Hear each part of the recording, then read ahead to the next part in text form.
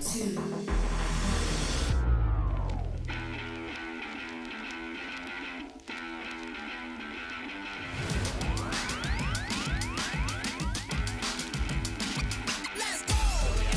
With the Intellion, she's playing quickly. I feel like she thinks she's got it. See what can happen on this turn And the for draw for Reagan. You've been patient. You've been waiting all this time, but you ready. You've been putting in that grind, so let's go. Champions are hard to find, but you know the goal when you're ready to shine. Have they heard of you? Then they know. You got your sights set on that road. If it's time to battle them, then let's go. 'Cause you'll never stop. Show them what you got. Riding through another turn. And the Paladin is going to join it. Very impressive showing and a really good understanding of how these teams work. Show 'em what you got. Yeah, they already know. You got your sights set on victory road. Show 'em what you got. Yeah, they already know. You got your sights set on victory road. Mindfield wants to go for a sweep of his own. Scrafty has already knocked out 2 Pokemon. He said this match was too hot. I need to cool things off here with an ice beam. Bastion, it rumbles onto the field and the smackdowns are adding up.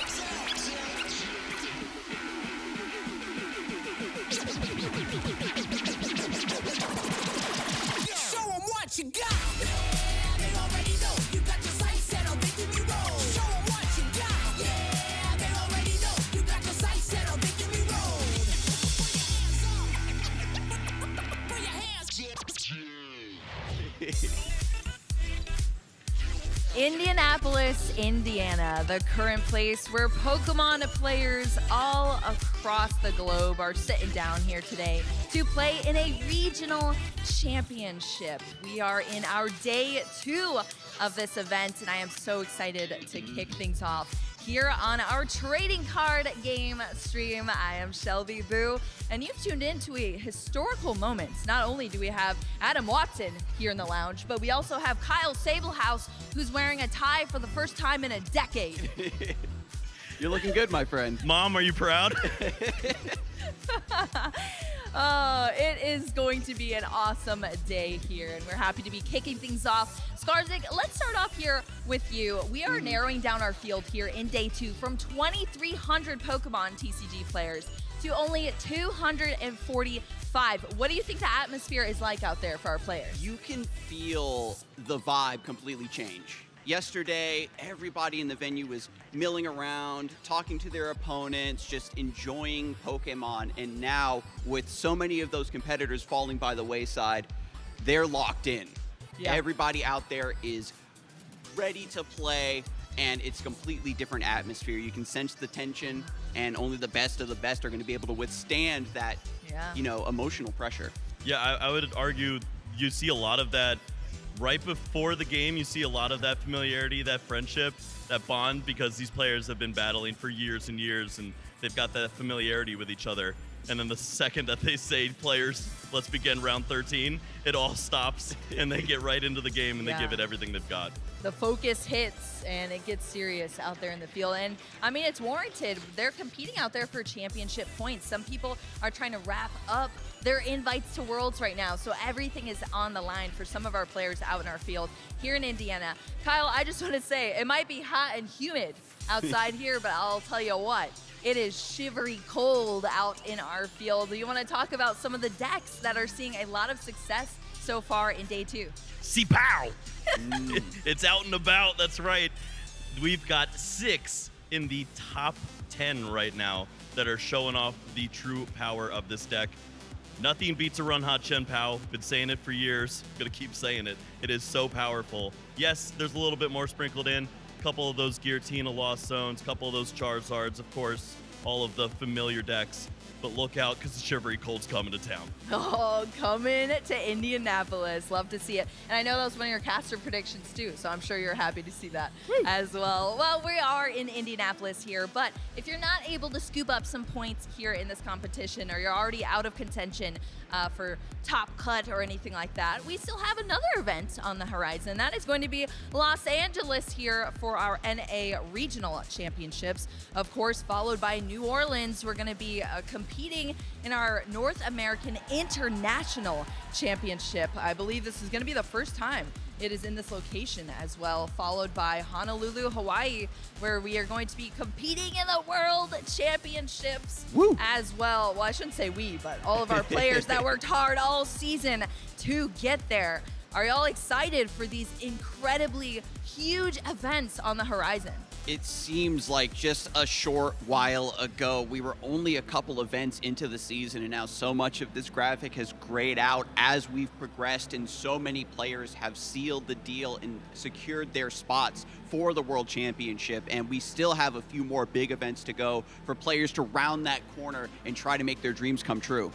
Yeah, I mean, I would just want to say this season was actually really solid. A lot of very cool venues that we had, a lot of cool locations.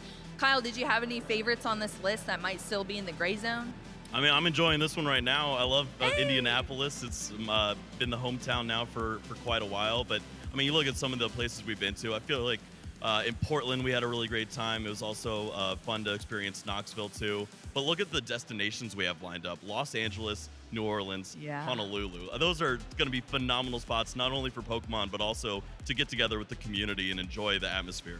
Yeah, gather up your friends, bring your playtesting groups. It's going to be a great time. But of course, all those playtesting groups are working towards securing championship points for a lot of our competitors out there. Some people just compete for the fun of the game. Some people are competing to get into the World Championships, where, as you can see on this graph here, our North American players in the Masters division do have to secure 600 points out there. And there's actually several people that we just saw straight off the bat this morning that are almost there to locking up the last points they need to secure that. Of course, I do want to mention our first place here in Indianapolis will also get an automatic invite into the World Championships. So there is still an opportunity for someone out there to have 0 championship points and get an invite into Worlds, and that is what makes this game so thrilling to watch. We've had a lot of players who haven't had a lot of big wins or strong placements to their name as of yet have this be their breakout season, and every single competition is always a chance for somebody to take that first step in building their legacy. Yeah, absolutely. Well, I did take a look at kind of the points breakdown as well, and it actually does look like everyone who's made it into day 2 of our 245 players, they will get at least 30 championship points. So everyone who was within that window, they've now locked up their invites, but there's still people out there. I know Jake Gearhart was still, he needs to get into like a top 64 to lock up 50 points. To get that invite. So there's still a lot of competition out there. Got to go through Caleb Gettimer right now, so good luck. Oh no! Good luck, Jake. Well, let's get into what happened in our day 1. You know, maybe you're tuning in, you haven't seen what's been going on so far in our competition. I know you all casted some awesome matches yesterday, and we have a couple of highlights for you. So let's jump into our first one here. Maybe we can break down some cool plays that happened from our players yesterday. So Jake Ewert versus John Ang. This was Ancient Box versus Chen Pao. And it seems like the matchup was going to be a little bit back and forth. We know that Chen Pao doesn't like to dump a lot of resources into these really big single prize Pokemon, but managed to pull it off. Yeah, this is pretty unfavored for Chen Pao. The math just doesn't line up. You have to get into awkward situations where you're attacking with Radiant Greninja just to soften these Pokemon up and hopefully find some lines where maybe you can work in the Iron Hands. It just didn't really work out in that opening game, and Jake was able to take the big setup. But then you see John really putting on the aggression. Chen Pao was just throwing energies left and right to get these quick knockouts, and it led to a pretty interesting endgame situation.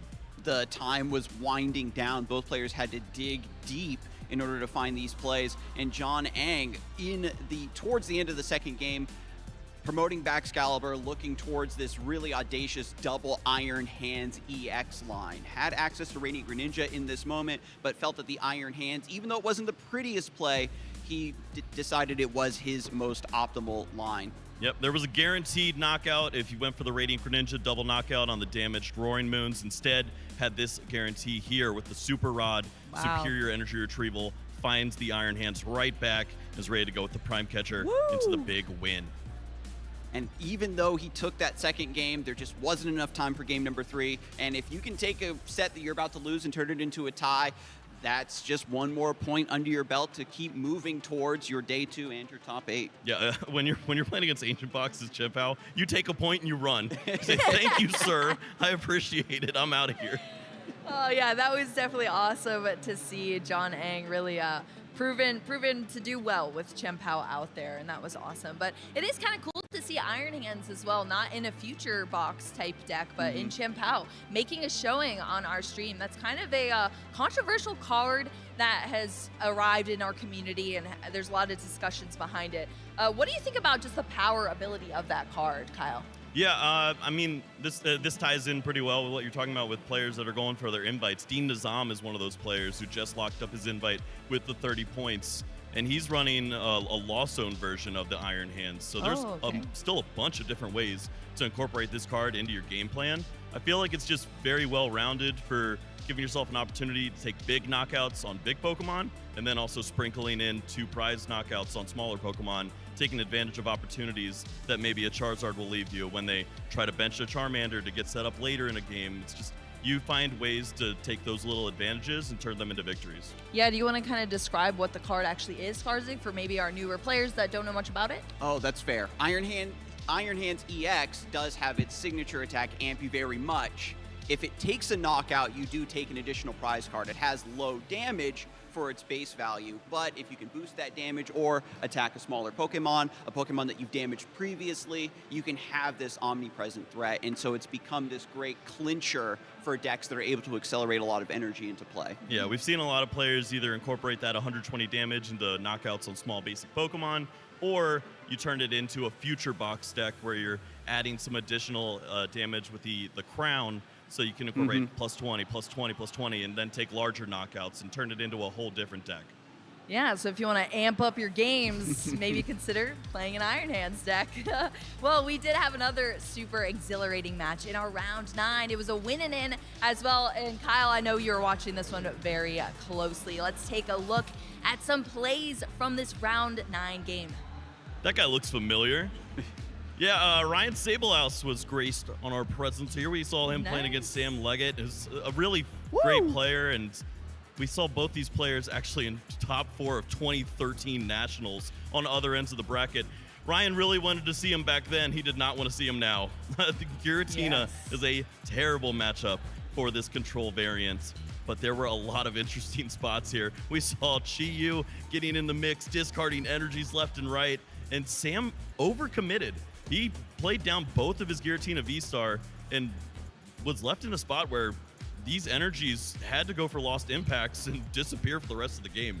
This matchup ended up being incredibly close for how unfavored Ryan was on paper. The Jealousy Eyes did so much work discarding those cards, and then Airy finding those key clutch discards of Super Rod and Mirage Gate. Really came down to the wire, but Sam Liggett learned his lesson, got the Giratina established as early as he could, and started to take those knockouts. Yeah, check this out. The Airy once more taking a look at the Brutal. hand. And I mean, not only is it great to get rid of these item cards that are going to prove to be pivotal, but you get to see exactly what your opponent's game plan is. Yeah. How about you never play a Mirage Gate again? Sam goes on to top deck a Mirage Gate after this, by the way. Oh my goodness.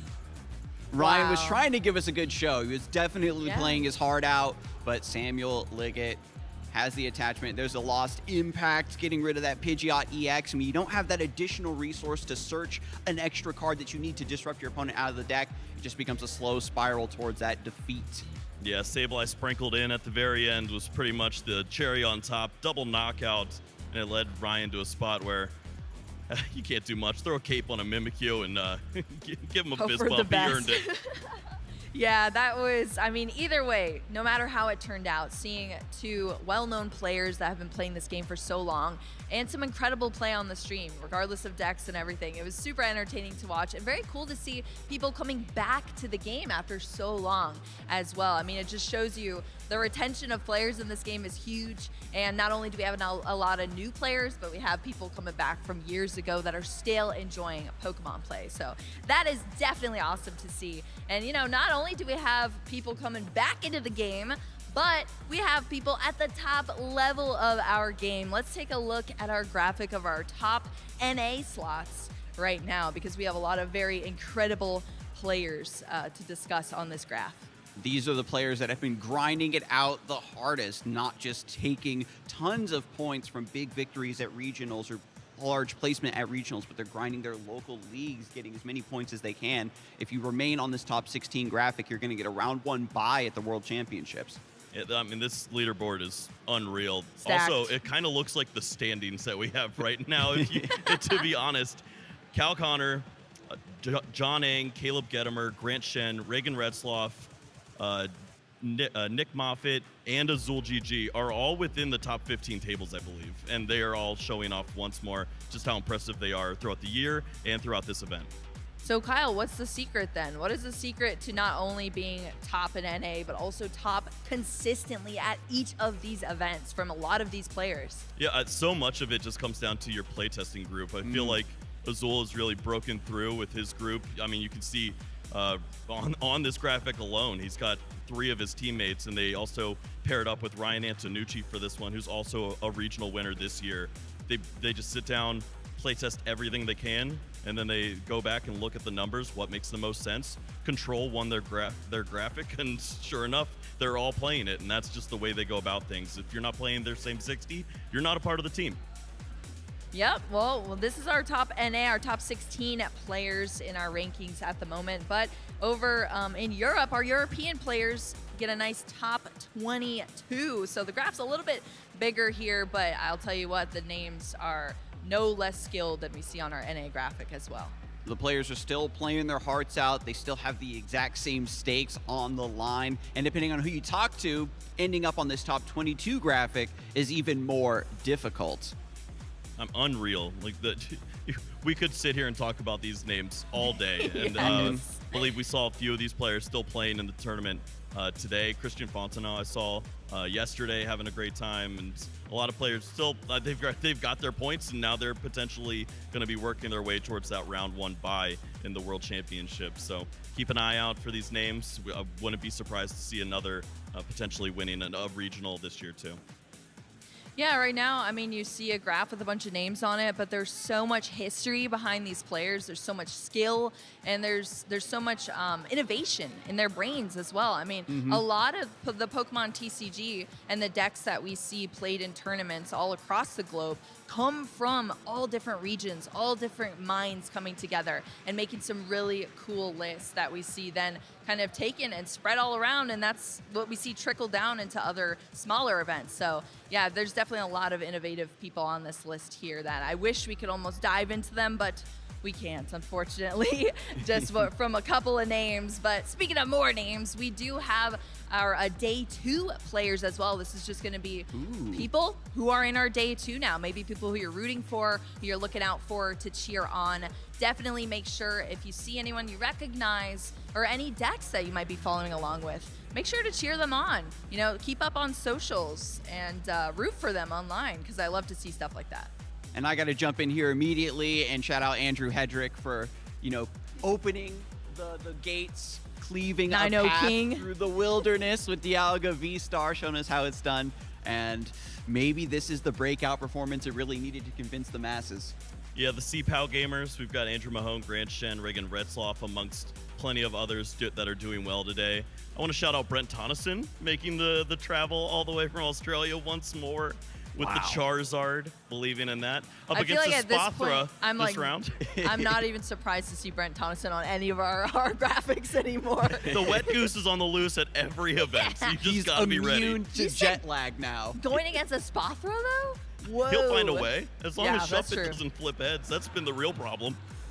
Yeah, some more incredible players. A lot of repeats on this list that we saw from our top 16 NA. So a lot of skill out there in our field still here. But let's take a look as well at our regional champions so far this season.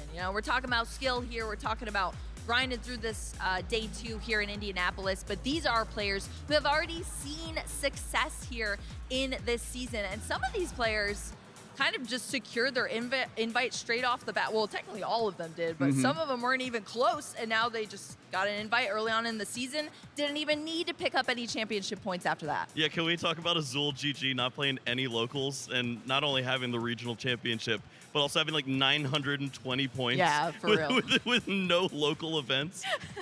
And it was great to see, of course, players like Alexander Flatos just break out, unknown star, jump into the game, managing to take down Sacramento. We'll see if he can replicate that success whatsoever. And I had the pleasure of talking with Andrew Estrada, John Ang, these players who weren't really expecting to go this far in a regional and then taking the win, getting qualified for the World Championships and completely reevaluating their own competitive careers. Yeah, I mean, we had the Canadian takeover to start things off. Yeah.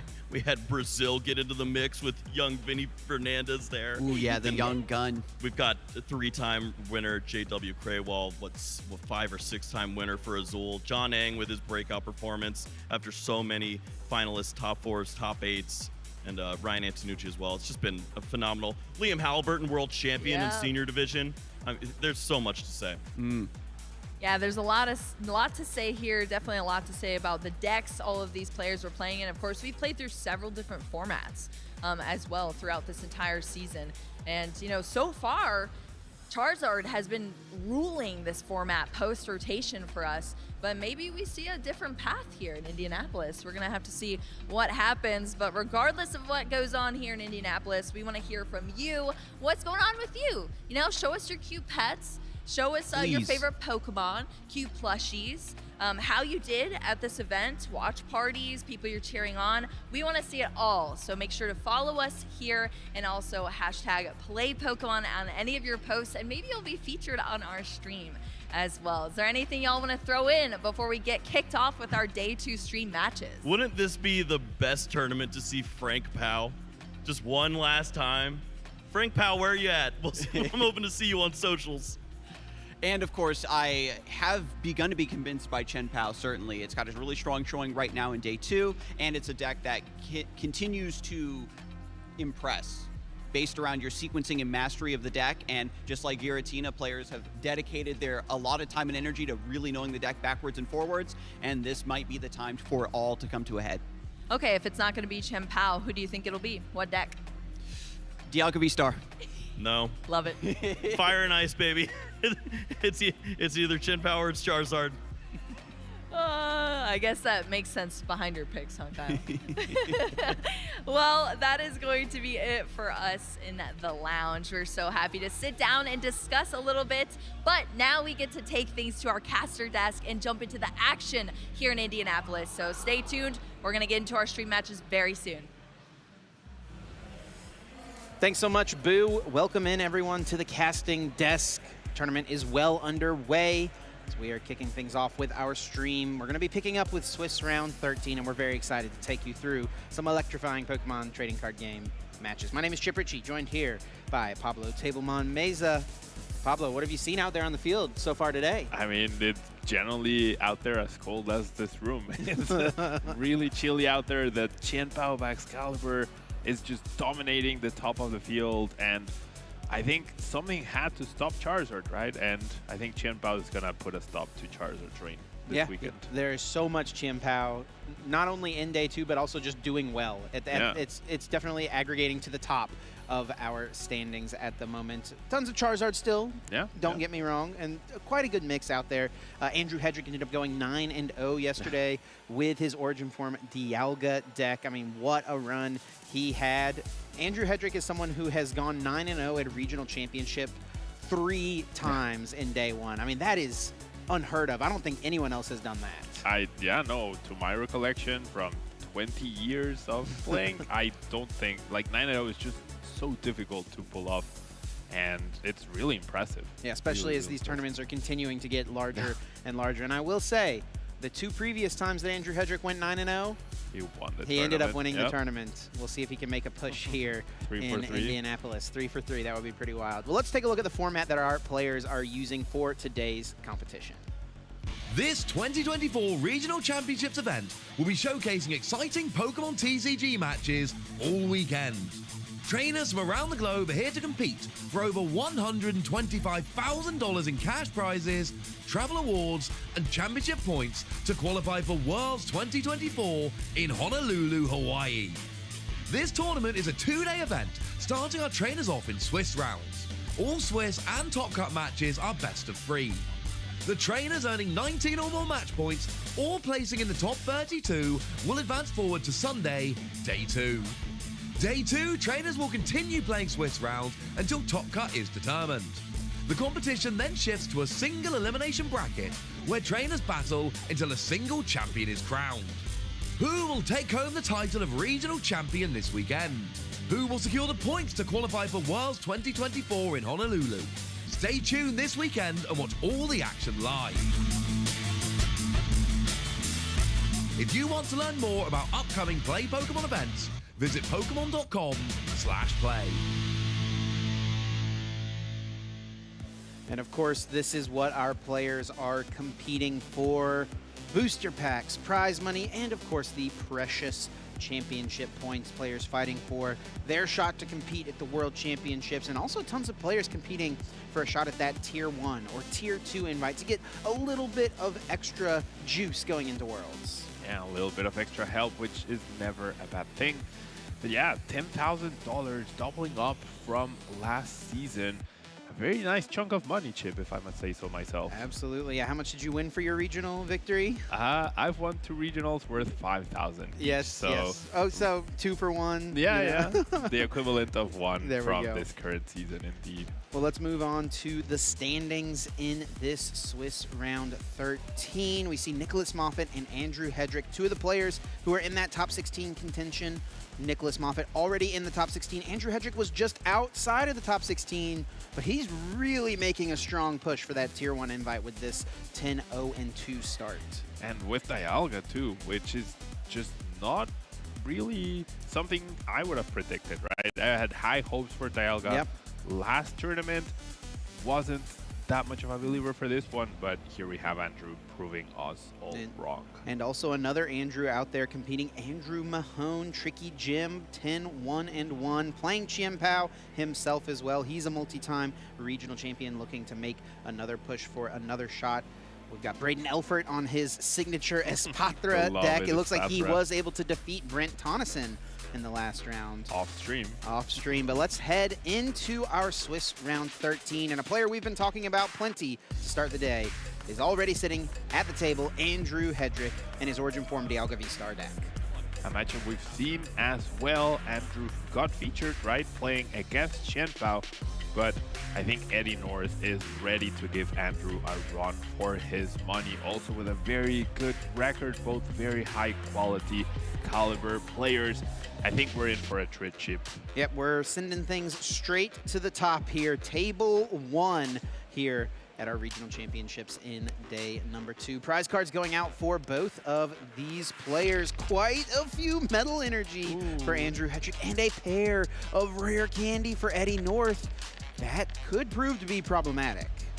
Yeah, when you play so many energy, you're bound to prize a few, but that prizing 4, that's 25% of your energy already out of commission, but then those rare candies could be troublesome. Now, Eddie is playing 4 copies of rare candy, right? So a little different than what we're used to seeing. The standard seemed to be 3, Eddie playing the 4, so even though he has 2 of them prized, I think it won't affect him too much. But it'll be down to Andrew to take advantage of that possibility if the play opens up. Well, Pablo, I am ready. I hope our crowd is ready, our viewers at home, and it looks like our players and judges are ready as well. Let's get to the table and get our Swiss round 13 underway. Eddie North is going to kick things off, starting that Frigibax in the active spot and immediately playing Nest Ball, one of the strongest and most useful item cards in the format, allowing him to search his deck for a basic Pokemon and put it directly onto the bench. Yeah, a pretty powerful item card. As you mentioned, Chip, can find you that Chien Pao or that Radiant Greninja, which are so clutch to make this deck work, which, unlike Buddy Puffin, right, you can find your Frigibaxes and your Bidooфs, but you cannot do so.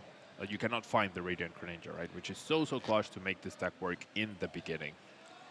Eddie North getting quite a few additional Pokemon into play through the use of the Buddy Puffin, one of the strongest cards from the Temporal Forces expansion, one of the best consistency options in the entire format, allowing him to search the deck for 2 basic Pokemon with 70 HP or less and putting them directly onto the bench. We do see Frigibax joining the party alongside a Bidoof.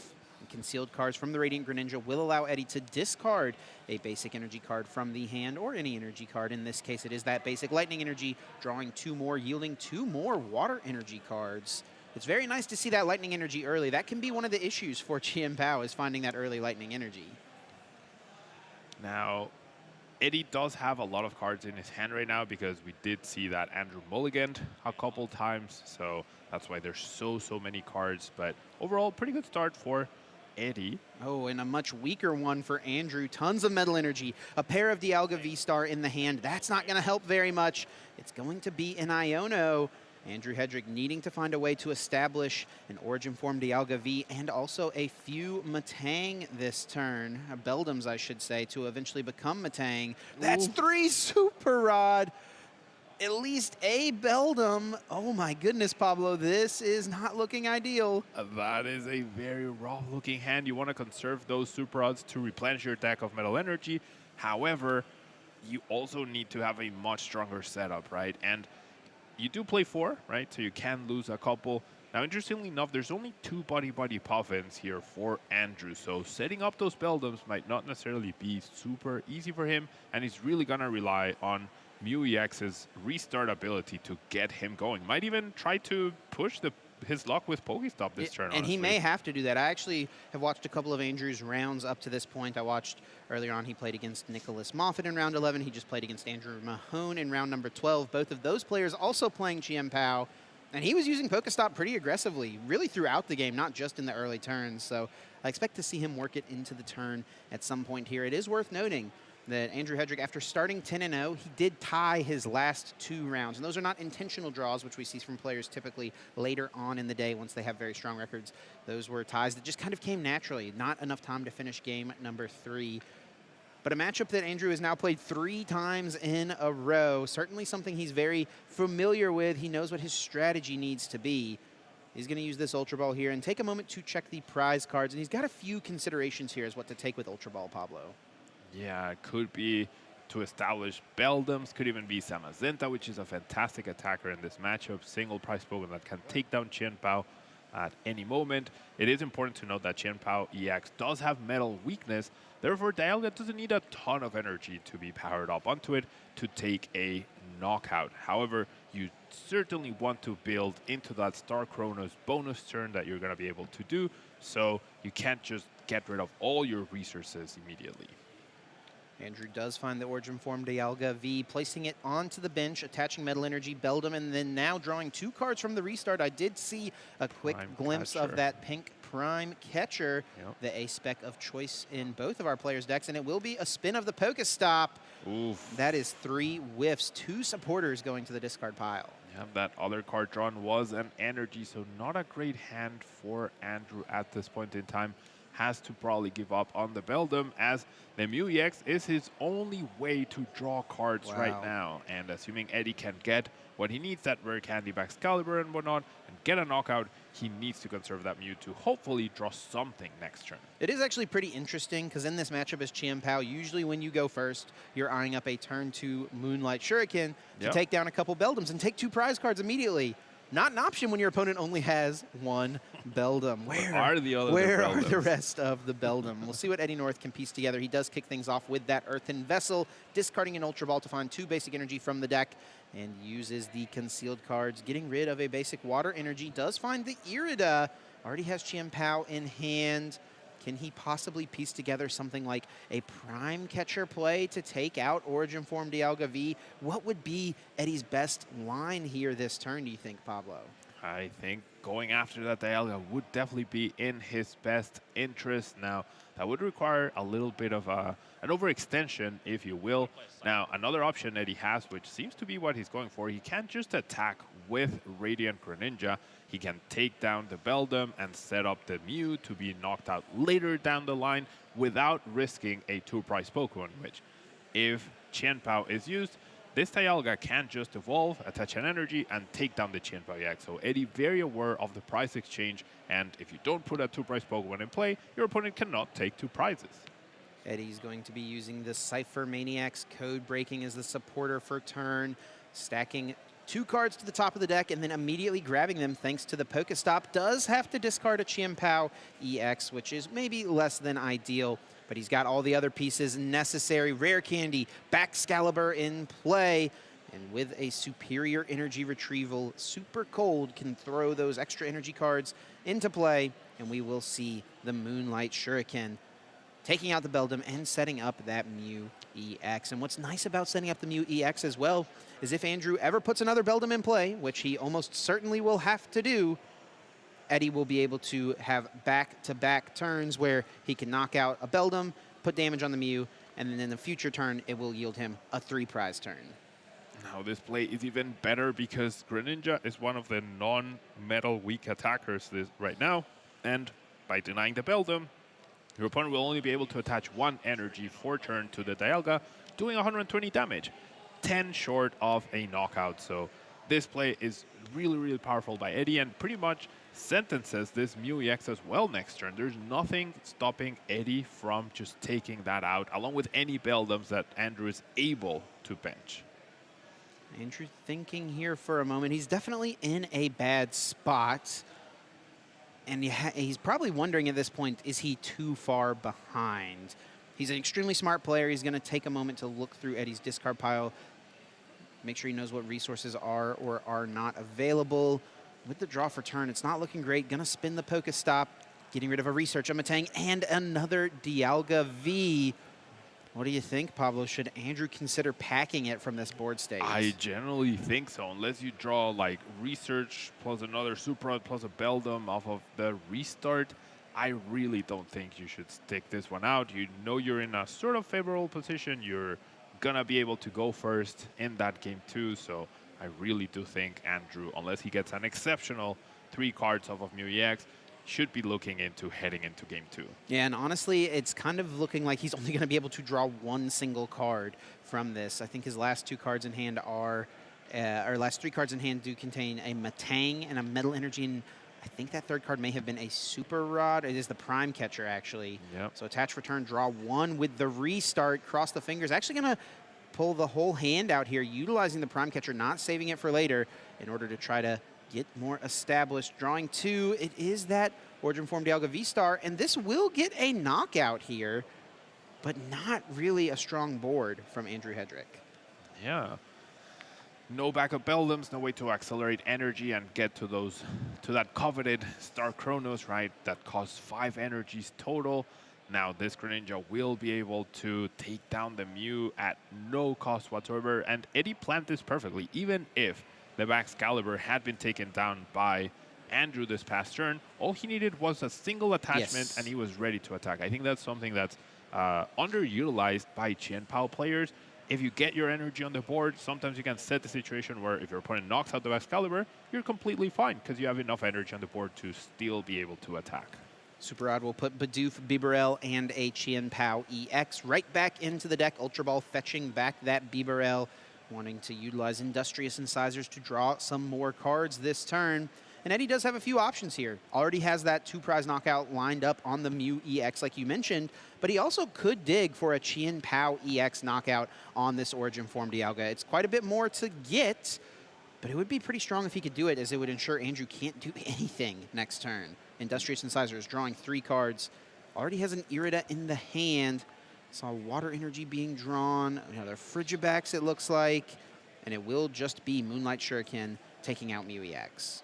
Now, as you mentioned, Chip, Eddie's board looking a little fragile in that sense.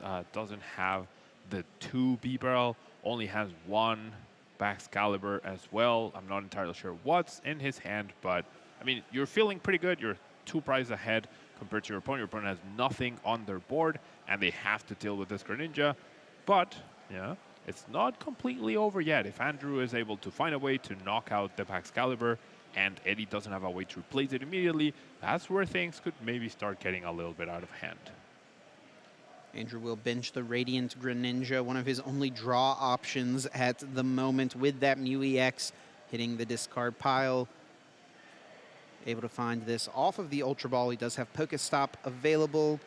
He's going to start with the concealed cards. Does find that Buddy Poffin card he only plays 2 copies of. This will get a couple of Beldum into play. Yeah. And with just one more Metal Energy, he will be able to Metal Blast Radiant Greninja for a KO. Yeah, he found the energy to attach and take the KO, and that essentially protects the double Beldums right here. So really, really perfect 2 cards to potentially stay in this game. But I have to go back to what you were mentioning about Andrew tying the last 2 rounds. This feels like it's giving a false sense of security in a way. It's like, okay, I still have a chance, but realistically, Eddie, if he's able to piece out the KO on the Dialga, it's going to be really tough. Using the Pokestop, Andrew will discard a Nest Ball, Metang, and a Metal Energy. The Nest Ball goes to the hand. Andrew will play it right away to get a second Origin Form Dialga V into play. And last card remaining is that Metal Energy, so that will get him the KO here, but that will be the last card. That is Andrew going to a 0-card hand, so next turn he'll only be working with whatever he takes off his prize cards and whatever he top decks for turn. There's the KO, Metal Blast. Andrew is able to take, with 4 being prized, it makes sense that a Metal Energy was the grab. Not too bad since you can Greninja it next turn.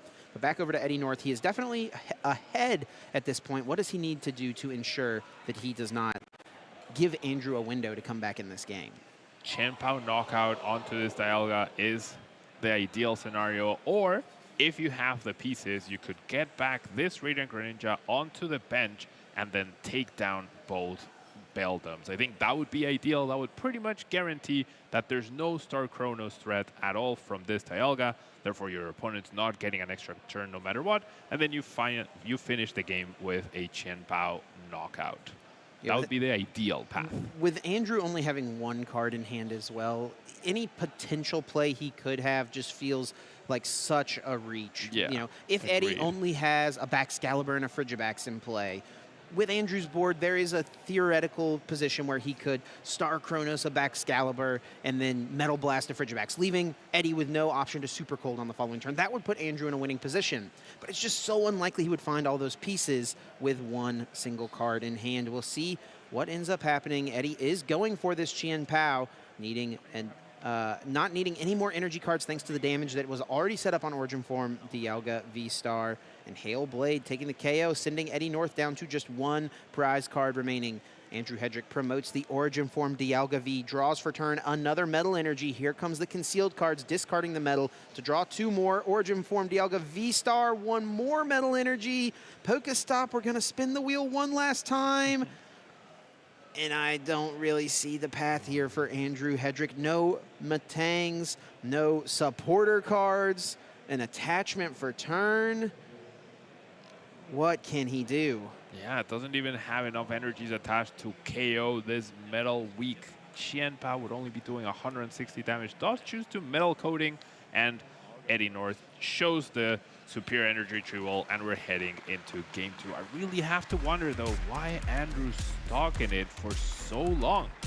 Yeah, I mean, maybe I can understand sticking it that last turn, but could have saved maybe like 30 seconds at minimum to just get out early. And honestly, any time saved is beneficial in a Pokemon TCG match. 50 minutes really is just not enough time to finish 3 full games, so you really do have to be pretty strategic about when you're choosing to concede a game that you just have such a low chance of winning.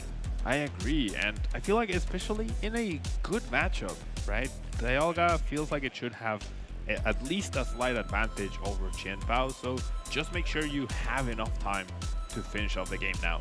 The drawback to that is that now Andrew did lose this game, will choose to go first, but will be going, assuming he wins, he will go second on the 3rd game. Here we see the replay from game number 1. The excellent sequencing from Eddie with that Cypher Maniacs code breaking and the Pokestop.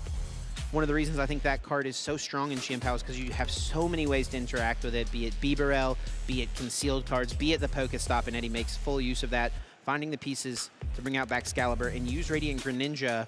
Andrew was able to respond by KOing Bibarel, but Eddie already had the energy cards necessary in play to KO Mew EX, jump pretty far ahead in this game, and set up this Dialga so he would need less to KO it later on in the game.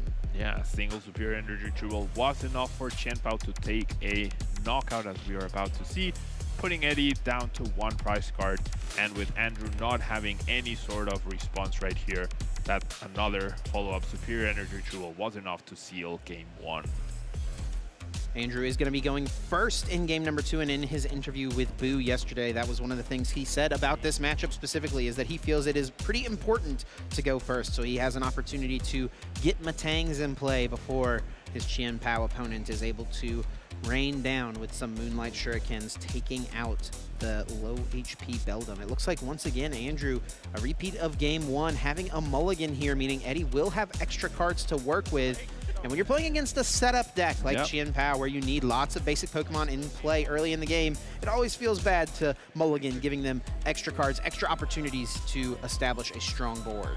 You are absolutely right, Chip. This is the second mulligan that Eddie will be getting, potentially more in the making. And yeah, against setup decks that require so many pieces, right? The Rare Candy Excalibur, the Energies, the Bibarel, the Greninja, those Buddy Poffins early. The more cards they start off with, the more likely is that they'll have that perfect setup. Surprise cards going out for our players. That one of Silene in the prizes for Eddie North, and that one of a Spec Prime Catcher in the prize cards for Andrew Hedrick. It is at the bottom, so good shot. He'll take it pretty early on. And we're kicking off game number 2 here. Already much better for Andrew Hedrick. Has a couple of Beldum and a Nest Ball. Will be able to search the deck for any basic Pokemon, putting it directly into play. And he's got options here as well. You could dig with the Radiant Greninja, or you could play it safe maybe with the Dialga. What do you like here? I really like the Dialga. I feel like you want to start applying pressure, get ahead, right? If you're able to find a Metang and enough energies combined to take a knockout on this Greninja, that would be a pretty fantastic start for Andrew. And with the research he has in his hand, that's going to be a huge change of pace from the last game, where he was only able to play 1 Iono total throughout the whole game. Yeah, 1 supporter in a 5-turn game does not feel great for sure. So Andrew Hedrick already looking much, much better here in this position. Even has a Pokegear as well if there was some other supporter he wanted to dig for. More than likely, though, will be content with the Professor's Research. And it's pretty interesting where we've come in the format at the moment. I would say Dialga is one of the few decks that we see playing for Professor's Research. Yeah, I mean, for years and years, this discard draw 7 supporter effect has existed in the game, and all through the Black and White, X and Y era, and a lot of Sword and Shield as well. We saw so many decks utilizing 4 copies of that discard draw 7 supporter. Why is it that you think we find ourselves in a format where there's very few decks utilizing that really strong option? I think it's because of the strength of the other supporters. We do have a lot of very nice variety, and sometimes that the discard can be costly, right? And not a lot of decks can afford that discard. I think Dialga, with the 4 Super Arts, with how it's playing 4 copies of all the main Pokemon and attackers, it definitely can. However, not all decks can afford to do that, and sometimes if you discard 1 too many pieces, it can come back to bite you. Andrew does choose to get that Origin Form Dialga V from the Nest Ball. We do see the attachment of a basic Metal Energy to that Pokemon on the bench, and a pass over to Eddie North with plenty of cards in the hand, but nothing to search from the deck just yet. We'll start with the concealed cards. Does discard a Water Energy and does have that Irida. This will be able to get a Water Pokemon from the deck and also an item card. And Eddie's got plenty of options here. I think he already had a Buddy Poffin in the hand, so this Irida could get a second Buddy Poffin. We could see a Nest Ball, could see an Ultra Ball to fetch Bibarel on the next turn. Plenty of options. Yeah, I think it's very important for Eddie to not bench a Qian Pao this particular turn, just to make sure that there isn't a 2-prize option for Andrew now. Andrew's priority will be to evolve those pair of Beldums to put them out of range, at least one of them from the Greninja. And Eddie knows how important Greninja and targeting down those Metangs can be, so I would not be surprised if he ends up retreating that to protect it from the active spots. Buddy Poffin will grab Frigibax and a Bidoof from the deck. Off the Irida, Eddie did find that Hisuian Heavy Ball in order to look at the face-down prize cards, adding a Pokemon from those prize cards into the hand, and then, of course, replacing the Hisuian Heavy Ball with that Pokemon. Can you imagine how broken it would be if you played the Heavy Ball and you didn't have to replace the prizes? You would probably play a lot of Heavy Ball and a lot of Pokemon in your deck. Yep. Eddie is going to look at those prize cards now. After the quick check, he knew that that second Bidoof was in the prizes. That's why we saw him value getting the heavy ball. And this is a pretty common play from our top-level Chien Pao players. They want to very quickly establish multiple Bidoof because Bibarel is just so important to the flow of the deck. It is, and that Iron Bundle being prized, I don't think it's going to be too major. It does limit sometimes how much damage you can do to the bench or how much you can affect your opponent's game plan. But overall, as Eddie, you're going to want to deal with the high energy Dialgas that are going to be active, or you'll be able to freely take down the Beldums on the bench, since there isn't a mana fee usually in Dialga decks. I think we are seeing a repeat of the last game with the board set up for Eddie North. There is a pair of Frigibacks, a pair of Bidoof, and the Radiant Greninja. I will say, though, this could be a little scary. Andrew Hedrick does play the Mew EX, and Eddie's active Pokemon is Radiant Greninja. Oh, yeah, you could definitely copy the Shuriken attack to take down both of your opponents' Frigibacks and use their own Greninja against them. Very well mentioned, Chip. That is definitely a possibility. It does require a lot, right? It does require them finding the Mew off of this research, finding Metang and enough energy off the top. So we could see it, but it's a little unlikely. 2 Ultra Balls being drawn can lead to that, but it would be a very costly play to accomplish. Yeah, the thing is, if Andrew could pull it off, it would be nearly game-winning. I mean, it would set Eddie so far back, you would effectively erase Eddie's entire first turn. Andrew is going to kick things off with the Ultra Ball. Let's see where he goes with this. I mean, certainly Metang is going to come in play at some point. You want to start using Metal Maker as early as possible with this deck. Even if you're not putting it onto a Mew EX, just loading those energies into play somewhere is really strong. Yep, there's the first Metang, as you mentioned, Chip. Also protects the Beldum from getting sniped by the Radiant Greninja itself.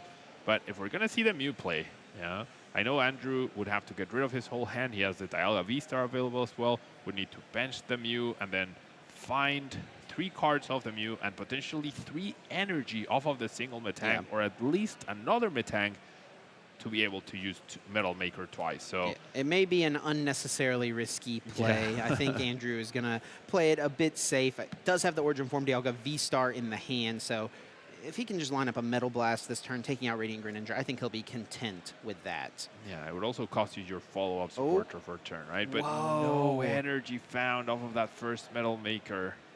Yeah, I think he just needed 1, right? Yeah. Has the attachment, has the Dialga. No, he did need 2. The attachment was to the attach active, the active, to be able correct. to retreat. Yes. So now left kind of questioning what to do with this hand. I mean, we could see him just go for the Magnetic Lift, the attack on this Beldum. It's actually a pretty solid attack, allowing you to search your deck for a card and put it on top of your deck. So that's something you know you'll be able to draw on the next turn.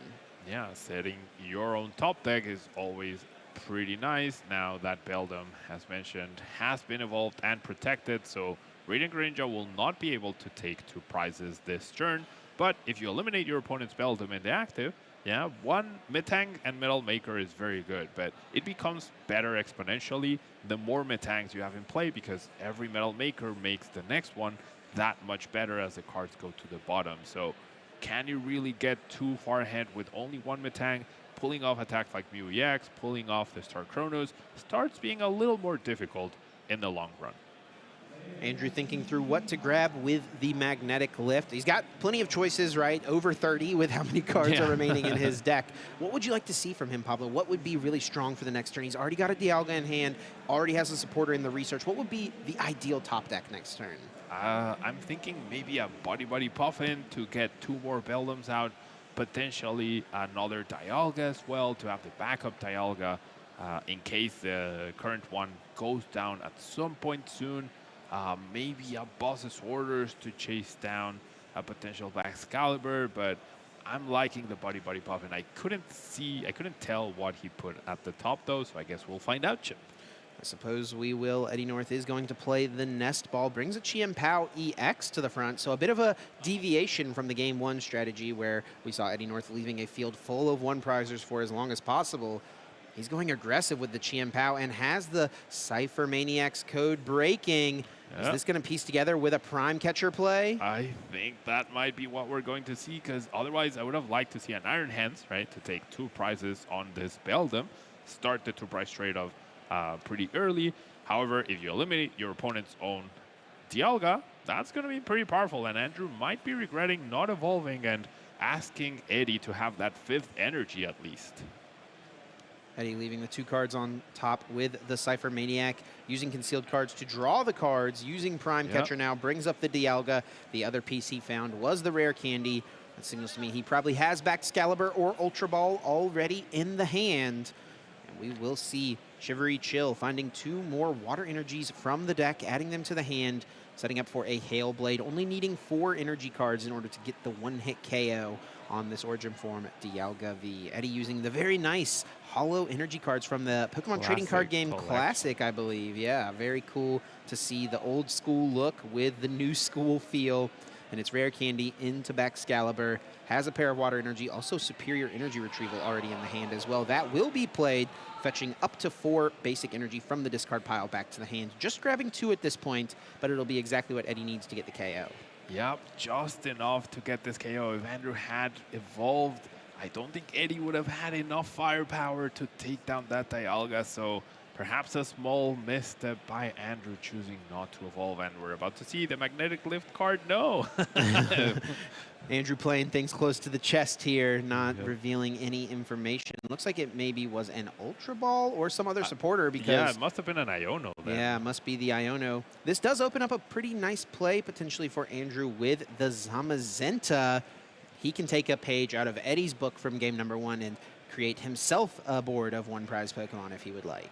Yeah, Zamazenta is a very awkward Pokemon for Baxcalibur to deal with. Has that 130 HP, has that very nice Metal Shield ability, which reduces damage taken by 30 as long as you have an energy attached. So it is out of full range of potential Iron Hand. Thank you very much. It's definitely out of range of Radiant Greninja. And there's the Iono. That was a card that was found off of the Magnetic Lift. Yeah, it has 130 HP, so a Buster Tail on Baxcalibur in theory would have been able to knock it out. That would be a nice response for Eddie, but as you mentioned, the ability, making it take that reduced damage, means that is not an available play. We do see Andrew getting the bench of the Zamazenta, attaches the energy card to it, does find a Buddy Poffin. This can find a few more Metang, and he found a few more Beldum. He does have a Metang in the hand, so we can see the retreat of the Beldum into the Zamazenta before evolving, and use a couple of Metal Makers, only needing 2 energy cards. With 15 Metal Energies in his list, Andrew should have pretty decent odds to hit 2 energy cards here. Odds are certainly in his favor, Chip. Now, Andrew very smartly not getting 2 Beldum off of the Buddy Puffin to make sure that this Radiant Greninja does not have 2 targets next turn, and forcing Eddie to go to an uneven prices after taking down the Zamazenta. So Andrew playing it very well, but couldn't find the Dialga V to bench this turn. The Iono feeling extra strong as well from Andrew this turn, because Eddie did not establish any Bibarel into play. Eddie went really aggressive, and you have to wonder if maybe that was a little unnecessary. He could have played things slow like he did in game 1. Why do you think we see a deviation of strategy here? I generally think he saw a very big opening. He saw Andrew didn't have like the best setup overall, and was hoping the aggression here would pay off. And honestly, it almost did, right? It's just this Zamazenta is certainly tough to deal with, but if Eddie can piece out the KO onto this Zamazenta, I think he'll be in fine position, because there isn't a backup Dialga anywhere in sight. Andrew does use another Metal Maker to throw an extra energy onto the Beldum. This will most likely just be used as a pivot on the next turn and retaliate, dealing more than enough damage to the Metal Weak Chien Pao EX, taking a 2-prize KO. Andrew Hedrick ties up the game. A board full of 1-prizers. Eddie sending up the Radiant Greninja. What does he have in hand? Draw for turn is the Bibarel, and has another one. A pair of Bibarel. Andrew saying, oh my goodness, I cannot believe that. Eddie in such a fantastic spot. And now one of the drawbacks of Zamazenta is that it only does the extra damage if a Pokemon was knocked out last turn. If Eddie just chooses to use Radiant Greninja to take to do 90 damage to both of these Pokemon, then Zamazenta would only do 100 damage, and then Eddie can do it again and eliminate both Metangs over the course of 2 turns, which I think is good enough. Yeah, that would be a really strong play. Eddie would have the option to KO the Beldum, but if he does that, it activates Retaliate, so would totally expect to see Eddie play around that. And there's no like Metagross or anything like that in Andrew's list to evolve and give a little bit more HP to either of these Pokemon. It's all about Metang. It's all about the Metal Maker. No, don't get me wrong. If you just knock out Andrew's only threat, that's also pretty powerful. Yeah, but you do have that option to deviate a little bit with the Greninja, which I think is very good. We're going to see a Concealed cards to draw a few extra cards, and with double B-Barrel, Superior Energy Retrieval, and now Irida in hand, Eddie can do whatever he wants. Irida will be played searching the deck for a basic, or any water Pokemon, I should say, excuse me, and an item card, adding those to the hand. He's thinking about the Hisuian Heavy Ball. We know that Iron Bundle is still in the prize cards. What do you think of that? Are we going to see the Bundy come into play? The Bundy? Yeah, I mean, we could, and that could lead to an Iron Hands play, or could have opened up an Iron Hands play. I feel like that is the way you get the most value out of the Iron Bundle. I'm not sure I like it here, because then you're just going to leave this Zamazenta available to take down another prize card. One thing to note, though, is that Zamazenta deals 220 with Retaliate, and Iron Hands EX does have 230 hit points, so it would force Andrew to have a Gust effect this turn. Yeah, I'm just like, I don't know if Eddie can piece the Iron Hands this particular turn. Right. He has the I don't know Iron if he has Bundle. found the lightning energy just yet this game. Exactly, he has the Nest Ball, but I don't see a way to guarantee that lightning, right? And now that that Irida has been utilized, we can't search for that crucial Earthen Vessel. Heavy Ball will find the Iron Bundle. Eddie is at least going to take that Pokemon out of the prize cards. Could utilize that Hyper Blower ability this turn if he puts it onto the bench. And he could leave himself with like options open, right? Bundle's not terrible this turn either way, even if you're going to plan to just use the Moonlight Shuriken. And then you give yourself the option to potentially draw the Iron Hands. Does still have an Industrious Incisors available. And he's going for it. Hyper Blower, Andrew having to make a decision of what to send to the active spots. I honestly don't like this chip. You know, knocking out Beldum is not better than knocking out Zamazenta. You definitely don't want to commit your Chenpao, so I guess you can still do this and still do the Greninja play, right, on the 2 Metang, but realistically, that feels like a little bit of a waste. He's going for it here. All right. Going all in. So, I mean, he's going to play the hand out fully. Must feel like he's got decent odds to find that lightning energy here. A few ways he can do it. You know, needs the Pokestop, Earthen Vessel. You know, that's a combo that could get him there. Finding the lightning energy just naturally as well. But like we've mentioned, he's already played a supporter card. It's going to be down to 3-4 cards potentially on Industrious Incisors. Actually, it's going to be a full 5. Yeah, I guess it's fine if you commit to this. Like, if you don't get the lightning, then you can do the Greninja play. Right, and if you do, you can do the Iron Hands play, which, as you mentioned, cannot be knocked out by the Retaliate. That is 2 Chenpaos now being lost. So many energy available at this point. We're going to see 6 energies down with no real attacking threat. Oh, no, yeah, there we go. You have both powered up. Yep. It comes down to lightning. Here we go. 5 cards, Industrious Incisors, Ultra Ball, Rare Candy, Baxcalibur, Ultra Ball, and the Buddy Buddy Poffin. Eddie does not quite find the pieces, but like we mentioned, at minimum, still has Moonlight Shuriken as an option. Yep. I mean, you have to imagine that he's going to go for the 2 Metangs, right? No need to knock out the Beldum at this point. Okay. Interesting. Okay, this does set up that all of these Pokemon can be KO'd by the Iron Hands. Yeah. That might be the thinking here, but this just opens up the option for Andrew to use Retaliate for full effect here. But I guess the thing is maybe Eddie doesn't care, right? You know, Andrew's way to get a prize card this turn, if he doesn't knock out something, means that he has to use a gusting effect, right? And maybe Eddie doesn't care if Andrew does Retaliate into this Greninja, especially with Iron Hands already set up on the bench. Yeah, now with this promotion, that does tell us and his opponent that Andrew is holding that Prime Catcher in his hand, so he can take down whatever he wants, right? And he would have been able to knock out the Baxcalibur even if Eddie had not taken a prize card. So Andrew would have always been able to take a prize card no matter what, and the Iron Hands was always safe no matter what. We're going to see the Iono, so Andrew trying to cover his bases by knocking out one of the support Pokemon that Eddie has, but really needs to draw Dialga this turn. Iono, the supporter card being played. Andrew will shuffle his hand to the bottom, drawing 4 cards. Eddie does the same, drawing 3 on his side of the board. Andrew finding that Radiant Greninja is going to use concealed cards, hoping for a way to find an Origin Form Dialga V, and does not find one.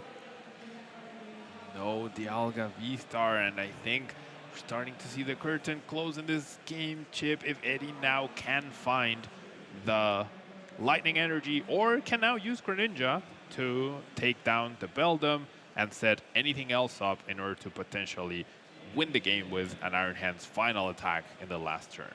Metal Maker from Matang will place 1 energy card onto the Radiant Greninja, most likely just being used as a retreat pivot next turn. 1 more energy found on the second Metal Maker. Andrew not even wanting to take that card. Not really anywhere that feels good to place it. And Andrew's just going to have to retaliate. Ties up the prize trade, but doesn't have a Dialga in play. Doesn't have a great response lined up. Eddie North drawing for turn here. Has a pair of superior energy retrieval. No access to the Lightning Energy just yet.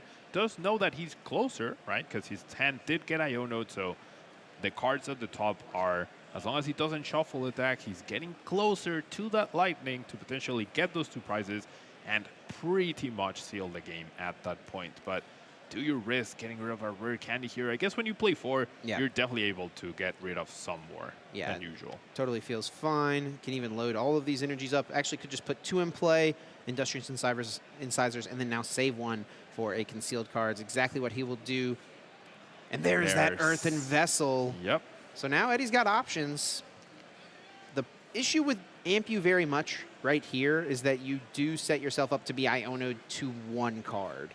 But Andrew's already played his Prime Catcher, so you're not in risk of Iono plus your Bibarel being KO'd, right? Yeah, as long as you're safe from that, I think that's perfectly okay. And the only Pokemon that Andrew could take a knockout onto the Bibarel and not be threatened by the Ampu very much would be a regular Dialga V doing that 4 energy attack for 180 damage. So probably not very, very likely at all. We're going to see the Ampu very much. 2 prizes taken. Silene as well access now in order to potentially get back the Prime Catcher with a single head flip.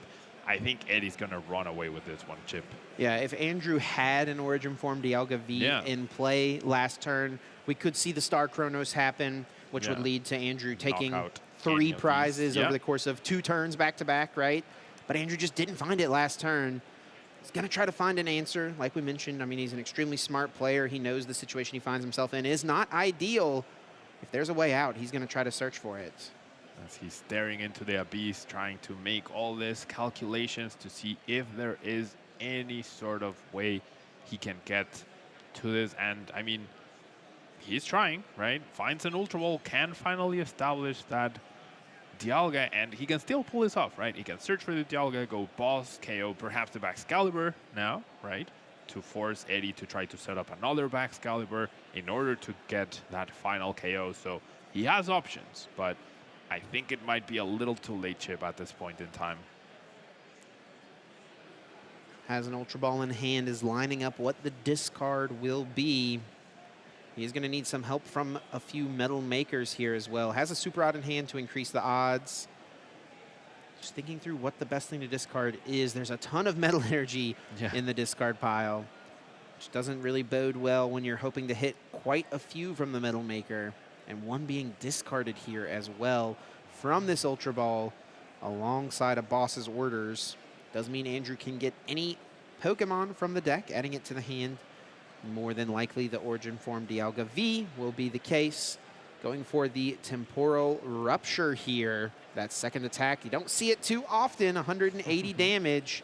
It will be enough to knock out either the Baxcalibur or Bibarel. And I guess that does become the last question. You'll have the option to knock out either of those 2 Pokemon. What is better for Andrew? Is it better to target down the Baxcalibur the way that Eddie has to get energy cards into play, or is it better to target the Bibarel the way that Eddie could draw cards to find maybe a game-winning combination?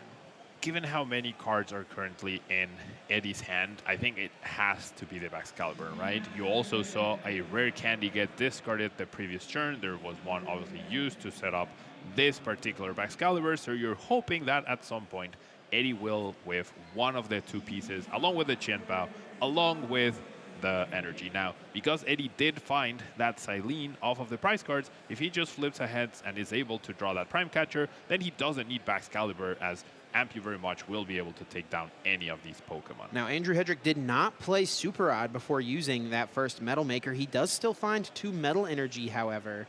He's just thinking through the sequence here. He's put 2 non-energy cards on the bottom of the deck. Probably trying to calculate some odds here. Maybe he should shuffle some energies back in now. He's going to use the Pokegear. Top 4 cards would have contained 2 energies, Pablo. Yeah. Which is exactly what he needs, right? I think you still fancy your chances of 2 Metangs, right? Especially now if Super Odd's being played. Yeah. A little interesting to see that Super Odd wasn't played to start this sequence off, I will say. Wholeheartedly agree, Chip. My intuition, my instinct would have told me to replenish the deck because we really need to find 4, but Andrew piecing it out in a different way. Now has 2 cards left in his hand, Iono and Boss. I think it has to be the Boss, right? There's no other option here, I believe. And then you have the Iono follow-up potentially for next turn, but if you can Star Chronos, you're fine. So it all comes down to, can Eddie... Oh, okay. Well, seems like it's going to be Iono instead. So now this does open up the potential for Super Odd into Iron Bundle, right, to win the game by knocking out anything that is not this Dialga V, or, I guess now, protected by the Mew. So Andrew perhaps finding a way, Chip. Yeah, he's doing everything he can. We do see Restart being utilized on that Mew, a bunch of Metal Energies being found. Definitely a tough call what the sequence should be there between Metal Maker first, Restart first. I guess Restart makes sense to use first in case you draw cards that you can thin out. Yeah. Metal Maker number 2. Did not find a single energy off of the follow-up Metal Maker. So when odds were heavily in his favor. Yeah, and I think what Andrew was going for was the win in 2 turns. If he Temporal Ruptures this Iron Hands EX, he can Genome Hacking to copy the Ampu very much, but he's going to be an energy card short. His decision to use Restart before using Metal Maker, he drew into those energy cards, and then off of 2 Metal Makers was unable to find just 1 more energy, retreating into the Dialga, and it's going to be Metal Coating as the play this turn. Yeah, and Star Chronos does 220 damage, so he would need another back-to-back boss orders now to potentially win the game by using Star Chronos on one of the bench Pokemon, and then bringing up the Iron Hands next turn. So things not looking great for Andrew here, as Eddie can potentially find, I think, Qianbao. Yeah. Superior. Does have Irida. If you Irida for Super Odd. I know that there's at least 2 Qianbao in the discard pile. I'm wondering if the 3rd copy that he plays ended up in the discard pile earlier in the game, potentially. But an Irida for Superior plus Qianbao should just win the game here for Eddie North. Let's see if he's got that Qianbao in the deck. He's eyeing up the Super Odd. I don't see Qianbao. I think I did. I think it might have been the Irida or the Baxcalibur. Yeah, all these illustration rare cards make it sometimes hard to distinguish what is what, but I don't think Eddie can win this turn. I think he can, because he's putting back the Qianbao 2 energies, uses Shiver Chill, gets Shiver 2 Chill. energies, Yes. retreats, Yep. and has the 2 energies right here to deal 240 damage, and bye-bye Dialga. Yes, those extra energies being left on the Radiant Greninja, making all the difference for Eddie North, getting a convincing 2-0 victory over the 2-time champ, Andrew Hedrick. You can see how there were so many avenues there at the end for Andrew to potentially make a comeback, but it all relied on that Metal Maker, right? And it just didn't happen for him, and it felt like Eddie always was in control of that second game, was ahead, stayed ahead, and was just able to run away with the win, putting himself perhaps locked into top 8 with an ID next in one of the next 2 rounds? Yeah, he'll be at 11-1-1 right now, so probably does need to get one more win. Yeah. 30, I mean, that's 34 match points, or right? double ID, if he right? double IDs, but you run the risk of not being able to ID twice in a row. Exactly. So I think Eddie will likely have to play one of these last 2 rounds to lock up a spot in top 8. And Andrew Hedrick dropping down to a record of 10-1-2. His first loss of this tournament outside of, you know, the ties that he obviously has taken. Definitely going to be reeling a little bit. I mean, he had such a hot start, 10-0. These last 3 rounds have not been as kind to Poke Hawkeye. That is true, Chip. As we see this game 1, where the Cypher Maniacs code breaking gave Eddie everything he needed, combined with Bieberl to make sure that he had the knockout on the one threat that Andrew had, that Dialga B. Yes, the perfect combination there. That's why the Cypher Maniac is so strong in this deck. So many ways to interact with the 2 cards you put on top of the deck. The quick Moonlight Shuriken sets up that Mew, takes the knockout on a Beldum, limiting Andrew's options. And I do have to say, I mean, this matchup does feel close, but Andrew just did not draw very well, really in either of those games. Never really got anything established.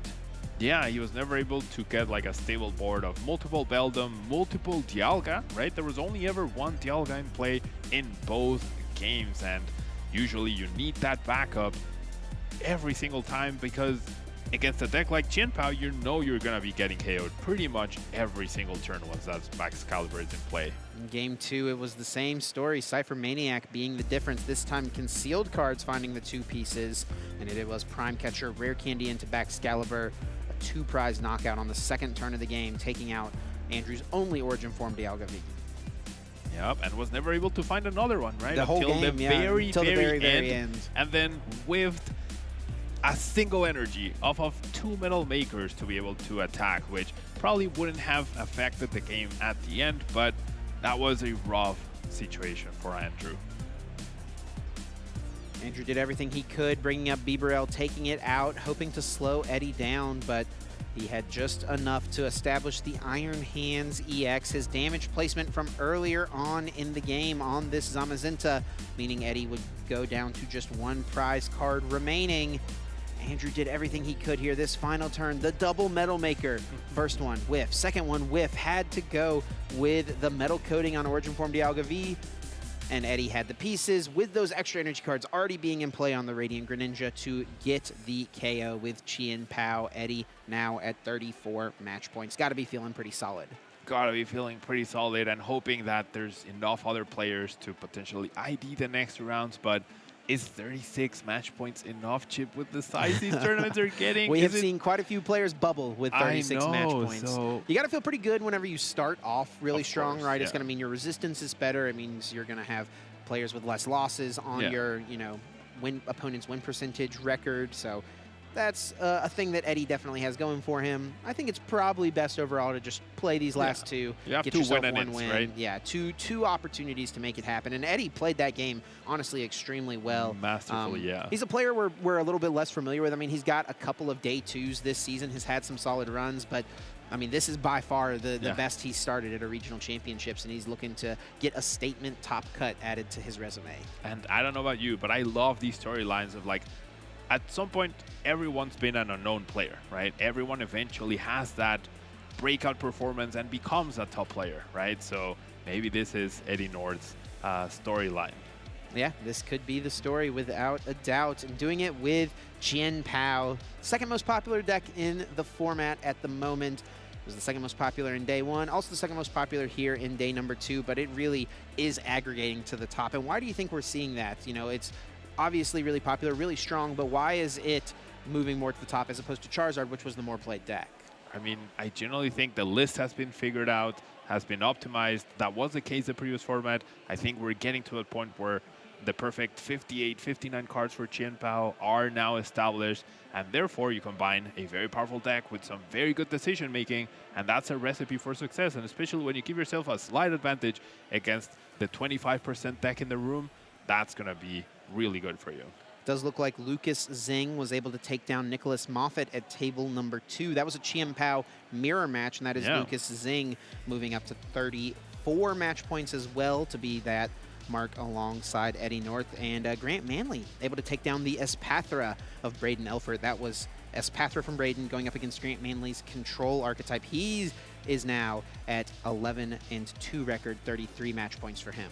Yeah, it seems like your Pidgeot prediction might come to fruition with a couple Control decks at the very top, along with that Chien-Pao. And I feel like Control should have on paper a decent matchup against Chien-Pao, so we could see Chien-Pao dominate, but Control still come out on top. Yeah, definitely. I mean, I wouldn't be I wouldn't expect Grant, Azul, and Caleb to choose to bring that deck to this tournament if they didn't feel like they had a good game plan at least. I mean, maybe the matchup is questionable, but if they at least have a solid game plan against the Chien-Pao, that totally makes sense. Well, I think we've got our interview lined up with our winner from the last round, Eddie North, standing by in the lounge with Boo. Take it away.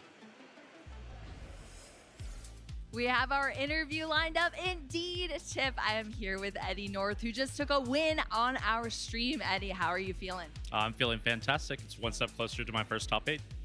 Yeah, you were just saying that it was a little bit discombobulating being on stream, huh? A little bit, yeah. I haven't been on stream for a match since we had 34 people in day 2, and it used to be just a little bit of white noise, and I wasn't used to the loud TV static when I put the headset on. It's a little iffy, but we survived without the headache. I was about to say that white noise could be a little challenging to get used to, but hey, you brought out a win, so it worked out for you. How long have you been playing this game then? I've known how to play since maybe about 2011 as a kid. I didn't start competitively playing until maybe about 2015, 2016. This is my first year of Worlds grinding. It's going great, so super excited about that. Where are you at in your Worlds grind? 470 points. Wow. Gonna add to it, so that's great. Yeah. There you go. Yeah, this is gonna be epic for you indeed. So how do you feel after taking that win against the Dialga matchup? Did you prep at all for Dialga? I've only played against Dialga a little bit, but I kind of get the gist of how it goes. The matchup is very iffy. It's a lot about if you start Chien-Pao, because you don't want that in play unless you're taking the KO on the Dialga. But winning the dice roll and opening well was fortunate, because being able to Greninja Beldums is great, obviously. And then he had a little bit of a slow start on top of it. So luck was on my side this time. Oh, yeah, definitely. That game 1, I heard you just swept the field with Greninja pretty much the whole time. Poor Beldums, huh? What would you say your MVP card in that matchup was? Definitely Greninja. I figured. Took almost all the prizes in both games. So yeah, Greninja's the man. Was there ever a point where you were kind of worried about the matchup at all, or how it was going, or felt it kind of slipping away, or were you pretty secure that whole game? I felt pretty good the whole game. The Prime Catcher KO on the only Dialga made me feel good about not benching 3 Frigibacks. In the games that I have played, the good players are going to be able to double gust your Frigibacks or Max Caliber and turn skip you, so then you don't have the means to accelerate energy. So again, I got pretty lucky. I never had to bench the 3rd Frigibacks. Well, what have been some of your other matchups that you've been going through? Maybe you didn't get so lucky in some other games? Actually, my unluckiest game was a win. I played against a Lostina player day 1. I won't say any names. He's a cool guy. I don't want the Twitter to get on him, but he went a little too fast. He lost zone to Sableye and a Mirage Gate and burned 2 more to Greninja, my only 2 Frigivaxes. So my start was basically Iron Hands attach pass at that point. But since he couldn't play more gates and Sableye was gone, I got to set back up and then do that. And that happened for 3 games. It was Iron Hands and Iron Bundle were my only starters. But I got lucky. I'm glad I didn't scoop early. Usually when your Frigivaxes get ninja'd, you scoop and go to the next one, but I stayed in it. Why did you stay in it? Game 3. There you go. Never punished, huh? Well, that is awesome. Well, you're going to be sitting at 34 points, I believe, now with this win. So that means you have to clean up just 1 more win. How are you feeling about going into your next matches? We were surrounded in a sea of Chien-Pao mirror matches. So it was either a mirror or Dialga. I don't want to do that because it's basically a die roll. But I feel pretty confident. If it doesn't happen, I'm ecstatic to just get the points for the event. Going into Worlds, I got into NAIC. I can still clean up a couple cups and challenges. So whatever happens, I'm very happy with today. It's my best performance so far. Incredible. Well, it definitely sounds like we're going to be seeing you at our World Championship. So huge congratulations for your win on stream here today. Is there anybody you want to shout out, or any playtesting groups you kind of practice with leading up to this event? 2 teams. Got the Black Bulls from my general area in the Ohio, Indiana, Kentucky region. It's a lot of people that I test in theory with. Team Alchemy I just joined recently. It's a lot of my friends that I travel to these events with and have a great time. My girlfriend's here too. She's in the crowd somewhere. I'll go find her eventually. My local stores hold great tournaments, always have things in stock. It's No Limit Gaming and the Illuminati. We're very lucky in our area to have such good locals and friends to travel with. Sounds like a solid group and definitely prepped up a solid player. So thank you so much, Eddie. Good luck in your next matches. We are going to throw things back to our desk. Thanks, Boo. Great to hear from our winner last round, Eddie North. Definitely feeling confident and really a good statement tournament here to make a final push for that Worlds invite. Just over 150 points needed for him to lock it up. Yeah, I really hope he's able to get them all today. I really hope so. I felt like a very nice, I don't know, really cool guy. I'm really rooting for Eddie after watching him play this game. Yeah, it was a great game. He played extremely well. Yeah. I mean, you can tell he's a veteran, right? I mean, someone who's been playing the game for a long time, really making his first full push this season, though, to get his Worlds invite. Well, you know, we say it every time. You know, it's not our only tournament out here that we're talking about this weekend. We do have our community choice bracket. We're trying to determine what our community out there, the Pokemon TCG community, believes to be the best tool card in the Pokemon TCG. And it's going to be a battle of the bands here in our final top 8. It will be Vitality Band versus the Defiance Band. Pablo, I'll let you choose which card to argue for last time. I'm going to take it this time, and I'm going to go with the Defiance Band.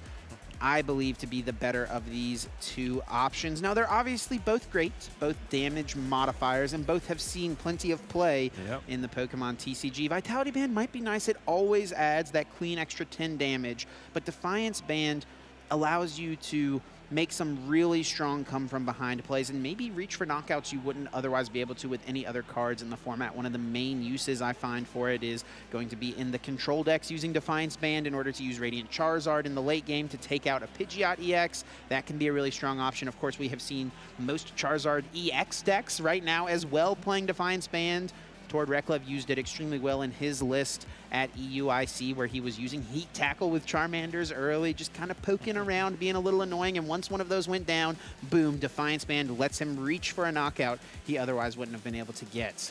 I think Defiance Band is the clear winner here, the clear choice in the Battle of the Bands. Now, speaking of clear winners and losers, right, what you need for Defiance Band to actually work to be losing. I personally like winning, Chip, so I'm looking forward to having that extra 10 little bit of damage, which can make or break championships. We saw Jake being 10 damage away from winning an Orlando Regional Championship. I like guaranteeing my damage. I don't like losing, and that's why I think Vitality Band is the better card. Pablo, someone who has been playing the game as long as you have should know the power of these come-from-behind cards, the counter catchers, the scramble energies, counter energies, these cards that have existed over the years in the Pokemon TCG, just allowing you such a great opportunity to get back in a game. Most decks that utilize these cards aim to be playing from behind to pounce on their opponent at the right time. That's exactly what Defiance Band aims to do, and I think deep down you know Defiance Band is the choice here.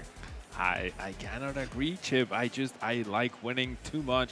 I don't like losing, and when I see an advantage, I grab it and I don't let go. So those sort of cards just never work for me because I'm not losing. Well, you know what? We'll have to see what our community thinks. Be sure to vote in that poll live on the Twitch channel. Let us know which Pokemon tool card you believe to be the better one, and we'll keep it updated moving forward. Also, make sure you're following us wherever you are watching the stream this weekend, be it on YouTube or on Twitch.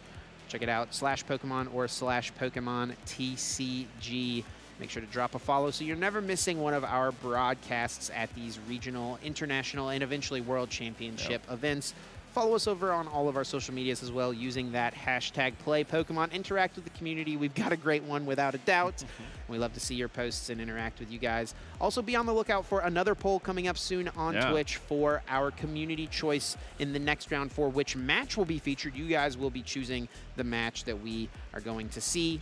So pick a good one for us. We're looking forward to it. It's going to be Scars against Kyle taking you through that one. So we're going to get out of here, take a quick little break.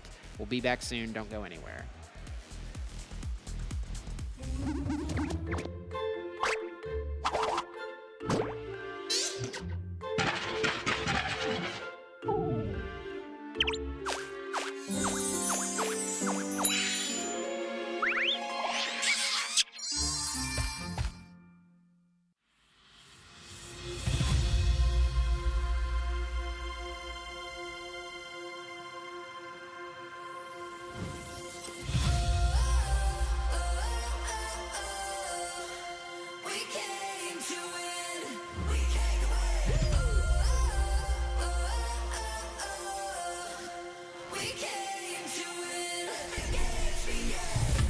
And the crowds, the sights and the sounds, gonna make them say the best of the best, the ultimate test. But when we go all the way, here with our friends among champions, the best that we've ever known. Go for the goal, but everyone knows only one of us is gonna take it home. We share the same vision, we have the same mission, so let the games begin. Come on, travel from far to play, gonna give all it takes, 'cause we came to win.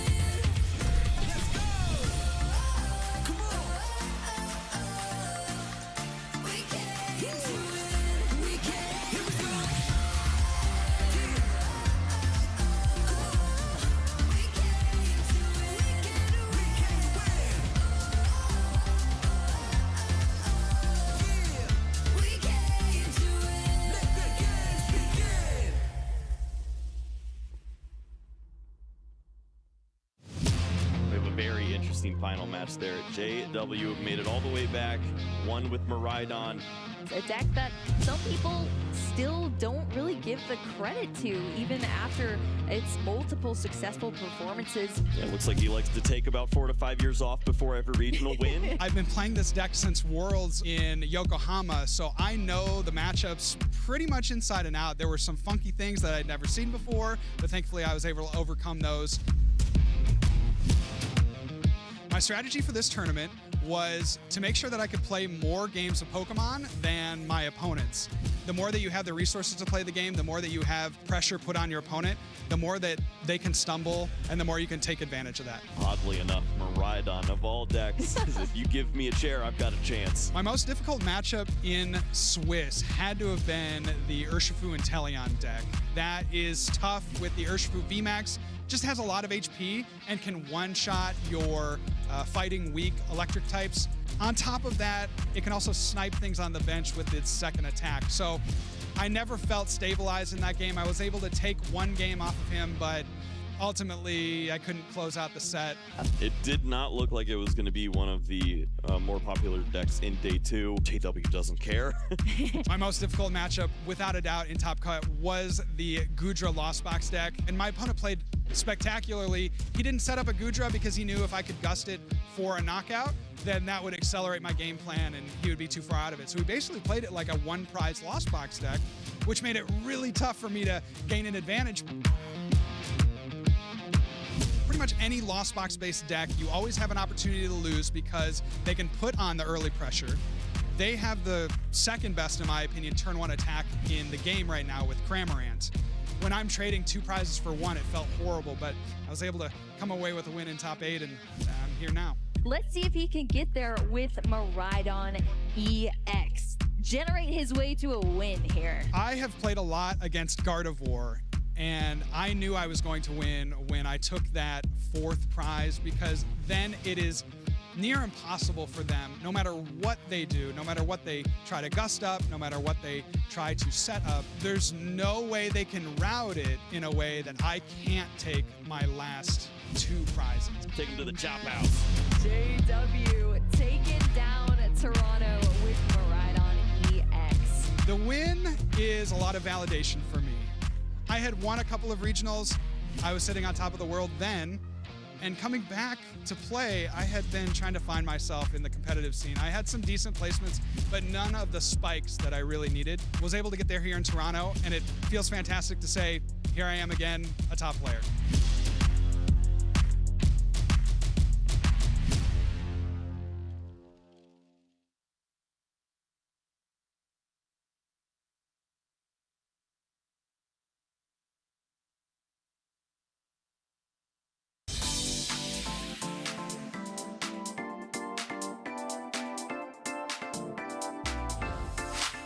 Between tournaments, I make sure that I can get a lot of rest and recover after the tournament, and as well as taking time to do lots of practice. A lot of it really comes down to practice and making sure that I'm knowing what I'm playing is the best I can play for that tournament.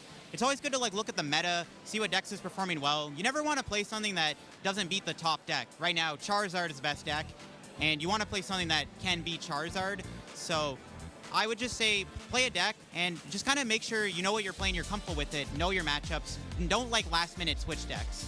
Between tournaments, I like to hit up friends to scrim, making sure I know my counts. So yeah, all those things help me improve for the next tournament.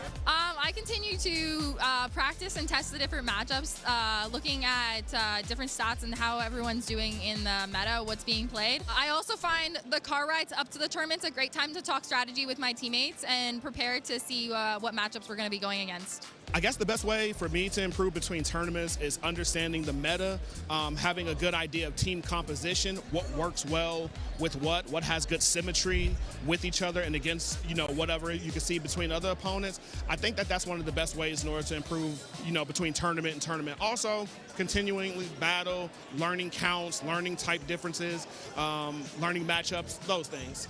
I mainly end up asking my brother what I should do because he's helped me out a lot through the past few years, through juniors, through seniors. Basically, my whole family plays, so it's just repetition, picking every Pokemon that you can, that you know is going to be used, and just practice every day.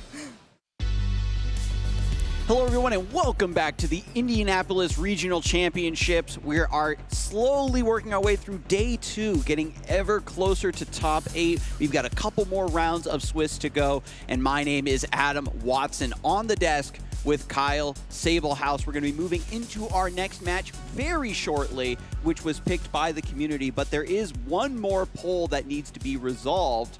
What's the best tool card in the format, Kyle? I mean, there was a pretty big debate going on there to see which of these final cards would make it into the top 4, and it looks like we do have that vote. It's gonna be Vitality Band moving on.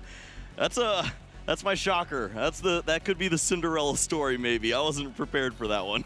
The difference that 10 damage can really make changes a lot of matchups, Kyle, and it has to go up against Forest Sealstone, one of the best tool cards we've ever seen. Star Alchemy, a card that's gotten even more popular now that V-Star powers are becoming a little bit less prominent in the top decks. I think Pablo's just very good at debate. I'm not seeing it. I like the Vitality Band. If your Star Chronos hits for 230, it opens up a world of possibilities. Ah, of course you're going to relate this to Dialga some way. Congratulations. But if I look at the TM Devolution versus Choice Belt, we're real big on the Devo, I think. Yeah. But versus Choice Belt, this has also been working its way into the mix to deal with some Pokemon V. What do you think, Kyle?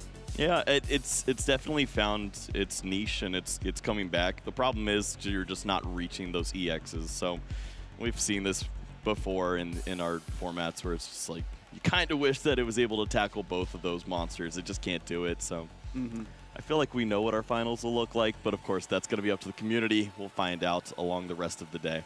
And that's a perfect segue because our community also decided the next round that's going to be on stream. We have a graphic now showing the choices that they had to decide between. This was so close. It was 47% to 46% as we were seeing which of our players would be featured in this next round. A big round here in round 14 as these players are trying to reach the top 8, and it was the C-POW gamers in a mirror match. Nicholas Moffitt and Reagan Retzloff are going to be featured on the big stage. Sorry to all you Pidgeot Control gamers, you're going to have to wait until maybe top 8 for another chance to see Caleb.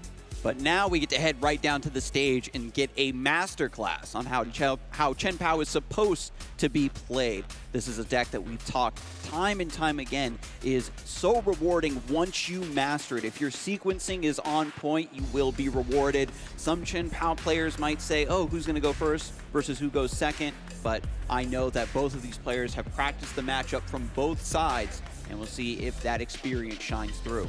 Nothing beats a run hot Chien-Pao. Maybe the fiery red of Nicholas Moffitt will be able to get the job done. He hasn't been playing Chien-Pao as long as Reagan, but Reagan is he's definitely shown that he is a master of this deck, and we'll see if Nicholas has that same fire in him. These prize cards, Iron Hands into there, and the Radiant Greninja. Radiant Greninja is such a pivotal piece of this deck, having that concealed cards access. Of course, we typically do see that Hisuian heavy ball, one of featured for both players, so maybe this won't be too bad after all. Yeah, hopefully he can get access to that soon. The early threat of Moonlight Shuriken to shut down Frigirbacks, always nice. And Reagan potentially losing out on Iron Hands EX, another cheeky angle in this matchup to get that set up into the active very early on. Take 2 or 3 prize cards while your opponent's still trying to cobble together their initial strategy. And already the players are ready to shake hands and get things underway. Nicholas Moffitt drawing a card now, starting with Iron Bundle in the active. Reagan Retzloff, meanwhile, starting with a Frigirbacks. Nicholas already jumping deep into the deck with the Nest Ball. Going to take a look and see that Radiant Greninja is missing. Yeah, it's typically the #1 card you're looking for off of that initial Nest Ball. You're going to take a look at all the Pokemon and see what's going on. And that initial starter, not your favorite. Iron Bundle, we've seen occasionally you get that Hyper Blower, and you can move the right Pokemon into the active spot, maybe surprise your opponent with an Iron Hands and take a knockout on a Pokemon they weren't expecting. But overall, you're looking for a pretty clean bench. You can always move it and throw it away early, but finding that Chien-Pao, hopefully the energy to go along with that, means that at least some of these energies are going to get pulled from the deck quickly.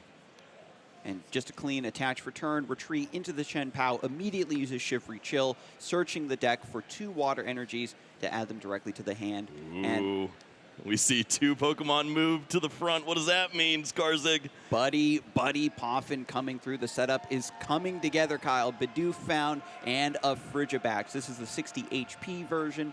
Doesn't really matter. Just 1 retreat cost is always a little handy. But Bidoof has been so important for the success of Chien-Pao. It takes a lot of prize cards early from time to time, and you need the Industrious Incisors to withstand the Ionos and the Roxannes of the world. Yep. Clearly, this is a pretty solid start, although we don't know what the rest of the hand looks like. Turn 1, the bare minimum you're looking for is set up that Bidoof, set up that Frigibax. Hopefully, you start to find Irida on the following turn, maybe that code-breaking supporter card so that you can find the right pieces. But it all just gets a little awkward when you don't have Radiant Greninja helping you alongside. Quick flash of the hand from Nick Moffitt. Tons of water energy, and I believe that was Rare Candy backs. Reagan Retzloff does have a window of opportunity, maybe, to punish. Maybe get a Frigibax down of his own, get Chien-Pao through. Missing out on Iron Hands means that there's less comeback potential, being able to take those additional prizes, right? So, yep. I feel like this matchup really highlights the difference between going first and going second. You're going to appreciate Reagan's setup a lot more, taking a look at this, seeing what that benefit of an Irida on the opening turn looks like. But the risk and reward of going first in this situation, Nicholas chose to be in this position because he understands it's very important to get those initial prizes, maybe threaten with that Radiant Greninja against Frigibax because most players are not playing that Manaphy anymore. If you're able to do just that, you can start to remove Pokemon like this and take them off the board so cleanly. You're going to see Reagan, even if he's not going to attack with Moonlight Shuriken, definitely has an opportunity to just extend on this advantage of using the first supporter with concealed cards. And both players are going to be jockeying for position almost, getting threats established in play, trying to keep them safe, and then blowing the game wide open. And Reagan having access to Radiant Greninja, also a big advantage he will enjoy throughout the early parts of this game to see more cards and doesn't have to go full all in the way Nicholas Moffitt currently is with his hand. Just Rare Candy, Baxcalibur, and the water energies, and nothing else going on. His next top deck is going to be so key for responding to what Reagan is already cooking up. Concealed cards, discards the lightning to draw 2 more. Yeah, it's so nice to just know where these cards are. To have that lightning energy safe for the rest of the game for whenever you need superior energy retrieval into potentially that Iron Hands, you're always going to have access to that card. You don't have to worry about it potentially being shuffled away or trying to thin down when you have that Bibarel later on. And Reagan now finds a Nest Ball for Iron Bundle, uses the Hyper Blower, and after it discards itself to the discard pile, your opponent must choose a new Pokemon to bring up into the active. And Nicholas Moffitt doesn't want to make the Bidoof or the Frigibax vulnerable. Meanwhile, his own Iron Bundle is just going to be an annoyance of needing to have another energy attached to retreat it out. Yeah, this is just annoying from your opponent. You don't want to retreat into this Chien-Pao. You'd rather have the opportunity to switch into a Radiant Greninja or have that opportunity. But now, if you want to use Shivery Chill, it has to be in combination with Prime Catcher if you want to have that Pokemon moved into the active spot and then switch to a Radiant Greninja. You're basically committed to attacking with Chien-Pao next turn because of this silly Iron Bundle play. And this is the nuance we're talking about, Kyle. You know that Regan Retzloff, probably from personal experience, knows how annoying it can be to have your Iron Bundle just in the active spot and has that powerful Irida. And as he shuffles, is passing the turn right back. We're anticipating this matchup to go pretty quickly, but the players are going to be as efficient, time efficient as possible to make sure that this can really conclude. Wow. And, whoa. It's game time. We're going in. Iron Bundle. Refrigerated stream. We don't care about evolutions. We're taking 80 damage knockouts to open this up. And I got to say, Kyle, I thought that this would be a little bit more of an awkward situation, but Nick Moffitt keeping his mind open and saying, well, I can also just attack with this. It's still pretty early in the game. Going to jump ahead on a nice prize. And now it's already back over to Regan Retzloff. Hasn't had time to even calculate his next move since that turn was so quick. I mean, sure, you took a knockout, you get a prize card. That hand was terrible. No supporter, still has not played a supporter this game, and you're committed to an Iron Bundle at this point, sure. If I take my turn fast enough, maybe my opponent won't realize my hand is bad. Maybe he'll assume I did something cool. But yeah, this is not great. Regan now on his second supporter is going to use that Irida once more, and you have to expect. We already saw the rare candy Baxcalibur was grabbed previously. Now this Irida can go grab all sorts of great cards. You have opportunities for that Prime Catcher. Maybe you can target down a card like that Baxcalibur. You're sensing weakness from your opponent. Maybe you can capitalize on this moment. Irida has a reputation for finding some of the strongest cards in your deck. Before it was, I'm going to grab my Radiant Greninja, get this card draw set up, but finding Prime Catcher and Chien-Pao immediately to the hand is so amazing for solidifying a dominant position. Rare candy into Baxcalibur, using the best rare candy, by the way. I wildly disagree. A lot of players do, Kyle, and that's okay. I accept your right to be wrong. Ooh, but goes after the Chien-Pao EX. What do you think about this line instead of chasing down the Baxcalibur? Well, if you're going to start to race with Chien-Pao, the only thing that answers this Pokemon is another Chien-Pao. And if you've already got the advantage in the prize race, we see that it's going to be 4 to 5 with the prizes remaining. If your opponent starts to target down Pokemon like that Baxcalibur, you're fine with that. You're just going to continue to race with Chien-Paos. And I love this play. Continue to fuel this discard pile. Get as many water energies as you can there. If you know where they are in the mid-game, it's just a superior energy retrieval away from 4 energies for knockouts on more Chien-Paos. And a lesser player would not go for this additional sequencing, getting all of the water energy out of the deck. And now Regan is forcing Nicholas Moffitt's next turn, forcing his hand. You now have to play at my pace and keep up with my Chien-Pao tempo. Superior energy retrieval's already in the hand. Frigibax benched to become a backup Baxcalibur potentially. And let's not forget the lightning energy that Regan Retzloff tossed away in the first turn. Going to come back to the hand and start threatening Iron Hands EX pretty soon. Yeah, in the prize cards, but we could see that maybe at the late stages of the game when you're facing, trying to find those final prizes. But this was all about risk and reward, and this is the payoff. Nicholas finding that Ultra Ball off the top of the deck, which leads to the Bibarel, which potentially will lead to the first supporter of the game for Nicholas. If he had Irida, then that would lead to Rare Candy Baxcalibur, and that's why Regan chose to go for the prize race instead. And if Chien-Pao is not found, or some way to grab it from the Bibarel, Regan might try to chase down the Baxcalibur or just take another knockout on the Iron Bundle. And if you're Nicholas Moffitt, is that a scoop? Are you going to try to stick in the game after that if the Chien-Pao in the active gets that much value? You know, we haven't gotten to speak about this, but there's a big discrepancy in the list for these players. It almost goes back to the Mewtwo wars of old. There's 3 Chien-Pao in this list for Regan and only 2 for Nicholas. If you sense weakness and target this Pokemon, you force your opponent to have the answer of Super Rod. every single turn if they're trying to race you in a Chen Pao off. And the divergence of strategy that comes with not just practicing the deck, finding your own lines with it, your own comfort with the deck and how it should be played, your own philosophy, but also advocating for the mirror. I need extra Chen Paos because they are so strong for this situation. If you predicted that Chen Pao is going to be this omnipresent at the top tables. And you identify what your opponents have done. He's been keeping up. He probably understands that this is a cut that Nicholas has made, and you can take full advantage of this potentially. Irida is found, thankfully. Played eyes a heavy ball, but needs one more water Pokemon to be picked here. And if his Radiant Greninja is in the prizes, that's why he wants the heavy ball.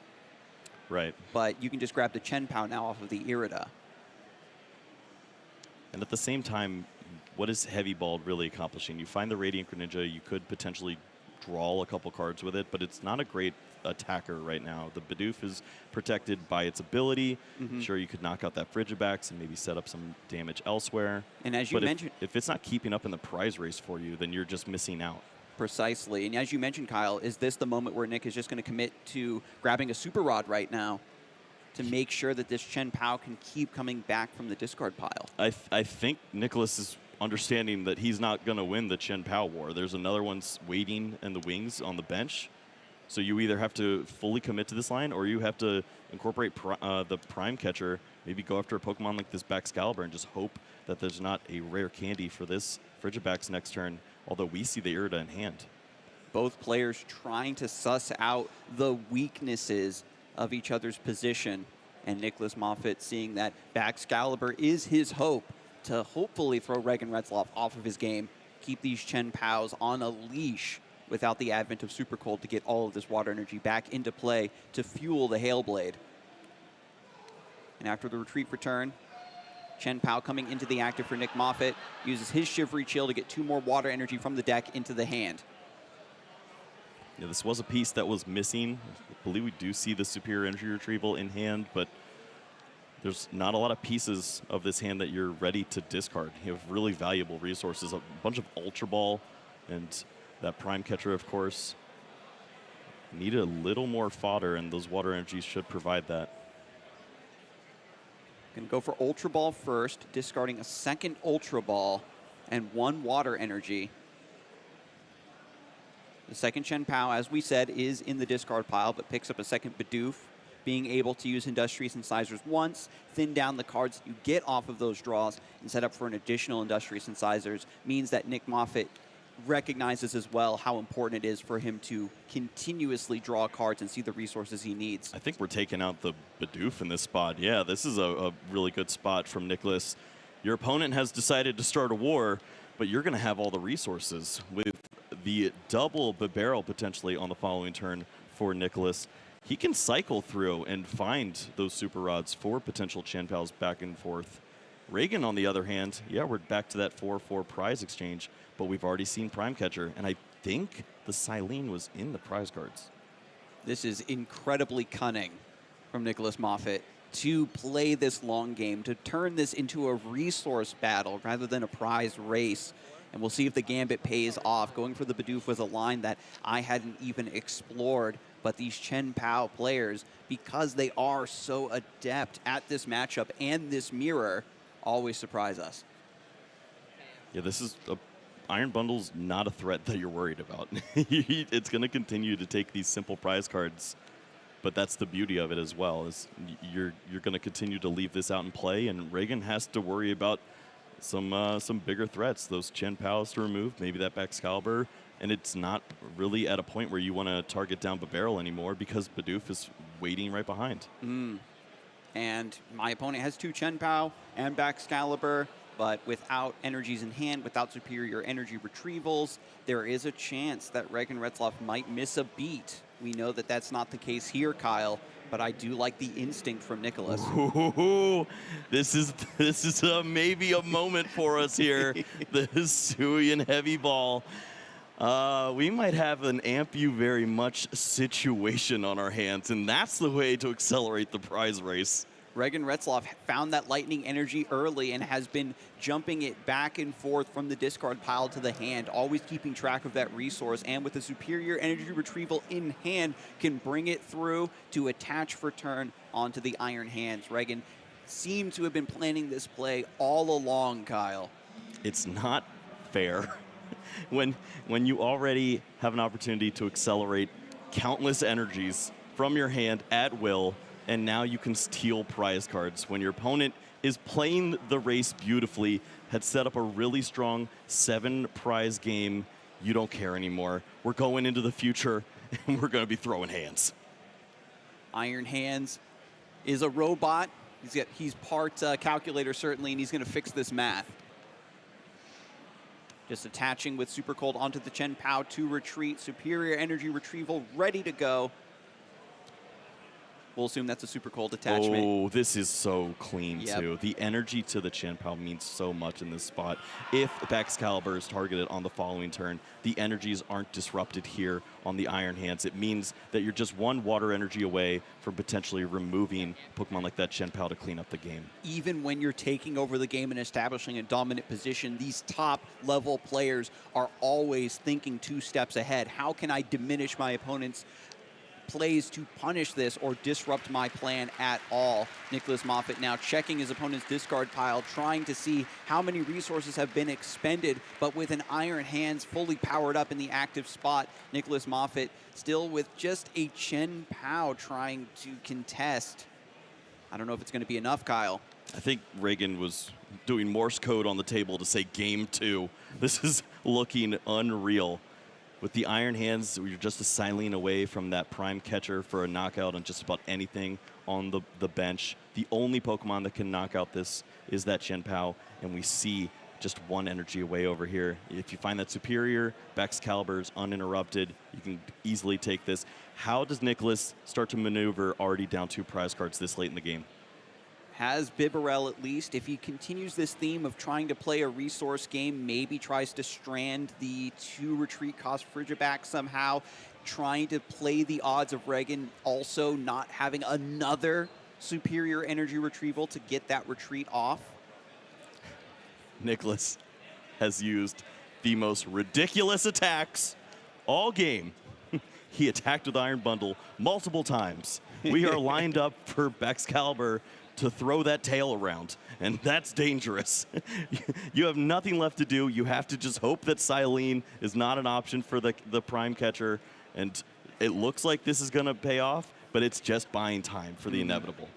It always seems so early to call a checkmate, certainly, Kyle, but I think that Regan Retzloff has set it up beautifully here. The theme of his play for Game 1 has been exploiting the fact that in the mirror match, Chen Pao is your most consistent high damage attacker, but as long as you set up ahead of time to respond to it, those 2 prizes are certainly going to be yours.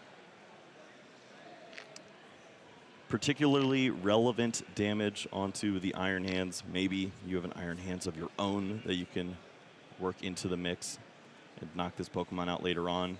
The awkwardness of Buster Tail is that it doesn't line up well with Radiant Greninja for a cleanup, and even then you're at 4 prizes, not 3 to incorporate a knockout with Pokemon maybe like that Frigibacks there and the Iron Hands.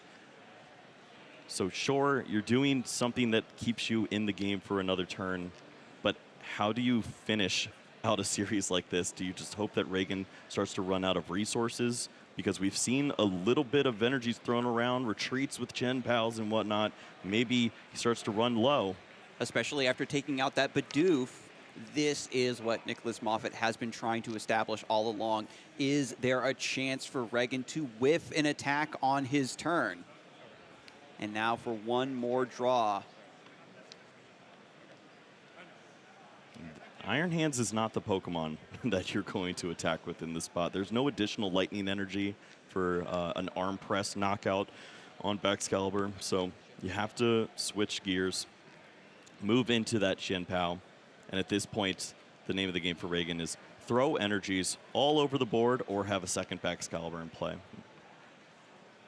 And after retreating the Iron Hands, sending that water energy to the discard pile, then Super Rod to bring it back in the deck, then Shivery Chill brings it back to the hand.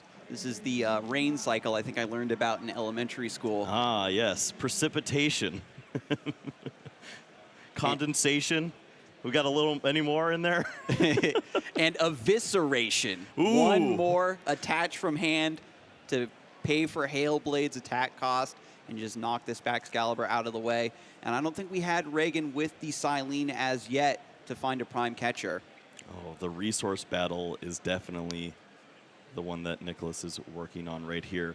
This hand for Reagan is low. We need some help from the concealed cards, and I think that was it. Oh, no. Superior energy retrieval is found. There's Ultra Ball Rare Candy, too. You have the option to get the Baxcalibur down, but do you have too little resources? It looks like you can just hold on to them. And honestly, fair play. There's no Iono on the other side typically from these players. Yeah, we're not seeing it in the list. And with no Bidoof, does Reagan just use the superior energy retrieval right now to get these water energies, maybe attach them to the other Chen Pao? You can save it. At this point, you have Rare Candy into the Baxcalibur for next turn if that's the Pokemon that's targeted. You also have some additional fodder in the hand now for throwing away those cards to turn them into 4 water energies, or maybe that extra lightning energy for Iron Hands to clean up another goofball of a Pokemon for Nicholas to attack with. Bidoof coming into the active spot. This is going to need to be retreated, Kyle. Chen Pao sitting in the active spot on Reagan's side, and Nicholas has to respond. Silene is looking like an option here. What 2 cards is he hoping to bring back, Kyle? Well, the first one is Prime Catcher. Who cares about the rest? Amen. So after the Super Rod, brings Iron Hands back from the discard pile alongside 2 water energies. His Lightning is yet to be found, if I recall correctly, in order for Ampu very much to be an option. And if Silene picks up the Prime Catcher, that'll be 3 prizes onto this Iron Hands EX. So much hesitation, trying to work around your opponent, potentially just taking that game-winning knockout. You want to remove Baxcalibur. You don't want energies accelerated in this spot. You know you're a superior energy retrieval away from being knocked out of this game. Is Chen Pao Prime Catcher the way to close out here? Let's just throw energies on the board and see if those incisors can help out after Silene. One head. All you need. That's all. Where's that you pink need. guy? Prime Catcher, just as you said, Kyle. Goes to the top of the deck, and then Bibarel draws up to 5 beautiful Industrious Incisors. Prime Catcher now to bring up Baxcalibur. All right. Wow, wouldn't this be a game for propagation at this point? You just need fodder in the hand for Reagan to start to close out. Nicholas is just going to continue to play out cards at this point, and why not? Might as well do a little more thinning. You can draw with the Bibarel after the Prime Catcher, before the Prime Catcher. It doesn't matter. Chen Pao is going to take a knockout there on Baxcalibur and put all the pressure right back on. And somehow navigating this very tumultuous game, Nicholas's instinct and his insight to turn this into a resource battle and say, if even Reagan goes down to 1 prize remaining, if he can't put together that final attack, it gives me so much room to punish. With the damaged Iron Hands EX on the bench, it is a sitting duck. But first things first, Prime Catcher on to Baxcalibur. Chen Pao coming into the active spot for Nicholas Moffitt. And then the second Bibarel found from Ultra Ball to draw yet more resources.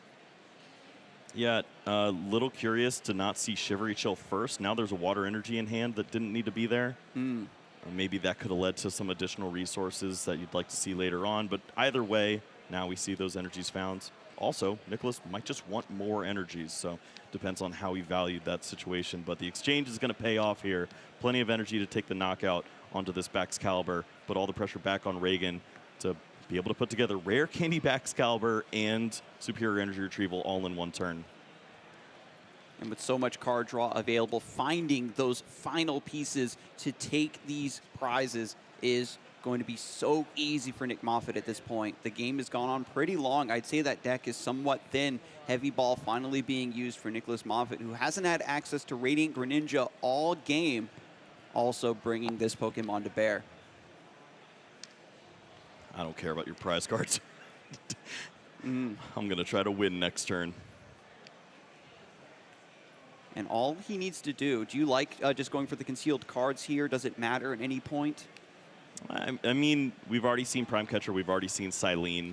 So the way to make this game take only one final turn seems impossible. You're not able to reach the math with the Moonlight Shuriken.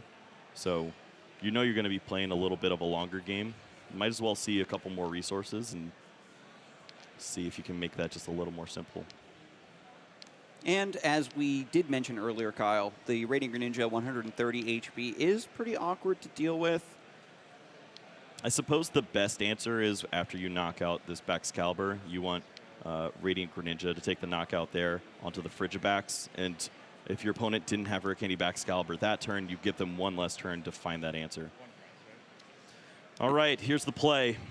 Reagan is working with 5 cards in hand. Would love to see some fodder from the deck. It's not there, but does he have the pieces? He's gonna.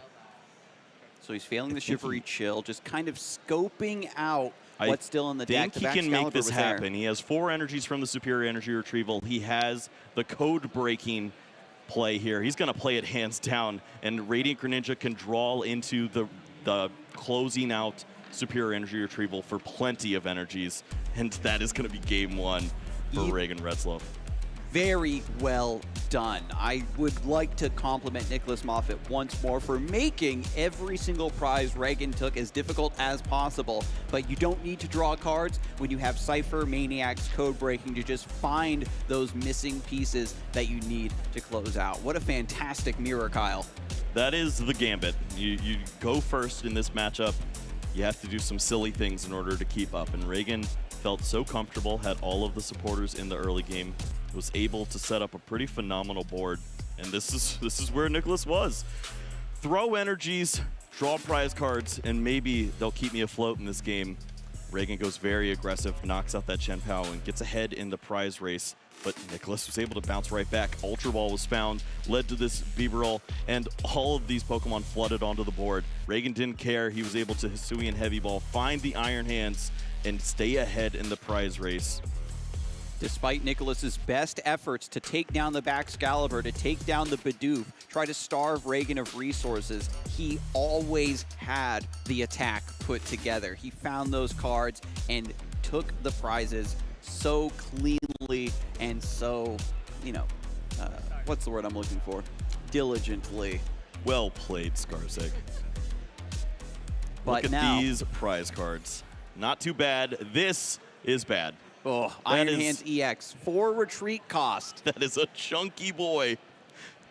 Start attaching to this thing right now, Kyle. Just get the pressure going immediately, It does not play well with others. Chen Pao on the other side will flood the board with water energies. Reagan will have plenty to do next turn. We already see Buddy Buddy in the window of his hands. Oh, Nicholas, it looks like your hand's going to work out okay, but that's not the one you want in the active. Iron Hands EX, attach a Lightning Energy this turn.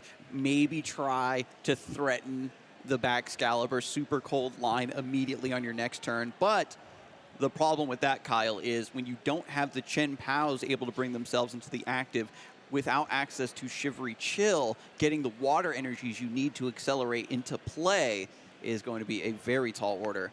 Well, be ready for cards to fly in Game 2. Of course, Nicholas feels the pressure. He understands where he's at as far as match record. Trying to get 1 point out of this would be great, but if you can work in 3, you're going to go for that. We saw him lay out his prize cards. He tried to lay out his prize cards a second time. That's how fast we're moving. I don't think you want to go through 12 prizes against Reagan, but he is going to continue on here with the Radiant Greninja, a key piece that was missing in Game 1. Yeah, very quickly taking notes as well. Not just searching through the deck, but being able to so rapidly take stock of what resources you have missing. And depending on 1 or 2 cards being missing from your game plan can completely alter your line of play. We've seen some players in spots normally not in an aggressive matchup start swinging immediately because they need something important out of the prizes. Well, the hand is gas. Everything's working right now for Nicholas. Has the Buddy Buddy Poffin. Even has the Pokestop if you want to go for a lot more resources. The issue there is you give Reagan an opportunity to maybe find some cards that he wasn't going to find, but there's a second Buddy popping in the hand.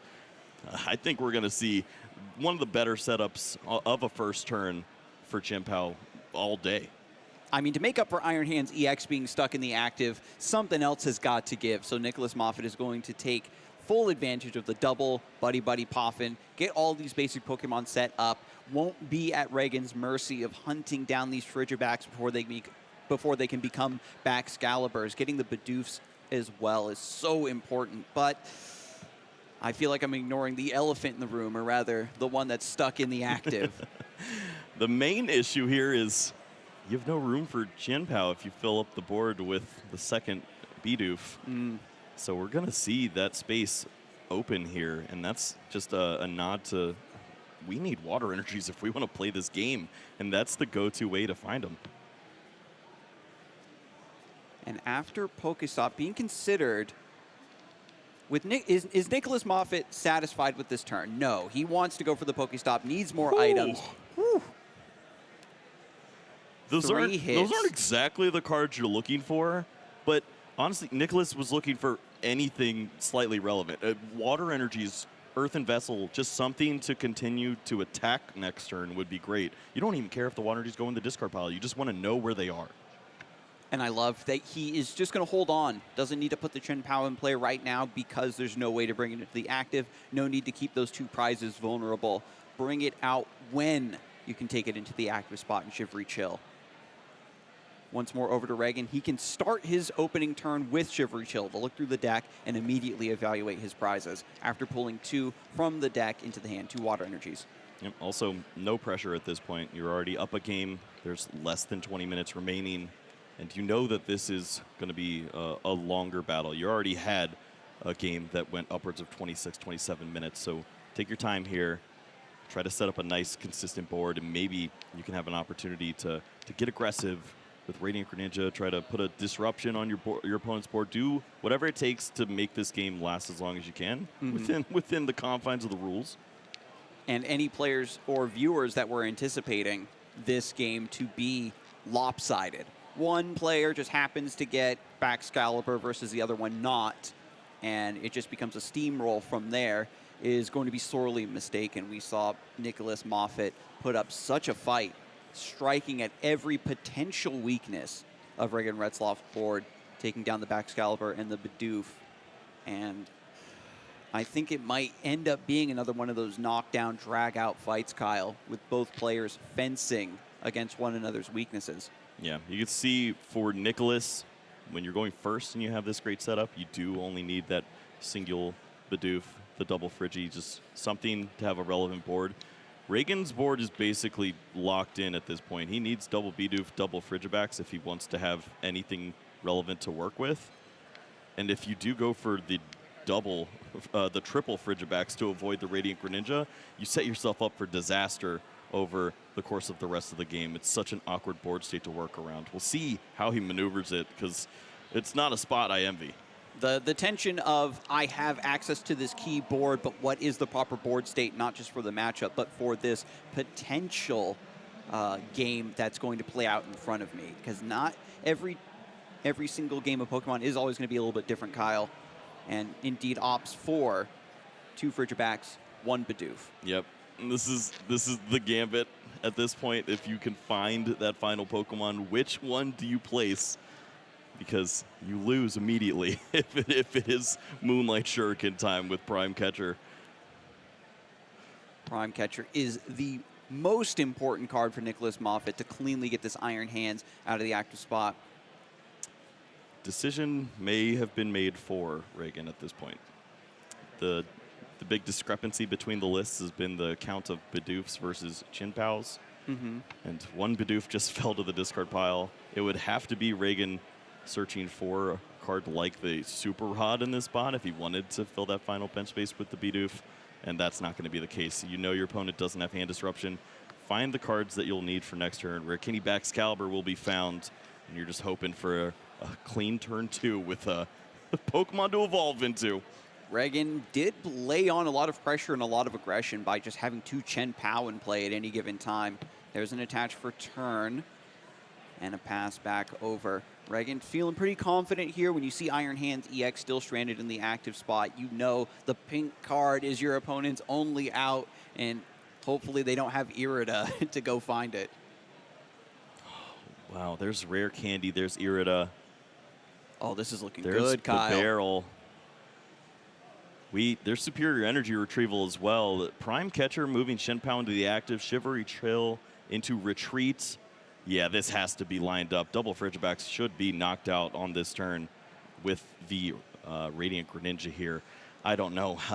I think we're moving to game 3 in about a minute and a half. And Regan Retzloff is smart enough to know if these Frigibacks goes down, he's going to be so far behind with no way to get energy acceleration. Irida for Prime Catcher and Baxcalibur is the pick. Still has Rare Candy in hand to get the evolution. Bibarel is there waiting as well. Nicholas Moffitt is going to sequence everything first before drawing the cards with Bibarel. And even when you have the best play imaginable all ready to go, you have to make sure you're sequencing properly, not just to make sure your initial play goes off, but to make sure that you are thinning the deck as much as you can so that your next few plays are that much easier. Yep, we're out of here. Regan understands that it is locked in at this point. Prime Catcher moves that Pokemon to the active. You get those water energies, you bring them right back with the superior energy retrieval. Double knockout on the Frigibacks cleans this game up, and we're moving to game 3 with hopefully enough time to find a winner. 16 minutes. I'm feeling pretty good about this, Skarzek. Your case for Manaphy has been getting stronger and stronger, Kyle, and I don't like it because I'm a greedy boy. That card stinks, but it's so necessary in spots like this. But what if Moonlight Shuriken is a phrase that I think to myself late at night, thinking about whether I should put Manaphy in any of my decks. And oh no, Moonlight Shuriken is a phrase that if you listen quietly on cold nights, you can hear being uttered in ghostly horror from the departed souls of other Pokemon players that have had this exact same line happen to them. And I thought Regan had much more time to play with that Iron Hands EX stuck in the active, but Irida comes through with her special delivery service. I mean, Regan understood the assignment. He's holding Nest Ball. He could go grab third Frigi if he wanted to, but he knows he's already lost if that happens. You can't come back from your opponent stealing 2 prizes like that and then targeting your Baxcalibur later in the game. It's sealed. And that's why we invented game 3. We're fine. This is gonna be an epic closeout here to see which of these 2 players will move on to 35 match points. Impressive. Yeah, we're gonna be in a pretty great spot to potentially lock up that top 8 next round. The players are already shuffling, waiting to go. 14 and a half minutes left on the clock. Seems like plenty of time to complete a game of Pokemon. And Nick Moffitt starting with Shenpao in the active spot. Regan Retzloff, meanwhile, has Frigibacks. 1-1 piece. Prime Catcher, that's not a good one. That's such so an important piece to putting on that pressure in the early game, moving those Pokemon around. And hopefully Nicholas Moffitt doesn't get any terrible lines where he's Where's the boys in the back? It. Because this was a top deck, by the way. Huge card to find to start things off here in game 3. Earthen Vessel discards Super Rod to grab Lightning Energy. Regan Retzloff has consistently had access to this energy card on turn 1. Discard it with Radiant Greninja and just keep track of it. It's going to come back into your hand with superior energy retrieval exactly at the perfect time you need it for an Ampy very much. Yeah, such a big find. The amount of cards that you see when this is in the opening hand completely changes. You saw the issues that Nicholas had in the opening game, just completely reliant on the barrel. Regan is going to go all in at this point. Pokestop, we got to see as many cards as we can. Buddy, no, that's a lot. And I know the math was debated in long ago times, Kyle, of do you concealed cards versus Pokestop first, but I don't know if that was even relevant. Yeah, this is not a fun spot. Clearly, your opponent's not going to knock you out next turn. There's no way to put on that pressure, but this hand isn't great. There's Ultra Ball. Sure, you can play down this hand, maybe use the barrel and hope to find the Irida. I think that's where we're at. And Regan, he's got the Radiant Greninja. He's got the pressure on Frigibacks. That's exactly what you're looking for on the opening turn. And Nicholas Moffitt, in a mirror of what happened in game number 2, now starts with Chen Pao in his active spot, can go for Shivery Chill immediately to pull 2 water energy from the deck into the hand, while also taking stock of every Pokemon and resource that is still in the deck. Knows that Prime Catcher is missing. Where's that pink? I don't see that hot pink. It is nowhere to be found, and it is so unfortunate when the one-of card that you play, and everyone is trying to play that one-of important card, is locked away in the prizes. At least Radiant Greninja's there. Another one-of card, the Radiant Pokemon, but not gonna find it just yet. Or, well, we have the Nest Ball. I saw the Buddy Buddy, but this is a great card too. You need the combination of these to really start to burn through the deck and have that setup. And with Nicholas Moffitt going second, has access to a supporter. I think I see Cypher Maniac's Code Breaking in the hand. Can combo that with concealed cards to get 2 more perfect resources from this point. Buddy Buddy plus maybe a second Buddy. Yeah, at this point you can either build the hand like we've seen Reagan go has for. It in the hand. Nice. Previously, it's find that rare candy Baxcalibur and hold on to it, or you can build the board, try to have an answer to your opponent taking away everything with Moonlight Shuriken again. Yeah, the players have been very good about getting these resources very fast and holding on to them to establish their next turn, because Iono's kind of fallen out of vogue for these Chen Pao decks. You're focusing much more on completing your own strategy rather than disrupting the opponent. But Nicholas Moffitt still feeling a lot of pressure from this point. 11 minutes left on the clock, and just uses 1 Buddy Buddy Poppin for Bidoof and Frigibax. Has a little bit more play still this turn, but it's always so harrowing to be at this crossroads, Kyle. Yeah, don't love the spot. We see Code Breaking potentially could have helped, because goes for the resources with the Pokestop first to see if that can find a card like that Rare Candy or Buddy Buddy Poppin. Whatever piece you're trying to find in combination with Rare Candy, Baxcalibur, potentially a way to Ultra Ball into the barrel, and that Buddy Buddy Poppin. Any of those pieces will help you out, or you have to play this slow and maybe use the Code Breaking to find a card like Irida for the following turn, but also get that Buddy Buddy Poppin so that you have more Frigibax in play. And with Earthen Vessel discarding water energy to take 2 more out of the deck, he is working on thinning. I think you do this play no matter what, so this doesn't give me a nice indication of what he's actually moving toward. But there, the Cypher Maniac's Code Breaking is forced, if I'm being blunt. Irida is the pickup, as you said, Kyle. Yeah, this has to be the Irida and the Buddy Buddy, and then this is where Nicholas will show how he's feeling about this. Does he have the read that Reagan's hand is strong enough? Does he go for triple Fridge, or does he feel like he has an opportunity?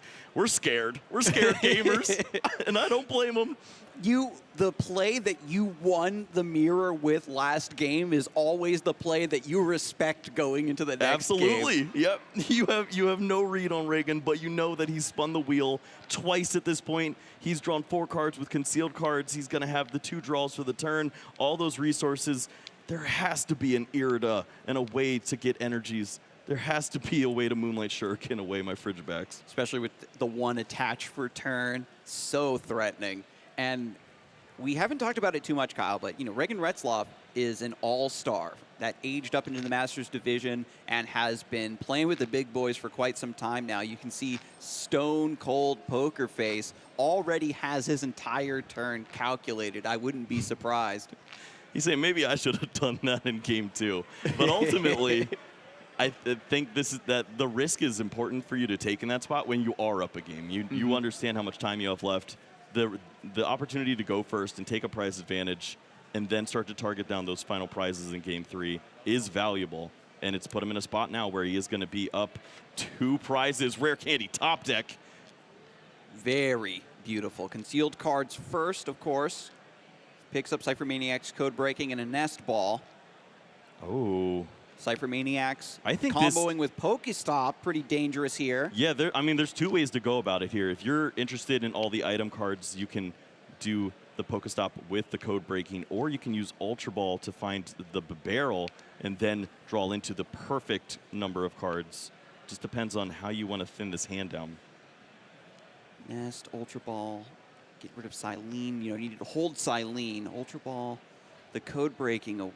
No, you play the code breaking. This is tough. I like the Babero line, but it's just the rest of the hand is so clunky you don't want to discard it. If you like the Babero line, you also like playing the rare candy, which means you want the Baxcalibur down, which means, how do we do this? So you use the Ultra Ball to get rid of a rare candy, and then you code breaking for another rare candy, and hopefully the other 3 cards that Babero gives you off of Industrious Incisors, 1 or 2 cards rather, also get you there. Because you need Chen Pao, you got Nest. I think Reagan's spotting the line pretty cleanly. We don't care about Frigis anymore. You silly boy. You played 3 Frigibacks on your bench. I'm going to go after the important prize cards, those Chen Paos. You only play 2 in your list. I can retreat this Pokemon, use Shivery Chill, find those excess energies, maybe use that in combination with Ultra Ball, and then I will use Cypher and draw into the right pieces. It should all line up here for a pretty simple knockout. And your opponent's left with a board of buddies.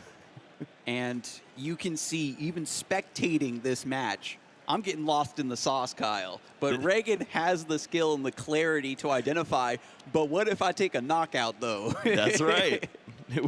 When all else fails, take the prize cards. They're fun. So here is Babero indeed.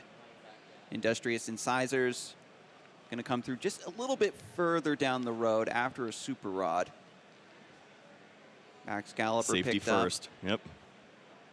Along with another Chen Pao. Regan Retzloff, again, running 3 copies of Chen Pao in his version in order to have maximum access to Shivery Chill and easy access to multiple Hail Blades turn after turn. You know what I like the most about all this? Sure, you have this really clean setup. You find the Baxcalibur, but on the following turn, there's no way that 2 of these Frigibacks are evolved. You're going to have Moonlight Shuriken lined up to take 2 prize cards whenever you want. You can put so much pressure on your opponent, go down to 2 prizes remaining, and with the way the clock is ticking down, you're probably in an opportunity where time gets called. You'll have 2 turns to take 2 prizes. That's simple for Reagan. So what you're saying is Reagan's raw pressure has forced Nicholas Moffitt to fill up the daycare with 3 Frigibacks and also has to commit to looking after them with rare candy. They got to feed them snack time. That's right. And it's a dangerous spot to be. Buddy or Nest Ball would be really nice here. The one thing that's missing from this solution is that second Frigibacks on the board. If you have that Pokemon hanging out right here, Rare Candy Baxcalibur feels just a little bit better because you want to have an opportunity to refill if your opponent gets aggressive and targets this down next turn. And when all is said and done, Superior Energy Retrieval being also clocked. Discard the Canceling Cologne. And 1 more Water or Super Rod. Ooh, it's a bit tough. Yeah, I mean, Water Energies are 2 cards in this matchup, so obviously you're going to be using that concealed cards. It's might even have to be the Super Rod here. We don't have a late game. Yeah, there is no option We here. got 4 minutes. Start knocking on the door. Start taking prize cards. 4 minutes now, plus 1 more Water Energy attached. And I know you love this play, Kyle, to keep the extra Water Energy in play to make sure that Hail Blade has maximum chance of going off once more. Yeah, the Prime Catcher's in hand. This is 2 energies on board, means that there's an opportunity for if this Pokemon were to be knocked out next turn, you target your opponent's Baxcalibur. I'm going to assume the middle one's getting evolved. We'll see, though. The call out from Kyle Sablehouse. Evolve the correct Frigibacks. You probably evolved the 70. He was a good boy. He gets the candy. But the 70 HP is fine. He's a little chunkier. You usually don't want that liability there. But Radiant Greninja in the active spot. Concealed cards to draw 2. Wow. Didn't seem to be the cards that Nicholas Moffitt was looking for. Immediately just thrown into the hand, and he begins to recalibrate his play this turn.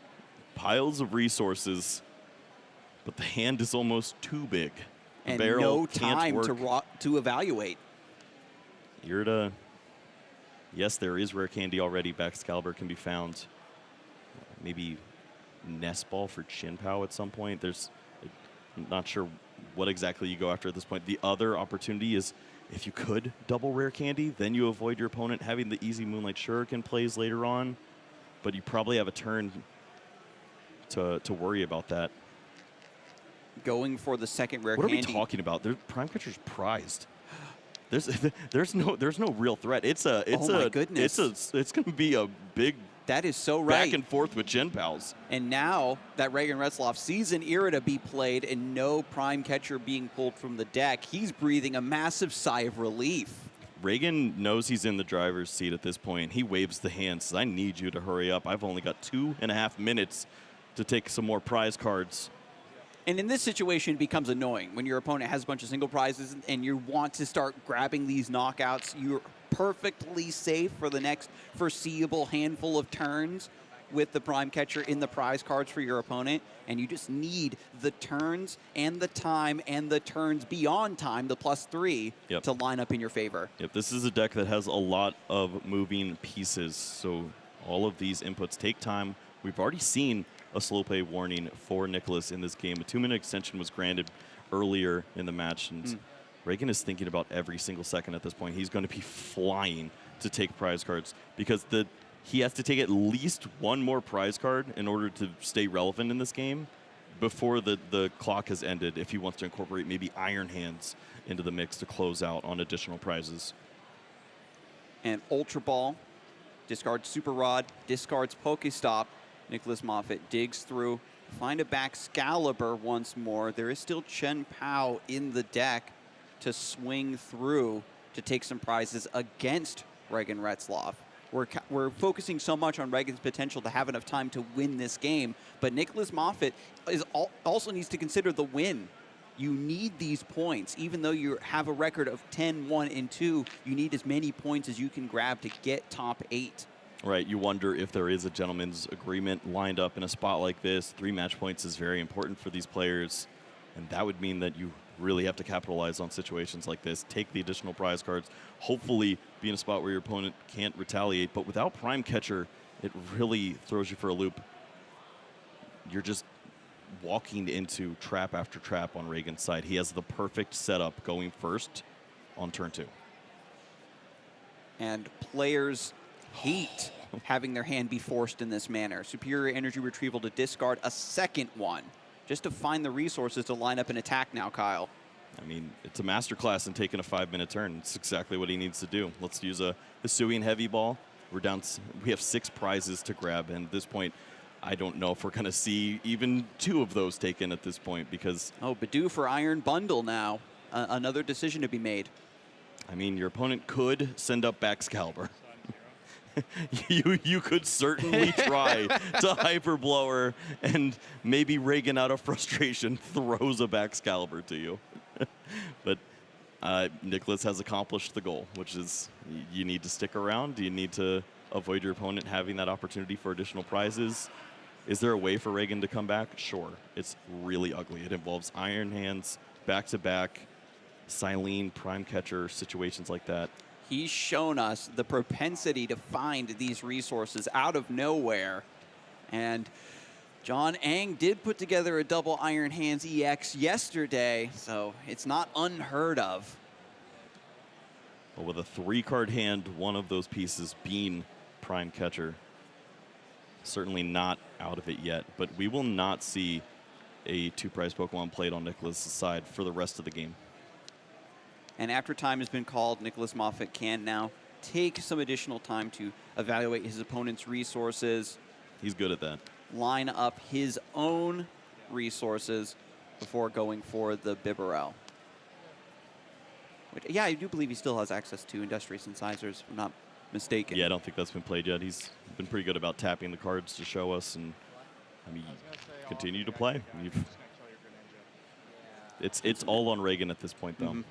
And now, as time is wound down, the players are having a bit of a discussion about the board state, what the next lines are going to look like, probably playing into a potential gentleman's agreement, as you speculated about, Kyle. Right, and if that is the point, Regan wins by having 2 energy cards knock out the Frigibacks here and there. And the prophecy. Yeah, and sure enough, had to clean out there and rare candy that Pokemon to avoid those easy prize cards being available. So now it's on Iron Hands. Iron Hands takes a 2-prize knockout. There's no way for Nicholas to come back in that exchange, being that this is already turn 0. Prime Catcher, Cypher Maniac's code breaking. The hand is literally the best Iron Hand strategy in the game right now. Get 2 of whatever you want, bring up whatever Pokemon you like, and search out Iron Hands. Oh, yeah, with Bibarel. I'm focusing too much on the concealed cards. Yeah. All right. We'll see if that was truly the case. I'm sure they'll be signing the slip soon. But, yeah, with that being turn 0, I think Nicholas has identified that some prize cards were going to be thrown around from Reagan. And this was one of the final games we were waiting to conclude for the round. So our judges are waiting very, very patiently for this match slip. Ooh. They're excited to get the next round paired.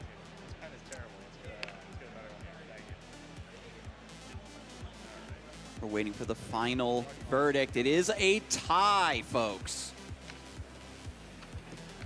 I don't know if I love that.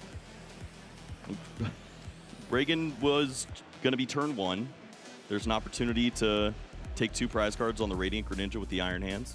We'll get into that later, I suppose. But yeah, here was our opening game, which was pretty wild with an Iron Bundle in the active spot. He did his best, Kyle, with the Refrigerated Stream, an attack that I had to recall exactly what it was called. And then Iron Hands comes through, takes the prize cards. Reagan Retzloff had this beautiful precipitation cycle of the Chen Paos, just raining hail onto Nicholas Moffat's board. And even with the Silene bringing back the Prime Catcher, he was fighting back as best as he could. But with Reagan on just 1 prize card remaining, just had to draw for the turn, show the superior energy retrieval, and that was going to be all she wrote. Yeah, there was not much else to do in this opening game. Nicholas continued to fight tooth and nail to have an opportunity, but Reagan closed out pretty cleanly. This was an ugly start when we saw that Iron Hands, but the pieces came together. 3 free cards off the Pokestop led to a pretty great setup, and there was not much for Reagan. In game 3, Pokestop was trying to find some help. There was nothing there, and it was a slower approach, just the Bidoof and the Frigibax and the Radiant Greninja, but it proved to be enough with that opening setup on turn 2. Nicholas was fighting again. This looked to be like it could have been a really great opener, but you have to respect the Radiant Greninja, and it led to this triple Frigibax pass. And Reagan Retzloff, despite having access to an early Moonlight Shuriken to punish the Frigibax, wanted to go directly for the prize cards, opts to take down Chen Pao EX, and Nicholas Moffat spent the rest of the time scrambling, trying to figure out what is my most optimal line from this position to give myself the best chance to win or find an out. But after Reagan Retzloff, shows the hand, I have the Cypher Maniacs, the Prime Catcher, potential access to Iron Hands, still signs the slip as a tie. Yeah, I mean, I think we saw the prize cards. I don't remember Iron Hands being in there or Lightning Energy. So all the resources should have been there. You have 2 turns to close out. You have Maybe I am misremembering. You have turn 1 and turn 3. And you've got all the pieces to at least take those 2 prize cards. And then if you get retaliated, sure, you have an opportunity to draw back into those cards with the barrel. Silene into Prime Catcher, you could target down anything. There were avenues to a crazy comeback in that spot to take all 6 prize cards, but wasn't feeling up to it. Just going to take the tie, move on, and try to get that final win for 36 points in round 15. And I am proud of the community for picking that match. It was a very dynamic mirror, and it showed tons of depth and nuance, and I'm pretty sure we're going to see a lot more Chen Pao mirrors going forward. And speaking of the community, we do have some tweets to look at. They've responded to our plea, Kyle. Is Frank Pao there? And they've used hashtag #PlayPokemon to share their thoughts and some sweet pictures here from Indianapolis. This is from Master Professor Becca. Early scenes from the floor of the Indy Regionals. Look at that view. So many gamers. Oh, yeah. And, I mean, this doesn't even begin to describe how many competitors we've had throughout the days here. I mean, this is just one row of, what, 20? it goes on forever once you're in this this area. You can also see the vendors in that back left corner. There were so many great places to look at. So many awesome plushes that you could check out, too. There's always something to do here, even if your tournament doesn't go too great. Eventually, we're going to have to start getting panoramic photos to really show the scope of the room. but thank you for sharing. Do we need to start the hashtag Thank Your Judge? I think that is a pretty great hashtag to incorporate. There's a lot of great people out here trying to, of course, keep our game continuing and move this game at a fast pace, but also make sure that everyone's having a good time, following the rules too. Our judge staff is absolutely goated, especially to keep up with how big these events have gotten. And speaking of the growth of the scene, Pablo Meza showing up here with some of the kids that he's been really coaching, and also they just look up to him as a Pokemon idol at this point. Yeah, it truly is just a great ambassador of the game, a great mentor as well. We've seen him on the competitive stages 20 years ago and 10 minutes ago. He's just always going to be a great figurehead for the community, and we love him for that. Yeah, so shout out to you, and thank you for sharing this awesome photo, Ellison Pavithra. And meanwhile, over on VG side, they have a bit of a celebrity helping them out on the broadcast. And this tweet comes from John Edward, fully immersed in the world of Pokemon right now. Has the game opened up on an iPad here. The stream is open on the left side to watch TCG. He's net decking this Gardevoir, apparently, while also watching VG. All right. I got a lot to break down here. Sure, this is great. You are watching the VGC stream. You got the TCG open up. Why do we have 80 points? We've been losing a lot. Don't you start at like 300? Maybe we're playing some wacky brew.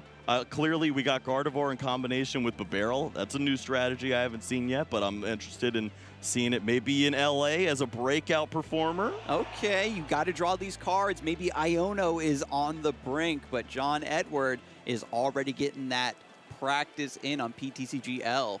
All right, what else do we have from the community? There Pet picks. He is. Frank Powell is manifesting a Chin Pow dub this weekend. Hashtag play Pokemon. Thank you, Liz. We love some Frank Powell. I'm absolutely floored. This is a magnificent pet pick. It's perfect. Yep. We're begging for Frank Powell. It's all we really need at this point. This is the perfect breakout event since, what, Owen Kammerman's random win with Chen Pao so long ago. It's finally time for that deck to shine. And, of course, we had a great showing of that in round 14. We'll have round 15 pretty soon. It's going to be exciting to see what decks are playing for that win and in here at the largest regional ever to make it into the top 8. And this is also a great moment for those of you in the audience to maybe poke your heads into the VG stream or the Pokemon Go stream. They've got a lot of action going on, especially on the VG side with their new regulation. Pokemon Go also enjoying a little bit of help from Rise to the Occasion, a big player from their community who's made it onto the casting desk to really help break things down. Yep, and on the other side, of course, Wolf taking a break from winning regionals to start casting them as well, and his energy has been absolutely electric. It's so great to watch as he's having a great time casting these games, and it's just the beauty of Pokemon. We can enjoy it in so many different ways. Yeah, and as a caster, his reactions have been incredibly energetic and incredibly genuine, but that is going to be just a trickle, just a taste of what we have in store for you folks. When we come back from this short break, we're going to have Swiss Round 15, so make sure you're following the channels and don't go anywhere.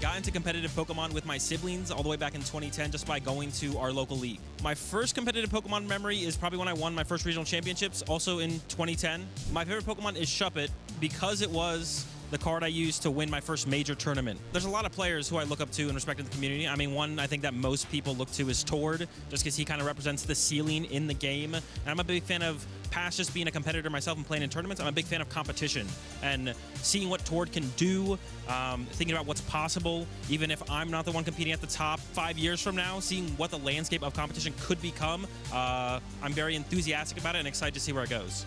I'm if I could battle anyone, I think I'd have to go with Ash Ketchum. You know, he's the go-to, the champ. So yeah, morning person.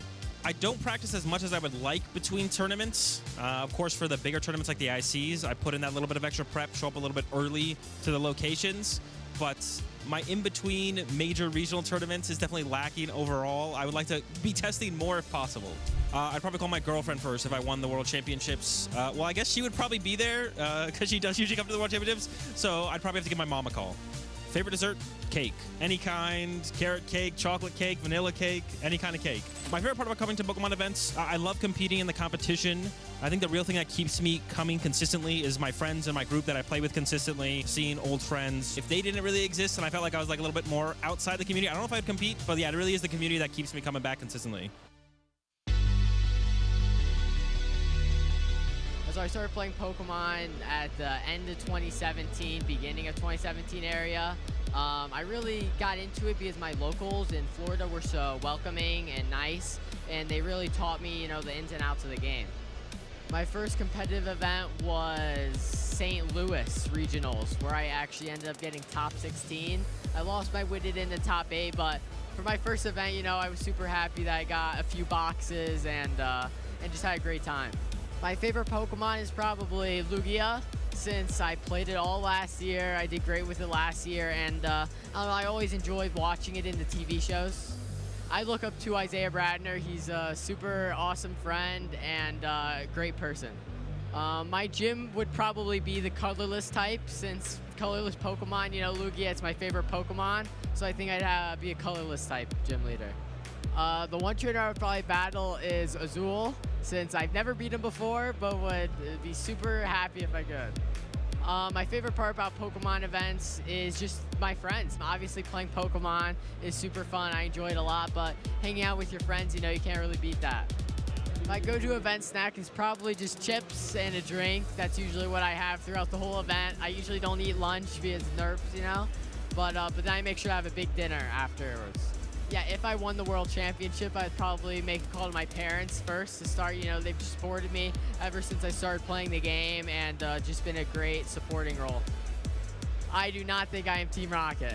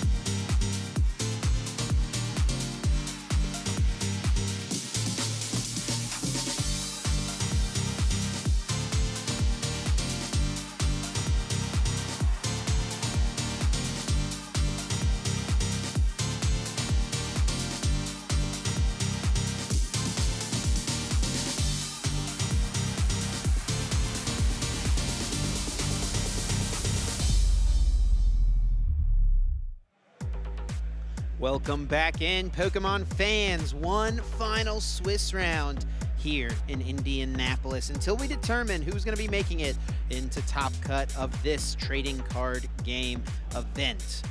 Cannot wait to see what happens, which decks will be lining our top 8, which players will be fighting for the trophy or the medal that they can wear around their necks. My name is Chip Ritchie, joined here in the booth by Pablo Tablemon Meza. Very much looking forward to getting into our next and final Swiss round, and this is really what it all comes down to for so many players, Pablo. I know, 15 rounds, it's pretty grueling, and then we were seeing how there's so many players with 35 match points right now, which is already such a high amount, and that's not enough to make it into top 8 today. Yeah, pretty crazy. Over six players with 35 or more match points going into this round. They have all played against each other, and now those conversations have to start happening. Can I intentionally draw? You have to kind of take a second look back at your resistance throughout the day, figure out how your opponents have been doing throughout the tournament, and try to see what your resistance percentage is going to be and make an educated guess on if it's safe to ID or do you have to play this last round out at 35 match points. That's pretty wild. It is pretty wild, and I have to say, even playing for 20 years, it's sometimes very difficult to predict realistically where your resistance is going to go at. So if you're not sure, you have to play it out.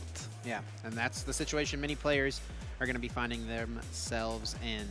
Let's take a quick look and recap at our caster predictions coming into this weekend. This is what the 4 of us casters plus our host Boo decided as our choices for what we thought would succeed at the tournament this weekend. And I gotta say, Pablo, you and Kyle hit the nail on the head because it has definitely been a cold front situation here in Indianapolis. Chien-Pao has been dominating this tournament. Yeah, I gotta give a shout out to Boo as well with that Silene, because the only deck that really plays Silene is Chien-Pao as well, right? So that notch right there, I think people are tired of Charizard, right? And yeah, Chien-Pao is the best answer to it. And speaking of Charizard, I mean, looking at the breakdown of what decks players are playing, trying to get into top 8, there's really only one person I think that has a chance to make it into cut with the Charizard EX. We'll talk about that momentarily. On my end, you know, I went with the Pidgeot EX, thinking, you know, it's played in Charizard. It was one of my picks for Orlando. It's played in Control as well, and there is a player, Grant Manley, out in the field still fighting into potentially getting into top 8 if he can win this round with Pidgeot Control. Here's our day 1 meta share breakdown. Of course, Charizard EX remains the most popular deck in the room. Chien-Pao holding up that second place spot. And then a bit of a steep drop off there, you know, into the Lost Tinas, the Arctina, Ancient Box, and Lugia to round out day 1. And moving into day 2, it was a lot of the same. Charizard still did remain the most popular deck here in day number 2, and Chien-Pao not too far, a decent bit behind it, but, you know, solidly in second place. Indeed, and Gardevoir, the big winner, right, as well, going into day 1 where it wasn't even amongst the top 6, but a lot of really good players chose to bring Gardevoir to a tournament, made it into day 2. I'm not so sure if they're at the very top, but good conversion there. Giratina Vista also a little bit of a drop-off compared to the day 1, but yeah, I mean, I'm not surprised to see any of these decks here. It's a lot of Charizard and a lot of decks that should be able to go toe-to-toe against Charizard. Yeah, I think the biggest surprise here may actually be the Arceus Giratina at the 3rd spot here in day 2. I mean, it's a deck that's kind of hung around in the metagame, but I don't think really something that many players were predicting to be a great play for this tournament. But, you know, it's doing solid here in day 2. Yeah, Arceus Giratina is not a deck that we have seen make top 8 just quite yet, as you mentioned, Chip, but I mean, it can play Iron Leaves. It has a lot of disruption, right, which perhaps not a lot of decks are able to withstand. That continues judging and Ionoing over and over. So definitely very surprising to see that maintain its stop at the top. We'll have to see how far it can get in the tournament. Let's take a look at our standings going into this final Swiss round. What players are seeded the highest at this point? It is Grant Shin, the CEO of Chien-Pao, leading the way with a 12-2 record. Should have himself locked up a spot into top 8 once again. I know that's something he will be very excited about. And then we've got Andrew Hedrick, who started 9-0 in day 1, has had a little bit of a rough go in day number 2, only getting a couple of wins thus far, but he's at 35 match points still. You can see just what an advantage having a great day 1 start can be when it comes to day 2 of the tournament. And tons of other names here that we absolutely recognize in this top 16 thus far. Yeah, Dean Nizam locking up his invite for sure. Andrew Mahone, beloved content creator in the community, doing really well with that Chien-Pao as well. Lucas Xing, a player who has been continually doing well. John Eng, Leandro Fernandez, a Brazilian player, once again close to the top, right? So you never know if we could actually see someone from outside of North America perform in this event. And all of the top 15 players listed here are having an opportunity to potentially make it into our top 8 cut. We'll see who decides to intentionally draw, and then of these 34 to 33 match point players, who's able to make it in. Speaking of which, let's get down to our stream match. We've got our players ready to go. We're about to get our winning in round underway. We have Ian robbed the last standing Charizard from what we could tell, the only Charizard deck that has the possibility to maintain that dominance that we've seen so far, winning every single event. Can Ian get past Paul Miller's Giratina V-Star deck, which is one of the decks that definitely can go toe-to-toe against Charizard? Yeah, I think arguably Giratina V-Star is one of the most equipped decks to handle Charizard, so we'll have to see how this matchup goes. Some interesting things at play here. Ian Robb is the defending Indianapolis regional champion. He won the last time we were in Indy back in 2022, so he's looking to reclaim that title, you know, and also add a 6th regional championship victory to his resume. Paul Miller on the other side of the table, a bit of a hometown hero. I heard he's from Anderson, Indiana, just a little bit outside the city. He's here at his local regional championships looking to make it into top 8. Yep, the hometown hero, as you mentioned, Chip. Poised, yeah, with the deck that if you're choosing to play Giratina, you want to go up against Charizard, right? So off to a decent start. Prime Catcher falling into the prize cards, at least it's at the bottom. And over on Ian's side, nothing too impactful, I want to say. Yeah, that Cleffa, I guess, could be problematic depending on what Ian's opening hand looks like. If he's only got Poffins, no Nestfall to go get that Rotom B in play. Maybe could stunt his setup in the early game. Potentially that Collapsed not being available could be something Ian would like to use to remove a liability from play. We'll see how it all plays out. Now taking a look at both of these players' lists, there are some interesting things to highlight. The ace pick of choice for Ian, which has been a subject of a lot of debate, right, for Charizard, it is the maximum belt. Interesting. Very interesting to see here. Absolutely. Let's get into this game. Ian Robb is going to kick things off. He is going first, leading with that Bidoof. Bibarel becoming such a powerful support option for these Charizard players. And it's not the strongest of starts. Ultra Ball is not the Pokemon search card you really want to be leading with this deck. Yep, having a tough time choosing what else to discard along with the Radiant Charizard. The Radiant Charizard you can recover at some point, of course, and the choice was between Arven or Iono. Ian deciding to keep the Iono for the follow-up turn, and I'm gonna thoroughly check his prize cards after searching for that Charmander. And it is Charmander being brought to the front of the deck at this point. Of course, Ultra Ball allowing Ian to discard 2 cards from his hand in favor of searching 1 Pokemon from the deck. Ian kind of wincing, grimacing at the decision he was having to make. Arven going down is not ideal. It's a really solid option in a future turn. You can get yourself an item card like a Buddy Buddy Poffin, a Rare Candy, an Ultra Ball, whatever you need to keep getting your setup rolling. And also a tool card often comboed with that Forest Sealstone. So being down at one of those supporters pretty early, definitely a little annoying. And he also did prize on Arven, so he actually has 1 Arven left in his deck right now. Yep, 1 out of the 3 that he does play. So that could come into play, right? Because Arven is so useful to search for those items and tool cards that you mentioned, Chip. Now, I have to assume that Paul won the coin flip and chose to go second, given the current situation. And now it's on Paul to really take advantage of Ian's very slow start.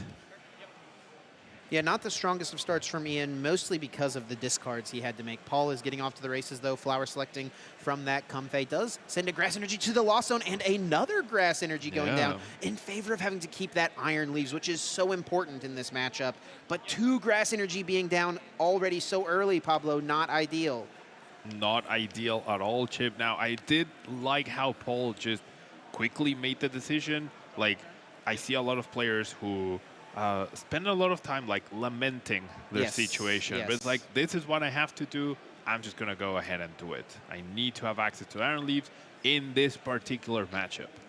Paul ends off the turn with the Abyss Seeking of Giratina V, looking at the top 4 cards of the deck, adding 2 to the hand, I believe, finding yet another Grass Energy. Was very quick to keep that. I'm very much enjoying the pace of play for both of these players. Like you said, Paul making decisions quickly, and Ian is also someone who's known for playing pretty briskly, making quick decisions. Ian's going to lead off his second turn with a Buddy Buddy Poffin, finding a Manaphy and a Charmander, adding those directly to the bench, and then follows it up with that Iono supporter card, shuffling both players' hands to the bottom of the deck. Usually a great response right after your opponent has used Abyss Seeking. Yep, you know they kept 2 very good cards, right? Therefore, putting them at the bottom is going to be very nice. Now, Ian's top deck off Buddy Buddy Puffin was very, very good.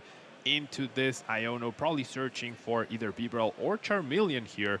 No, it's Rotom to get the extra cards. Does have an Arven, does have a Charizard, so we're definitely going to see Charizard EX hit the board next turn. But as the Giratina player, it's always nice when your opponent doesn't get turned to Charizard. Yeah, I will say as a Charizard player, you don't really necessarily feel the need in this matchup to go super hard to hit into a Giratina right away. You're not taking a prize card.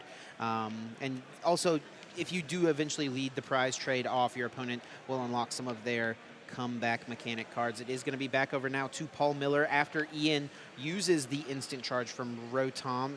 Paul immediately benching Radiant Greninja using concealed cards, discarding a basic Psychic Energy, drawing 2 from the top of the deck, has a few options here. Will go with the Nest Ball, the item card of choice, searching the deck for any basic Pokemon, putting it directly onto the bench. A second Giratina V would be pretty nice to establish. No Colress found, though. That Colress that he kept from their Bee Seeking is now at the bottom of the deck, as we can see on screen. And so we are probably going to see an Bee Seeking now. As you mentioned, Chip, getting ahead as the Charizard player does open up those comeback cards that we were talking about for the Giratina player. However, it is very important to have some damage on the Giratina. Sure. Otherwise, hitting 280 damage is not easy for a Charizard deck in the beginning, in the early stages of the game.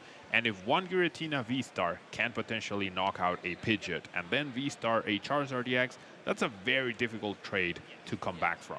I honestly may like to see Ian go with a Heat Tackle if he could piece that together, get a little damage on that Giratina to make it more manageable to KO later on. That, of course, would also open up Ian's comeback cards, having that copy of Counter Catcher in his list. Actually, yeah, 2 copies of the Counter Catcher for Ian in this tournament. Paul Miller thinking through the last bit of his turn here. It will be the Abyss Seeking and a card inadvertently revealed, I believe, when he was pulling the cards off of his deck to Abyss Seeking. This Colress fell out of the middle of Paul's deck. Yup. I mean, it was clearly accidental. There's nothing to be gained by doing this. It's from the bottom. Now it's been put at the top. It's going to be shuffled here. Yep, it should be shuffled. Shouldn't be. Yeah, hopefully this is just going to come away as a warning. And I think that is what it sounds like is going to be. We'll get word and confirmation shortly. I would really hate for something like that to turn into a prize penalty, especially when we've got a game like this that's shaping up to look like a pretty competitive one. Paul is going to just go with the Abyss Seeking, immediately choosing 1 card to keep, thinking through what the second one should be now. Yeah, it's always tough because anything you send to a lost zone is now gone for the rest of the game. No way to super art it back, no way to pulp it back, and it is a boss's orders and an energy. Another energy. That is the 3rd energy card in the lost zone already for Paul Miller, with 0 lost impacts being utilized. Ian is going to kick off his turn with Arven. That is the last Arven remaining in the deck, but it is going to be a great combination of cards here. Found the Rare Candy and that Forest Sealstone. Can piece together the Pidgeot for Ian Robb, which can most likely piece together a Charizard. We're off to the races. Now, as you mentioned, Chip, I love the pace of play from both players. I wish every round we got to see was like this. See Ian establish the Pidgeot. Rare Candy Charizard has everything in hand ready to go. Has not even used Quick Search yet, so still has that as an option. And it looks like Ian is going to be going in with the Charizard EX as the attacking choice. Quick Search can be utilized at this point. He has already played a supporter card, no Counter Catcher live, so it is going to be a hit into this Giratina V at this point. Yeah, I think establishing the Bibarel, give yourself backup cards. There was also a little bit of merit of establishing the Charmeleon just so that you have the potential to have an easier Charizard afterwards, but I do like this Bibarel a lot as well. Any extra resource that you have, in case you need to piece something that requires a lot of cards at once, goes really well with these 2 support Pokemon. Burning Darkness dealing just the base 180 damage at this point. Of course, that attack will get more powerful as the game progresses, but Paul Miller yet to strike, yet to take a knockout. will only take 180 damage from that attack. Now back over to Paul Miller's turn. He's got quite a few cards in hand, about 8 or 9 to kick things off. We have not yet seen a Colress's Experiment be played from Paul, but he has still managed to get 7 cards in the Lost Zone at this point. And here comes card number 7, Lost Vacuum. Will get rid of the Forest Seal Stone. It's already been used for Ian Robb, so not too big of a deal, but this gets Paul over that 7-card threshold. Mirage Gate now being online. Yep, and with 2 potential grass energy available, we could see the Iron Leaves to take down the Charizard. We could also potentially see a Boss's Orders Giratina V-Star take down the Pidgeot, but with 1 Boss's Orders up here, I'm not sure if there's another copy chip. There are 2 copies of Boss's Orders. Yes, yeah, 2 copies of Boss in Paul's list, so we'll need to find that other copy. Does have a couple copies of Pokegear to potentially dig for it later on. Mirage Gate will throw a couple of energy cards onto the active. Second Mirage Gate incoming. 2 more energy cards being put into play. That Iron Leaves play is available. Yep. And is it in Paul's hand already? It is. It is in Paul's hand, I do believe. So can be absorbing this grass, probably the water, this grass as well, switching immediately and taking down the Charizard, which always feels really nice, right? In this 2-2-2 price trade that we're always talking about, this is a way to do it. We will see the switch cart actually getting a bit of a healing factor into the mix here, using the Flower Selecting in order to look at the top 2 cards. We'll add 1 to hand, send 1 to Lost Zone. It's a Giratina V-Star and some other card. Didn't quite catch what it was. Paul having to think about it for just a moment. I think it might have been a Colress.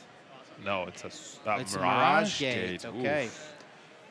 And here it is, that Iron Leaves being put into play. Rapid Vernier, bringing it into the active spot, and Prism Edge incoming will take the 1-hit knockout on Charizard EX. Now, this is an ideal situation for Paul. You have this threat that your opponent has to deal with no matter what, and you have your Giratina V-Star completely out of range of another Charizard EX hit, as they're only doing 240 damage right now. Even with a choice belt, they'd still be 10 damage short. You know what's pretty interesting as well is that Paul using the switch cart is going to put this Giratina V out of range of some sort of Heat Tackle plus choice belt or Defiance Band play that Ian maybe could have gone for. So now Ian will be forced to get through this Iron Leaves by potentially putting another Charizard in play. Maybe his only way to deal with this Pokemon, and that's going to open him up to being hit with a potential Star Requiem or maybe even another Iron Leaves EX. Yep, there is the possibility of Super. Now, 3 Mirage Gates have been exhausted, right? There's 2 over here, there's this one over here. So getting more energy into play will be a little problematic for Paul potentially in the future. So it's very important to keep that in mind and be as cost efficient as you can be and make that last Mirage Gate count. Ian Robb playing the Super Rod will shuffle up to 3 Pokemon and basic energy from the discard pile back into the deck, choosing 2 basic fire energy, and that Radiant Charizard certainly going to be a strong option to potentially close out the game here for Ian Robb. Has the Bibarel to still use Industrious Incisors, will be a draw of 4 cards here, finding a Charizard EX for a future turn. Both of the energy that I think he just put back. And then Lost Vacuum, not going to be super useful at this point. In fact, it is unplayable with no tools or stadiums in play. Burning Darkness takes the KO. Ian Robb able to tie things up. What is Paul Miller's response? 8 cards currently in the Lost Zone. If he can get to 2 more and find a Grass Energy, Star Requiem will be online. And finding the Grass Energy here could be the issue, Pablo. Yep. We know where all 4 Grass Energy are. Yep, there's 2 up here, there's 2 in the discard pile, and funnily enough, there's still 4 Colress left in the deck. Not a single Colress has been played so far, so Paul, this might be the turn where he has to take a small break. He does have Supra to recover the Grass Energies. But is that 4th Mirage Gate in the hand? That would be a big question here, and I'm not sure that I see it. Is going to dig a little bit further with Flower Selecting number 2. Top 2 cards being surveyed here. Will he finally find a Colress? Not quite. I think it is a Pokegear 3.0, but is actually going to choose to get rid of that, keeping the Temple of Sinnoh. Interesting. I mean, maybe at this point, oh, there is a Colress in hand. Maybe the Temple of Sinnoh, in case, Paul doesn't know Ian's exact 60 cards, he might expect a missed energy, so trying to play around that possibility. We have the privilege of having the information of knowing that there isn't any missed energy to worry about, but Paul doesn't know that. Yeah, I think it's pretty wise to keep that option hanging around at least. Keep yourself having an ability to pull off the one-hit KO if necessary, and especially in a situation like this where you may not be getting a knockout this turn. The only way Paul's going to be able to do that is if he can use Radiant Greninja to potentially draw into a Grass Energy. He has concealed cards available. Oh, but he's got that fourth Mirage Gate. That is a huge card to have here in the hand. This is going to line up very nicely for Paul Miller. That is a very great card to have indeed. Will allow him to start Requiem. Also has the Jet Energy ready to go to bring this Giratina to the active already. So gonna go down to 2 prizes, and one hidden blessing, if you will, for Paul of not finding those Colruses early is that even if Ian plays Roxanne or Iono, there's still plenty of potential draw for Paul. Not only the Colruses, but also Roxanne. And Roxanne more than likely will be Ian Rob's play this coming turn. Ian's going to have a pretty solid response to this Giratina V-Star in the form of Radiant Charizard.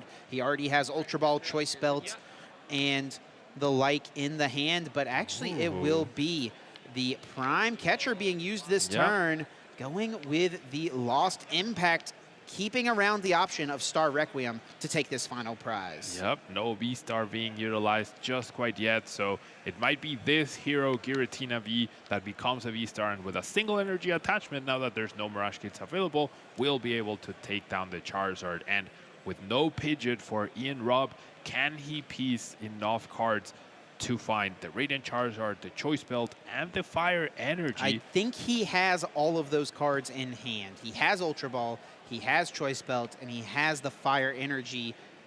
Does not have a Disruption supporter. I think that is the one thing that Ian Rob would love to find here, and he may have to rely on Industrious Incisors to get him there. Here comes the Ultra Ball, finding out that Radiant Charizard potentially, no, it will be Lumineon, really valuing the potential of Roxanne coming into the mix. And that is going to be the choice here for Ian, crossing his fingers. Radiant Charizard no longer an option. Yep, not choosing to go for that, just trying to go for the direct knockout on this Giratina, putting the boss's orders back to try and hunt down this Giratina for his last 2 prize cards. So can Paul piece out Giratina V-Star and a Grass Energy off of a 2-card hand? Ian is going to be leaving it up to fate here. Is Roxanne a lie? That is the big question at this point. Playing that card, Ian will shuffle his hand into the deck as Paul does the same. Ian will get 6 cards from the supporter played this turn. Paul will be limited to just 2. As you mentioned, though, plenty of Colress still hanging around in Paul's deck. But there are also a ton of unuseful cards at this point that could come back to bite Paul. He has plenty of draw options available with the Flower Selecting. He's got Radiant Greninja in play as well. Ian Rob finding his 6 cards. We'll throw that Maximum Belt onto the Beaverell. Don't think we're going to be seeing a Tail Smash. It will just be the knockout. Burning Darkness. Paul immediately promotes the Comfey. Draws return. What does he have? No Mirage Gates available anymore. We're going to see a Nest Bolt to start off with the Thinning. Iron Leaves is back in the deck, which I really wonder if that was a good choice, because with no more Mirage Gates, your chance of using it are probably not great, and it's not a card you want to find in this situation, right? Energies become draw for the Greninja, but what is that Iron Leaves doing with no Mirage Gates available? Paul needs effectively a 3-card combo. He must find a Grass Energy, he must find a Giratina V-Star, and then also a way to get it active, be it a Switch, a Jet Energy, some combination there is what he needs. A Colress's Experiment would certainly be a welcome addition to the hand, and it will be a Giratina V sent to the Lost Zone. Looks like a Temple of Sinnoh kept it this time.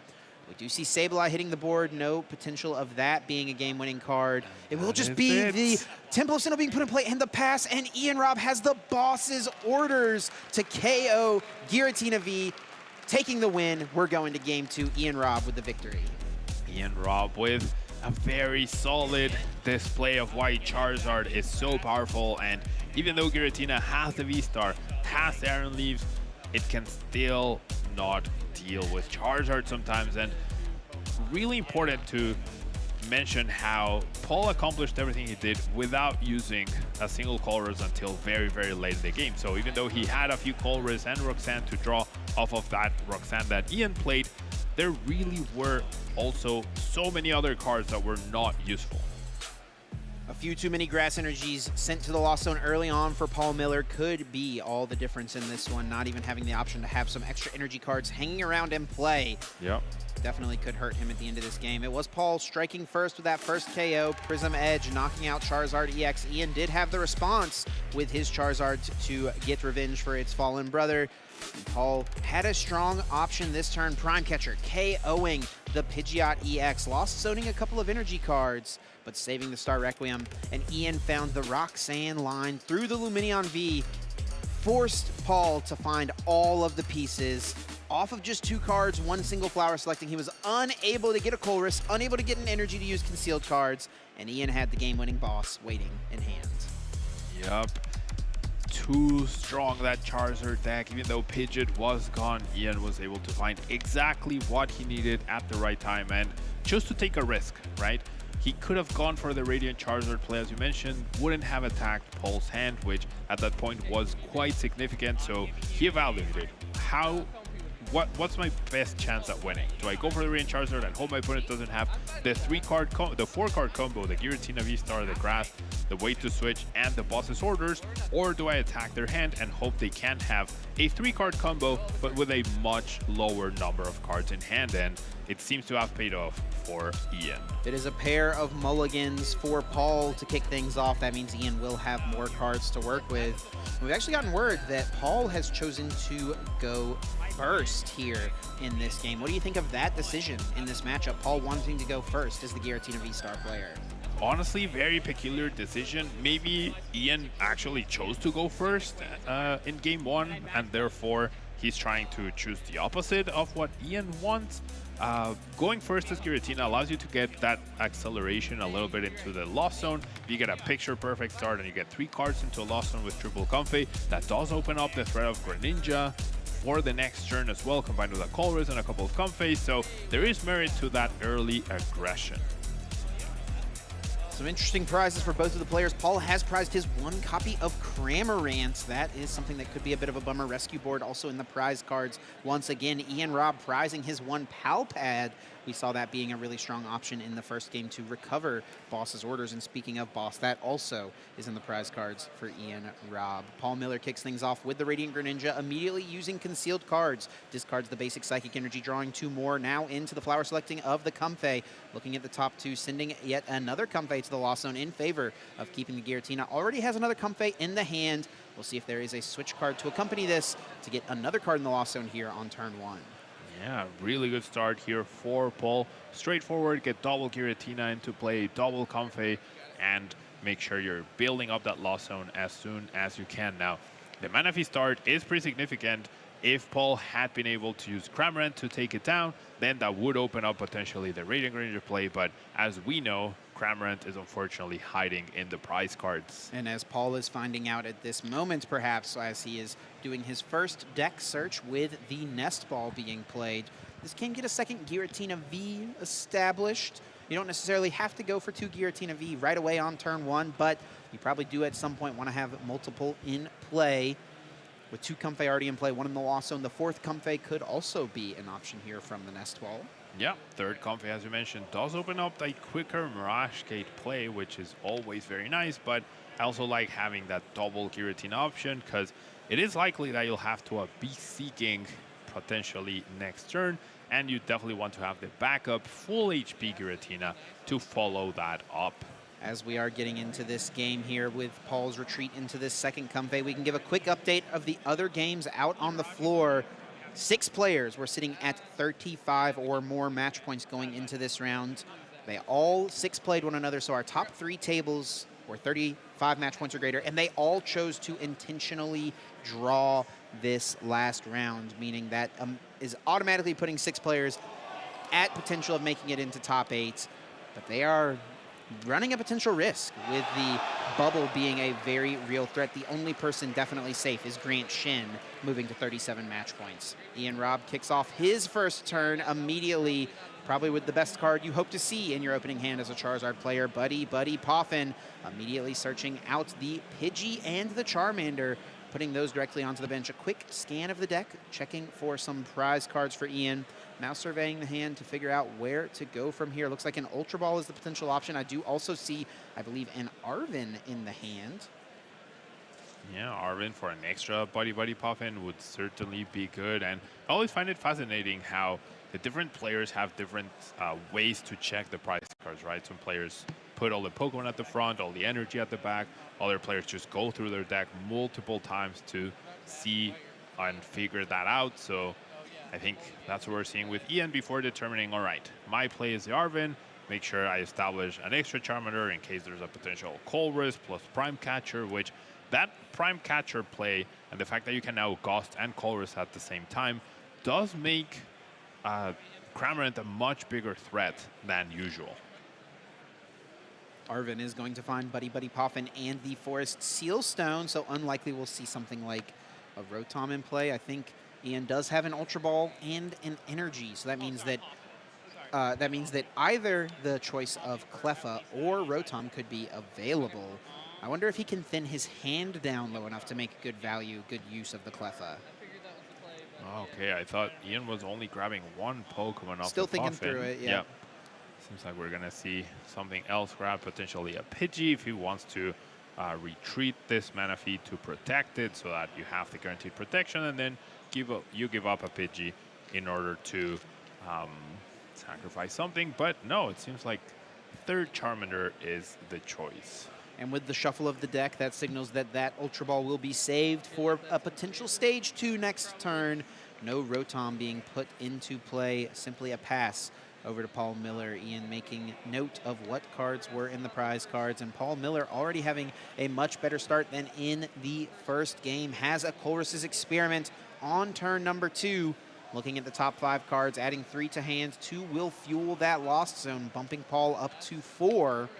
There is still the possibility of a quick Mirage Gate, but feels much less useful when your opponent has that Manaphy in play. The quick Shred with Giratina V doesn't seem like a great play when your opponent would just be able to respond with the KO, so more than likely, as you mentioned, Abyss Seeking will be incoming shortly. Yeah, I think getting to 8, waiting for your opponent to establish any 2-price threat, right? The Pidgeot, the Charizard EX, so that you can be more cost-effective, not only with your energies, but also with your attacks and your prize cards. So as Giratina, you want to be, take it slow and steady, wins the race, get those double Giratinas, build up your Lost Zone, and have every attack available. And if Ian misses a beat, then you can potentially use Sableye to take down 2 prize cards in a single turn. We will see Flower selecting number 2. Finds a Super Rod and a Boss's Orders, does send that Super Rod to the Lost Zone. Also worth noting, Paul did send a Colress's Experiment to the Lost Zone off of that initial Colress that was played. And Temple of Sinnoh being put into play early for Paul Miller. Back over now to Ian Robb, who is going to put the Luminion V in play, using that Luminous Sign ability to search the deck for any supporter card, adding it to the hand, and it looks like Iona will be the choice. Yeah, no way to guarantee the Pidgeot, it seems, or unless he already has the pieces that he needs in his hand. Does have the Forest Sealstone, right? That was searched the previous turn. So maybe we're going to see Pidgeot set up into Iono, and then if you find Rare Candy, you quick search for Charizard. If you find Charizard, you quick search for Rare Candy, and you are good to go. Now, what if you already have the Charizard in your hand? Do you just use the quick search before your supporter? I would say so, yeah. And that's the situation I think Ian finds himself in, as quick search will be used immediately for the second Rare Candy. Now, I want to shout out this Rare Candy. This Rare Candy is like 15 years old, I believe. Yeah, I think originally from the Great Encounters expansion, I want to say. Diamond and Pearl, 2009, 2008, somewhere in there. Definitely an old school look. Ian was a young boy back then, but he was playing the Pokemon TCG. Ian actually has had, we talked about his Masters accomplishment, obviously a 5-time regional champion. He got 2nd place at NAIC last season, losing to Cyrus Davis. But he's also a runner-up at the World Championships in the Juniors division, losing back in 2012, I want to say, maybe 2011, to Gustavo Wada, who won that World Championships. Yeah, so Ian, despite his young age, I would say a veteran of the game, honestly. Absolutely. We do see that Charmeleon being established. First time we're seeing it hit the field in this set. And Ian will be putting on the pressure here. Retreating Manaphy, Burning Darkness KOs the Comfey, forcing Paul Miller to have some answers. A great time to take this KO right after using Iono. Paul had time to build up a pretty sizable hand. And what is he going to have here? It will be Course's Experiment, a great way to lead off the turn. 5 cards from the top, looking for some way to piece together an attack. Potentially that Iron Leaves being worked into the mix. Will Paul be able to find all the cards necessary? Yeah, with the Comfey going down after this Colress, Paul can realistically get to 9 in the Lost Zone, but getting to 10 might be a little out of range. So either the Iron Leaves or a potential Counter Catcher or Prime Catcher KO on this Pidgeot would be Paul's ideal play here. Mirage Gate now online. 8 cards in the Lost Zone. There will be 2 basic energy cards of differing types pulled from the deck, put directly into play. Basic Psychic Energy and Basic Grass being the choice. I do think there was already another Basic Grass Energy in the hand. So if Paul can find specifically the Iron Leaves, he would be able to pull that play off. Now, the interesting thing about Iron Leaves is that its ability only works when it is put from the hand onto the bench. You cannot use it via Nest Ball being the option. So Paul will have to find that Iron Leaves itself specifically. Nest Ball will not do.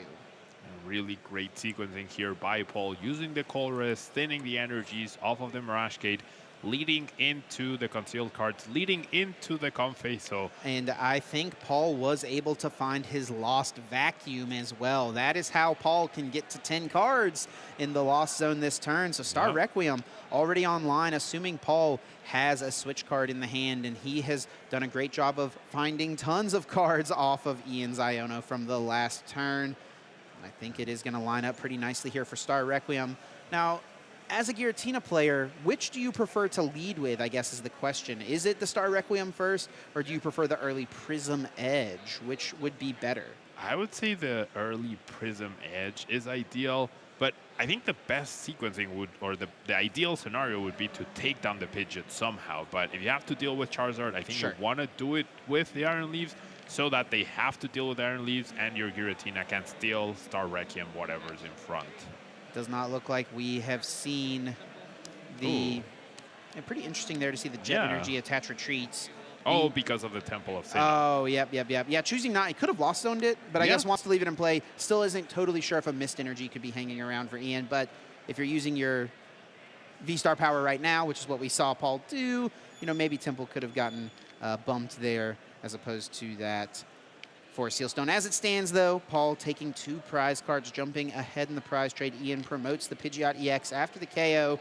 Of course, that Pokemon so powerful with its quick search ability, but also having free retreat makes it an excellent pivot. And speaking of quick search, that is what Ian will use right away, bringing Charizard EX to the front of the deck as an option, already moving the fire energies around. One of the nice things about getting that Charmeleon in play is that it makes it much easier in following turns to get Charizard EXs established, and even actually has a rare candy, so Charmeleon can be an option later on. Yep, setting up the Charizard, or the final Charizard through the Charmeleon, much easier than finding the 2-card combo that you mentioned, Chip. Now, Ian does have a clear knockout on this Giratina if he has access to Prime Catcher or Counter Catcher or anything of the sort, but this is the ideal situation for Paul because this Giratina is out of range of pretty much everything other than a Radiant Charizard, as we see the Counter Catcher being played. It will be the Counter Catcher being played. Ian having a quick ask of how many cards are in Paul's hand, thinking for just a moment. I agree with you, Pablo. It does seem like the pretty clear choice would be the Giratina V, but could Ian be thinking of something else here? Might be. I mean, he's definitely having extra considerations. Is it going after the Comfey? Yeah, seems like it. Oh, this is kind of I think, a late game play from Ian Robb. He is thinking through the fact that he's going to have to be utilizing Roxanne or Iono later on in this game and wants to take Paul's draw power out while he can right now. Yeah, as well as not putting himself in Roxanne range, which he has Pidgeot, but he doesn't have Bibarel set up to potentially get extra resources. As we see the 3rd straight Colress Experiment played by Paul, completely different from game 1 and in a really good spot, I would say. Now, hoping to find... This also doesn't activate counter catcher for Paul either, so Ian really thinking about potentially every possibility and forcing the most resources out of Paul. But yeah, really heads-up decision there from Ian, right? I think many players would have seen the Giratina and chased the prize cards right away. Yay. Yeah, and honestly, that could have been Ian's potential downfall, as now he has played around the counter catcher effectively. He has played around the Roxanne as well, but what he cannot play around is Iron Leaves EX. Rapid Vernier, sending it to the active spot. Prism Edge will be picking up this one-hit KO, and Ian will be looking for the response on his side. Third Giratina hitting the field. Second Giratina V-Star hitting the field. Last Super Rod being played.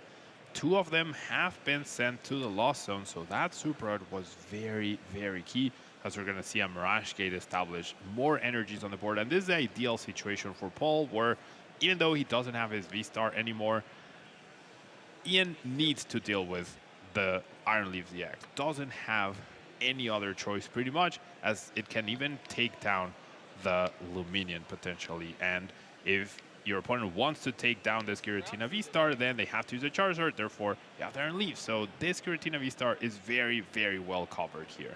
We are seeing a situation, though, where Paul is once again going to need quite a lot on the final turn. He has plenty of things available, still has Boss's Orders, Prime Catchers, all of those things, but he's going to need to find them off of a potential Disruption supporter from Ian. And right away, it's going to be a very similar situation to our first game. Ian, when facing a 2-prize card deficit, 4-2, utilizes Roxanne, takes a knockout, and we'll see where things can develop from here. Bidoof will be put into play as well. No Radzard available now. Collapse Stadium will get rid of the Luminion. Not too big of a deal at this point. If Paul can knock out Luminion, he can also most likely knock out Pidgeot EX. Yep. That attachment on the Manaphy is very interesting. Like, why wouldn't you attach here? What if you draw the Charizard along with Fire Energies or enough Fire Energies to where you can't power yourself up? Yeah, there is definitely a potential where Ian, or maybe it's, I actually am not sure how many Fire Energies are in the discard pile. Maybe Ian is going to have to find the combination of Super Rod plus Charizard anyway, right? And if that's the case, Manaphy is the thing you would want to retreat into this turn. That could be the situation we find ourselves in. There's the Ultra Ball. Does Ian find the Super Rod? I do believe he did. Super Rod will be shuffling back. Some Fire Energy cards. It will be 3. And yes, sure enough, all 5 of Ian's other Fire Energies were in the discard pile, so he knew that he was going to have to find Super Rod to pull off the attack this turn. Ultra Ball found in combination with it, accelerating 2 Fire Energy from the deck into play right onto the Charizard EX. And Ian is asking the question to Paul Miller, do you have it? Do you have Boss plus Energy? And I want to emphasize how if Paul had gotten rid of his Does he have stadium, it? He's got it! What a draw! Roxanne not coming through for Ian Robb. And we're going to game 3 on the winning end to top 8. I was about to say how that Temple of Sinnoh, where he had to attach the jet to retreat, could have instead left an energy on the Giratina V-Star, but turns out Roxanne is a light chip. It came through for Ian in game number 1. Yep. So we're batting 50-50. even here, right? Keep it on average. But yeah, sometimes you go for the right play, which is what Ian Robb did, and they just haven't. Paul Miller finding the perfect 2-card combo off of Roxanne. One immense difference from game 1, though, was certainly the amount of call risk that Paul played this game. Yeah. Therefore, his deck size was so much smaller than the previous game, right? So that increases your chances of finding that 2-card combo. What a game number 2 it was. Ian Robb jumping off to the early lead. The fast Charizard EX able to take the knockout.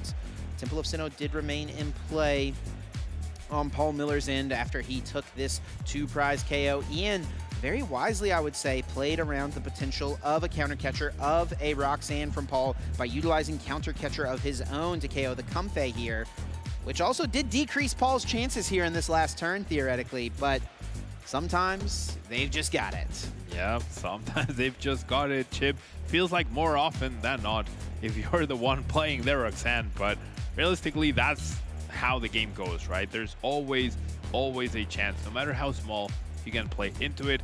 And we saw Paul draw the 2 perfect cards into the knockout of the Pidgeot. Players setting up for game number 3 once again here. Paul Miller has mulliganed once and is now debating which Pokemon to start. Ian did choose to go second here in this game, and look at that. 2 rare candy in the prize cards for Ian Robb. Also, Radiant Charizard being prized 2 games in a row. 2 games in a row, and now it's at the very top, so unlikely to be utilized throughout the whole game. All the while, Paul had a couple supporters prized. I think Paul drew past. Oh. Ian Robb chose to go second. Yep. Paul drew past. Ian uses the Arvin. Buddy Poffin is going to get a immense lead here with the setup. Paul Miller, Cramorant pass. That's not how we draw it up. That's not how we draw it up. Indeed, Chip, as Ian is flying through his cards, has the possibility to just get a perfect bench, draw 3 extra cards, and threatens the rare candy Charizard for game next turn, unless Paul, I mean, hopefully he's holding a Colress, and that's part of the draw pass. Of course, you can't play it if you go first. Right. But hopefully we see that, and we see a more stable setup for Paul. Speaking of stable setups, Ian Robb has an excellent start with a pair of Buddy Poffin, immediately utilizing that Forest Sealstone, the Star Alchemy V-Star power. Makes me believe that Ian already is sitting on the option to potentially get the turn 2 attack. And we'll draw 3 more with the instant charge to end the turn off. And Paul is able to find another basic and also has the Chorus. Okay, we can take a sigh of relief here. We're going to see a game 3. We're definitely going to see a game 3, and we have 10 minutes left on the clock, Chip. So hopefully that is enough to determine a winner. And as both players are playing for their potential spot in top 8, I think if Paul wins, he's definitely in. Yes. If Ian wins, he's on the bubble. So we'll have to see what happens. Yeah, Paul Miller coming into this match at 34 match points. Ian Robb at 33. Of course, 36 being the minimum to have a chance to make it. And you get 3 match points for a win, just 1 for a tie. And the pace at which these players have been playing throughout the entire game makes me think that definitely by the time we get to zeros on the game clock, with the +3 turns factored in, we will more than likely be seeing a winner. Now, from a draw pass to 5 cards in the Lost Zone after this, a BC What a game. turn. Yep, definitely puts Paul in a much more comfortable situation than we thought. However, Ian will be able to get this potential first hit into the Giratina, which is so, so important. Yeah, what a massive turnaround from the situation that Paul found himself in. Ian has plenty of cards to work with. Rare Candy into Pidgeot EX is a great start, and Quick Search will be used right away. Charizard EX already in the hands. That second copy of Rare Candy, the only other Rare Candy in Ian's deck at the moment, will be found. Which is more than enough, right? Those 2 rare candies is what you want, especially in the early game, and hopefully Ian is able to unlock. Now, he does play double Charmeleon, so that will definitely play or help with the fact that he prized 2 rare candies, which is really, really good to see. As long as he can find one. I'm not sure that he has a way to get the other Charmeleon at the moment. It's definitely something he would like to see. I think it is going to be an Iono more than likely as the supporter for Ian this turn. Yeah, even an Arvin for a little trouble to set it up. And it is so clutch, right? Because now with 5 cards in the Lost Zone, there is a threat of the Iron Leaves taking a knockout on the Charizard. And even with the Radiant Charizard prized as well, it could be really difficult for Ian to piece anything afterwards. Yeah, and honestly, the way the prize cards were set out as well, both of Ian's rare candies were up at the top of the prize cards. So he really would like to find a Charmeleon here. And I'm not sure he was able to. And I don't even know if he can thin this hand out anymore to draw with Beebrel's Industrious Incisors. Yeah, that's 5 unplayable cards remaining in this hand. Yeah, can't play Buddy Puffin. So Ian probably considering, is it even worth attacking because of his prizes? I think if he had 1 rare candy available, he wouldn't even be thinking about it. But because it is priced, because there is the potential for the Charizard EX to go down, and he has no follow-up afterwards, I don't think it's correct to attack with the Charizard. Yep. Yeah, he's going with the heat tackle here. It looks like 30 damage laid onto Giratina V. Does make it much easier to KO later on in the game. If you're going to 2-hit KO it, why put your Charizard EX at risk to kick things off?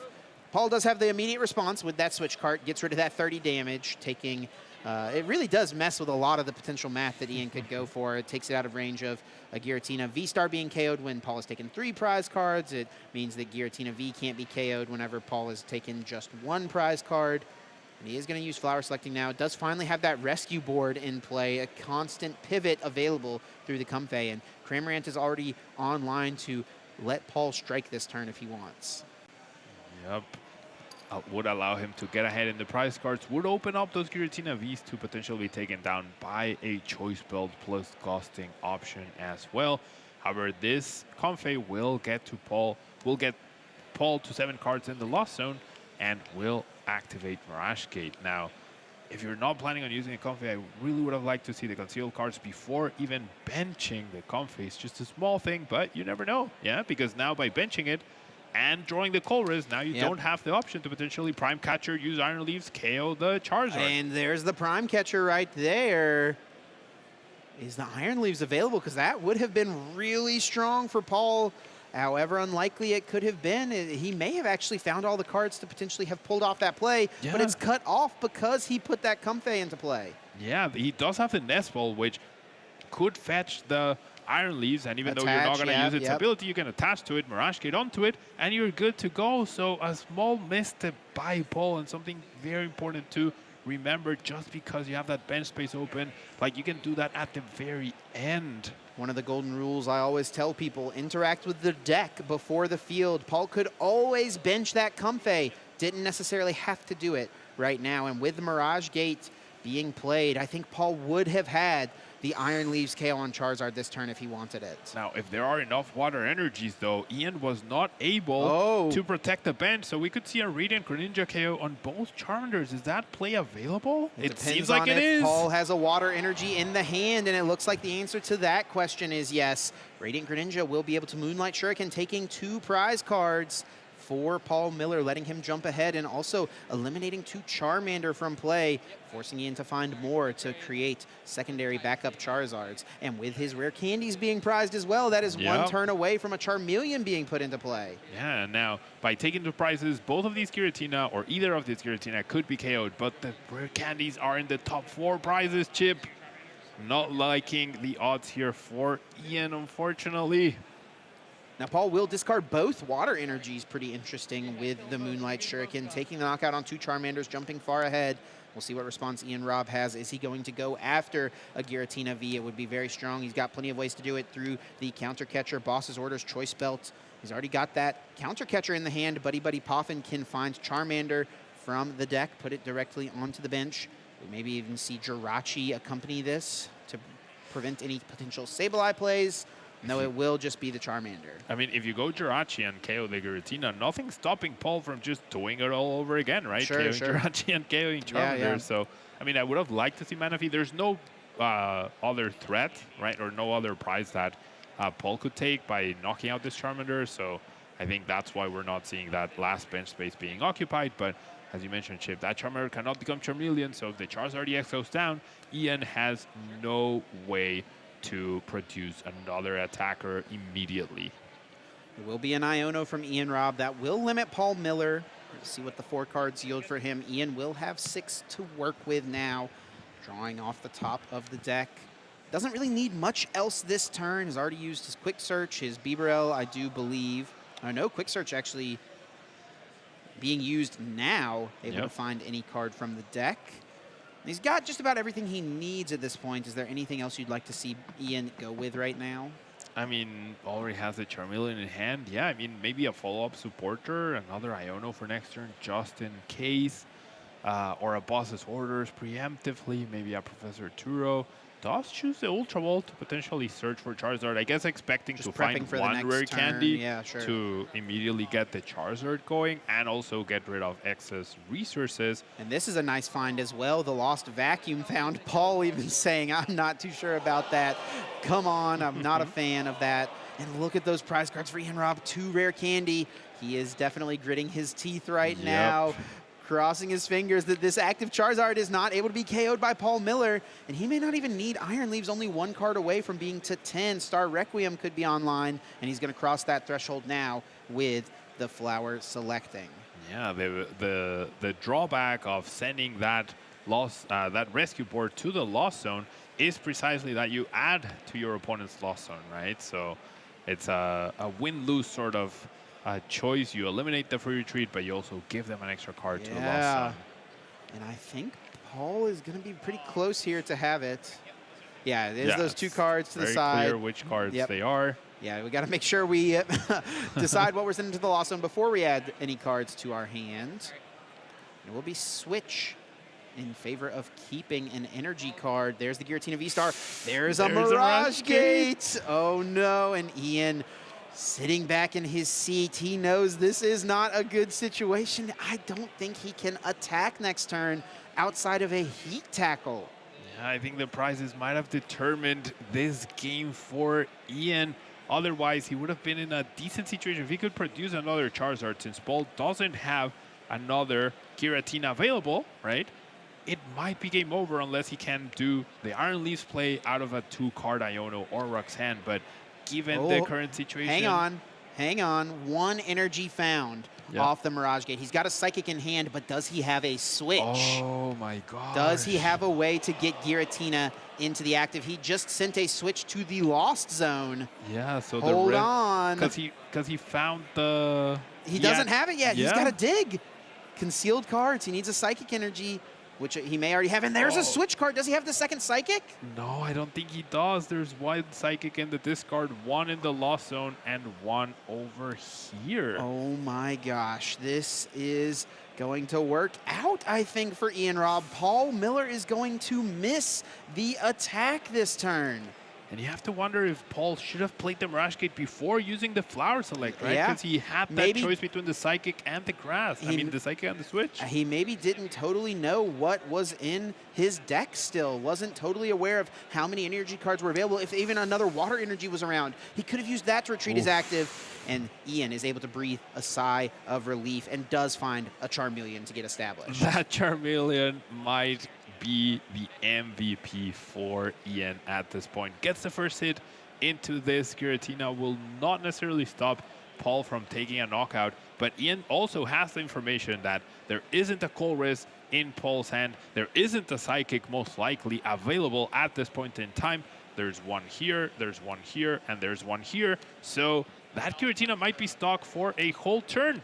What a close margin here. Ian Robb was so close to just being way too far behind in this game, but perhaps a slight missequence. I'm not sure what Paul could have done differently, but he is unable to attack last turn. Can't bench that Giratina with Collapsed in play. And he just has to pass. He has nothing, absolutely nothing in hand. And Ian Robb is going to take down this Giratina V-Star.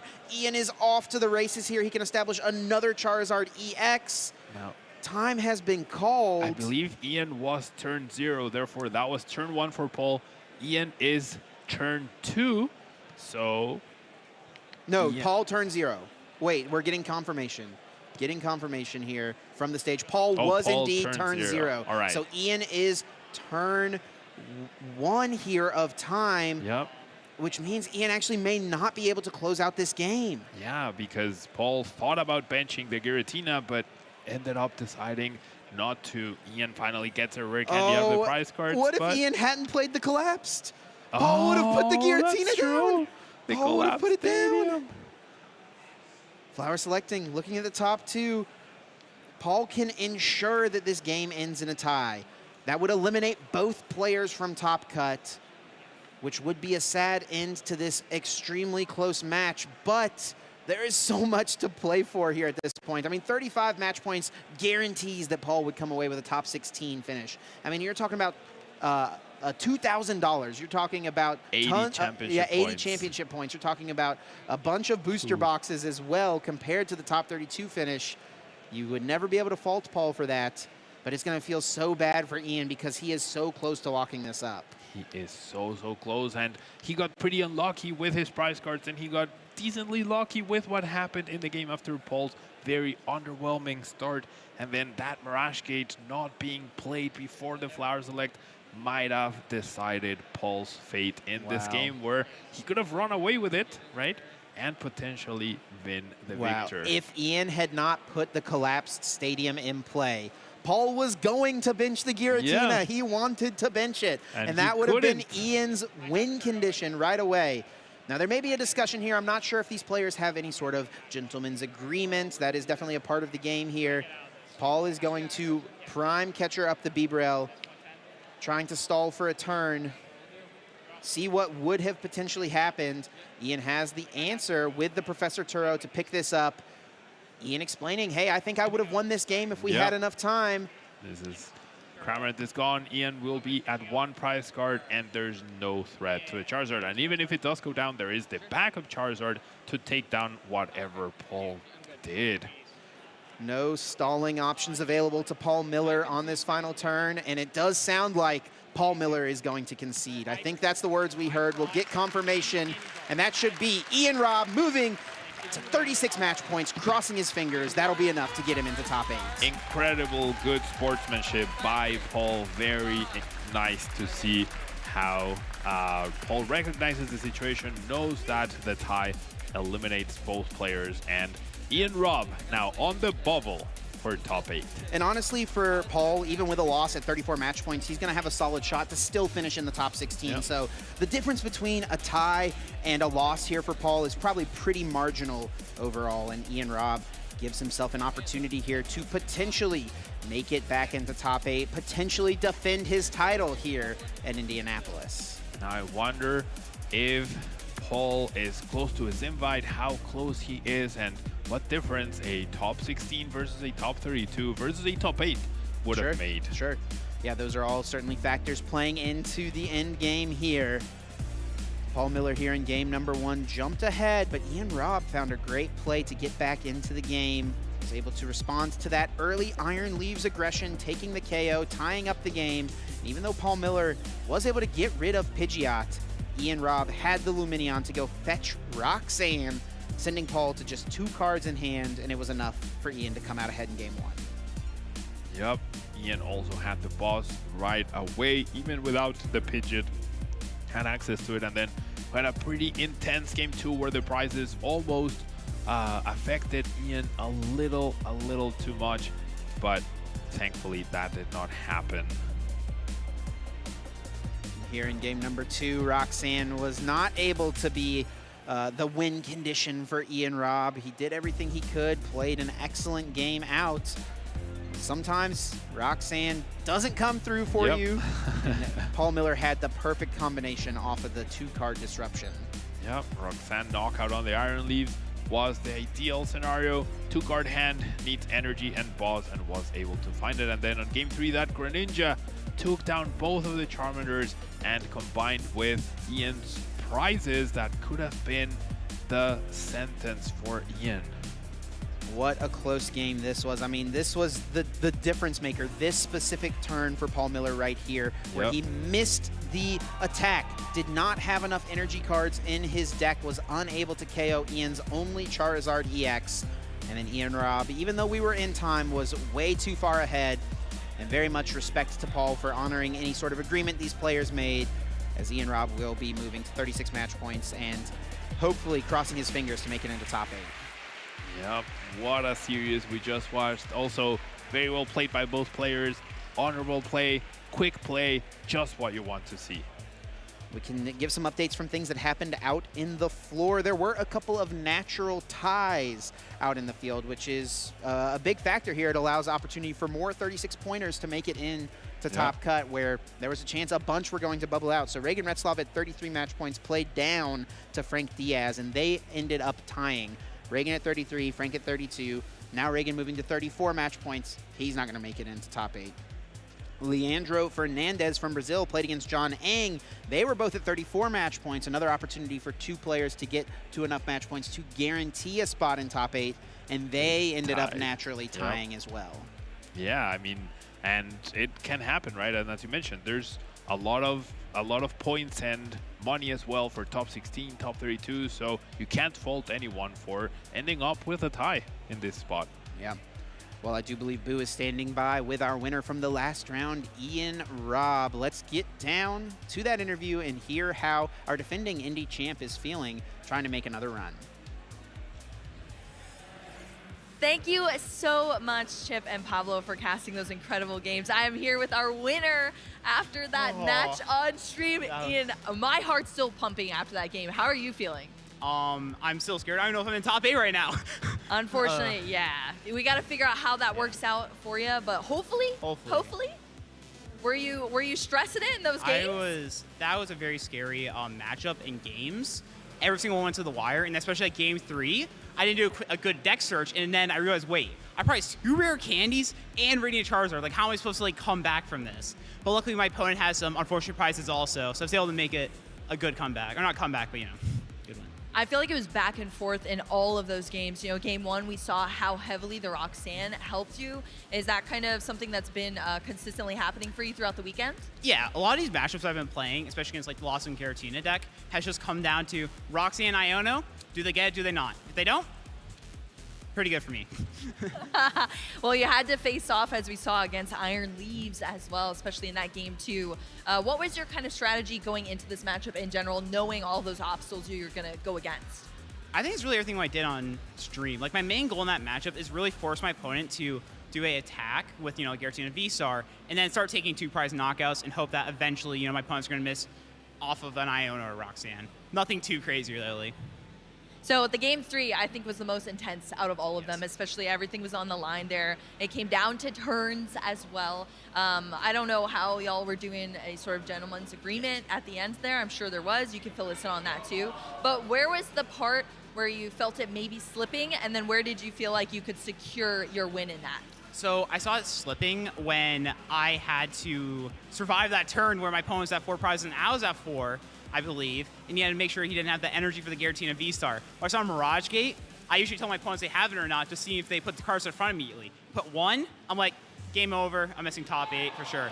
Then I see, looks through it again, only 1 picked, I'm like, I got this. You could sigh, you could breathe finally after that. You could definitely see it. Were you also kind of tracking resources there, Yes. sort of keeping track of what he was discarding as well as lost zoning there? Yes, one of the biggest things against Lost and Giratina is really just making sure how many resources they have left. Because of how their deck functions, they can sometimes run out of certain energy to be grass, psychic, water. So it's really important to be on top of your opponent's resources, especially Mirage Gates. Because they're down all 4, there's a lot of different plays you can make than normal. So what were some of the decks that you faced off against so far in the tournament? Just all the regulars. Charizard, Chien-Pao, Cloth, Giratina, a lot of Arceus too. The normal decks. I think Cloth is the most normal deck I faced today, really. What? Oh my gosh. Well, what was your best matchup that you felt most confident into versus your worst? Probably against other Charizards. My worst is the Pidgeot control deck. If I face it again, top cut, I'm just gonna hope it's not gonna happen. Well, Ian, you are a 5-time regional champion. This is no undiscovered field for you to be in right now. You're still in contention here, hoping to get into top 8 now. But you are also the defending champion here in Indianapolis. What would it mean to be able to defend your title here and win again here in 2024? It would be incredible. Every year so far I played in Masters, I've won a regional, and after having to fight from 0-1 yesterday, being able to win the next 3 matches, becoming the regional champion once again would be amazing. Wow. So what would you say to your competitors who are trying to take you down? Win the coin flip. If you don't, you lose. I guess that's some pretty good advice, huh?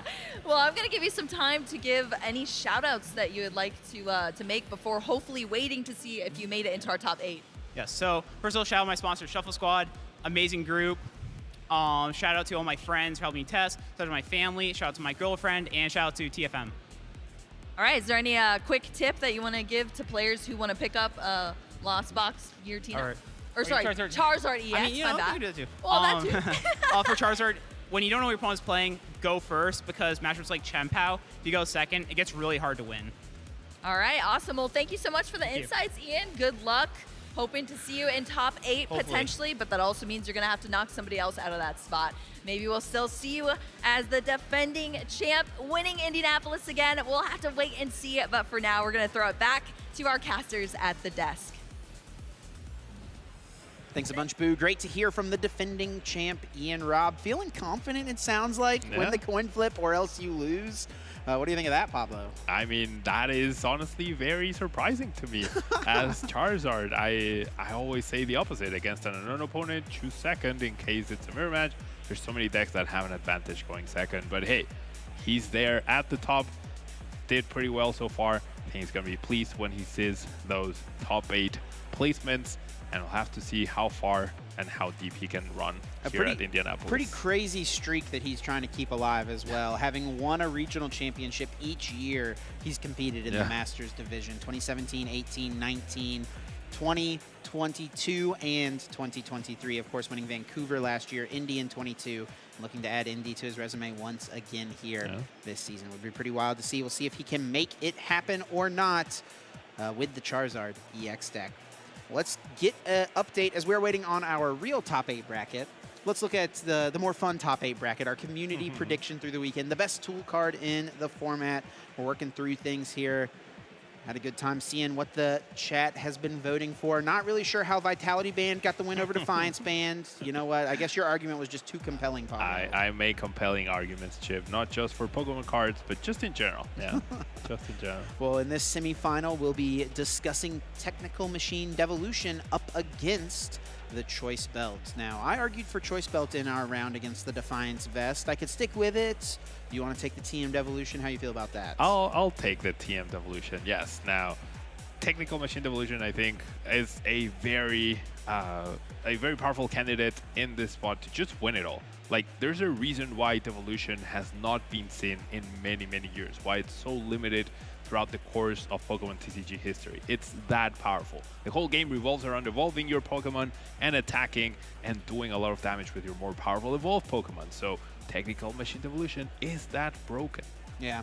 You know what? To be honest on this one, I'm going to just, ride with you. I think Technical Machine Devolution is definitely the best play over Choice Belt. I can't even argue for it, to be honest. I mean, Choice Belt's great. Don't get me wrong. I think it is very solid still in the format, and it fits very nicely into certain decks, and we may see it win this whole event with Ian Robb if he can get into top 8, but I mean, Technical Machine Devolution we have seen become a mainstay. Even Evolution decks playing it, the Charizard EXs. I expect to see a clean sweep in the chat. Technical Machine Devolution taking down the Choice Belt. Yeah, I think Choice Belt has had a very good run, right? It's been good for many, many years, but it's EX's time to shine, and Choice Belt is just out of style at this point. Yeah, you'll have to forgive me for going off script a little bit, but yeah, I mean, how am I supposed to argue Choice Belt against Technical Machine Devolution? There's just no way that's happening, right? Yeah, that's a tough one. I mean, Vitality Band versus well, how did that happen? I mean, let's recap honestly, that. Yes, what are we doing? Yes. Come on. I provided the most compelling argument, but I did not expect to come out the victor in that one. Oh, my goodness. Well, yeah, I mean, yeah, maybe that's the reason I should have stuck out the argument, to be honest. If you're, I don't know, maybe not if I'm competing against you for the debate here. But yeah, Technical Machine Devolution. I mean, Choice Belt is great, don't get me wrong. Yeah. Feel free to vote for it if you want. I mean, Choice Belt has won world championships, Hang on, right? let me hop over to Twitch real quick. Choice Belt has definitely won world championships in the past. It's a very powerful, useful tool card. Still to this day, it's played in the best deck in the format, which is Charizard. But unfortunately, doesn't help you against Qianpao, doesn't help you against Charizard, doesn't help you against Pidgeot, against Gardevoir, and all the future Pokemon EX that are going to be released. Yeah, it's definitely true. I mean, as time goes on, Choice Belt gets just a little bit weaker. Yep. You could, wear those rose-tinted glasses and think back to the many great times we've had with Choice Belt over the years. Of course, Mew VMAX being a great user of that card, Arceus V-Star as well. Yeah. I mean, those decks were absolutely dominating earlier on just a couple of years ago, and Choice Belt was a huge factor for both of those things. Yeah, that 30 bonus damage certainly could make a difference, but now we even have Maximum Belt to add 50 damage to the Pokemon EXs, and even that one's not seeing as much play as you would expect it to be. So Choice Belt, unfortunately, you've played your part, but it's time to let go. Well, I've got some great news, Pablo. We've got our top 8 lined up. We're going to be determining who our Indianapolis, our real top 8, I should say. I know. Ignoring the tool cards here, we're working on the tournament now. Our real top 8 lined up. We're going to be figuring out who those 8 players are and taking a look at that bracket. Let's throw it down to the lounge for Boo, Skarzig, and Kyle to break it down. Thank you so much, Chip. Once again, we are here in the lounge, and we're doing a little before top 8 pre-show here. We're excited to be here to talk about everything that this tournament has kind of shaped up into, because the top 8 is really what it comes down to. Which players made it in, which decks made it in, and what's shaped up from Indianapolis. Are y'all excited to start this discussion? Woo! We got a cold front moving in. Let's just say that. The weatherman over here saw the circulation of the clouds, saw the weather changing. Okay, in defense though, they're the 2 top most played decks. Okay? It's 11% of the meta and 50% of top 8. Well, absolutely impressive. Let's take a look at our meta share here, so we could just jump into that first. See what we're working with into our day 2 here from our players, and what decks we saw as far as our percentages. Maybe we'll take a look at day 1 first and then go into day 2. Nah. Nope, we're just gonna start day 2. Here we go, getting straight to the point. 26% there at the top with Charizard EX. Of course, I do want to give a little spoiler alert. Ian Robb, who I just was able to interview, that is piloting Charizard EX, did indeed make it into our top 8. So that's going to be at least one of the decks you're going to see in top 8. Yeah, congratulations to him. And Charizard EX, kind of known for having very high representation across the board, and slowly but surely that conversion tends to whittle down as the players who are very familiar with the Charizard matchup start to weed out the lesser players. Yeah, this has been a really interesting event. Of course, you see the day 2 conversion rate. It's a little bit higher for Charizard. There was, 24 in day 1, and a little bit higher for Chien-Pao as well, just a couple percentage points. But you see the other decks that they're running into. These are all matchups that they feel like they can compete against. Chien-Pao, when it runs hot, it can definitely stand that test of time, and it's definitely showed this tournament. I was about to say, are either of you surprised to see so many Chien-Pao perform so successfully here in Indiana?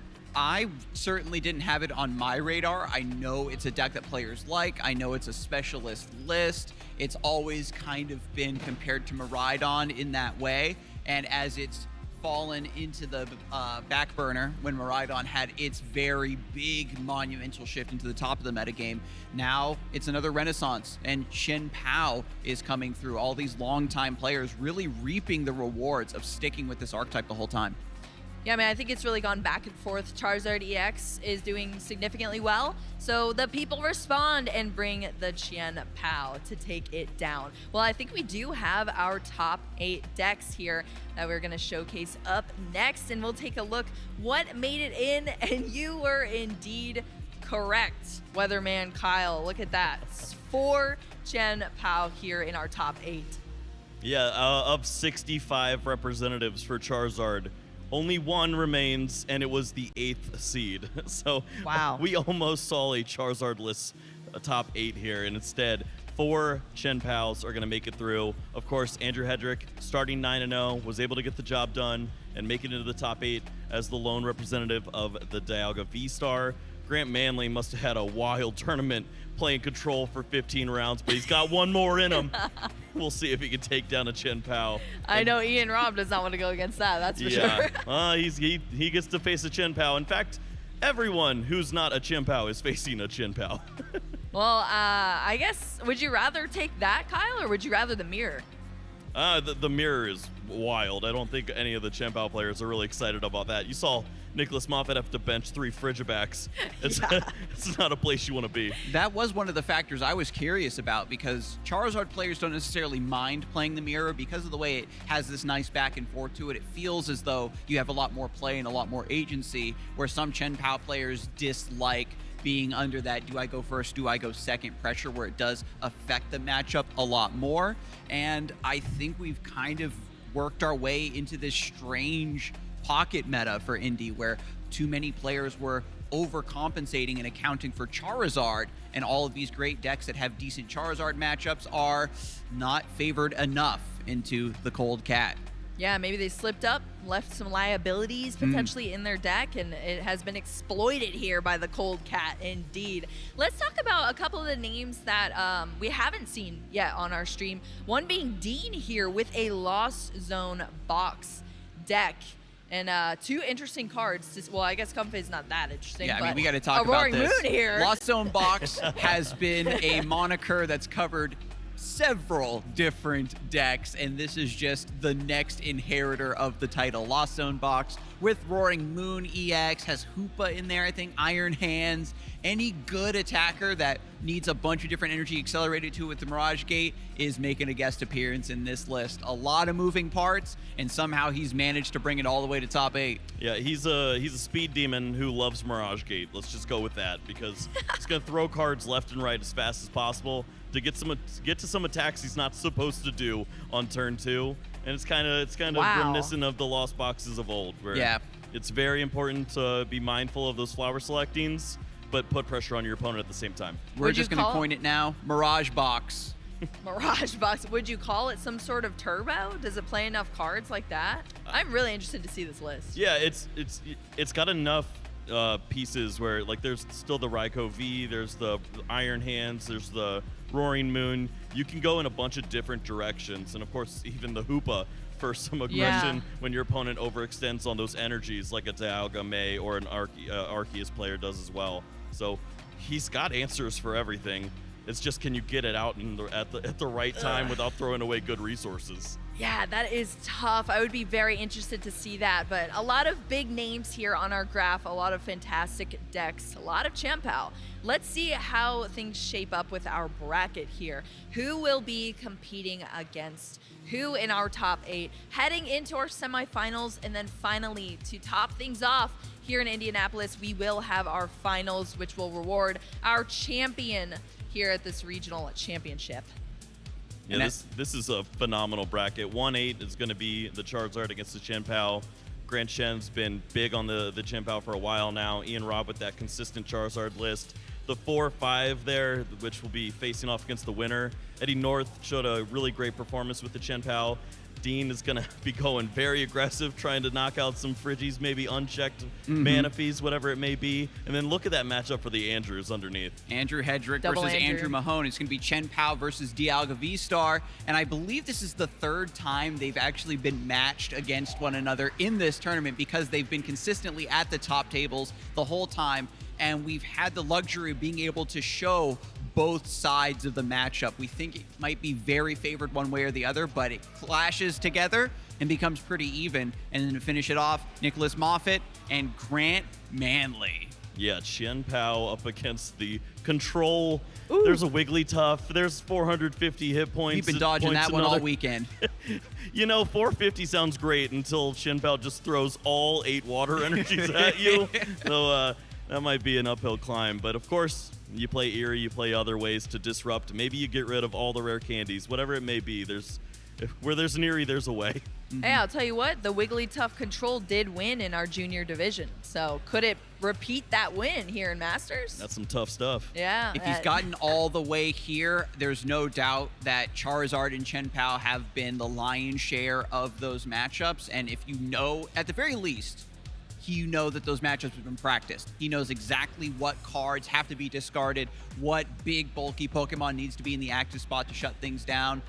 Kyle and I have been debating back and forth all weekend about Hero's Cape versus Lost Vacuum. Is it worth considering? And you never can tell. We think a matchup is close. We think a matchup is decided. We think one player is favored. And once you get into top 8, the players always throw that on its head. Well, if you could pick one match to watch here in our top 8, which would it be? I gotta let the community decide. To be fair, I want to see Dialga. We all know you want to see Dialga Scarzing. It'd be such a shame for it to get knocked out of top 8 without me being able to witness it. You're repping the pins yesterday and everything, right? We've seen that matchup already. Yeah. I feel like those two names are some of the biggest as far as the clashing of stars. Stellar. We've got a lot of great star power. I'm really interested in seeing Dean Nizam. I feel like that's a deck that we haven't featured yet. The matchup's pretty interesting. I want to see what wild Pokemon he's going to attack with. If it's not on stream, I'm going to be watching out there. Well, we are going to have to wait and see what makes it onto our stream in our top 8 featured match. And that's going to be up next. So stay tuned. The action's going to continue, and it's getting even more intense here. Surprise, surprise. Not gonna lie, if it was a mirror or anything else, I would take anything else. Treats. Shivery chill. Super cold. 240? Yep. Big game. We can just tie. It's a tie. Okay, all right. Fair enough. Good games. Good games. Yeah. We're getting to the point I might be happy with the Iron Leafs. No, you're not. That's just a lie, okay? Yeah, it's a blatant lie, but it's fine.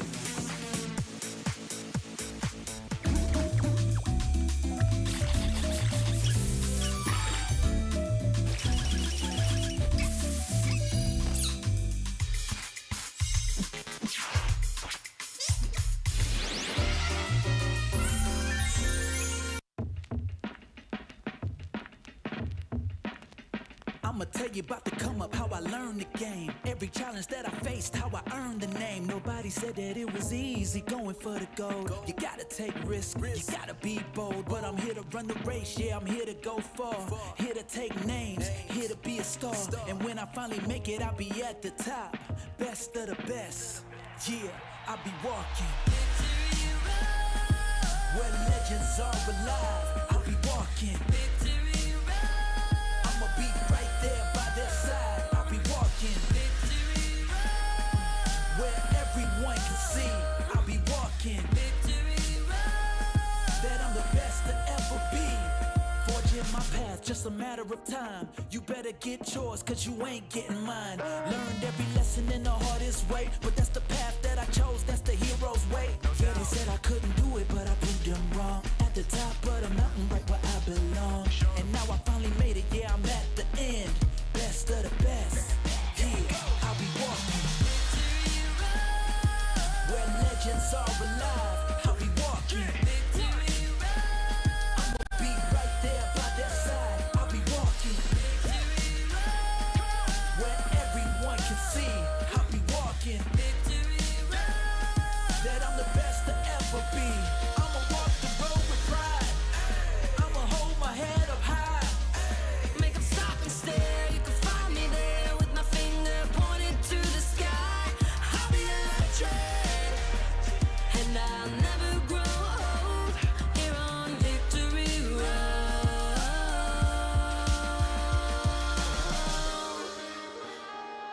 where legends are alive. I'ma be right there, right there. Just watch me. I'll be walking where everyone can see. I'll be walking. That I'm the best to ever be. I'ma walk the road with pride. I'ma hold my head up high. Make them stop and stare. You can find me there with my finger pointed to the sky. I'll be electric. I'll be a legend. Now I'm finally home. Here on Victory Road. Victory Road.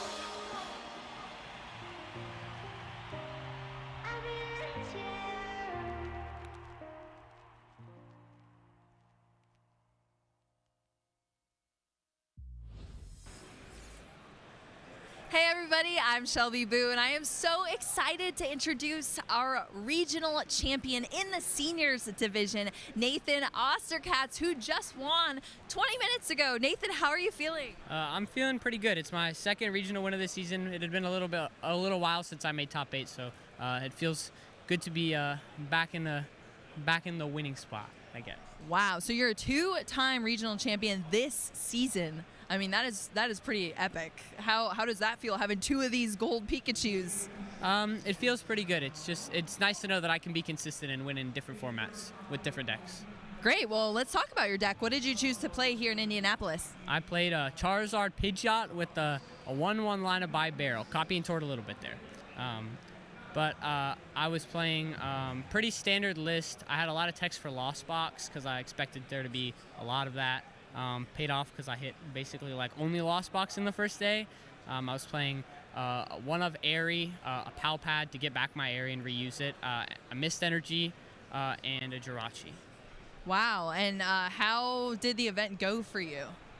It went pretty well. My only loss was the Charizard mirror match against Anthem.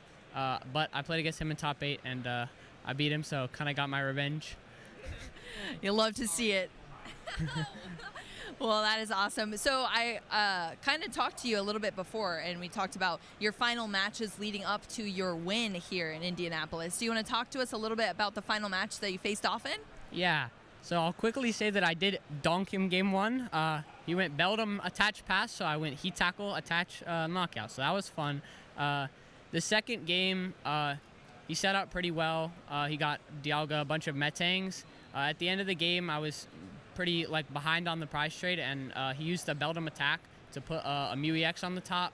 But I have my collapsed stadium left. I knew I wasn't gonna win by taking prizes. I looked in his discard, I realized he was out of Super Oz and had 7 energies in there, and there were 3 on the board.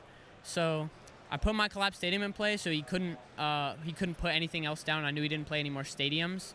And then I was just bossing up his Metangs in turn to run him out of energies. I evolved all my Pokemon so they couldn't get knocked out by the Metang's 60 damage attack. So it was all big hitters. And then once I had bossed up enough of them that there wasn't enough energies left for him to attack with the Mew EX, which was the only attacker that could knock out my Charizard, I owned him to 1 and then just knocked him out with Pidgeot, and then he couldn't do anything for the next turn.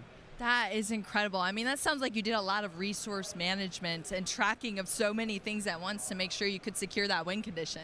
Yeah, I had exactly enough of everything. I needed to basically play all the cards in my deck. I'd played my Palpad, I played my Turo, all my Gus cards, my boss, and my last energy was how I won the game. I just retreated my Manaphy because he bossed it up, and I think hopes that I had prized by last fire. I mean, that just shows us, there's a lot of talent in our Masters division, but here in our Seniors division, they're doing equally as talented and skillful plays. So that is awesome to see, Nathan. Are you going to go celebrate your win? Not too much, but I'm going to just hang out with my friends and my dad. I'm going to go play Inteleon Cube with one of the staff. And then I think I probably have to head home. So more playing Pokemon then, huh? Yeah. Well, it sounds like you put a lot of prep into this event, and it definitely paid off for you. So huge congratulations again here to Nathan Osterkatz. Is there anyone you want to shout out, people that you worked with to prepare for this event? Anybody? Thank you. Yeah, my testing group, Omar, Remy, Isaac, Noah were the people who came here. We all played Charizard. Our lists were a little bit different, but we all kind of had the same idea. I just want to say thank you to them and the other people in the testing group who didn't come to the event just for helping me prepare, and my parents for making it happen. Yeah, huge support system, I'm sure. Last thing before you go, any quick tips for other Seniors Division players? I know you're aging up into the Masters Divisions in a couple of years, but any quick tip for senior players? I think the most important thing is just play a deck that you're comfortable with. Don't try and force something. If you feel like your deck isn't working, maybe it might be your fault, it might not be the deck's fault, so just try and get a lot of practice in before the tournaments and don't switch up to something that you haven't practiced with right before the tournament. Consistency? Yeah. Lots of play testing, lots of consistency here, and we've seen it from Nathan Osterkatz that has led you now to this win. Another huge congratulations. Thank you so much for the interview as well. Go enjoy your Inteleon Cube. Thank you. Congratulations to our senior champion, Nathan Osterkatz. What a finish. His second regional championship title of the year. Yeah, really cool to see him doing well. I mean, he's a player I remember from the juniors division when he won 2 international championships back in the 2022 season. He won EUIC and NAIC, back-to-back ICs there, and yeah, really cool to see how he's grown. Very mature, well-spoken young man as well. So yeah, really excited to see where he goes. Someone who I totally expect that we'll be talking about plenty in the years to come once he ages up to Masters. Yeah, I generally think seniors who age up to Masters tend to do very well. They're very motivated. They usually come from a lot of success in the senior division. So, and I know I've continually played against them at tournaments, and I keep losing to first-year Masters. So, yeah, I think we can expect great things from him.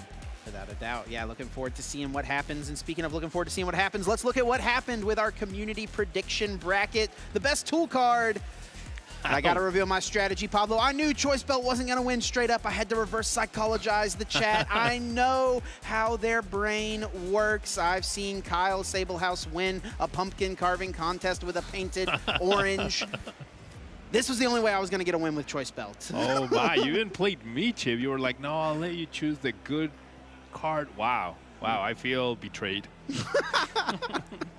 We'll see if Choice Belt can stand up to the winner of either Forest Sealstone or Vitality Band as we will continue this bracket through the end of this event. But let's look at the main event at hand.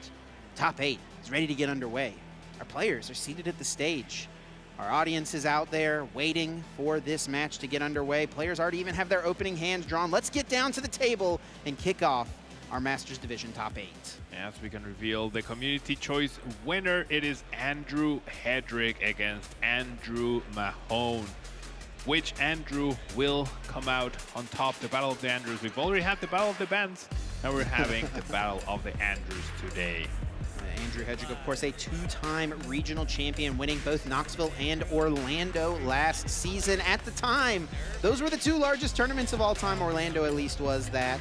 And now Andrew looking to make another victory run here in Indianapolis, and it is going to be on the back of the Origin form, Dialga V-Star, perhaps the biggest surprise in our top 8 cut, especially being piloted by, you know, such a well-known, well-respected player here in North America. Yeah, Dialga was probably shoehorned into the meme box, right? Where it's like, okay, it's a cool deck, it's a nice combo, but it's not powerful enough. But realistically, yeah, Andrew showing it's good enough. And now we have Andrew Mahone on the other side of the table. A lot of results at the international level, as well as that St. Louis regional champion back all the way in 2015. And I know another accomplishment he holds very highly is that top 32 finish at this past year's World Championships. He was one of the innovators of the Miraidon list, kind of put it on the map, and that became one of the most popular decks moving forward after Worlds. This event, though, he will be playing Chien Pao, Baxcalibur, of course, a beloved member of our community, one of the biggest content creators in the game, Tricky Jim, showing up on the main stage. And gonna have to get through Andrew Hedrick to move on in this top cut to try to win his 2nd regional title. Now, this is the 3rd time in this tournament that these players have played one another. They played each other in Swiss round number 9. Andrew Hedrick came out ahead, going 9-0 in day 1. They played each other again in round 12 of Swiss, where they actually ended up tying. So Andrew Mahone has improved his record against Hedrick in those 2 games. Will now be this full sequence. Will it come full circle? And we'll see Andrew Mahone come away with the win. I think the coin flip will be very important and very influential at this point in time. Whoever ends up going first will, I think it comes down to Andrew, Hedrick, sorry. Can he go first and evolve those Metangs soon enough, or can Mahone take advantage of the Beldums being in play and sniping them with the Radiant Greninjas? We're about to see the prize cards. 2 of the Beldums. Very afraid of the Radiant Greninja, deciding to live in the prize cards now. Wow, honestly, awkward prizes for both of these players. Andrew Mahone prizing 3 basic water energy. Andrew Hedrick prizing 3 basic metal energy. 2 Beldum for the prizes for Hedrick, and then 2 superior energy retrieval for Andrew Mahone. Oh, it's already looking a little awkward here. It is looking a little awkward along with those 2 superior energy retrievals. And now I wanted to point out how you mentioned that Mahone was the innovator of the Miraidon archetype, and Chien Pao has been dubbed the Blue Miraidon as well. So really cool to see how he can follow this up and see what he can do. Well, here we go. Top 8 underway. Masters Division. Andrew Hedrick versus Andrew Mahone. And it will be Mahone kicking things off, starting with that Chien Pao EX, immediately grabbing the deck to search with that Shivery Chill ability, allowing him to add 2 basic water energy from the deck to the hand. We'll see what else Andrew Mahone has to follow this turn up. I did see another Frigibax in the hand, so that will be nice to put that into play. 1 in the deck, 1 in the prize cards. He's got the Ultra Ball and actually a Nest Ball as well. Going to be an interesting call here, though. Do you go for the Bidoof? Do you go for the Radiant Greninja? I think you have to go for the Radiant Greninja because your hand's just not that great overall. And having extra cards gives you a chance at finding those Frigibaxes, more Bidoofs, the Body Puffin, and everything else you might want to have. So Yeah, a little underwhelming start here for Andrew Mahone. Does go for the Greninja off that nest ball. Big 2 cards here from Concealed Cards. We will see Andrew Mahone as well use that Earthen Vessel, searching the deck for 2 basic energy cards at the cost of discarding a card from the hand. No big deal to lose that basic water energy. Of course, plenty of access with a few superior energy retrieval. It is worth noting as well, 2 in the prize cards. That could definitely be a factor here. But this Earthen Vessel can get 2 energies from the deck. Looks like basic lightning energy will be one of the choices. That can be one of the problems with Chien Pao. How can you find your basic lightning energy? Andrew's able to do it pretty early here. We'll probably discard it with concealed cards. And now we'll have access to that through superior energy retrieval through the game if he wants to work in an Iron Hands attack at some point. Now, I think Andrew might have not initially checked how many energies were prized, but he then did a double take to his discard pile, like, wait, how many energies am I down? Because he had to really dig through and decide which energies to choose here. So I think very aware that now there's 3 energies in the prize cards, which he definitely has enough to work with at this point in time, but it is something that could affect the gameplay here. Concealed cards from Radiant Greninja will discard a Lightning Energy, drawing 2 more cards. Andrew Mahone is able to find the rare candy, one of those old school rare candies, I believe, from that EX Holon Phantoms expansion. Already has Baxcalibur in hand, and I think is going to look to establish a Bidoof into play, more than likely. That is going to be the debate with this Ultra Ball play. Yep, and very important to get that into play as soon as you can. Now, also was debating whether to keep the energy or discard the Chien Pao. Decided on the energy, which it feels good, right, under normal circumstances, but with 2 superior energy prized and so many energies prized, this could prove to be a little costly. Yeah, definitely could be. I will say superior energy retrieval might not be the first thing you think to check for with the first deck search. You know, it is a pretty important card here for Chien Pao, but it might not be your initial feeling is how many superior energy retrieval are in the prize cards. So it might not be something Andrew's totally aware of. We'll see as the game develops, though, how things end up happening. Andrew has a pretty solid board here and will just be content to pass. No energy attachment for turn. I think wanting to keep the energy in hand, hanging around for concealed cards. Now Andrew Hedrick is going to kick off his turn, playing a Nest Ball, able to search his deck for any basic Pokemon to put it directly onto the bench. Beldum, Origin Form, Dialga V, Mew EX, and Radiant Greninja will be the choices for him to debate between. Andrew's gonna find out the bad news that 2 Beldums are hiding in the prize cards, and if he does decide or is able to bench the other one, there is a possibility of Radiant Greninja sniping both of them immediately, as there is no mana fee in the deck list to protect them. So I really do think it's gonna be a Dialga, but we did see Andrew lose to Eddie North earlier to Chien Pao, and the start so far isn't looking too great for Andrew here. Yeah, we've definitely seen some slower starts from Andrew Hedrick on the stream today compared to what we saw from him in day number 1, where it seemed like it was just firing on all cylinders with his Dialga deck. Taking a moment to note the prize cards, a pair of Beldum hiding away for now, a bunch of energy cards as well, not available at the moment. Nest Ball here, having a few options. Depends on the strength of Hedrick's hand, but Radiant Greninja could be the best choice if he just needs a few more options. Yep. Now it is going to be the Beldum, though, so at risk now. Thinking about it. Oh, all right. Yep. Potentially changing his mind at this point in time. It's going to be the Dialga, it looks like. All right. Main attacker, main star off the deck. I wonder what made him hesitate and change his mind at this point. Yeah, definitely depends what else is in the hand. Does Hedrick have a supporter available? Will we see an Iono, a research, something along those lines to find him something else to work with? Many questions that we'll be looking for the answers to as this turn continues to develop here. Now, Andrew Mahone's hand, I keep saying Andrew, but Andrew Let's just go with the hand, last names, yeah. you know. These guys are both pretty well known by their last names as well. So. Mahone's hand is actually incredibly good. It has an energy, has rare candy Baxcalibur, and has prime catcher. So this Iono by Hedrick will be very important, as it will take away that fantastic hand. I do think that the supporter option for Hedrick is going to be Iono more than likely. He does have Pokegear, so could dig for a research if he wanted, but didn't want to potentially discard all those cards hanging around in hand. Will just be the Iono, which will put Mahone's powerful hands to the bottom of the deck. And this is the situation why it feels really nice as Mahone to have gotten the Bidoof down. It opens up a lot more plays for you on your second turn.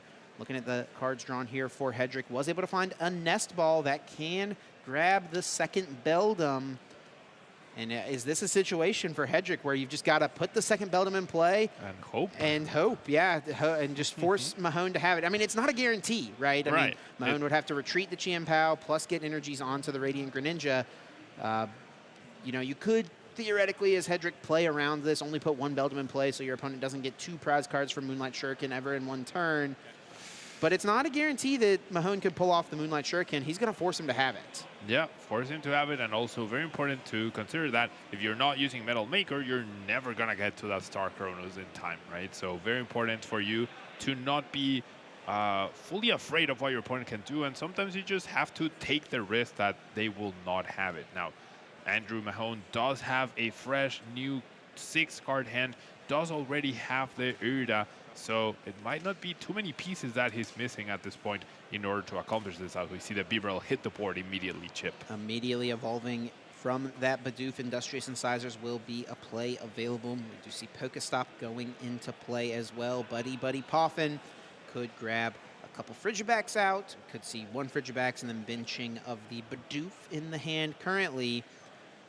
It's going to put a pretty big strain on Andrew's energy cards here and his resources to pull off this attack, I will say.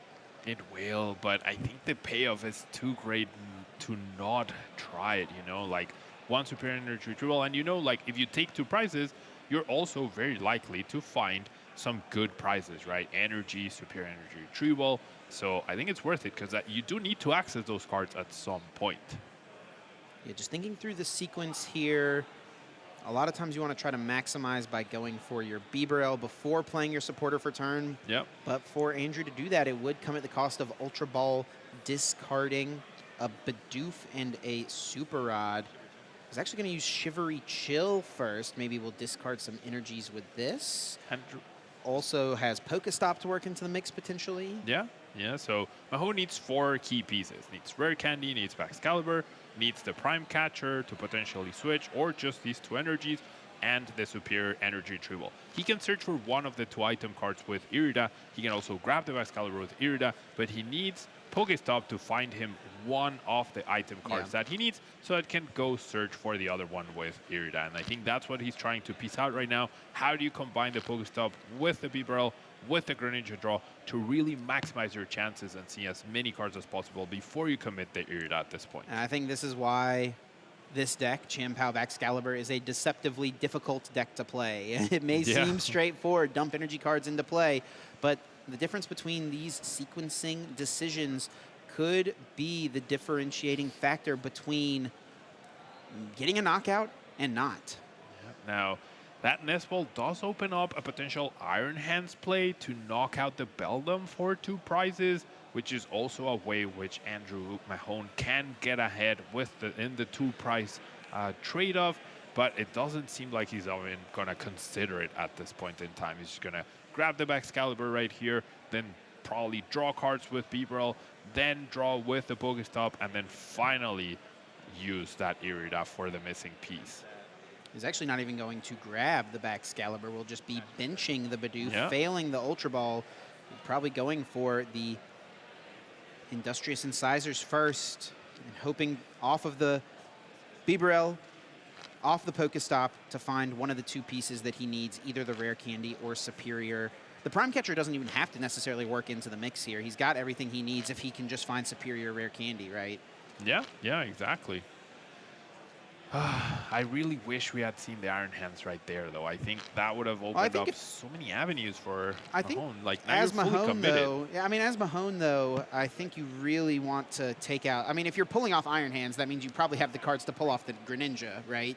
And I think pulling off the Greninja seems a bit stronger. Taking out both the Beldums, setting Hedrick back so far, seems pretty strong to me. Look at the cards drawn here, though. It looks like that Cypher Maniac's code breaking, that doesn't quite work. Nope. We're in the same spot, He's going to have to hit one off the Pokestop right now. Yep. Needs to find superior energy retrieval or rare candy, and he doesn't. Nope, not available. No, there's no I don't think he can combination do of it. cards. No, there's no more way to draw cards. You cannot play that Cypher Maniac. If you could draw the cards from the Cypher Maniac and Ultra Ball for the Baxcalibur, you'd still be a few cards short to discard for the superior energy retrieval. So seems like Mahone will not be able to piece this together and will only be able to potentially knockout. Can he even get a knockout this turn? I don't think he can. Yeah, I don't think he can. He's got no energy available in the deck. He's got no superior energy retrieval access at the moment. We're just going to see Ultra Ball for Baxcalibur, and then the Irida. Rare Candy can put it into play. It might not even be worth putting it into play if you're you're not going to be using that super cold ability. I have to wonder if it was worth it to draw the 2 cards with a Greninja instead of just holding on to that energy to guarantee at the very least a knockout, and it was also necessary to potentially retreat. If Andrew Mahone had also grabbed the Baxcalibur off of the Ultra Ball, after he drew with Bibarel, he could have put the Rare Candy and the Superior Energy Retrieval with the Cypher Maniac at the top of the deck, so you can see how crucial some of these decisions can be. Yeah, and it's really difficult to know. I mean, you can't possibly know what you're going to draw. So, I mean, generally keeping as many options open as possible is the strategy you want to go for. Mahone will just have to pass. Hedrick breathing a sigh of relief, and this is a big opening. Hedrick has an opportunity here to jump ahead. If Mahone had gotten the double KO, that would have been extremely strong. But now Hedrick is going to get one Metang in play. Research discards the hand, looking for another Metang. Can easily retreat this active with the energy that he has now drawn. Also has the Prime Catcher. Hedrick chose not to bench this Mew EX. Imagine if he had benched it with the Prime Catcher. He could have copied Radiant Greninja to knock out both Frigibacks, assuming he finds enough energy through Metal Maker. So I'm really puzzled by that choice. Yeah, I mean, I think the bench management maybe gets a little awkward. He probably, well, I mean, he can't put another Beldum in play. They're in the prize cards, right? Yeah, exactly. Yeah, it's a good point. It's a good point. I mean, you want to work in the Zamazenta most likely at some point, but you've got room for Zamazenta and the Mew EX. Well, the thing is, as you were mentioning, for Andrew Mahone, he went for the potential game-winning play, right? That Mew EX copying the Greninja was also a game-winning play, right? You eliminate the Frigibacks. There's no chance of retaliation from your opponent at that point. So that could prove to be a little costly here.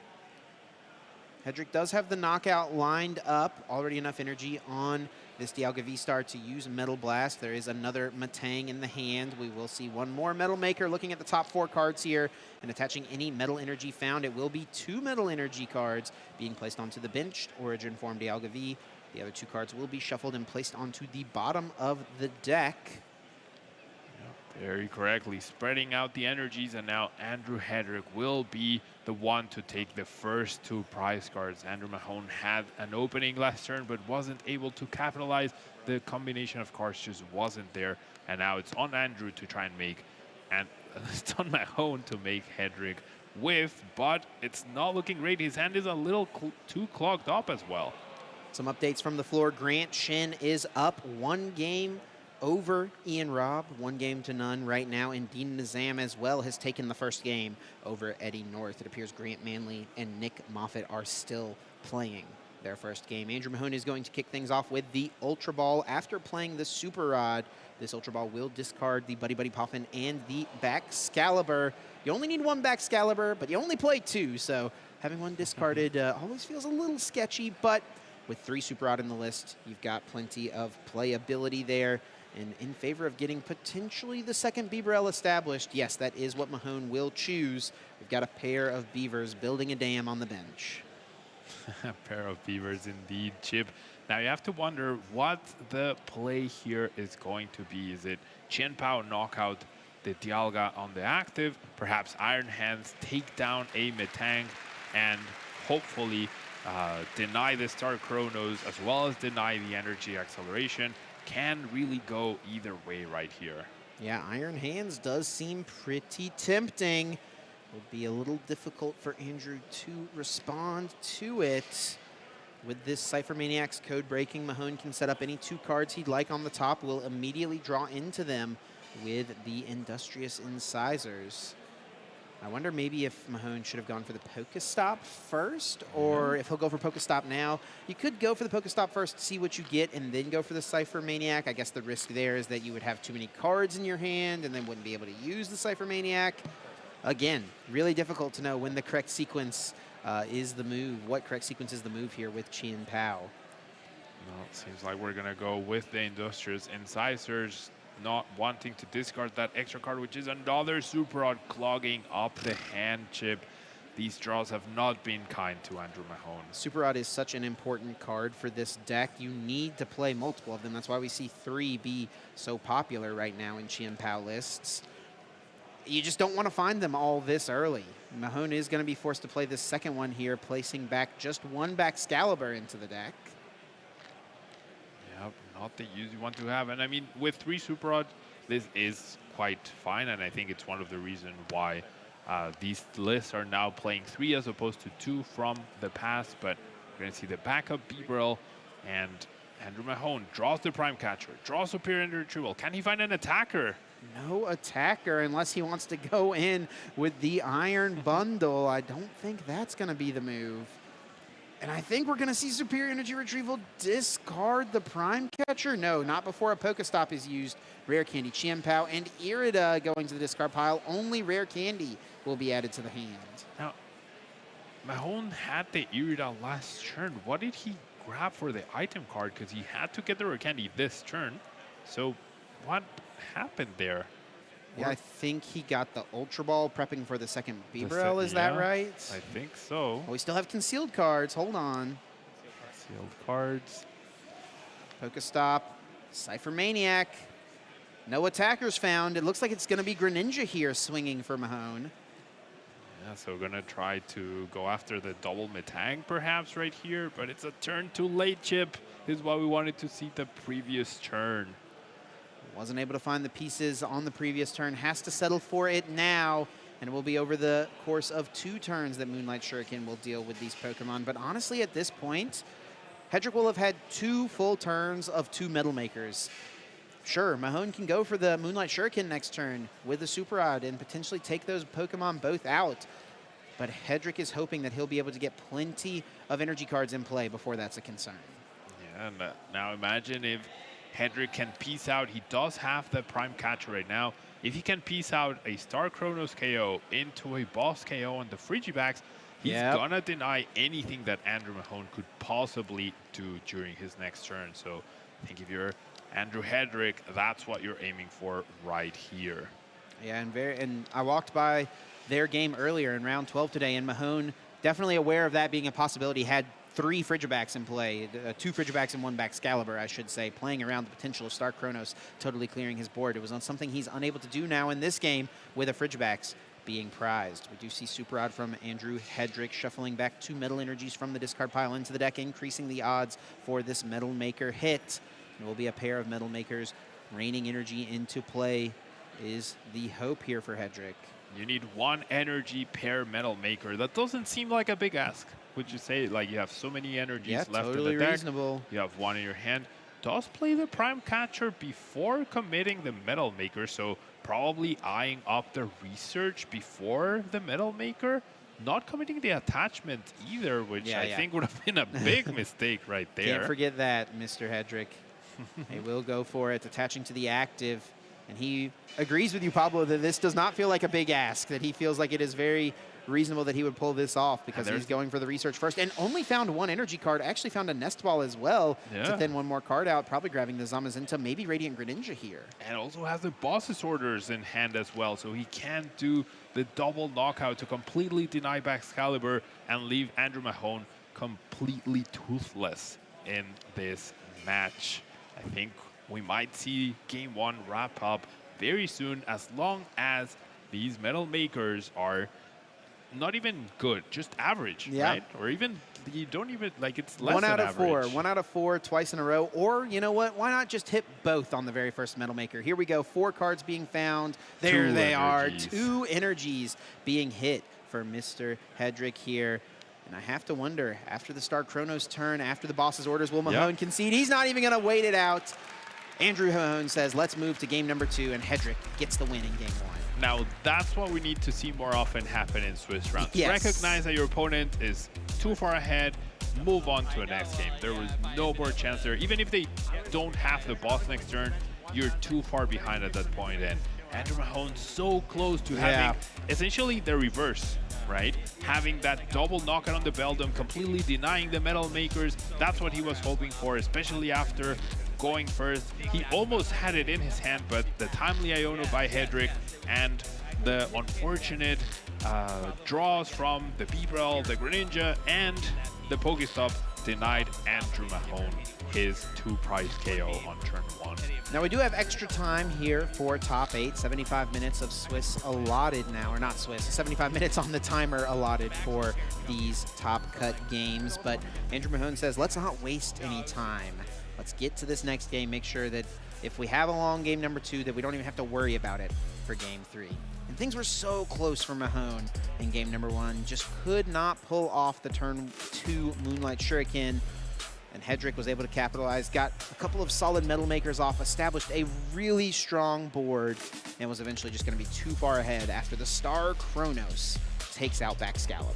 Yeah, this is something we weren't able to see Andrew Hedrick produce against Eddie North, right? When he faced down this exact same matchup, he was never able to have 2 Dialga V-Star or Dialga V in play at any moment. He barely had 1 Metang going throughout the course of the game, but I think under more normal circumstances, the metal weakness and the Star Chronos is very powerful for Qianpao to deal with. Like I was trying to like fight my way out of a paper bag. And Here we go, game number 2 about to get underway. Players shuffling up. Andrew Mahone will be going first in this second game. Something we've talked about a little bit being a big deal in this matchup. Both of these decks really, really wanting to have the first turn. Yeah, going first, so crucial for both players. One to snipe the Beldams, the other to evolve and protect the Beldams. Andrew Mahone will have another opportunity to snipe them before they become Metangs, but as we've seen before, Qianpao Baxcalibur is a combo-based deck and a setup-based deck, and sometimes just the cards do not fall into place as you would like them to. Looks like Hedrick will be having a mulligan here. No basic Pokemon in his opening hand means he has to shuffle that 7-card hand back into the deck and try again. Try to get a basic Pokemon. You must have a basic to start a game of the Pokemon TCG. As a reward, Andrew Mahone will get 1 additional card to work with, which is really nice for a slower setup-based deck in the early turns like Qianpao. Yeah, any extra cards are very welcome additions, as we're going to see finally the Beldam hit the board. So we're going to get this game 2 started. Mahone going first. Let's see if he can piece out that Radiant Greninja play a little bit sooner this time. Oh no, 2 Frigibacks in the prize cards for Andrew Mahone, along with a Baxcalibur, and then 2 Metang in the prize cards for Andrew Hedrick, and an Origin Form Dialga V. 2 out of 4 is not terrible, but 2 out of 3 is really bad, and I think this is going to be immediately revealed to Andrew Hedrick. Yep, Mahone not being shy about the fact that his 2 Frigibacks are prized. Yeah, make a note of that immediately. It's going to look really funny when this Buddy Buddy Poffin gets just 1 singular Pokemon. I think the other Bidoof is already in the hand. Yep, that feels oh no, here it is. Oh, there it is. Yeah, and this is where the difference between Battle VIP Pass and Buddy Buddy Poffin continues to show up. Buddy Buddy Poffin, a very good card throughout the rest of the game, but this is where you wish you could get Radiant Greninja or Qianpao itself to start thinning the deck or drawing cards as well. Andrew Mahone does play that Hisuian Heavy Ball. That is certainly something he will be aiming to find as soon as possible. It's Operation Find the Frigibacks. Andrew Mahone leading the way. We'll see if he can come out on top in that mission. For now, it will be a pass over to Andrew Hedrick, having the Beldam in the active spot. Mahone did not have the strongest of turns, No Radiant Greninja in play, no cards drawn, no energy attached at all. We'll see what Hedrick does with this knowledge. He's going to kick things off with the Nest Ball, immediately searching the deck for any basic Pokemon to put directly onto the bench, not before taking some time to check the prize cards. I think even if Mahone hadn't reacted to the 2 Frigibacks being prized, someone as experienced as Hedrick will immediately know, right, that something's up and that there aren't any extra Frigibacks available. There's no realistic reason not to get that Frigibacks here, unless you're holding like double Beebereld in hand, but if your still hand, questionable. Yeah, if especially if Mahone didn't have the strongest of turn, I don't think you can assume that double Frigibacks is prized immediately, because double Beebereld turn 2 is so good with Chien-Pao, especially when you're trying to dig for a strong play like Moonlight Shuriken on a couple of Beldum. But yeah, definitely next turn. Yeah, and the reaction as well from Mahone. If Hedrick was being privy to that, he will be aware that Mahone is not pumped about what he found off that Buddy Poffin. And now we're going to see Andrew Hedrick check his prizes very thoroughly and probably establish the Origin form Dialga here to start off the game. No, just going to go ahead and go for the second Beldum. I guess next turn is when it's the least likely that Andrew Mahone will be able to take down 2 Beldums, right? The more time that passes, the more setup that Andrew Mahone is, the more likely is that that will happen. So going for the double or even triple Beldum here is ideal. Yeah, and I will be interested to see what is going to be the grab for Hedrick. Will it be the Beldum to make sure you keep an extra one in play, or the Dialga to make sure you establish your potential attacker? Looks like the answer for now is that Origin Form Dialga V. The crowd cheering to see it come into play. And Iono incoming, I believe, is the supporter for Andrew Hedrick. Yeah, the crowd going wild over that Dialga hitting the field. Unbelievable play by Andrew Hedrick, still celebrating that shuffle style as well. People very impressed with Andrew Hedrick at this point. Obviously we've got another tournament happening over on the other stage. VG popping off. I think they're finishing things up over on that broadcast. But over here, we're getting through our top 8. Andrew Hedrick finds the Iono. Will shuffle the pretty large hand for Andrew Mahone down to the bottom after some mulligans were taken. And 6 cards apiece for these players in the early stages of the game. Just another update from the floor. It looks like Grant Manley has gotten the win in game number 1 over Nick Moffitt. That is going to be Control versus Chien-Pao being played out there on the field going into their game number 2. Speaking of game number 2s, Andrew Hedrick here on his first turn in game 2 using the Nest Ball. Could go with the Greninja here, try to get a little bit of extra draw power rolling with concealed cards. Did also have the option to get a Beldum, though. Did have that option, Chip. However, he didn't have much else to work with. Does have a Pokegear, which is not guaranteed. Does have a few energies, which will get him extra draw power. So I think going for that and finds another Nest Ball to potentially get that third Beldum or second Dialga. There is merit to both. I think I like the third Beldum much more, but Operation Frigibacks is a success for Andrew Mahone. Does have that Hisuian Heavy Ball in his hand right now, which will be a big sigh of relief for him. He'll be able to find that next turn. Hedrick will put one more Beldum into play, ensuring at least one Metal Maker will be potentially on the table next turn.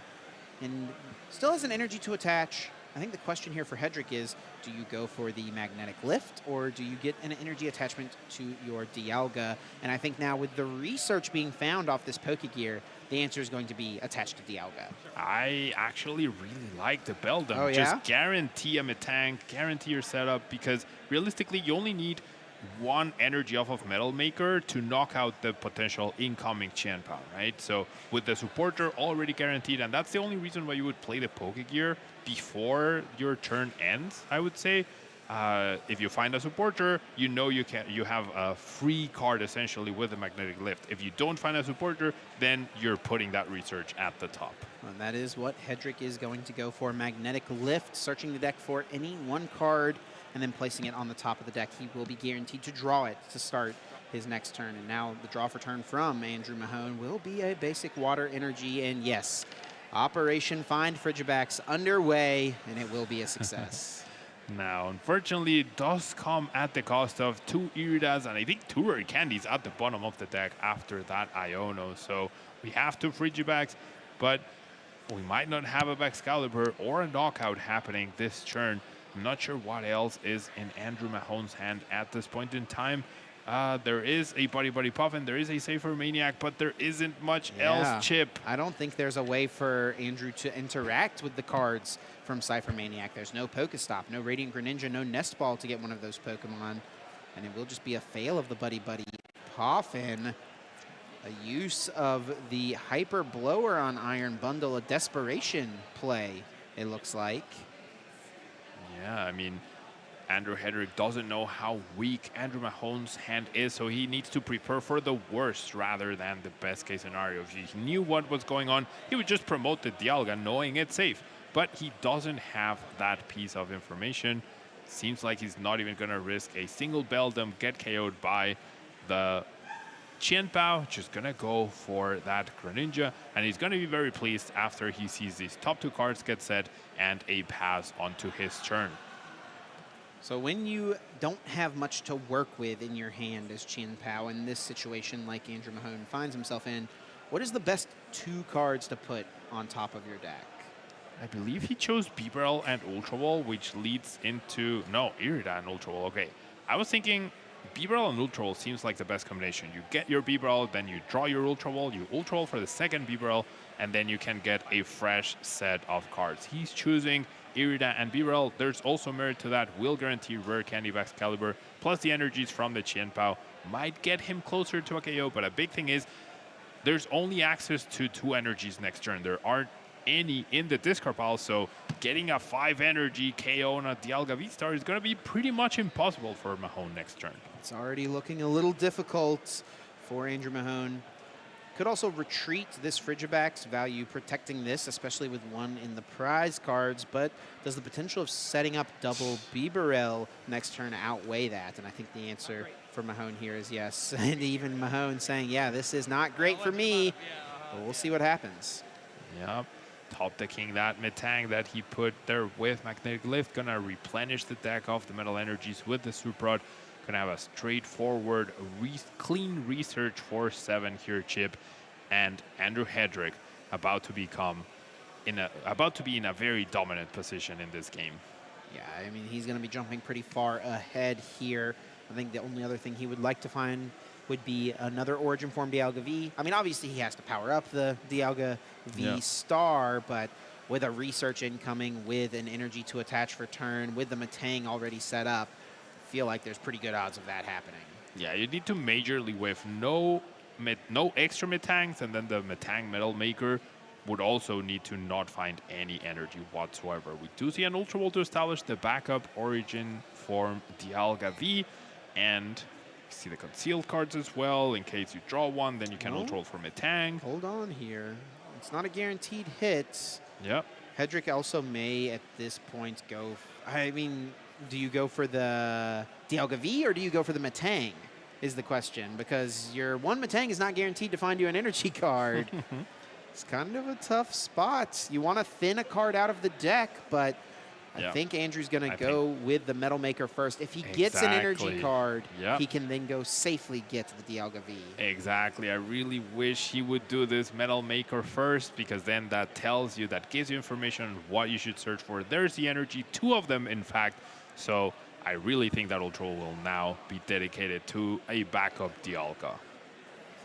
And we'll have to see if Andrew does decide to go for that, and what he decides to discard. He's really not valuing the Mew EX in this particular matchup, which is understandable. Now he even has an extra Beldum that he can get rid of.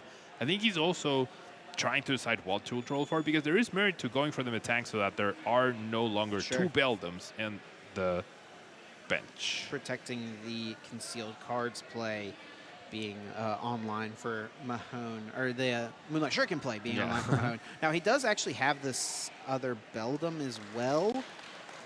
Debating that being the discard choice, it will actually be the Iono hitting the discard pile. And let's see it. Is it Metang? Is it Dialga? Which does Andrew Hedrick go for? I'm going to say the Metang.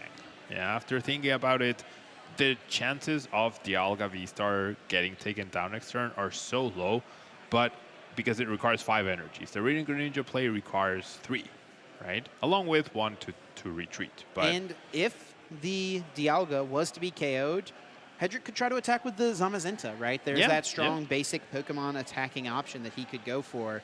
And this ensures that there's no way for Mahone to take 2 prize cards on 2 Beldums this turn. If he wants to take 2 prize cards, it'll have to be going through the Origin Form Dialga V-Star. Now, there was a universe where this Metal Maker hit 3 energies, and then you could Star Chronos and be completely fine. Of course, that is not the case, and Hedrick will be content with just taking a knockout on this single Frigibax. He also knows that there's another Frigibax in the prize cards, right? So this is the only one that Mahone has access to at this point in time. Andrew Hedrick jumping ahead in the prize trade, taking a knockout on Frigibax. Mahone immediately evolving the Bibarel that he put on top of the deck. We see the attachment to the active Chien Pao, and now Industrious Incisors finds that Irida that was placed there as well last turn from Cypher Maniac. That's 1 energy short. Chip did find 1 energy against Shivery Chill for 2, but that's not enough to knock out the Dialga V-Star. So close. And then you have to wonder, will Andrew Mahone potentially Irida 4 Excalibur and Ultra Ball and try to piece out this KO? I think if you're trying to come back into this game and win it, it might be what you have to do at this point. He also could use Irida to get Radiant Greninja or Irida to get Ultra Ball for second Bibarel. You know, use one of those as ways to draw more cards. That may be what he has to go for here. He already has lined up the play to Super Rod back the Frigibax, Buddy Poffin it into play. I think that's the best course of action, right? With what you have, you can't piece it out. So might as well draw as many cards as you can, and that's the Greninja and the Ultra Ball being put to the front, Chip. I think that's what we're about to see. Update from the floor. It does look like Dean Nizam was able to take down Eddie North 2-0. Dean Nizam with his Lost Box deck able to take down the Chien Pao from Eddie North in our first completed top 8 game. Andrew Mahone will Ultra Ball away a pair of basic water energy. Does have superior energy retrieval in hand, so this works out just fine. We do see that Bibarel being put into play, that Buddy Poffin. Ooh, did he not? I don't think he played the Super Rod first. He did not play the Super Rod first, so will Andrew. not be getting that Frigibax. I don't think there's any targets, right? Yeah, I think that's a bit of a Small misstep. Man, that feels really bad. Yeah, the frustration might be getting to Andrew at this point. There's no reason to do it this way, so hopefully he can be a little more careful with the following choices. And I mean, if he gets a Excalibur going and gets a KO, that'll be pretty good, but now he might be vulnerable. He also needs a Frigibax too. Now that's an extra card he needs. He's forcing himself to potentially find 1 more card, otherwise it would open up some potential strong plays from Hedrick. Yeah, that Super Rod miss sequence could be costly for Andrew Mahone. Big Industrious Incisors coming in here, Chip. It will be for 3 cards here. Cannot attach, no Super Cold set up just yet. Drawing some cards here. There is the... Nope. Yep, there's the Nest Ball to get down the Frigibax. There's Ultra Ball to get back Excalibur. We're going to go with concealed cards first, however. Drawing 2 and is unable to find a rare candy. Just can't quite piece things together, and now he finds himself with a 2-prize Chien Pao EX in the active spot that's not even going to be able to attack this turn. Yep, and the Star Chronos is so close that will allow Andrew to get 3 prizes as well. And then the only way you deal with that Dialga V-Star is with a 2-prize Chien Pao. So as long as there is a backup Samazenta or a backup Dialga, it's gonna get very tough for Andrew Mahone to come out of this one. Yeah, I think Andrew Mahone is kind of feeling the back up against the wall in this situation. I think he recognizes that it's not super ideal. He's going to play to his outs and try to figure out what he can possibly do, but it is definitely going to be quite the mountain to climb. Pass to Andrew Hedrick. Draw for turn is a Metal Energy. Looks like he'll kick it off with the concealed cards. We could see Star Chronos this turn. What even are the outs, Chip, at this point for Andrew Mahone? Needs Hedrick to not get a single energy off of 2 Metal Makers. Now, these haven't been used even though they are sideways. So just to clarify for the viewers that might be tuning in just now, the Metal Makers have not been used just yet. There is also an Iono to potentially use this turn, which would give Andrew Mahone a brand new hand, but I don't think you're very concerned about that at this point in time. You just want to make sure you find the backup Dialga and you are good to go. Even the Dialga V could take a knockout on a Qianbao thanks to weakness, so not even forced to find a V-Star. Like yeah, so many options. So many ways to make this happen. Hedrick's going to use the Iono here. This does put some Metal Energies back into the deck, so if he can draw a Nest Ball, Buddy Poffin, some way to shuffle the deck, that will mean that those are live hits off the incoming Metal Makers. Yep. And he wants to find a Nest Ball or Ultra Ball of some sort There it is. to get the Dialga into play. Yep, can get rid of that energy on the Buddy Poffin very easily. Get that Dialga and then shuffle the deck, as you mentioned. And with triple Metal Maker, I don't know the odds, Chip. I'm not a statistician, but I feel like your chances of not getting a single one have to be close to 0%. Yeah, but you're telling me there's a chance. There is always that small percent chance. There's so many different ways a deck of cards could be shuffled. Maybe all those Metal Energies find their way to the bottom. Let's see if Hedrick can hit just one. Not on this first Metal Maker. 2 more chances. That chance just increased a little bit, higher than 0% now. Here we go. And yeah, there's that energy. 3 of them. Wow. And this is going to be a tough hill to climb. Andrew Mahone climbed a mountain at the World Championships this year in Japan. This one might be a more difficult one to summit. Yep, that is true, Chip.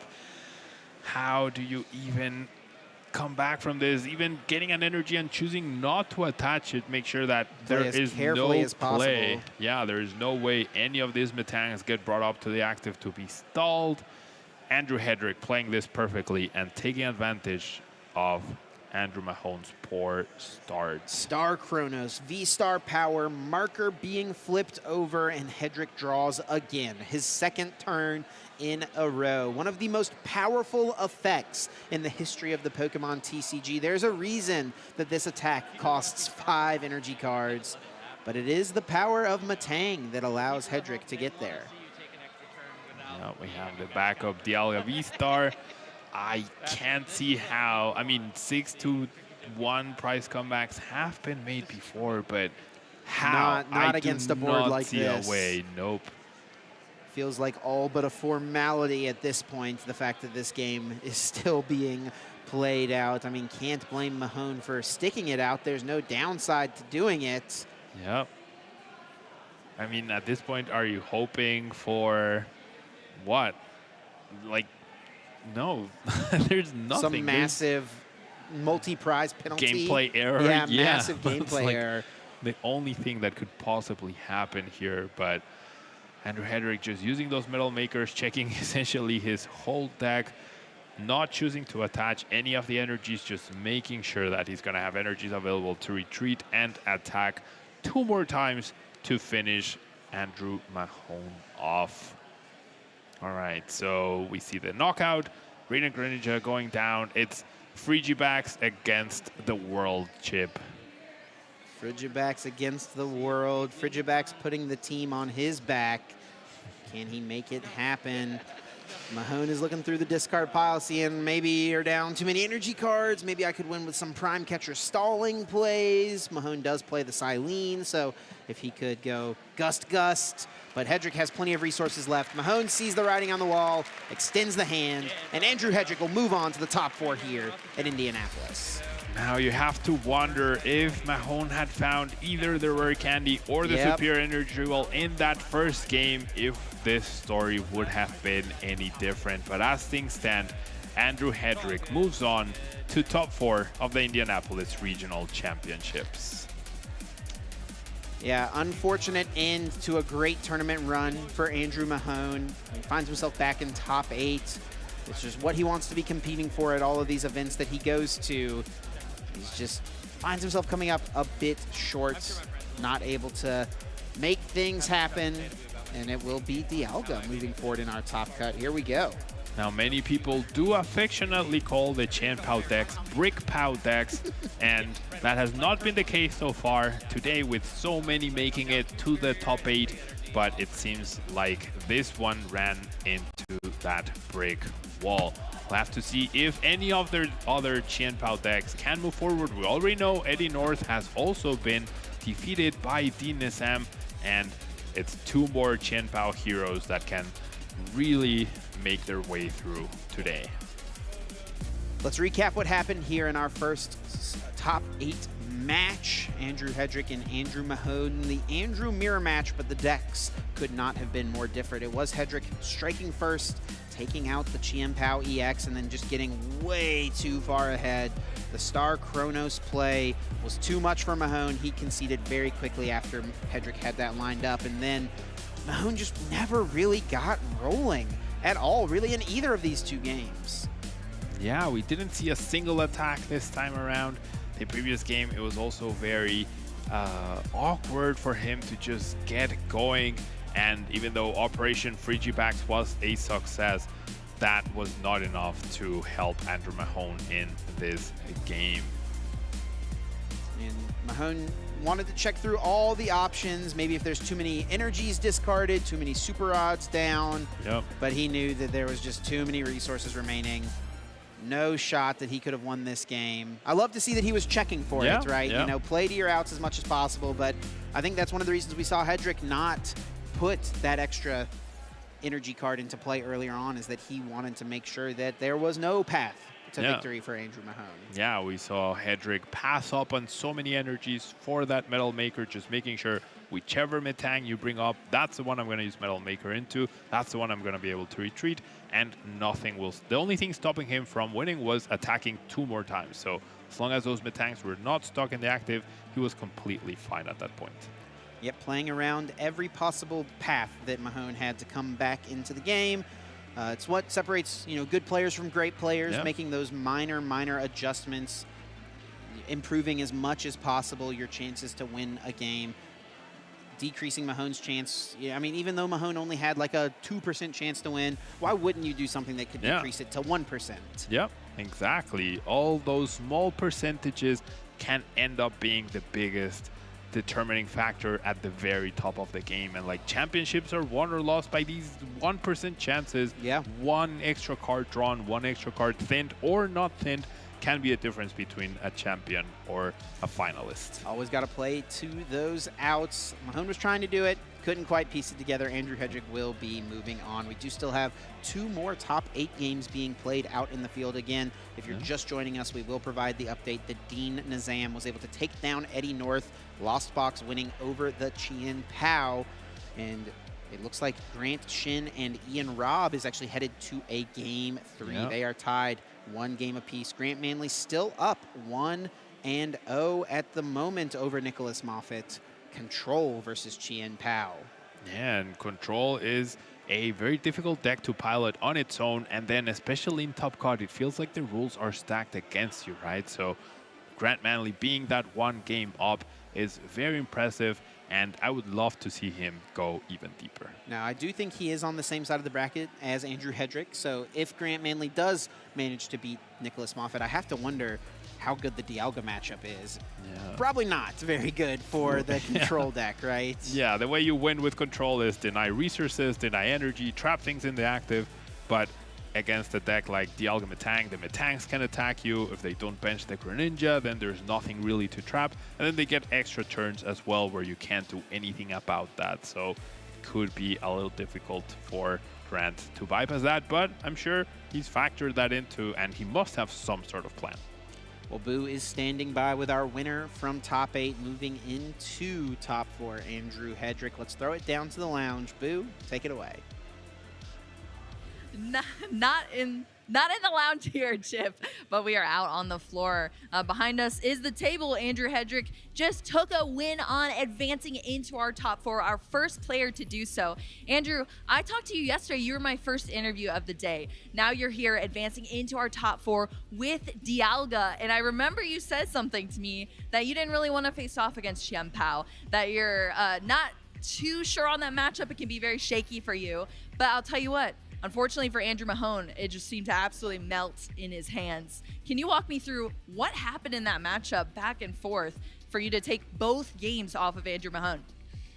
Yeah, he definitely had some pretty bad luck. I know game 1 I was looking through, saw I prized 2 Belladums and thought if he gets the Greninja playoff, I'm probably done. We're probably going to be going to game 2 pretty quick, but he wasn't able to do that. It seemed like his deck wasn't drawing the best, but Shen Pao does that sometimes. That's how it goes. That is very true. A lot of people talk about it breaking quite frequently, but that did seem like a momentous turn of the game in that game 1 for Andrew. Unfortunately, not getting that Greninja turn was huge. And then the tables actually turned. Andrew Mahone was the one prizing 2 Frigibacks that time. When there was 2 Bidoof brought out instead of Frigibacks, did you have kind of a hint of that, or were you just thinking, oh, well, maybe just setting up for multiple Bibarel? I thought it was possible that he prized some, but I didn't know for sure. But he did have the heavy ball to get out of the prizes anyway, so that didn't end up being too big of a problem for him. But it was definitely like, I was a little bit confused when I saw the 2 Bidoofs, but I thought maybe he just needed 2 Bibarels. So we talked to you yesterday pretty early on in the tournament. How did things end up turning out for you for your next matches? As far as the deck goes, is there anything you would want to add or cut from it? Or would you choose to play a different deck? Or are you pretty sold in your choice for Indianapolis? I think my list is really good. I think maybe practicing the Shen Pao matchup a little bit more could have been good, considering how many were doing well here. I didn't expect quite this many. I spent most of my time practicing against Charizard, which I actually haven't hit that many of, but overall, I think my list is really good for the tournament. Well, I'm sure you also saw the rest of the players that are in our top 8 as well. There is a lot of Shen Pao, unfortunately. You just took one down, but have you thought about your matches coming up and going into top 4? I'm definitely going to be curious to see who I'm hitting in top 4. I think either Control or another Shen Pao, so that will definitely completely change how I have to play the matchup, so I'll have to be paying attention to see who wins that. Is that what you would have expected to play against in a top 4 match? I don't know. I didn't expect there would be this many Shen Paos here, but I might have to go through 3 Shen Paos to win. We'll see. Hey, you did it once here. I'm sure you might be able to do it again, but we'll have to stand by and see. Good luck in your next match into top 4. Maybe we'll continue on to see you in the finals as well. Hoping for the best for you to go out there and win with Dialga, potentially. Is there anything else you want to say before we sign off and check in with our other games?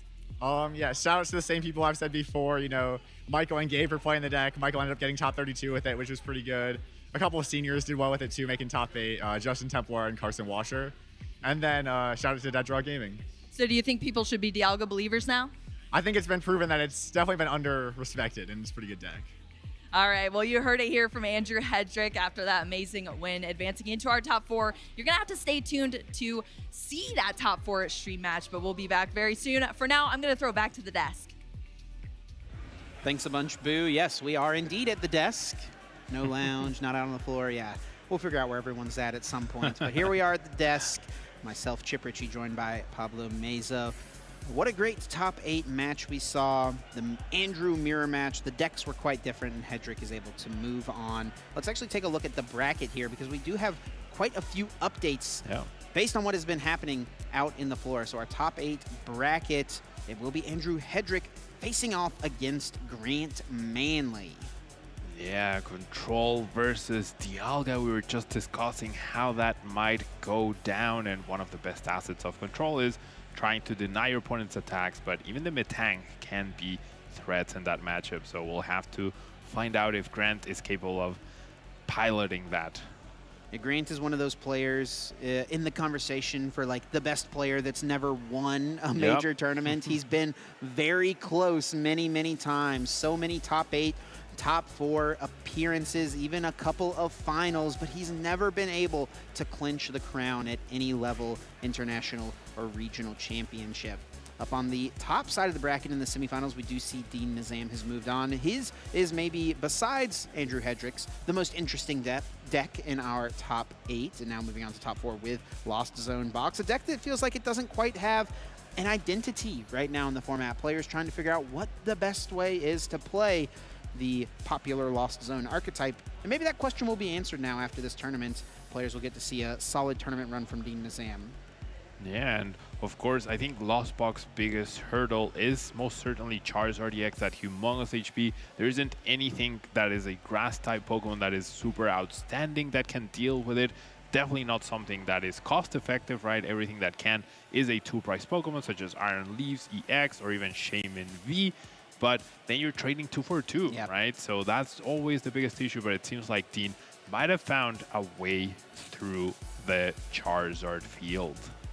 Grant Shin and Ian Robb are battling things out in Game 3 of Top 8, trying to see who will move on in this tournament. Grant Shin, I'm sure, ecstatic to be finding himself in yet another Top 8 this season. He had such a hot start to the year, but then has deviated away from his, main archetype. He has not played Chien Pao in quite a few tournaments. He played some Charizard, he played some Giratina, but now the last few tournaments has gone back to Chien Pao, and it's really paid off massively. Had a great tournament run in Orlando and now finds himself in Top 8. Ian Robb looking to defend his Indianapolis regional title from last season and looking to keep his streak alive of winning a regional championship in every single season that he's competed as a Masters player. That is one heck of an achievement and something to really show off.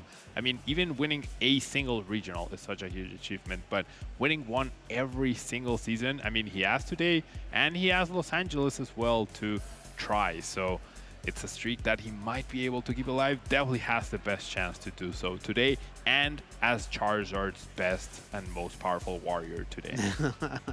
And yeah, I mean, honestly, if he can get himself up against Dean Nizam with the Lost Box deck, I don't know exactly the contents of Dean's list, but like you were mentioning, one of the main problems with Lost Box right now is that Charizard can be really difficult to deal with. Well, keep everything updated on what ends up happening in that Top 8 match. That is the last one we are waiting on before we can move on here with our tournament, and I believe our stream match will be Dean Nizam versus the winner of Grant Shin versus Ian Robb. Yeah, I'm really looking forward to, no matter who Dean ends up playing, I really hope we get to see that Lost Box deck in action, which we know features Roaring Moon EX, but we haven't seen yet. And yeah, Lost Box just has not been a very popular archetype since rotation. And what do we think of these decks here from our players in Top 8, Pablo? Obviously, tons of Chien Pao, and then quite a bit of variety. Only one single Charizard in Top 8, though.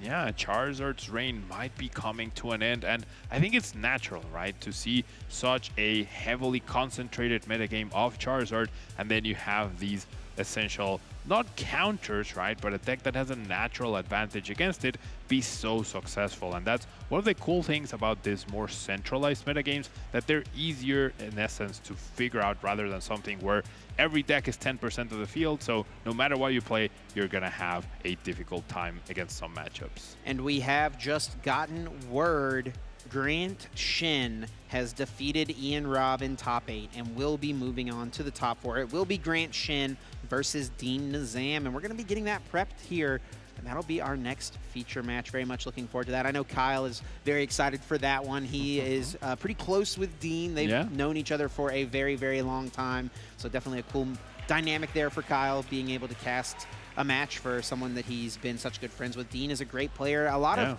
people may not really recognize his name. You know, he pops up into top 32s pretty regularly throughout the seasons, but he's actually a regional champion. He won the Dallas Regionals back in 2018, I believe, and is someone who's very experienced, and he's been playing this game for forever.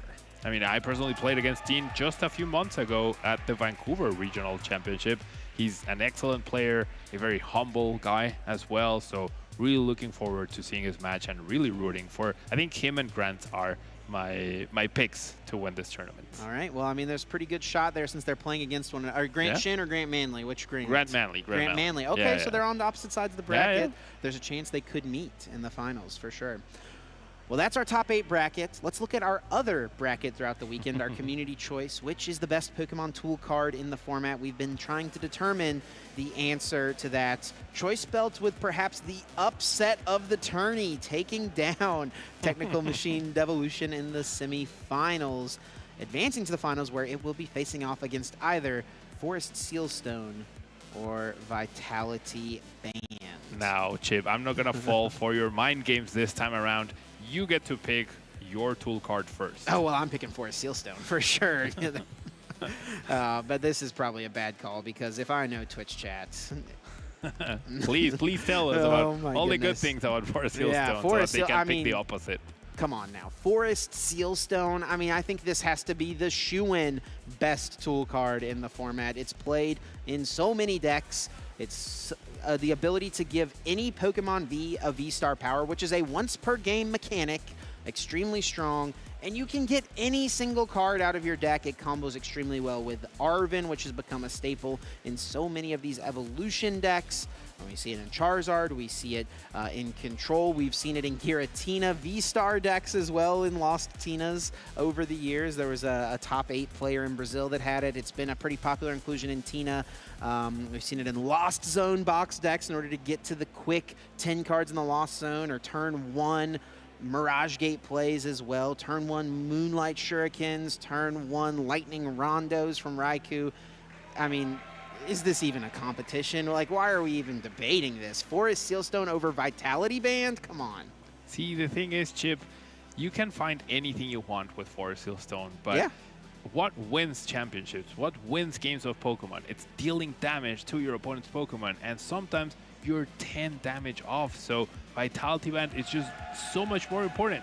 You don't have Forest Sealstone, you can find the cards you need with Arven, with Iono, with Research. You can set up Pokemon to find you the cards you need, but it's really difficult to do the right amount of damage, and that's where Vitality Band is so key.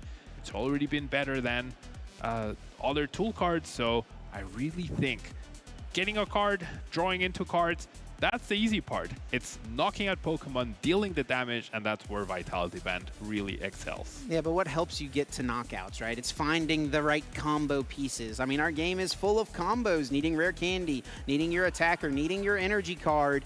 It doesn't matter what you need to pull off your attack. Forest Sealstone can find it for you. Whatever the missing piece is, this game's all about drawing cards, seeing cards, having access to your deck. That's what makes it so interesting, so strategic, and Forest Sealstone is just such a great tool for so many players to utilize, pun intended, in order to get whatever they need for whatever the situation is that presents itself. Well, but let's break it down, Chip, yeah? Do you need an energy? Break it down Just play for me, Earth and Vessel. Do you need an item card? Play Arven or Irida. Do you need a supporter card? Play Luminion. Yeah. But do you need to deal more damage? Do you need to get that KO? Yeah. Only Vitality Band can do that. Only Vitality Band can do that? In between these two cards. And Choice Belt, which we have as our finalist. Imagine the final between Choice Belt and Vitality Band. It's going to be 50-50 guaranteed. All right, well, I do believe while the Twitch poll is concluding, we've got an interview that Boo was able to do with our Junior Division champion. Right. Make sure you're voting in that Twitch poll. Let us know which tool card you believe deserves its place in the finals. And let's hear from our Junior Division trading card game champion. Hey everybody, I'm Shelby Boo and I am so excited to introduce you to, but I don't think many of you will need an introduction because he is well known in our junior division, Prince Williams, who is our junior regional champion here in Indianapolis. Prince, how are you feeling? You just came off of a win at this regional championship. I feel like super excited. I haven't done very well at most of the tournaments until now. The last one I did well was at LAIC, which I won. But that was like at least 4 months ago, so I'm really happy that I got another win. Only 4 months since my international championship win. Okay, I love it. The caliber of play is incredible here. So, what do you think sets this regional aside if you performed very well here? My coach was here to cheer me on, and then also I had a lot of practice with the deck that I was playing. Previous events I might have not have that much practice, and I just felt really confident because I played it at the last tournament too. Okay, so let us know, what were you playing? So today, or this weekend, I brought Pidgeot Control with Wigglytuff. Wow. Yeah, Wigglytuff isn't really used a lot because it's not the strongest, but it has a very high health pool of 350 if it has a special energy attached, which I just used, and its attack does 160 if you played a supporter. So the high number of HP overwhelmed my opponent while I was attacking them. So what kind of cards go into this deck to make it a control archetype deck? So the deck utilizes the Pidgeot as its engine, which is a stage 2, and it lets you search your deck for any card during your turn as an ability. So that really lets you get the cards you need to pull together all the plays. And then also it uses Arvins to get the rare candy to go into the Pidgeot and Rotom to draw cards. It uses 3 penny, which help you loop together or pick up your damaged Pokemon so that to deny your opponent prize cards. So that's really the main thing that I was using. It sounds like you've been practicing with this deck for a while. How long have you been playing it? I've been playing it since the Orlando Regional, so that was like at least a month ago. So yeah, I was really confident with it today. I'll tell you what, even a lot of our Masters players will not sit behind and pilot a control type deck. What do you think it takes to play an archetype like that? Because it does have sort of alternate win conditions available to it. So when you play control, you have to have an open mind to see and adapt to what your opponent's doing. And then also you have to be very patient because most of the time you're not taking prize cards to win. So you have to wait for your opponent to do something and then do whatever you're going to do to counter that. Wow, a lot of wisdom here from our junior champion in Indianapolis. That is awesome to see. Was there any specific decks that you were looking to face off against going into this event? My best matchup, I think, is Charizard. And I think I played at least 6 of them in Swiss and Top Cut. I played Charizard in my final match. How'd those matches go for you? I won 2-0. My opponent conceded the first game because I used a card called Mimikyu, which means that Charizards or any EX or Vs cannot attack it. So he didn't really have any Pokemon to KO it. And then in the second game, I just used the same strategy and Airy, which lets me look at my opponent's hand and then discard 2 item cards to get rid of his rare candies or super rods. I was looking for his Lost Vacuum because I have a tool that lets me take 40 less damage, which I put on my Mimikyu. So the main attacker in Charizard that can actually attack my Mimikyu, it only does 50, so it reduces the damage to 10, which just lets me use Penny over and over again to win the game. Prince, you're going to have to give me this list, okay? Maybe you'll convince me to start playing some control archetype decks. I love to see it. It's incredible that you're stepping outside the box, especially in our juniors division. But look out, seniors division, because Prince Williams is going to be stepping up to that tier of play next. This is your last season, right, as a junior? Yeah, it's my last season, so I'm really excited for Worlds. I'm going to try to win it this time. I have been for the last 3 years, but I really want to win this Worlds because it's my last year. So trying to secure that dub, huh? Gonna do everything in your power. Is that your #1 goal in the Pokemon TCG, to become a world champion? Yeah, it is. It's just everybody who's become a world champion, they're all well known and they're just really good. So I want to become a part of those people. Well, hey, Prince, even if it doesn't happen this year, I see this somewhere in your future because there's a lot of talent here. Huge congratulations for the win here in Indianapolis. Let's hear some shout-outs. Who helps you get this win leading up to this event? So, like I said, my coach, Mike Dizon, and then also my sister, Stella, my parents, my team, the Mythicals, and my teammate, Kobe, who I had to play against in Swiss, and then all the tabletop people, and that's it. Can you hold up your nice medal here? It's right here. Gold. I got another gold. Another gold indeed. Thank you so much for the interview. I hope you have a great rest of your time at this event. And we are going to throw things to a quick break here.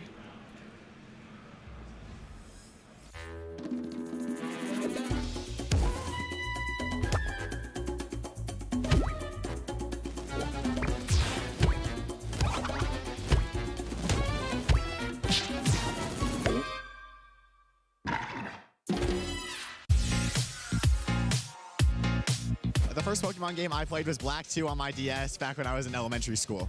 When I was younger, I would collect some of the cards, and my dad, I think, it started to encourage me to start playing competitive more. He wanted me to learn the rules of the game, so, you know, my mom and my dad, they helped me go to league, and I started going to tournaments, and that helped me get into Pokemon. I remember winning one of the city championships, I think it was, in junior division, and that was pretty fun. My favorite Pokemon is Cyndaquil. I think it's because I played it in a Mystery Dungeon game on the DS, and that was the character it gave me. And so then it kind of just stuck with me. People that I look up to in the community, I mean, obviously Tord is one of the best players in the world. It'd be cool to have some of the accomplishments that he has, but some of my friends that I test with, like Caleb, it's pretty good too. So I'd probably like to have another game against Azul, to be honest. We're 1-1 against each other all the time, so we could get that tiebreaker game and that'd be fun. It's gotta be Unova. Region is my favorite because that was the first game I played on the DS in Black 2. So I think it's gotta be Chocolate. Chocolate's just really good, and I think my mom's always liked Chocolate, so I think that definitely passed down to me from her. If I won the World Championship, I would definitely call my parents first. I'm sure they'd be watching anyway, but they supported me throughout Pokemon, getting me into it when I was younger, and now I'm going to tournaments by myself, but they still check in on me, and I'm sure I'd want to talk to them. I think I've got to go with Sprigatito. I haven't played the video games in a while, but that looks like the coolest one to me, so that's what I have to go with. Hello, Pokemon fans. Juancho Saldana here, and welcome to Pokemon Championships History, the series where we look back at some of the landmark matches in the history of competitive Pokemon. Our story starts way back in 2005, where Ross Cawthon faced off against Tsukuyoshi Yamato in the top 8 of the TCG World Championships. The defending world champion Yamato already had a formidable reputation and was seen as unbeatable by many Western players. Ross may have been seen as the underdog in the matchup, but he proceeded to take down Yamato in a clean 2-0 victory with his Dark Tyranitar and Electrode EX deck. Ross proceeded to finish second place at the World Championship, but to a lot of players, it was dethroning Yamato that cemented Ross as one of the best in the game. Fast forward to 2016, Ross Cawthon is the seasoned veteran in his third top 4 World Championship appearance, facing down an up-and-coming challenger. His opponent is Cody Walensky, competing in his very first World Championship. Ross Cawthon, 2-time Worlds finalist, a state champion this season, tons of accolades to his name. That doesn't even come close to listing everything. If you filled them all, you could put this whole top-level finishes, states and above. Cody is playing the Greninja deck, a powerful deck that aims to get multiple Greninja Break into play and spread damage counters everywhere. The deck's weakness, however, is that it can be slow, taking several turns to get fully set up. Meanwhile, Ross is playing a Vespiquen deck, an archetype known for its speed and aggression, and a deck with a type advantage against the grass-weak Greninja. To make matters worse for Cody, Ross is fresh off a top 8 win against Burt Walters, who was also playing Greninja. But no, that's the end of the match. Burt Walters does extend the hand, and Ross Cawthon goes up 2-0 against Burt. But Cody has some tricks up his sleeve. A crazy list for Talonflame. Talonflame was a great starter, much harder to KO than a Tiny Froakie. And sporting an attack that would help Cody's Stage 2 deck set up, it was a great way to level the playing field, and Cody had a full 4 copies. With only 3 Froakie in his deck, Cody was more likely to start with Talonflame than anything else. Cody also had a full playset of Bursting Balloon. Though Vespiquen could hit fast and hard, it only had 90 HP, and attacking into Bursting Balloon would put it right into Water Shuriken range. These important deck choices gave Cody a fighting chance. It's an interesting back and forth matchup. We did see Ross get the better of it, but I definitely wouldn't write off Cody's deck at all. Cody started game 1 with a lucky Talonflame, but he couldn't find an energy and was forced to bench a Froakie and pass. Whenever you start with Talonflame, you gotta be fist pumping. Meanwhile, a turn 1 Bridget gave Ross a very fast start, but Cody kept his cool and found an opening. A Bursting Balloon on his Frogatier put Ross's Vespiquen down to 30 HP, allowing Cody to finish the job with his Talonflame and grab a couple of key resources. Constant pressure from the subsequent Bursting Balloons eventually allowed Cody to clean up Ross's attackers and take a strong comeback win. Rough start for both players, but at the end of the day, Greninja Break just too much for Ross. Game 2 was nothing short of a spectacle. Cody got to attack with Talonflame on the very first turn, and again on his third, and this culminated in an absolutely massive turn where a giant Water Shuriken was followed by a Water Shuriken, and then a Mist Slash to take out all 3 of Ross's Pokemon in play. locking Cody's slot in the finals in a truly dominating fashion. Triple knockout. Cody Walensky is your other finalist. But with that win, Cody also did something else. Just like Ross himself had done back in 2005, Cody took down a veritable legend of the game, forever making his own mark on the Pokemon trading card game. Thanks for watching, friends. Do you have a favorite competitive Pokemon moment? Let us know using #PlayPokemon. Hello, everyone, and welcome back to the Indianapolis Regional Championships. We are in Championship Sunday, working into top 4 shortly as we have competed over this entire weekend and seen these games. We've seen these players play their heart out. I can't wait to crown our victor soon. My name is Adam Watson, joined on the desk by Kyle Sablehouse. Whew. Man, it's been a long tournament. It's been a fun tournament. It's been a cold tournament. And the Chen Paos are still hanging in there. We had half of our top 8 be comprised of Chen Pao, a deck that has rewarded so many longtime veterans of the deck. And coming up, we have the CEO of the archetype himself about to sit down at the table and play. But before we get ever closer to crowning our Indianapolis champion, there is one more competition that needs to be sorted out, Kyle. And that is, what is the best tool card in the current format? The community has been voting through every stage of the bracket all weekend.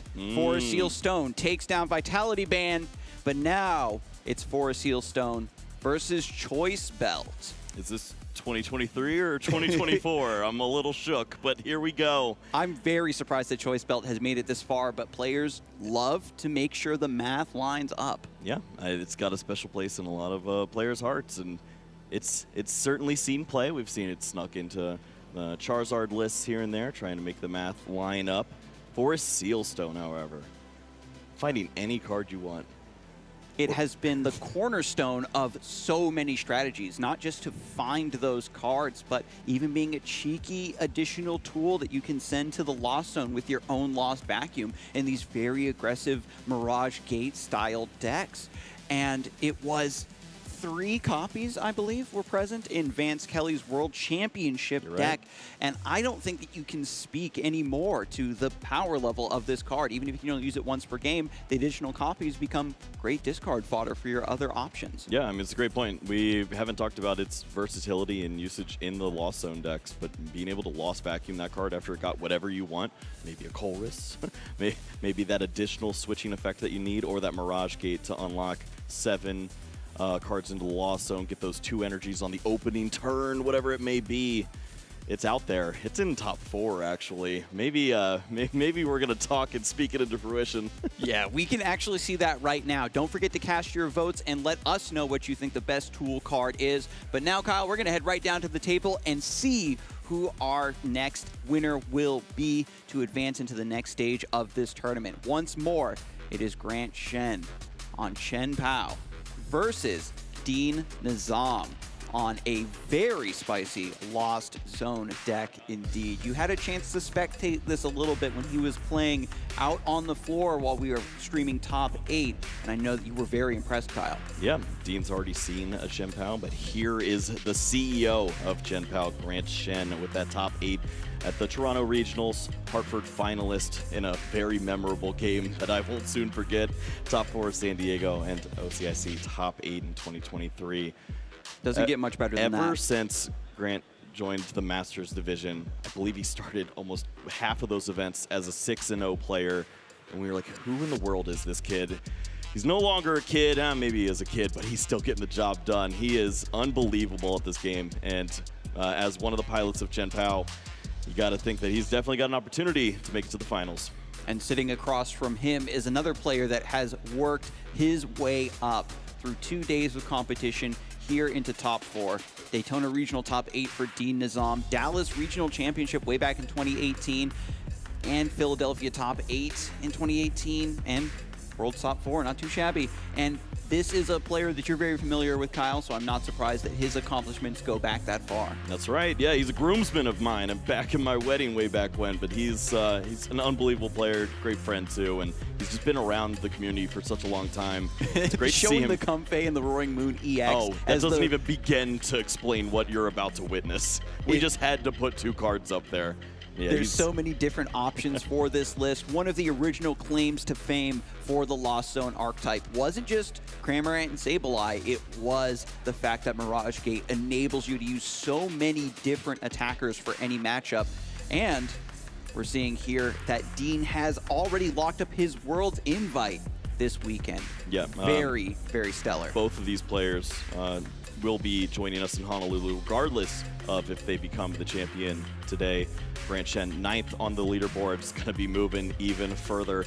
I had a conversation with John Eng. He got top 16 at the event. He might be going down on the leaderboard. That's how many great players there were in our top seeds here. And I remember where the community was very unsure how things would pan out as the World Championship qualification points requirement shifted. But it's time to get this game underway with Prime Catcher in the prize cards. Dean is going to lose a lot of the aggression that his deck is built around. Yeah, really unfortunate to see that there. It's at the top 2, so maybe assuming Heavy Ball could shuffle that around. A Colress Experiment as well, and some of those really valuable switch cards on the other side. For Grant Shen, does play the 3 copies of Chien-Pao, so maybe not as bad there. And 2 of the 3 Pokestops, so maybe a little slower of an approach. We'll see how this works for our players. Sometimes Chien-Pao gets off to a slow start and is very reliant on the Pokestop, maybe trying to combine it with Cypher Maniac's code breaking to find those key pieces. But if Grant Shen gets off to a great initial opening, won't be missing the Pokestops too much. All right, you know what? Maybe we just shouldn't say anything, because that's not a great opening. That's an Iron Hands. Iron Hands in the active. We did see this earlier on in the stream, Kyle. It seems like a huge stumbling block to have this 4 retreat cost Pokemon stranded in the active, and you think you might have a window of opportunity to set up behind this Pokemon's bulk. But with Dean Nizam's aggressive style, I don't know if Grant Shen's going to have enough time to get this safely out of the active spot and start using Chien-Pao's Shivery Chill. Right, that's the big issue. Not finding the energies from Shivery Chill. It thins out the deck, it finds those resources, those get to the discard pile, and then of course you bring them right back. But with this Pokemon now stuck in the active spot, you're really left with the Prime Catcher as your only utility card to put the Chien-Pao in the active. And yeah, this is a great attacker, but it might take a little bit of time to find all the energies for this Pokemon now. And after this opening, Buddy Poff and Grant Shen taking full stock of the deck, just like any good CEO would, checking the stocks. But getting 2 Frigibax in play is nice. Going to opt for 1 Frigibax and a Bidoof, very nice. Has a Frigibax in hand. Looks like a great setup to me, Kyle, but the next order of business is getting this Iron Hands out of the way. Right, and there's not much you can do about that, honestly. You play your hand out and you try to get as many of these Pokemon down into play so that you can draw into a ton of resources. And you see Grant acknowledging, you know what, it's probably going to take a B-roll to make this work, maybe even 2. Over time, we've seen Chien-Pao players tap into this line more and more, playing the long game, having this additional draw, the additional access to resources, because Hail Blade, Moonlight Shuriken, these attacks, all sending your water energy to the discard pile, means that you have to continuously find your superior energy retrievals, your super rods, to recover that fuel for your attacks to close out games. So many Chien-Paos lose out on the final bit of resources they'll need to close out a winning position. And we see the Frigibax played down, and that is the lone Frigibax. Dean usually salivates in these moments, thinking about that Prime Catcher as an opportunity to easily work in Cramorant for a knockout. Not this time, as he sees the opening deck search. With Nest Ball, Cramorant's already being eyed down on the bottom of the deck, but is going to see immediately that Prime Catcher is missing. And when it comes to Lost Zone play, the aggressive Cramorant lines are usually your first order of business. They're great on the table to take out some of these basic Pokemon before they can evolve. And if you don't have access to that, maybe Dean is happy to kick back and play that longer style of game that Lost Zone has slowly but surely become much more known for. Does that mesh with what we've been touting as a more aggressive build, though? Right. Dean has opportunities. So you can either pick up the pace and continue to draw through. We'll see what cards he finds off of resources like that concealed cards, the Colress experiment that he has 2 of in hand already. If those start to turn into buddy puff and switching effects, maybe even some Forest Sealstone action, then you could see a huge opening turn, maybe even that Moonlight Shuriken that Grant was clearly thinking about as he made sure to have a couple of abilities lined up there. By having 2 Bidoof, values that Bibarel immensely for card draw, and as you pointed it out, Kyle, with the Radiant Greninja entering play, access to Chorus Experiments, it's too soon to tell where Dean is actually going to go on this turn. Certainly, you have to expect that this is a turn where Cramorant could provide some versatility, at least get some chip damage into the Iron Hands. It lines up well for follow-up, maybe with a Sableye, but I don't see any of the switching cards that you're looking for here. Yeah, pretty difficult choice being offered up here because Chorus's Experiment lets you look at the top 5 cards of the deck. 2 of them must be sent to the Lost Zone, and Dean opts for Comfey and the Hisuian Heavy Ball. After seeing the deck with Nest Ball, knows that there's no Pokemon in there, but some players like to simply waste the Hisuian Heavy Ball just to thin it while also shuffling around those prize cards. So Prime Catcher is going to remain up at the top for the most of the game. Yeah, that's a little unfortunate, but of course it is correct for Dean. He doesn't need to go and see those cards. He's got a great idea of what's already in the prizes. At this point, it's very important to continue to fill up your board with these Comfeys, have the ability to switch between them, use multiple flower selections in a turn, and get to that 7 for the Mirage Gate as soon as possible. It does have the 1 copy of Rescue Board, which is great for fueling this along the way. Has a second Chorus's Experiment in hand, as you pointed out, Kyle. So the march towards Mirage Gate has already been mapped out, especially with 3 Comfey now entering play. Yeah, plenty of opportunities here to see cards. We still have not seen the concealed cards. You'll see 2 cards each from the flower selecting. So 6 more cards to find 1 more switching effect would line up with a Cramorant attacking this turn into the Iron Hands. And of course, we know about the wackiness that you can find. If you chain together all those switching effects, there is a world where Moonlight Shuriken happens. Moonlight Shuriken, if the Iron Hands has been chipped down enough, can take even more prizes. 2 Cramorant hits. Is this, am I maybe going too deep into the weeds? Hit it twice with Cramorant, clean it up with Sableye down the road, try to get 3-4 prize turns. I mean, it's happened sometimes. The damage doesn't go anywhere at this point, and this was the big turn. I guess this selection really shows where Dean's thinking. Sableye is a very valued resource for cleaning up later on. The water energy would be great for Moonlight Shuriken, but at this point, let's just play it safe. We got 4 into the Lost Zone, and if we can find this Cramorant, we'll be okay. I don't even know if that's an option this turn, though, unless concealed cards can bring us a basic Pokemon. And as Dean gets deeper and deeper into the deck, sees what resources are needed, what's getting sent to the Lost Zone, can now make a confident decision to hold on to the Psychic Energy, discard the Darkness Energy. Nest Ball found. I saw a blue Pokemon, but it was Manaphy. Doesn't matter. Cramorant is there if you want it, but is there a way to move? The retreat has already been used for turn with the Rescue Board attached to this Comfey. Safety first. Manaphy to protect the board from that Radiant Greninja. An omnipresent threat when you're up against Chen Pao. Moonlight Shuriken shutting you out of the game entirely, and ironically something that Dean would also like to do to Grant. It's just a great card. It's there's 4 different basic energy types in this list, but it's important to make sure that you have the opportunity with 3 water energies to potentially cash in on such a valuable attack. Just going to be another pass. Dean didn't do anything too flashy, but still a great foundation and is confident he'll have some additional time to look through the deck, put cards in the Lost Zone, thanks to, once again, Iron Hands EX being stuck in the active spot. Ultra Ball discards 2 water energies, so Grant Shen can search the deck for Bibarel to evolve and gain access to Industrious Incisors and draw back up to 5 cards once per turn. This could be an absolute slugfest with his hand. Just depends on what the Bibarel is able to find off of this. Of course, we see the Superior Energy Retrieval, the Ultra Ball in hand as well. So if you aren't able to find the rare candy, then you can go for another Bibarel. You see the Code Breaker. Maybe that's the piece. Cypher Maniac's code breaking. You search your deck for 2 cards of your choosing, shuffle your deck and put those 2 chosen cards on top. Great to combo with a lot of these draw power abilities to essentially search 2 cards. It's a make your own Starbirth, Kyle. And from this point, I wonder if Iron Hands EX is just going to become the attacker. Find Lightning Energy, find the Rare Candy Baxcalibur, try to go from there. Well, there's one issue with that.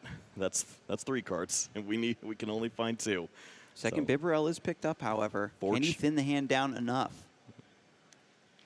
The Cypher Maniacs can bring Rare Candy Baxcalibur to the front, and at this point, really hoping to see Lightning Energy or one of those Earthen Vessels with the final 2 cards of the Bibarel.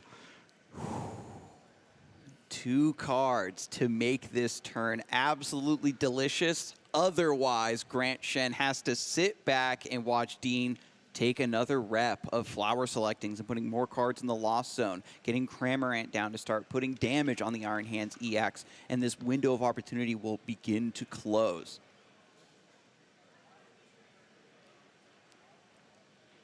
Chen Pao, Prime Catcher? I mean, those are pretty good. It doesn't lead to the 2 prize knockout you're looking for with the Iron Hands cashing in on that early opportunity. Maybe Dean isn't ready with the follow-up Hoopa in this spot, but surely you've got some pretty solid resources there. The issue now is you can use Shivery Chill and get the additional 2 energies, and you got to pick which Pokemon is valuable. It looks like with the rescue board, Comfey is not long for this world. This definitely isn't half bad with Shivery Chill grabbing the 2 water energies right now to fuel Hail Blade. The superior energy retrieval will remain in the hand, and Grant Shen can continue to threaten with Iron Hands EX now that he's safely moved that back onto the bench. Every time the Iron Hands is in the active spot, and I think it might be stuck there for a while, the Chen Pao players have the Prime Catcher, and Grant Shen takes the first prize of this game. Yeah, and for Dean now, answering this Chen Pao can be a little tricky. There's certainly some options as you look through the list and see his opportunities. You have that Roaring Moon EX, where if you have maybe a Stadium in play, you could take the knockout there, removing that and dealing the 220 necessary. Raikou V is also a Pokemon that you try to work into the mix, but Grant was thinking about that. You see only 4 Pokemon on his bench. Tried to avoid giving the clean numbers for a 1-hit knockout. There are no metal attackers in Dean's list, of course, trying to hit the Chen Pao for weakness, and it becomes very awkward. The bench space being taken up by Manphy to protect the rest of this from a potential Moonlight Shuriken play. Grant Shen, with this empty bench space, is threatening so many different possibilities against Dean Nizam's board. All right, what opportunities does Dean have now? 5 cards in the Lost Zone. Colress Experiment is in hand. Wants to see the answer a little earlier, maybe off of the flower selecting. It's already seen the Roaring Moon, but maybe a Stadium would feel even better. Decides to send Iron Hands to the Lost Zone. It is a pretty tall order to get that powered up. You're having to chase down Bibarels and Baxcaliburs to even get maximum value of Ampy very much. Dean seems to be settling into just take 2 prizes off the Chen Pao. Whenever Grant Shen promotes something, just knock it out. Try to run this Chen Pao out of resources. Every time they attack, they have to spend a lot of time searching cards and attaching to do so, while Dean has a little bit more burst potential thanks to Mirage Gate, can accelerate a Pokemon into play immediately. And I'm thinking, Kyle, that with Super Rod putting the Dark Energy back in is maybe trying to line up some sort of Calamity Storm with the Roaring Moon EX to take down this Chen Pao EX. Needs an Artisan as well. It might be too much to ask. Yeah, the ordering's a little curious, unless that Comfey is just the complete piece that you need in order to get the job done here. Because you still have not used the Colress Experiment, which leads to maybe drawing into those energies that you just shuffled back in, which you never want to do when you're about to reach that Mirage Gate turn. Gotcha. And I'm glad that we certainly have an extended time clock for the top 4 match here, because you can see with Dean having access to so many different resources, so many opportunities, Lost Zone being a deck known for how many individual decisions you have to make per turn off of every flower selecting, etc. Which energy are you going to save for which attacker you need to prioritize for the matchup itself on a macro scale, but also the current moment in time, considering what's in play, certainly does eat up the clock. Yeah, I mean, we're at 6 cards in the Lost Zone. The Sableye and the Psychic Energy are lined up there, but Dean is continuing to dig through. Now has the 7th card, but would not like to see any energies in this spot. And Dean is being very reluctant to cast the Koros' Experiment, and I think that might be he's digging and searching, finds a boss's orders as well, is putting together an attack and wants to boss something instead. He's able to throw away a switch in this spot. With the boss's orders already in hand, of course, when you see a Pokemon like that Baxcalibur, that lone Baxcalibur, no Frigibax in play, you'd love to remove it from play if possible. But do the cards line up here now? Yeah, do you have an attacker? Cramorant's not going to do it. You No. need to put a 2-prizer up, but Dean bides his time, doesn't have an attack through here, and fortunately in a matchup like this where you can buy some time with single prizers, maybe this doesn't put him too far behind, Kyle. I'm not sure I like it, though. This is always dangerous to let Chen Pao get these extra reps of leaving this Pokemon in the active spot, to use Shivery Chill, to boss up potential things from your from your bench. Radiant Greninja goes down, maybe Manaphy goes down, and suddenly the threat of Moonlight Shuriken against your Comphase goes down. Dean has to take a turn off to Super Rod the Manaphy back rather than continuing his plan of setting up attackers and actually getting into the game. Right, and for Grant, it's as simple as find Earthen Vessel, find Lightning Energy, and I'm going to start taking 2 prize cards a turn. If you're going to play this slow approach, we're completely fine here going up 3 prize cards. And another Frigibax benched for good measure. And some Super Cold to round it out. No more energy left in the deck. Superior Energy Retrieval is in the hand, and 2 Bibarels ready to go. Double Industrious Incisors means you can draw up to 5 cards, Kyle. Use your Superior Energy Retrievals, your Ultra Balls, whatever you happen to find to thin the hand back down, and then draw up once again. Grant Shen is widening, creating an immense gulf in this game right now. Not just in terms of prize cards, but just in terms of foundational setup and resources. Yeah, at this point for Dean, you're trying to find any weaknesses, and typically that answer is use a Roxanne, remove a Bibarel, remove Baxcalibur, whatever it may be. That includes only 1 Bibarel in play. That includes Prime Catcher on Baxcalibur. You have to have a multitude of pieces working for you, and it's just not here on this opening game. Whenever we see these very complex Mirage Gate-focused multi-attacker Lost Box decks, they have so many different individual cards that are so important and can really stumble when they end up in the prize cards, or based on a hard decision, end up in the Lost Zone instead. So Dean really struggling because of the loss of Prime Catcher, really foiling his aggressive ideas, and Grant Shen has all the time in the world finally to bring Iron Hands EX back into the active. What once was stranded now arrives triumphant to amp you very much and take 2 prizes. Yeah, and so wise of Grant as well to include this Water Energy on the Chen Pao. In a world where potentially this Baxcalibur is removed from play, you now have the opportunity to attack with the Iron Hands or attack with the Chen Pao. Just a single energy gets the job done. Dean now on the back foot, and that is certainly an understatement. Comfey comes into the active. There is 1 flower selecting to be had after the Koros' Experiment, sends a Cramorant and a Darkness Energy to the Lost Zone.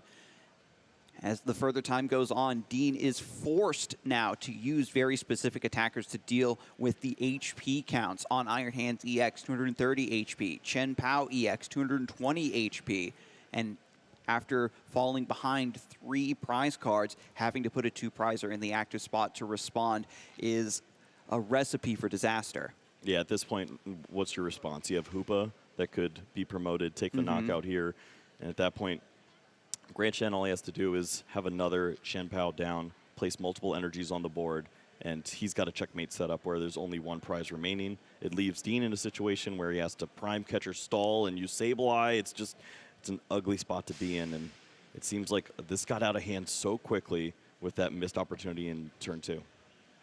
And when you play a deck like this and you know it's complicated, Lost Zone as an archetype is known for its ability to come back and really thrive in the later stages of the game thanks to Sableye, but I'm wondering if Dean should call it, try to get to game 2, play a long game 2 and have time for a long game 3.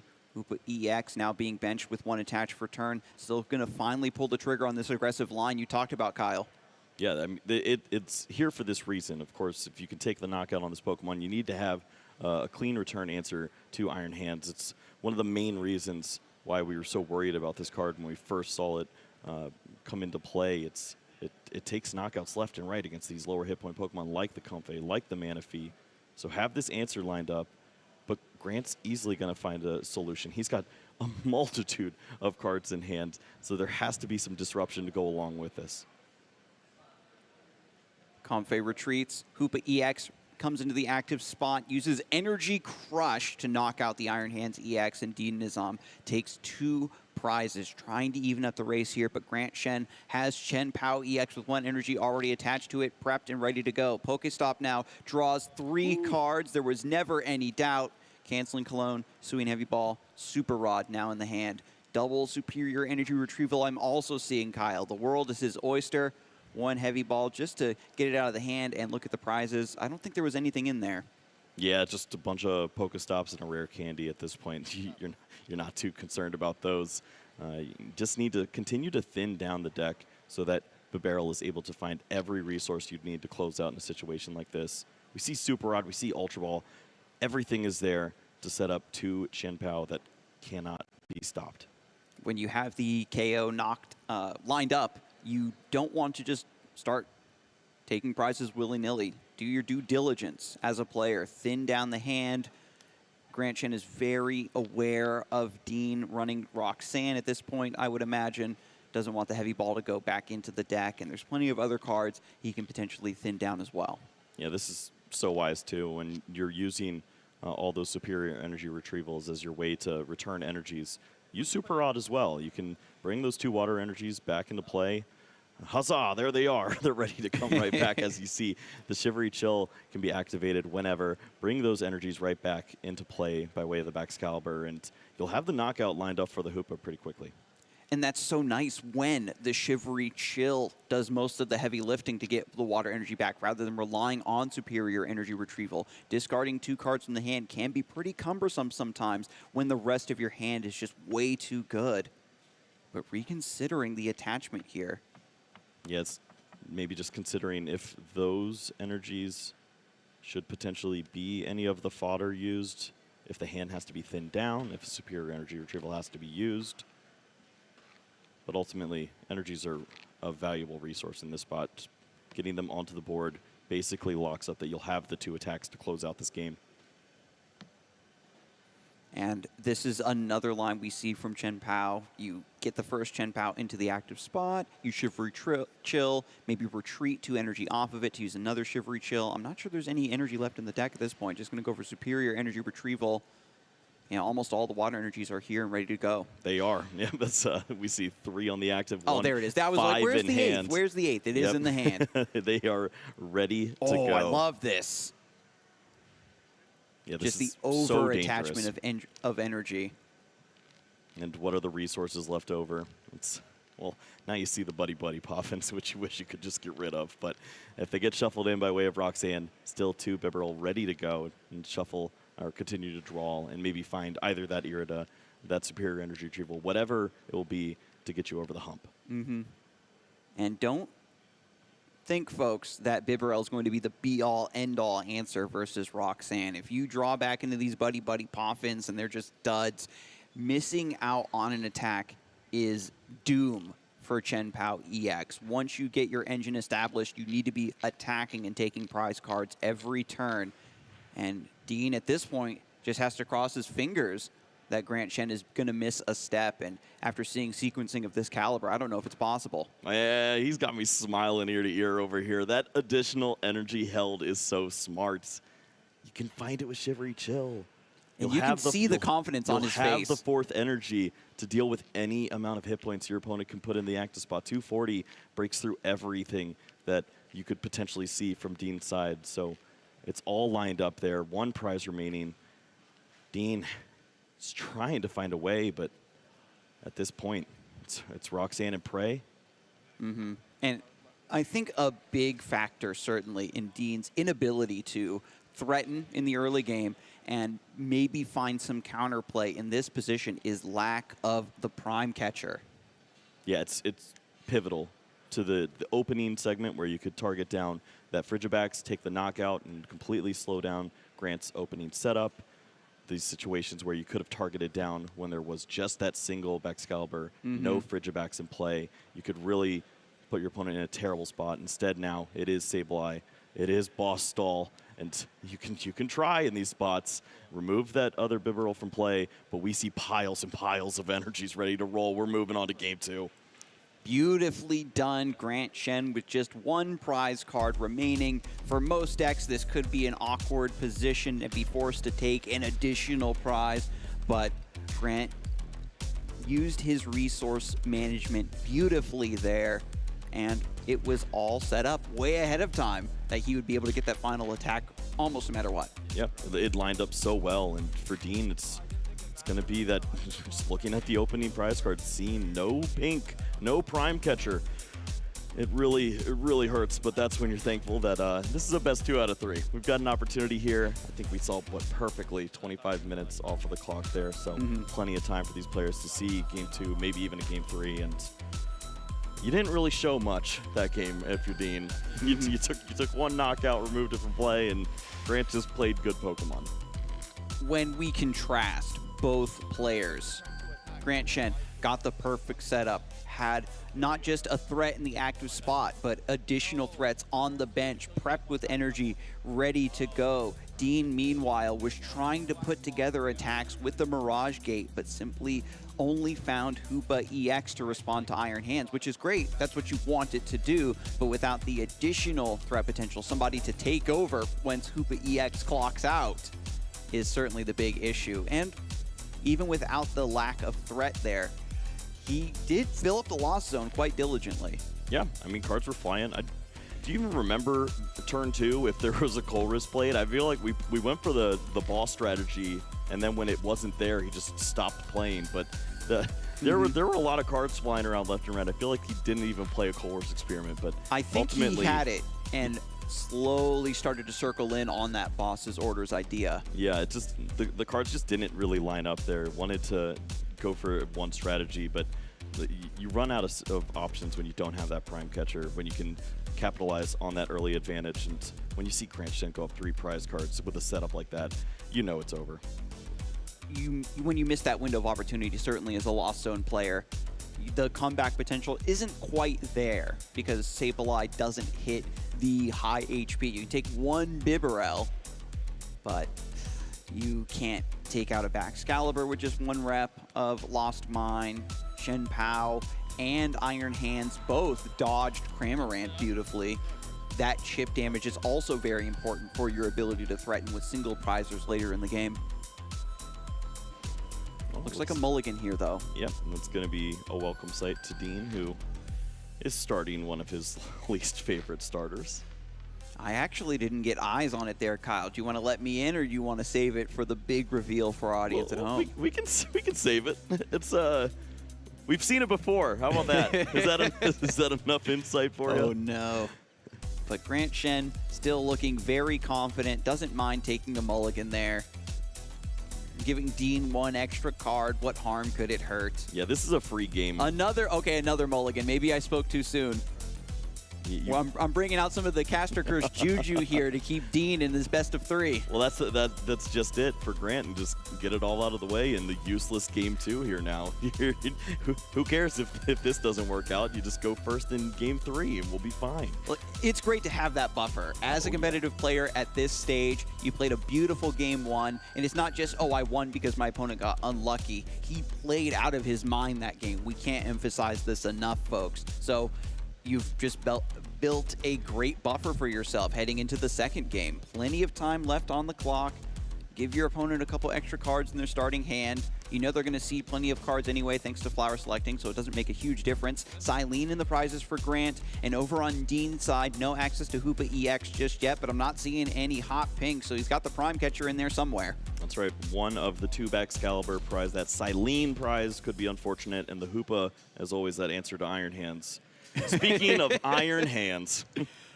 A big, bulky boy stuck in the active spot. Dean immediately opens up with Hisui and Heavy Ball. Going to check the prize cards out right now.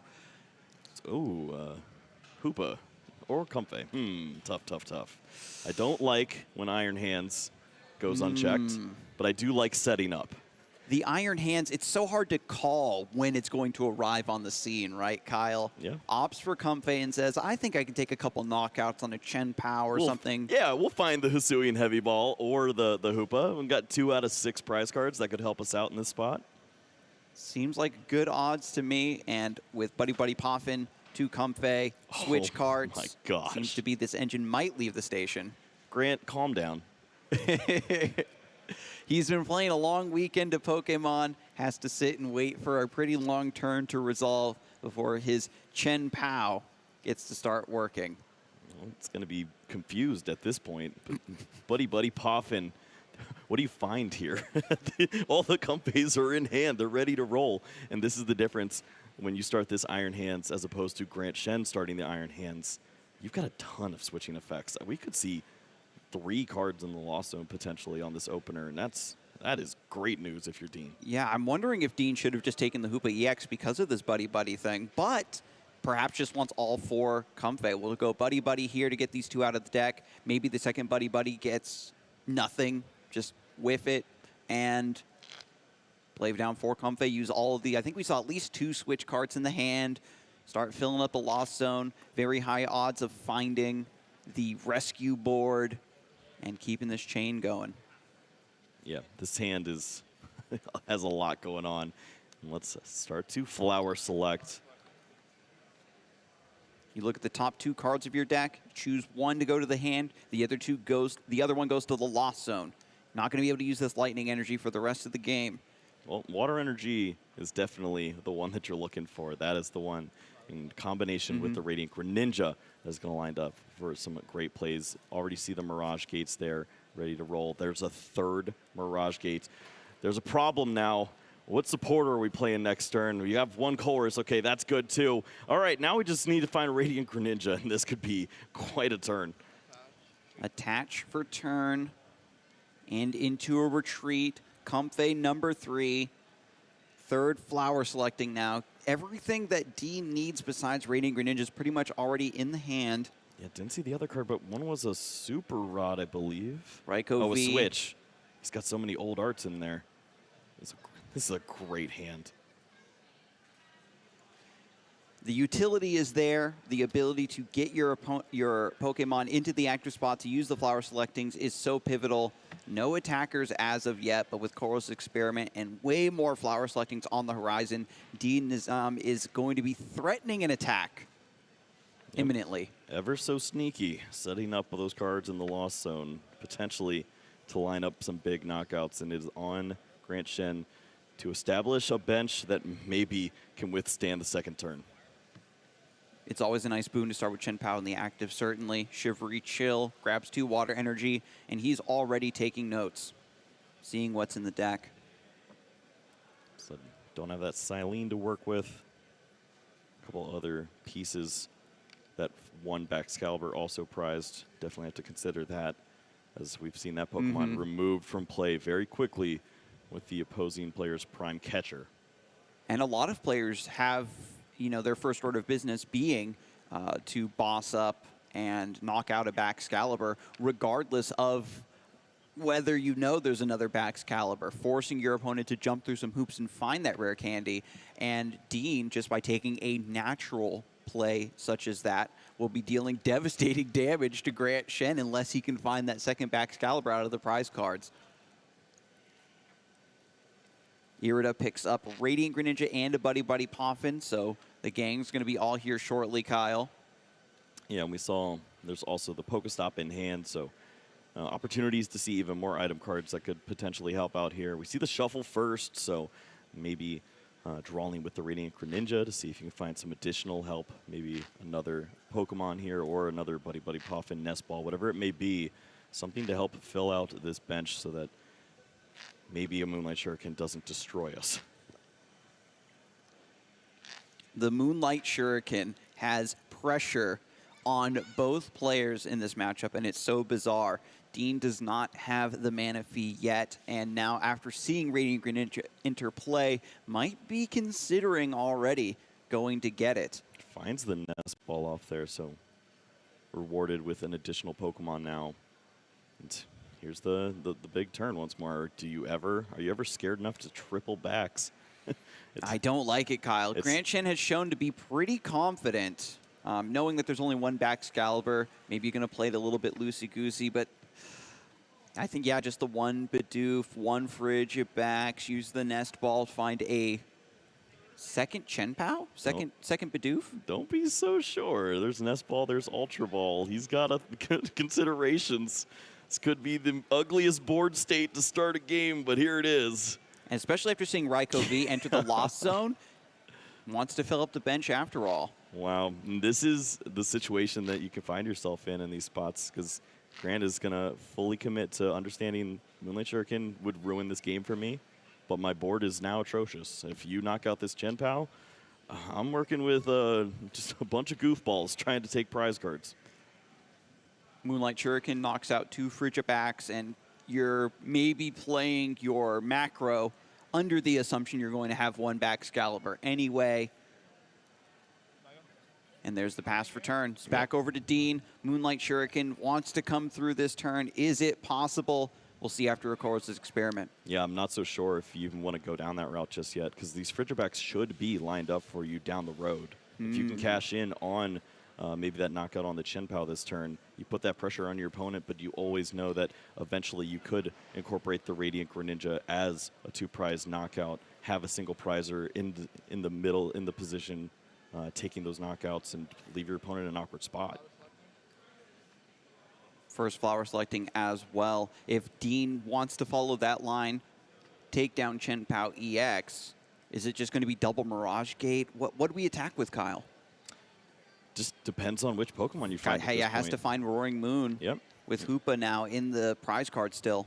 Yeah, I mean, well, Hoopa's not doing much anyways, but yeah, it's certainly better than that fourth Comfey at this stage. Sableye no longer going to be a potential card to use in this spot. Yeah, there is only one Sableye in the deck, just kind of there for certain late game E scenarios, but this just shows that Dean is very much committed to a 2-2-2 prize map if possible.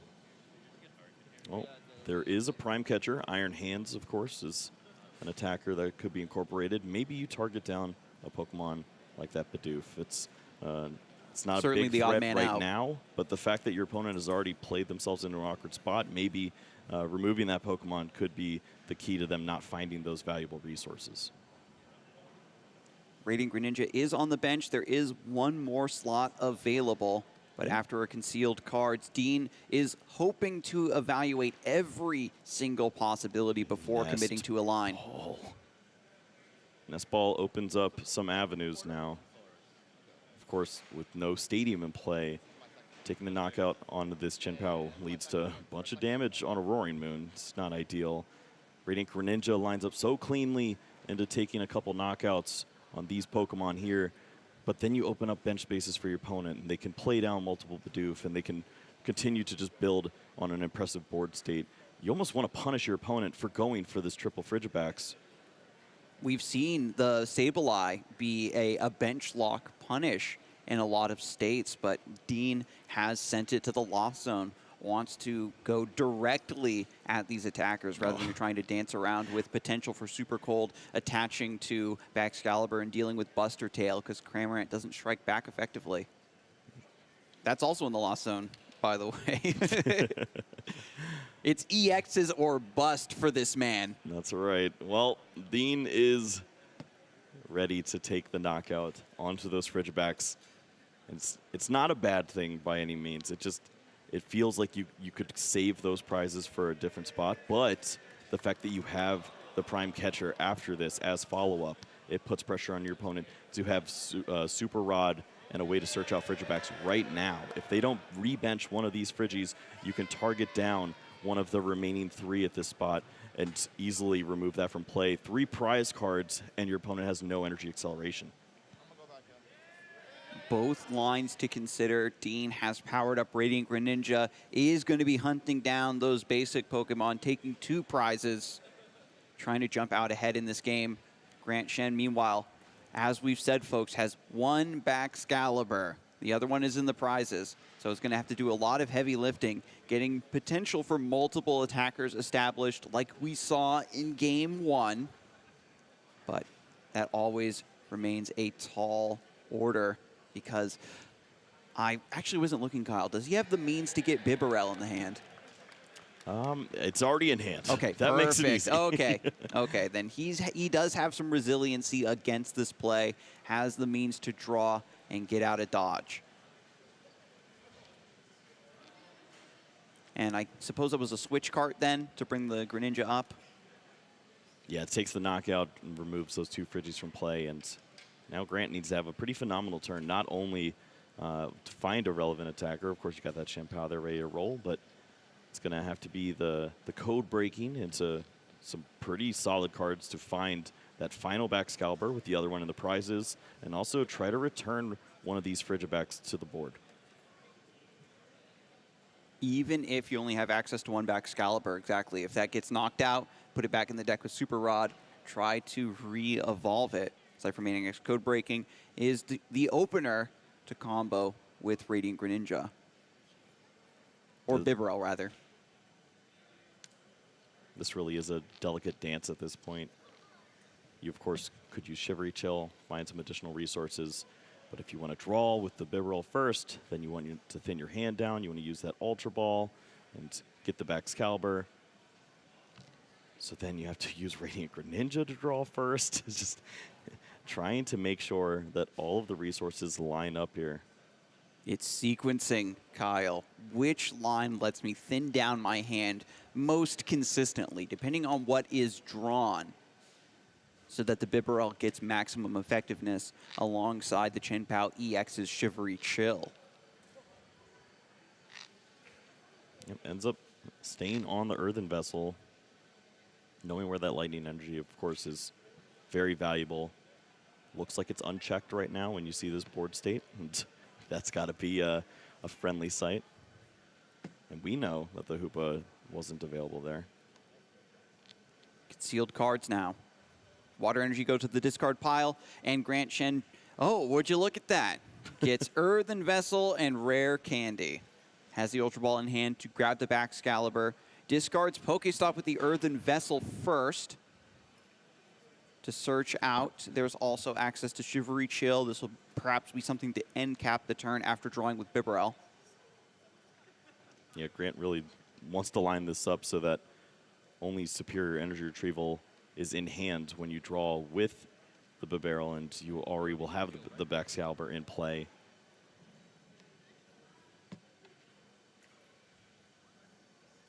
It's very meticulous.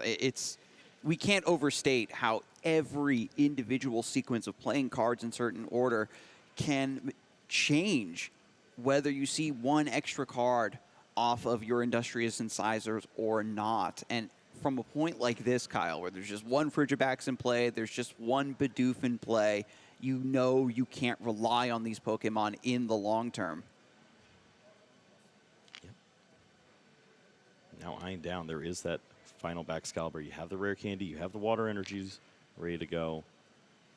4 cards available with the barrel, and you've got the knockout most likely on the Radiant Greninja. That's going to be fine. But at this point, if I need Super Rod and replaying down that Frigibax, or just having enough energies in play to at least continue to have threats while you have this board that's pretty volatile. That's what you got to figure out here. And 4 cards to help. Super Rod is found, but can you search from here? I think everything that could be done has been done. Superior Energy Retrieval and Irida going to be set up for next turn. But you do need at least 3 energy to knock out the Radiant Greninja to keep Dean from going for a Super Rod, Mirage Gate play, using another Moonlight Shuriken potentially to soften up more of your back line, if that's even worth it. Yep, and this is a list that features canceling Cologne, so I wouldn't be surprised if we had seen some energies onto the Radiant Greninja, but at this point says, I really hope this Chien-Pao goes unchecked. I'm throwing my energies here. Sure, you could remove the Baxcalibur, but I will be able to knock out whichever Pokemon you have lined up. And once more, Dean is presented with the obstacle of Chien-Pao EX in the active spot, demanding very specific attackers in order to take it down. Hoopa EX still in the prize cards, to my reckoning, but has access to Roaring Moon at the very least, and Iron Hands EX kind of waiting on the bench. Doesn't hit for weakness, but still taxes this Chien-Pao a little bit more to take it down. Yeah, there's a lot of different ways you can take this approach at this point. You could be very aggressive. You could use Prime Catcher and maybe start to incorporate Iron Hands as a way to knock out something like that Barrel and go down to 2 prize cards remaining. Your opponent almost always is attacking with Chien-Pao in that spot, and if you have the Roaring Moon to close out, then we're ready to move on to Game 3. It just depends on if Dean wants to target resources or if he wants to just put all of his cards on the table and say, look, if you've got it, you got it, but I'm gonna promote a lot of threats right now. The Roaring Moon EX certainly presents a dual purpose for this list. The Calamity Storm threatening a decent chunk of damage if you have a stadium in play, or just the Frenzied Gouging to be a knockout that you can rely on to checkmate your opponent in the later stages of the game. Super Rod going to put 1 Psychic Energy back in the deck. That is calculated. Only wants the 1 energy there. See what resources are remaining. It's going to have 0 energies left over. So Roaring Moon is the option, powered up now by Mirage Gate. Can take out Chien-Pao. Yeah, this works just as strongly. You can remove this Pokemon from play, have the Iron Hands as backup, hold on to that Prime Catcher. You have so many Comfeys that you can be switching in and out of, and you know your opponent doesn't have a way to disrupt your hand. All these resources will be sticking around. It's going to be up to Super Rod to give you those last few energies for the Iron Hands or whichever Pokemon you close out with. Dean Nizam going for flower selecting now, seeing a bit more of the deck. Nest Ball goes to the Lost Zone, and I think that's a Super Rod coming to the hand. Great way to get these energies back in the deck, even if Grant Shen is able to respond and knock out this Roaring Moon EX. There's a retreat for turn into another Comfey. Has the switch already to bring the Roaring Moon into the active spot, so it's going to take this time to see even more cards from the deck. The more you thin, the greater your top decks are going to be. Gives up a Super Rod now, switch card now, a card in hand to allow him to switch into another Comfey, see more cards. Where's the stadiums? There's 2 copies of Artisan somewhere in here, Kyle. It's not going to be found. And at this point, it's already played a ton of resources to get to this point. Is it really, after all that, a massive whiff? Do you have to just use Frenzied Gouging now to take out the Chien-Pao EX? Oh, no. Well, knockouts are knockouts. At this point, you could go down to 2 prize cards. And you just need to make sure you have the resources to close out. I see Super Rod, I see Mirage Gate, I see energy in hand. Is it ever appropriate to Prime Catcher? And no, the Calamity Storm needs the stadium in hand to even be a threat. Yeah, this is all about the prize race at this point. Dean wants to get out of this game in the next 2 turns, if you include this one. So with a lack of stadium in play, Calamity Storm's attack cannot be boosted. Means that Frenzied Gouging must be the response to knock out Chen Pao EX. Roaring Moon now deals 200 damage to itself. Stuck in the active with 30 HP. Grant Shen can take the revenge KO with just a stiff breeze. Well, we'll see. Maybe if this is a situation where an Iron Hands could come into play and start to manipulate this prize exchange, because 5 prizes never means 2 turns unless you have Iron Hands. The Ampy very much taking 3 would be massive. And then the continuous threat of just more Chen Paos to come through, responding to the EXs that Dean must respond with against an Iron Hands EX. Certainly swings game number 2 way back into Grant Shen's favor. Can he put it all together? Yeah, it's so risky to attack with that Pokemon. Of course, you're wary of the Hoopa. That's one Mirage Gate likely to take a knockout. So is there a single prize option that you feel comfortable with? The issue there is you haven't seen the Prime Catcher, and you can't disrupt the hand. Dean has seen so many cards. It's just 5 cards or so left in his deck at this point. And if for some reason Grant Shen is not able to put together an attack, Dean would be very happy to get the Artisan out of the deck, incredibly likely from this point, and just start Calamity Storming, get as much value out of this two prize Pokemon as possible. Yeah, this turn honestly could be Buster Tail. there's not much that you can do against that Pokemon. It's awkward. 160 hit points usually means that a V or EX Pokemon has to be worked into the mix to take the knockout. It's a single prizer. And Grant Shen being forced to respond with Buster Tail seems great. You're putting those energies in play, putting a single prizer in the active, but Dean does have hand disruption in his deck. I don't believe Roxanne was sent to the Lost Zone this whole time, Kyle. Yep, it's still holding on to that, so that is the eject button in case everything goes wrong. Pokestop played almost guarantees Roaring Moon will be knocked out this turn. The question now is how. There's risky strategies where Iron Hands takes the 3 prize cards. You can go the single prize route, but that means you're playing this game for at least 2 more turns after this. And do you even have that opportunity with Dean at 2 prize cards remaining? It is a little ironic, isn't it, Kyle, that Grant Shen and Dean seem to be in a similar situation, despite Dean being ahead. The potential for your attacker to get knocked out and needing to scramble so hard to find something else to attack with, even when you're in a great position without the next link in the chain, the next step of taking prize cards, your tempo can evaporate just like that.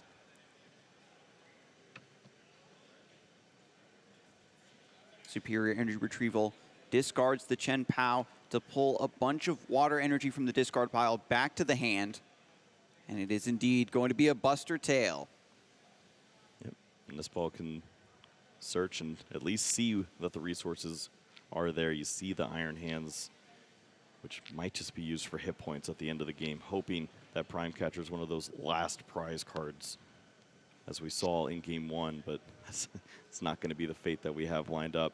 Mirage Gates are the big piece at this point for Dean. We could try to take a look. I think we've seen 2 so far, but if it is 3, then that means the resources won't be available for the Iron Hands. I know 1 is in hand.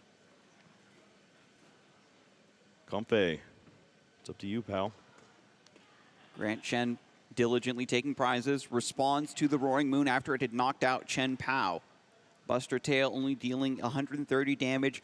Pretty respectable if Dean doesn't put another 2 prizer back into the active, can deal with most everything else in the list. Iron Hands EX is here and ready to go, but the number of Mirage Gates are very important to see if it can even attack next turn.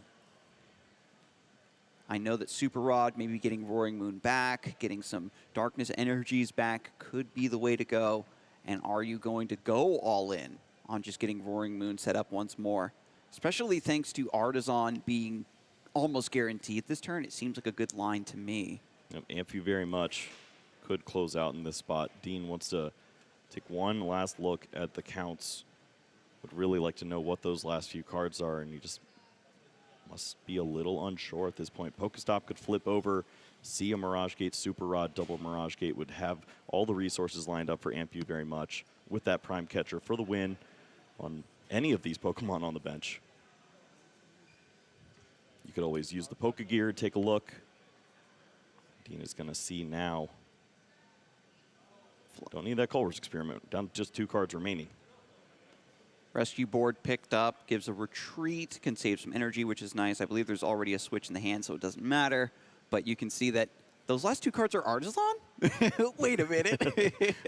What's going on here? It's not relevant at this point, but I just find it particularly hilarious how the Roaring Moon was forced to go for Frenzied Gouging because of that. I mean, we're so curious about what these last cards are. Just use Pokegear, take a look. You'll be able to find out what's going on.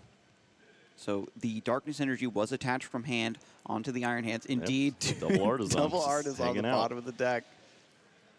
And so with 1 Mirage Gate, Super Rods, so it needs to be double Mirage Gate, right, to still pay for the energy cost on Ampu very much. And that's not available. I think it's just the 1 Mirage Gate that's there. So at this point, you can kind of hedge your bets. You have that Psychic Energy that you can incorporate with the Sableye if you already have enough cards in the Lost Zone, which I'm assuming we're plenty full at this point. It's all starting to run together, Kyle. Is this the game where Sableye went to the Lost Zone? Maybe so. We'll see. Okay.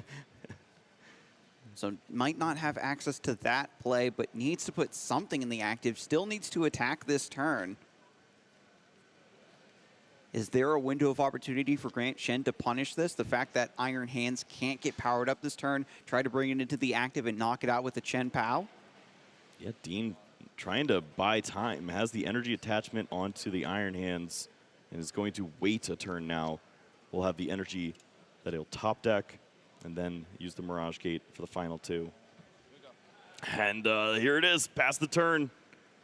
Big opportunity for Grant if he's able to remove the Iron Hands from play.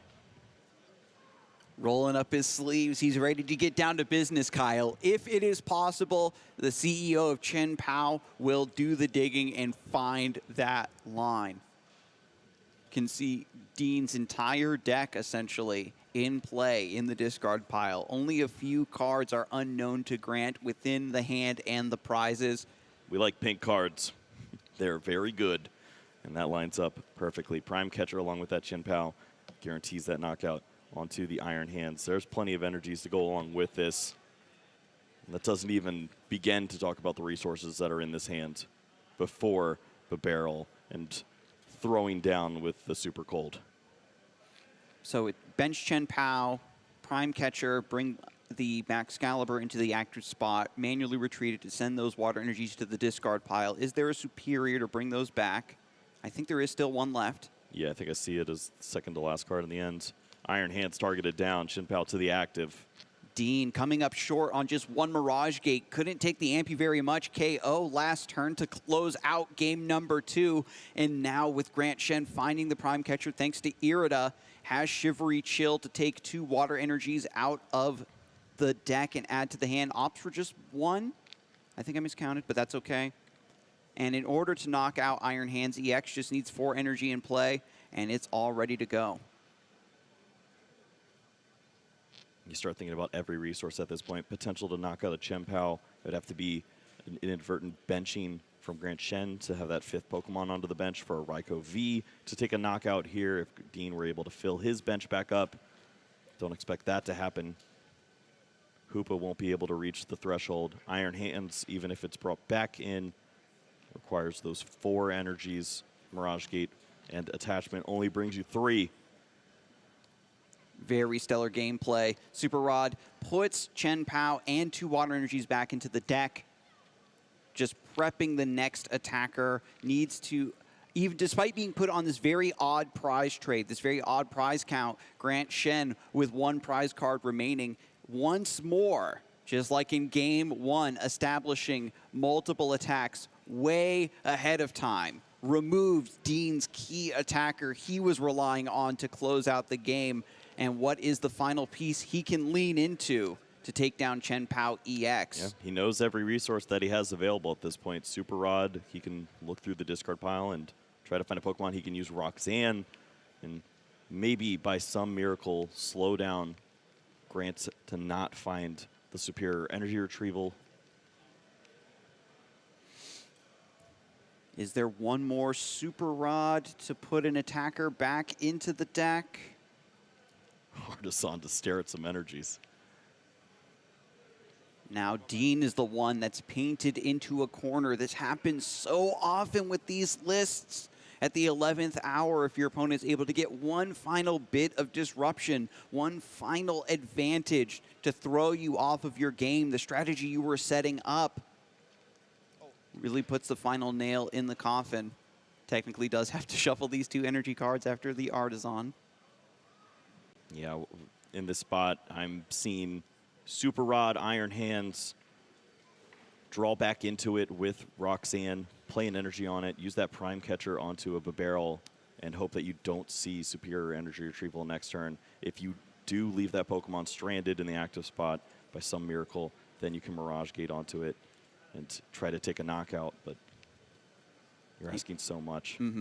Because in order to use the Frenzied Gouging, the Calamity Storm requires another Mirage Gate. Can he get the But there's no way to drawn? Yeah, there's no way to get this out of the deck now, even with the Super Rod. So this is the risk that you take now. You have the Roxanne that can draw, but you need to find the Roaring Moon and one of the Dark Energies, not the other one, so that you can draw into it with Mirage Gate. He's trying to math this out so that it works out. There is a world where you can draw into the right pieces and take the Chen Pao, but you have to get a little lucky to not see both Dark Energies. And getting as many cards out of the hand as possible before the Roxanne.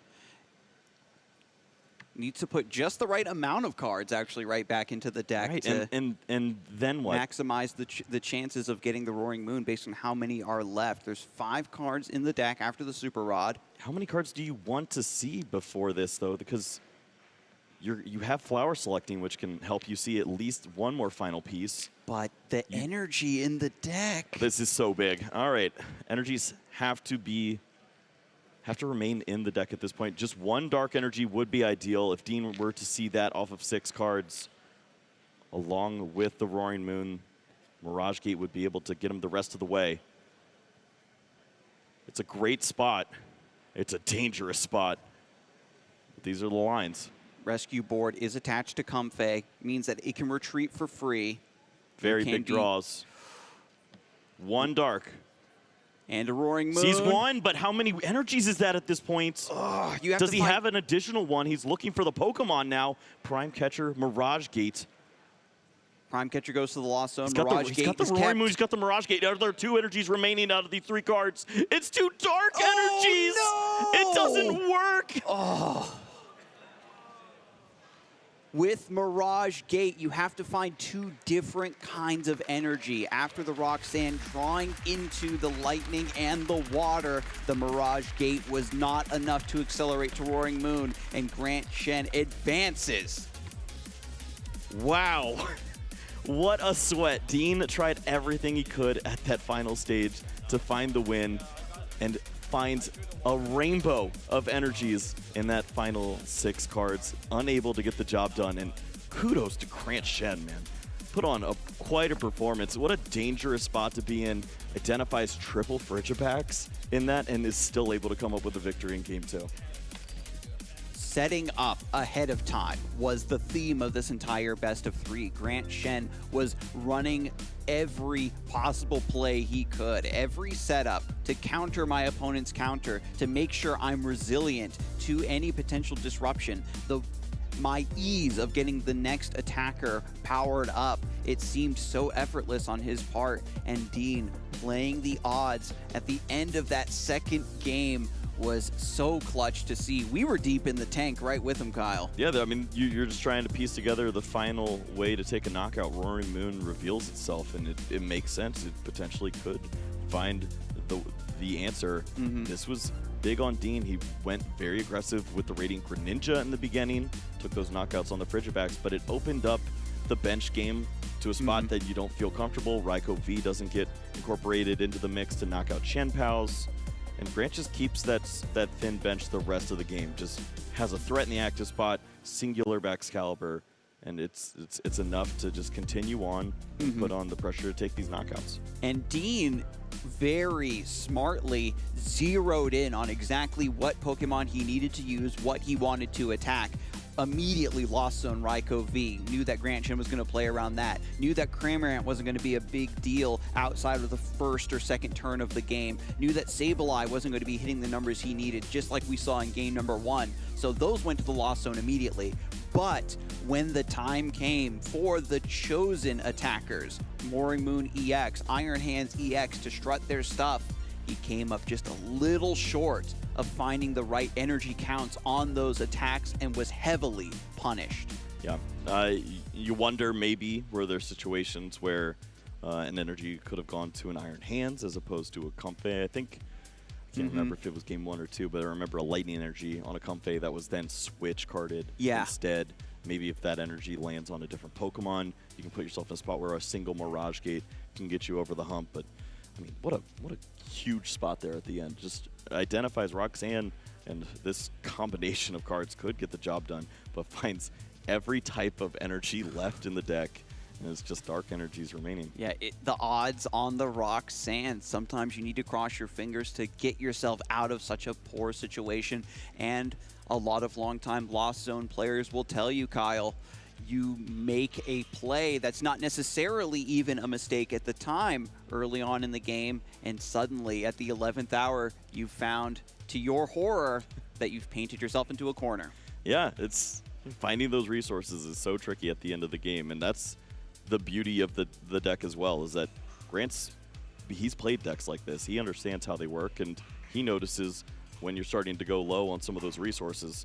Cool, I can capitalize on this. I can put you in a situation where you're basically playing with your entire deck open, and I haven't shown you very much. I've still got 20 cards and the barrels that can draw me into these resources. All of your resources are lying on the table, and put him in a spot where it was difficult to succeed, and Dean just wasn't able to come up to the finish line.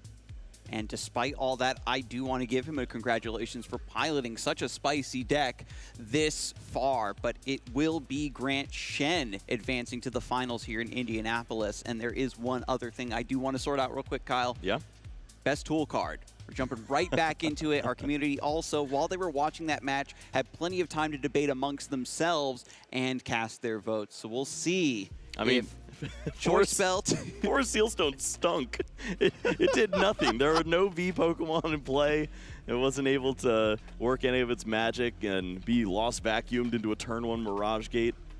But we can't say much for Choice Belt either. It's not featured in any of these decks. That is true. With Raikou V being sent to the Lost Zone, the Forest, Sealstone really didn't find the appropriate use in the early game either. There's still plenty more time for you to argue amongst yourselves, figure out what's going to be picked. Is it really going to be Choice Belt? You know, such a specific tech. Maybe it's just a Hall of Fame. We're harkening back to the early days where it was just such a great tool card from a previous format. Is that going to be good enough? But we'll have to see after this break, because once we return, we'll figure out that and head into our finals. So don't go anywhere. Welcome back in, everybody, to the floor here at the Indianapolis Regional Championships. I am so excited because I have a very fun segment planned, and we have 2 willing participants here. I'm going to let them introduce themselves. For over here on our right, our first competitor we have. I'm Michaela from Georgia. Michaela from Georgia facing off in a trivia battle here again. My name is Lily. I'm from Illinois. Lily from Illinois. I'm excited to kick things off here. And of course, the winner of this trivia battle will get the coveted Play Pokemon t-shirt. So it's going to be epic. Get ready. Let's get into it. All right, everybody, we're ready to get into the action. Our competitors are ready as well. We're going to start things off with a little bit easier questions, some generic Pokemon trivia, and then we're going to get into more TCG-based questions here in this segment. So I'm excited to get into this. Both of our players can actually hold up their score at the moment, which is going to be 0 points, and the first to 5 is going to take the win here. So let's get started. First question. Togepi is a fairy-type Pokemon from which generation? Generation 2. Ooh, that was close. That was close. I feel like we both have to give a point on that one. I think you tied in that. That was pretty solid. All right, next question. Which Pokemon does Zigzagoon evolve into? Linian. All right, that was Michaela all day here, taking the lead. First to 5 takes the t-shirt. All right, next up. Which Pokemon typing is the only one to not include a single strike Pokemon outside of the retired typing Fairy, of course? This one's tough. Electric. Incorrect. There's only so many typings. If both are... Grass? No, unfortunately, we're going to give a retry. There's only so many typings. Gear up again, players. Which Pokemon does not have that single strike Pokemon? Psychic. No. Water. Correct! Michaela gets it. It is the water typing. Does not include a single strike Pokemon. All right, next up here, we have a card. Iron Hands EX. What is its retreat cost? 4. Beautiful. Lily, swift, concise, gorgeous. Tying up things here. Exactly. Exactly. The heavy baton. There we go. All right, I'm going to throw another tough one at you. It's about typings once again. Which Pokemon TCG typing is the only one to not include a Fusion Strike Pokemon? Do you know? Out there watching. Shout it out loud. It's a tough one. Fire. Incorrect. Or you forgot Oricorio. Oricorio exists. Got a grass. This is Fusion Strike. All right, I got it. Fighting type. Correct, Michaela. Fighting type is going to take another point here. That's going to bring Michaela up to 1 point away from the win. All right, I have one that's a stumper here. What location held the first ever international championships in 2017? Columbus, Ohio? Incorrect, but close. It could have been EUIC or OCIC. Because OCIC wouldn't be the first one. It could have been LEIC. London. What'd you say? Is it London? Incorrect. It actually is Indianapolis, Indiana, where we are right now. That point is going to go to neither of our players here.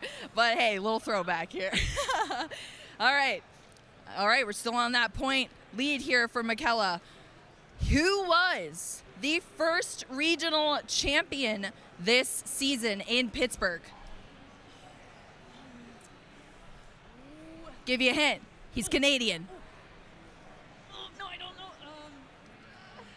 Andrew Estrada. Yes, that is correct. Michaela is going to take it here.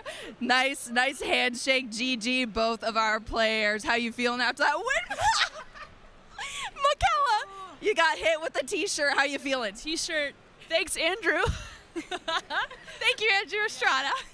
Yeah, I'm feeling pretty good. Lily? That was fun. Thank you for having me. Thank y'all both so much for playing. I appreciate it. I hope you had fun and walking away with the t-shirt. Thank you so much. And now we're going to get back to the Pokemon action.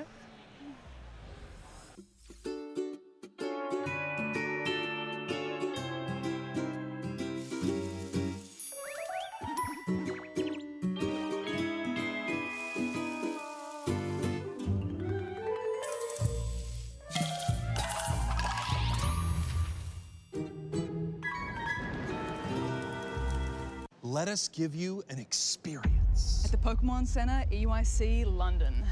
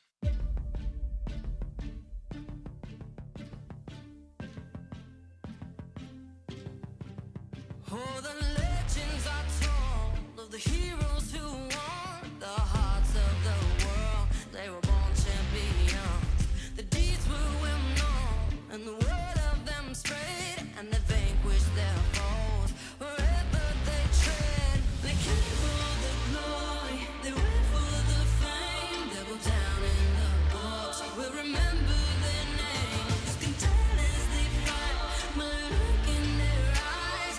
They came to win, they came to be immortalized. Immortalized. Immortalized. Immortalized.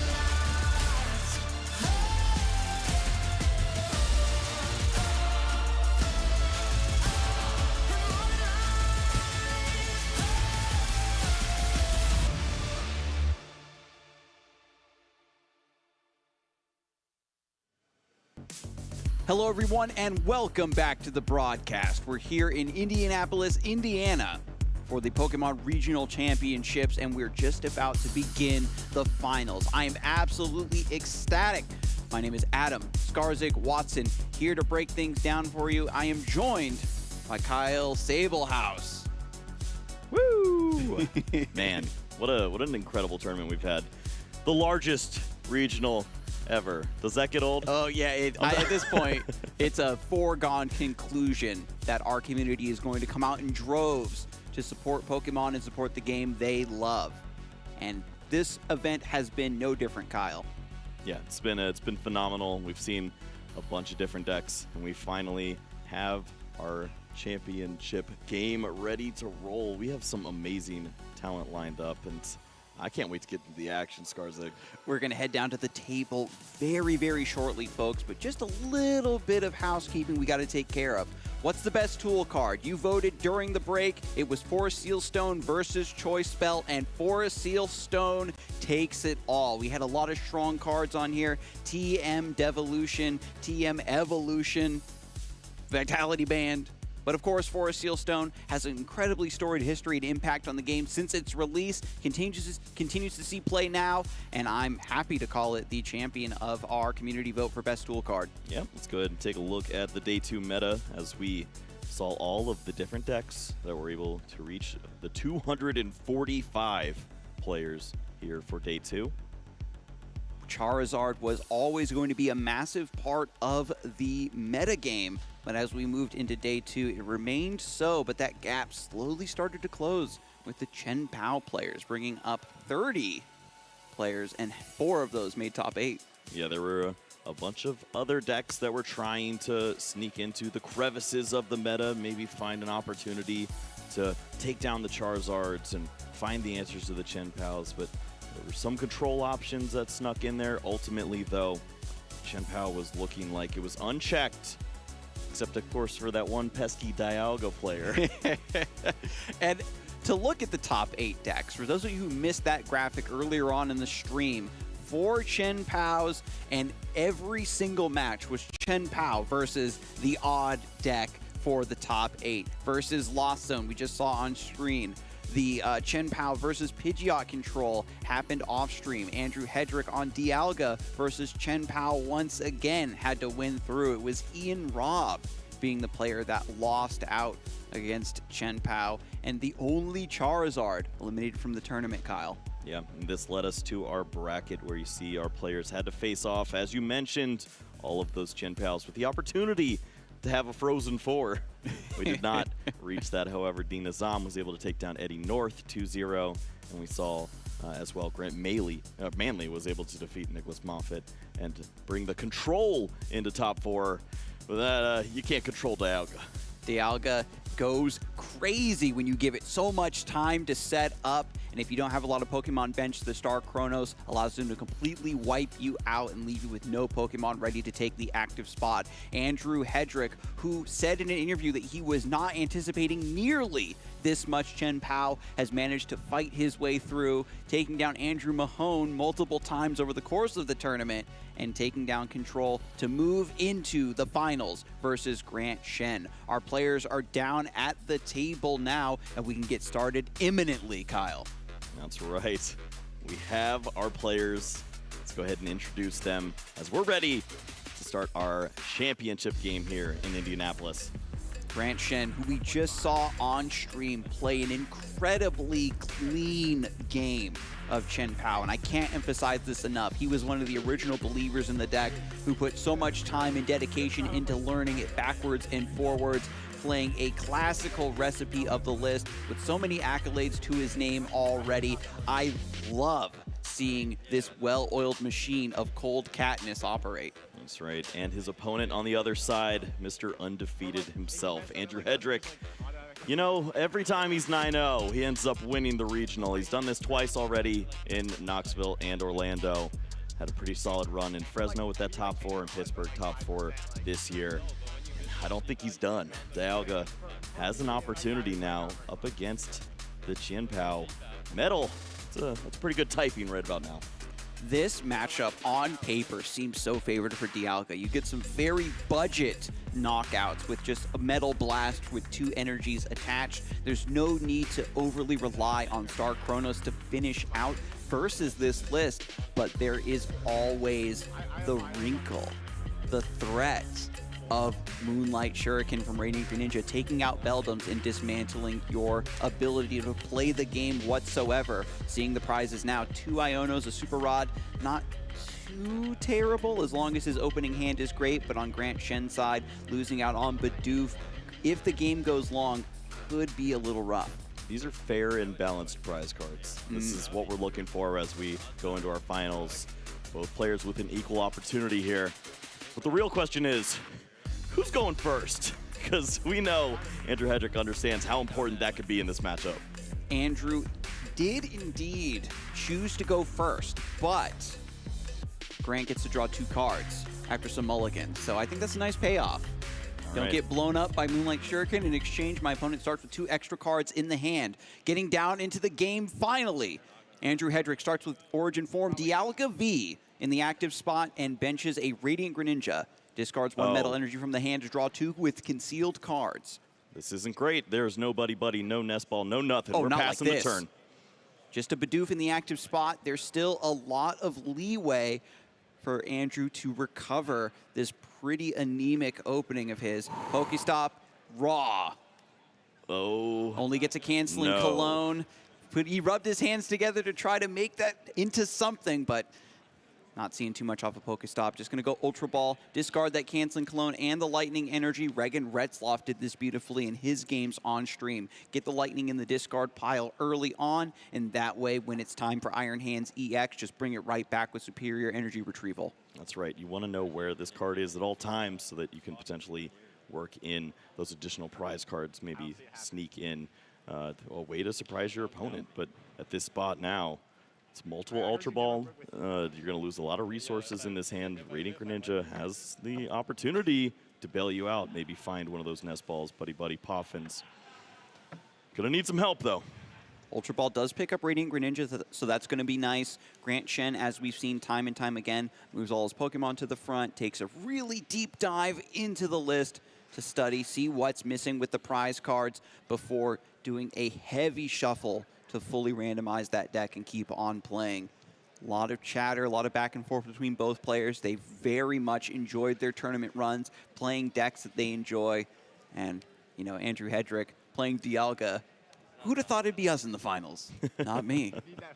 I knew I was going to see Chen Pao. There were plenty of those There lined were up. rumors that Dialga V was pretty favored into Charizard, but nobody was brave enough to actually take the time to test it until Drew Kennett, I believe it was, had a nice solid performance at a previous regional, and now Andrew Hedrick has picked up the torch and taken it all the way here to the finals of Indianapolis. As Pablo says, the Dialga Levers are finally showing up. Ooh, this was important. We saw the Frigibacks thrown back in with the Super Rod, but it's the Nest Ball that will be the payoff card here to at least have an additional resource, as Frigibacks is going to be very vital. Now Grant has to consider, does this Ultra Ball go for Chen Pao and promote that into the active and find water energies? Do you go for second Frigibacks and sacrifice this lone Bidoof? I think I don't if like any you of that. are anticipating the game not to go too long, it feels as though the game is going to be decided, right? Who's going to get established first? Who's going to get their big knockouts first?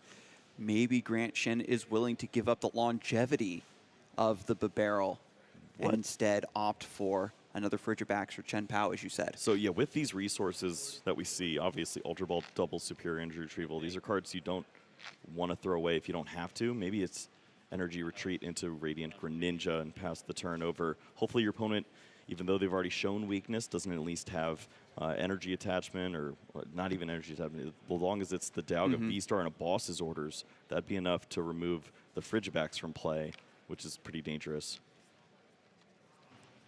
And if they're going after Frigibax, there is still the threat with Radiant Greninja being safe. Because Andrew Hedrick would need to find Buddy Poffin here, get some Beldums, try to evolve them into Metang before it's too late and they get taken out by Moonlight Shuriken. Oh, the next card is a Nest Ball. Was that close to a Beldum, but it will show up on this turn now. We see boss's orders in hand, but there is no Dialga V-Star. Pokestop could change that. You could go and spin the wheel, try to find Ultra Ball. I don't really love that right here. Radiant Greninja can draw some additional cards, but you're looking for a little more help than this. Yeah, Andrew Hedrick has really been leaning into Zamazenta for a lot of the games we've seen him play on stream. Has Mew EX in the hand, a card that he dislikes playing, at least in this matchup. Really doesn't like to put these easy prize cards into play. It's nice, it's cheeky to use genome hacking to copy Moonlight Shuriken in certain spots. But generally speaking, if you've got Radiant Greninja in play, you don't need the Mew EX. But I'm wondering if in this position he's that desperate for Buddy Poffins and potential for Beldums, if he can thin the hand down and restart to see a little bit more. Yeah, of course, Beldums played down early are going to be one of the most important pieces to the deck. You need to evolve those into Metangs, which have that safety threshold. 100 hit points protects you from that Moonlight Shuriken, which is potentially something you can see as early as the second turn. Grant's going to roll up the sleeves once more. As soon as you see that card, you know game's on, and you just hope to see only one. Yeah, Grant Shen is happy. He was incredibly confident in his top 4 match, and he always strikes this perfect balance of being very locked in, but also relaxed. These veteran players don't let a lot of nerves get to them, even here in the finals of the largest regional of all time.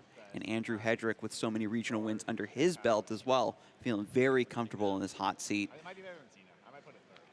And both players a little bit more chatter, very much enjoying their match, discussing the matchup in general, both perhaps speculating that they're going to have to be playing this matchup a lot more in the future. Yeah, well, they also have a bonding opportunity here, too, where both of them are not drawing ideal. It's going to be a slow game, and there's a lot of time on the clock. Don't judge me for the ridiculous things I may have to do. I might spin that wheel. That's the Dialga player mindset. I have to do some very ridiculous things to stay in the game. Please look away while I spin this Pokestop and hope for a Buddy Here we Poffin. go. Spin the wheel. Ultra Ball would be a nice find. Okay, Nest Ball's not too bad. That's another Beldum.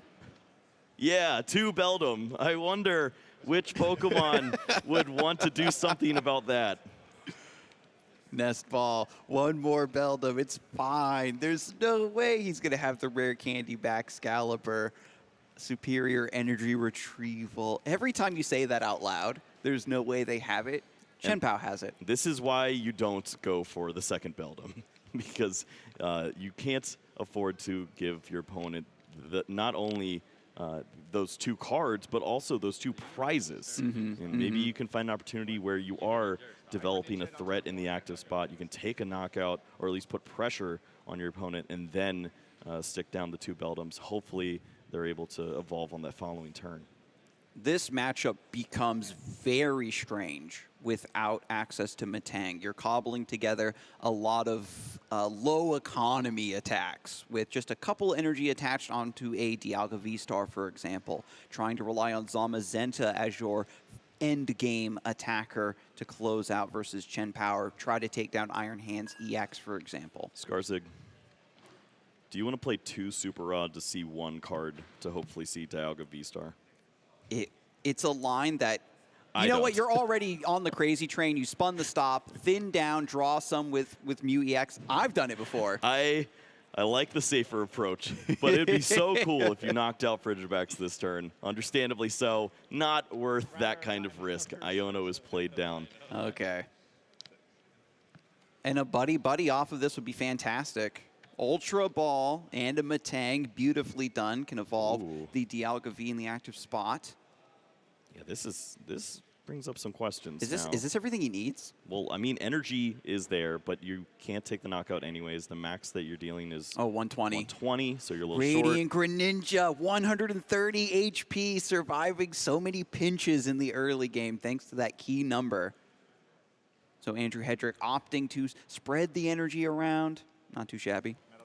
Yep, metal coating is going to be the play. Hold on to those resources and stick to the game plan. Single Beldum on the opportunity for the Moonlight Shuriken. Don't give your opponent all of that momentum. Both of those prize cards. Unfortunately, you gave them a new hand, and there's potential for this to be gas, but barrel to start. Ultra Ball discards a Silene. Grant Shen knows this game is not going to go too long. Doesn't need this late game resource. And this play with metal coating, having this Dialga V in the active spot with 3 energies attached, forces Grant Shen to put his foot on the accelerator, get a Chen Pao out here to take this threat from the active spot before Star Chronos happens. Well, this hand, there's Chen Pao, there's energy to retreat, there's Irida to search out Rare Candy Baxcalibur. Full restart with the Industrious Incisors ready to roll, and Heavy Ball to find the backup Bidoof. It lines up so smoothly, but you have to have a knockout on this active Dialga V, because if your opponent's able to work in the Star Chronos this early, there's no way that you have a Baxcalibur after 2 turns back-to-back. Exactly. So now with the Bidoof found from Heavy Ball, put onto the bench, Industrious Incisor drawing up. Rare Candy is there. Concealed cards to discard the water energy to draw 2 more, Kyle. Yep. Finds the payoff card in the Rare Candy, but has yet to use the Irida. Yeah, flipping through the hand very quickly. That tells me he has the play lined up and is just thinking about the sequencing. It is going to be Irida, of course. Finds Baxcalibur, and what's the item card from this position? Yeah, you could maybe even go for Earthen Vessel if you want to hold on to the superior energy retrieval. I think there's that opportunity in combination with Shivery Chill to take the knockout with just 4 water energies. You didn't have this turn 2 C-Pow attack. But it just depends on what Grant values at this point. He's only got the 1 Frigiback, so maybe finding that second one would bring him a little more solace, as he knows that Boss's Orders chained together with Star Chronos is dangerous for him. Mm-hmm. And the item pick from Irida is going to be Buddy Buddy Poffin, just some additional discard fodder. And Andrew Hedrick and Grant Shen are very aware, they're discussing it on the table now, how volatile this matchup is, how it is the strike and counter-strike oriented gameplay, forcing your opponent to keep up with your threats and your pacing. Otherwise, they will get put completely in the dirt. 3 water energies already in the discard pile. There's the Buddy Buddy Poffin you just found. It's not exactly the resource you want, but you have everything you need. Rare Candy Baxcalibur, energy to move the Radiant Greninja and bring the Chimpao into the active spot. Yep, 4 water energy. The knockout is there. Grant Shen buying himself some time, right? Getting a threat off of the board is so important just to stay alive. This is definitely a line you can go down as well. Tell me about this. Moonlight Shuriken, I wasn't considering just going after the Beldum, saying, well, but what if you can't Star Chronos, though? The issue here is when you remove the Metang, Star Chronos isn't available. There's only 3 energies on the Dialga V, so Dialga V Star isn't going to be able to reach that threshold. The issue is the Radiant Greninja can be knocked out if there's the other resources, maybe a Boss's Orders or whatever. You could knock out Baxcalibur, have Dialga V Star in play, and start to bench Beldums.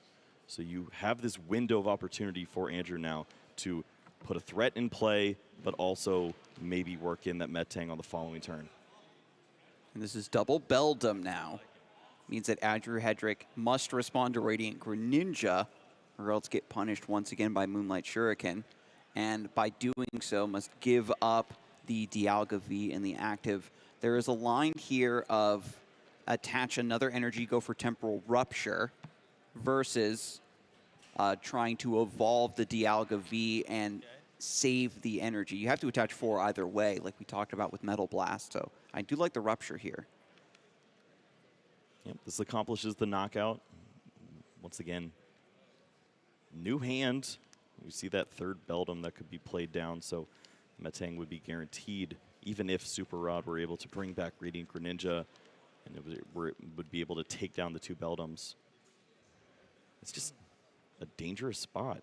It's 3 Beldums, just like across the table, we see 3 Frigibacks from time to time. Andrew Hedrick trying to remain resilient versus the threat of Moonlight Shuriken to keep Star Chronos down as a threat. With Radiant Greninja being knocked out, Andrew Hedrick takes 1 prize to even things up, and Grant Shin immediately promotes Chen Pao to take a response knockout against Origin Form Dialga V. Right, is this enough pressure now? Do you respect it in this regard? Because this is a 4 energy Dialga V. You have to assume that it's going to take knockouts, work in Star Chronos, put you in a difficult spot. But you also want to remove those Beldums. You don't want them to be Metangs. We saw how important that was to Grant on the previous turn. But your opponent can also just Star Chronos if you don't handle this Pokemon. They could re-bench Beldums and then evolve them into Metangs on the next turn. You don't get a chance to Moonlight Shuriken them. Yes, I love this split threat of, well, now it's just 1 more energy attachment, even if I don't have Metang. So Grant Shen doesn't want to go out of his way to recover the Radiant Greninja, wants to start beating down. Gonna go for Pokestop. Nest, and Cypher Maniac going to the discard pile. Immediately cashes in both Nest balls. Wants to hold 1 because Super Rod leads to finding that Pokemon with the final Nest ball, but he has to thin the hand down enough so that he can make use of the barrel. Still has Baxcalibur. Nice Super Cold attachment, thinning down even more. Yeah, at this point, your superior energy retrieval is the way that you will use this Pokemon. You find that Irida's found. And another Chen Pao. And you can't put this on the bench because of Star Chronos Metal Blast. Giving up 4 prizes into that combo turn. Grant Shen has to play this more like Lost Box, where you play your big attacking threat, get it powered up immediately at the same turn. Andrew Hedrick isn't playing, has 4 Iono, and hopefully Bibarel can get him out of those situations to recover these cards if he does get punished for needing to keep them in hand like this. And the resources are there. The Super Rod is able to bring back the Radiant Greninja. Superior Energy Retrieval also lined up. Just even a world where you rare candy into the second Baxcalibur if you want to play down a ton of cards and refill with the second Industrious Incisors. This is the break. This is certainly the break point. Andrew Hedrick has now, with the Dialga V in the active spot, threat of up to 3 Metang next turn and another Dialga V on the bench with an energy attachment. The likelihood of Star Chronos happening almost regardless of what Grant Shen does in response is massive. His only saving grace certainly is that Andrew Hedrick maybe only takes 3 prize cards with that combination rather than ending the game outright. Yep, Radiant Greninja is found. You can try to target down these Beldums, remove them from play, but at that point you're left in a pretty precarious situation, as Dialga V-Star is likely going to show up. You have the Star Chronos that could target down Baxcalibur, maybe remove another Baxcalibur. If you move both those from play, you're in a dangerous spot. So Grant Shen now, along with setting up the energies for Moonlight Shuriken, also has to leave enough energies in play to threaten with a Chen Pao. So how many energies can you find on this turn? You have the 1 superior energy retrieval. It's not a lot of energies, but at least you'll have 1 prize card available, even if the Miracle Star Chronos turn happens. After the superior, 3 go on to Radiant Greninja, perhaps 1 more kept in the hand, which is what Grant Shen likes to do. Decides to attach now to keep the Chen Pao fully ready to go to take up arms on the next turn. Ooh, doesn't like the Radiant Greninja. I feel like those prize cards would be available if you work in the Radiant Greninja final time, but these Metangs, once they're at 100 hit points, they're going to stick around. Grant Shen playing the odds here. You need potentially Ultra Ball to find Dialga V, potentially Ultra Ball to find Metang. With no Radiant Greninja, that's less card draw to get those cards. Your hand is pretty big. I don't think you can thin down and go for a restart on Mew. I know you want to use Boss's Orders this turn with Star Chronos, so that means no research, no Iono to find those cards. And what I'm seeing in the hand right now, Kyle, I don't know if Dialga V-Star is there. Yeah, I'm not seeing it. I don't see an energy, even if there were the Super Odd Nest Ball combination we see that could bring back the Radiant Greninja to draw with concealed cards. A lot of players do opt for lines like this. You think, what is the worst case scenario for me? What if my opponent has this? What if my opponent has that? And then you have to shake your head and say, that's pretty unlikely, isn't it? Yeah. And that's what Grant Shen is opting for right now. Sama Zenta. It does have its augmented damage available on Retaliate, but 3 energies to attach is a pretty tall order off of only 1 Metang, with 5 energies still in play. And Andrew Hedrick with, I think, 1 Super Rod in the hand? Yeah, I've seen at least 1. To find a Star Chronos turn, it likely means that you're using that Iono on this turn, but you're not attacking a relevant Pokemon. That Radiant Greninja is not much of a threat anymore to you. You'd like to combo that with a card like that Prime Catcher, but then which Pokemon is moving? You don't have Pokestop a free looking treater. for Ultra Ball. Oh, no. Oh. Those aren't great. Super Rod can at least bring that Pokemon back into the mix. That is more metal energy in the discard pile. Considering putting the Dialga V-Star back in, maximize the chance of trying to draw this. Super Rod puts those down, and looks like it might just be an Iono after all. Basically mulligan to the Pokestop. That was a mistake. I'm gonna put those back in. And you know that it's an awkward position as the Dialga player when you're being forced to dig desperately for resources like this to put attacks together. Grant Shen's intuition for this matchup has really paid off. I mean, look at all these energies we're finding at this point. They're all over the place. Zamazenta. The issue is you haven't found the energies for on Furry to Dialga V-Star. If Ultra Ball was the card that was found off of the Pokestop, then things are completely different. Boss's Orders is comboed with this. 1 energy goes to the active Pokemon, and then you have Star Chronos lined up to start to potentially work on that threat of double Baxcalibur that you're eyeing down here. But wants to go for the Boss's Orders anyway. Double checking the resources, seeing what should come up. Is it a Baxcalibur? Is it a Chen Pao? Do I want 2 prizes?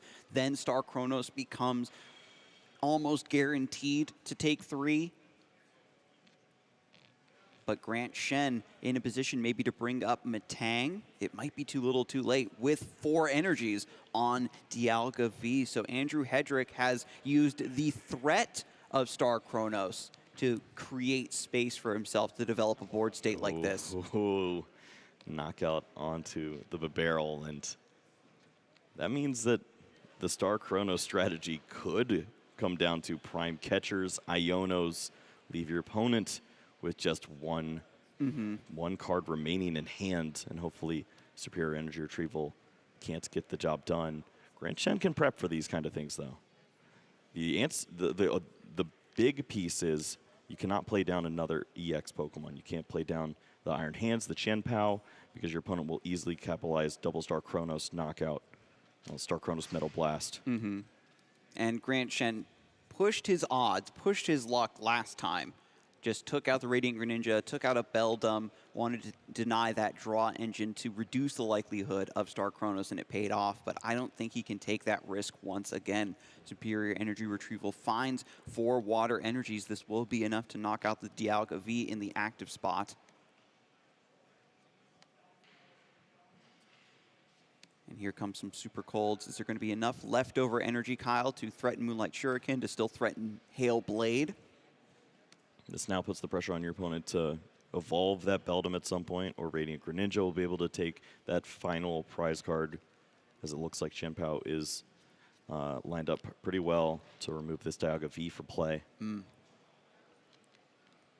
And the second Dialga V on the bench, Andrew Hedrick had potential to just take a knockout with Zamazenta, of course, but the importance of maintaining the looming threat of Star Chronos has been something that Andrew Hedrick has leaned into heavily over the course of this weekend, and it does affect the way your opponent navigates these turns so heavily. Grant Shen has made his hand and his deck Jin Pao, Super Rod, Superior Energy Retrieval, and Prime Catcher. He's got a couple other pieces in between, but with Pokestop and Industrious Incisors, Shivery Chill, he should be able to find the pieces to avoid Iono being as detrimental as Andrew Hedrick wants it to be. One prize remaining, but can Andrew sneak an additional turn? That is the question, and that's the card. Even with Star Chronos, can't win this turn. Can take out Chen Pao.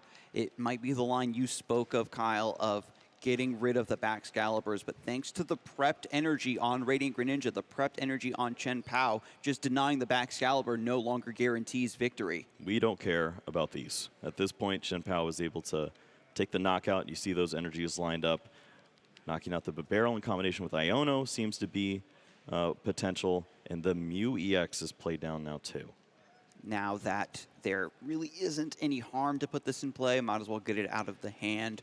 Andrew Hedrick, and this is with the potential of Star Chronos, knocks out Chen Pao, uses a boss or what have you to get rid of the Radiant Greninja. Grant Shen will still have access to Buster Tail and simply needs that Prime Catcher to bring up a Metang and take the final prize to close out this first game. Still need to see at least one energy from the Metal Maker for the Dialga V-Star in order for Star Chronos to be live. Iono will be used first. This gives you an opportunity to find a card like Super Rod to maximize those chances. As yeah, it seems likely, but we've seen many a time where this card either finds 3 medals or no medals. Yeah, maybe even a Metang for good measure. Having 2 shots would be great from this point. Ultra Ball to thin down a little bit more. Super Rod found as well. Oh, it's beautiful, Kyle. Well, now we get to your favorite debate where you can play down this entire hand and then have the choice of Restart or Metal Maker. Based on the amount of energy that are in the deck versus the discard pile, well, there's a big clump of metal energies right there in the middle. And then I think that this is exactly the sort of line that Andrew is also weighing. How many are in play versus in deck versus in the discard pile. With a Super Rod, I certainly think it's just Super Rod. No, you restart, then Super Rod, then double Metal Maker. All right. Because you've already attached from your hand for turn, so drawing energy is really bad. So you just draw now while the odds are at their lowest. Andrew's going to try to find the pieces. Because if you draw 2 cards, and if one of them is Metal Energy, you're still kind of coming out ahead because you're putting 3 Metal Energy back in the deck. So you want to thin down, I think, as much as possible. Yep, now the debate here is you can use the Super Rod before all this, place the Radiant Greninja into the deck, and if you draw into that Pokemon, if you're finding those energies off of the restart, then it's not that bad because you could continue to draw. But you're placing the bet now that you will find an energy alongside the Radiant Greninja. Right. At the end of the day, if you draw a Radiant Greninja and no energy, then restart is godlike regardless. So this is an oddly effective in-between play.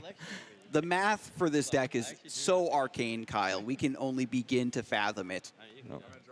Grant's going to pretend to read that card as Andrew draws 3. He says, I've got 2 turns. What? No energy. The deck is still chock full, Kyle. Yep. Ultra Ball could find that Radiant Greninja like we were talking about too, that you could thin out 1 additional card. Maybe Metal Maker doesn't find Radiant Greninja. He's thinking about it. He's thinking about it. The energy you need. I mean, the odds are there. You're going to see 8 cards. But maybe if this one misses, you play the Ultra Ball. Uh-oh. 1. All right.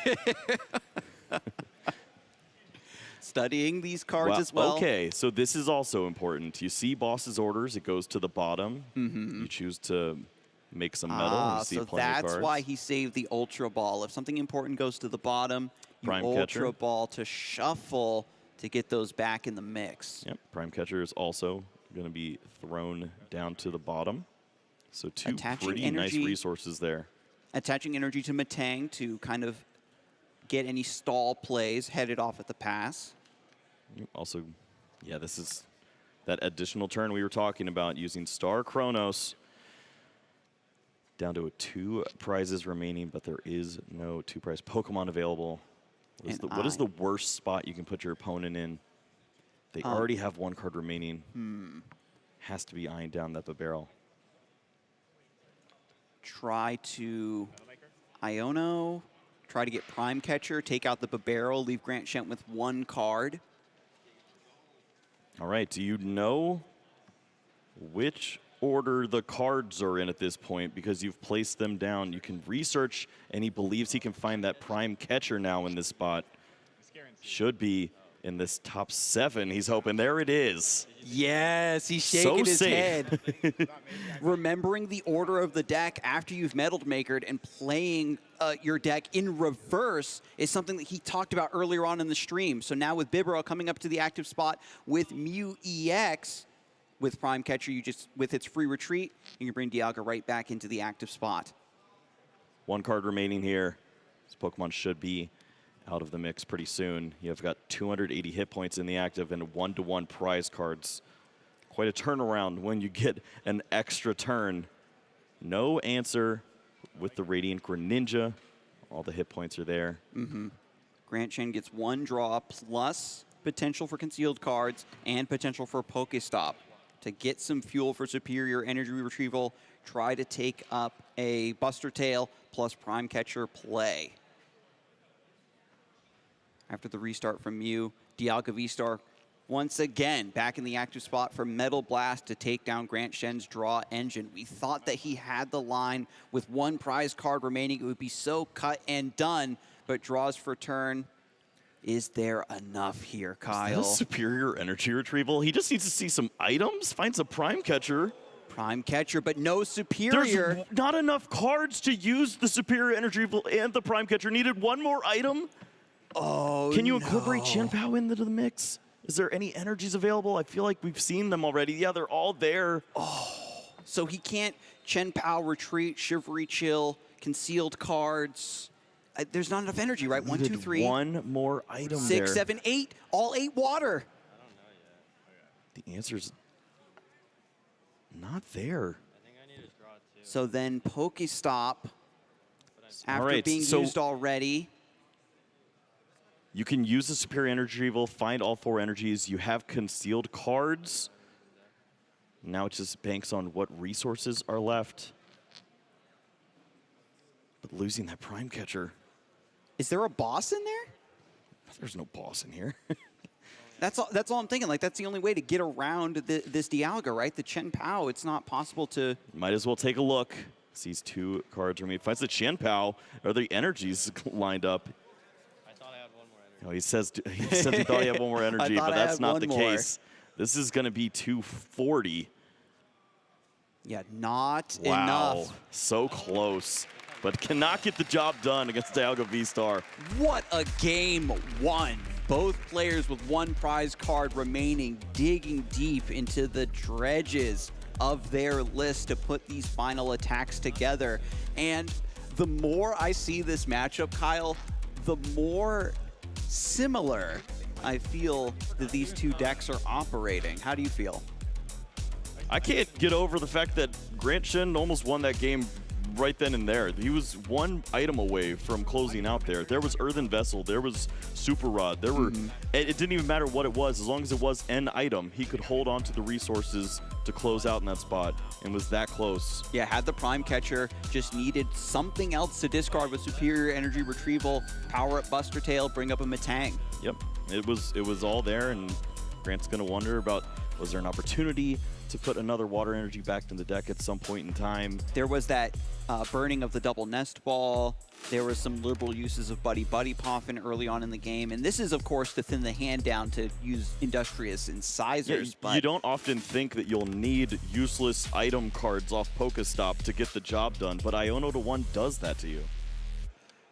Taking down the Bibarels, 2 Bibarels at that over the course of the game to prep for the Iono to put him into that position was so smart by Andrew Hedrick.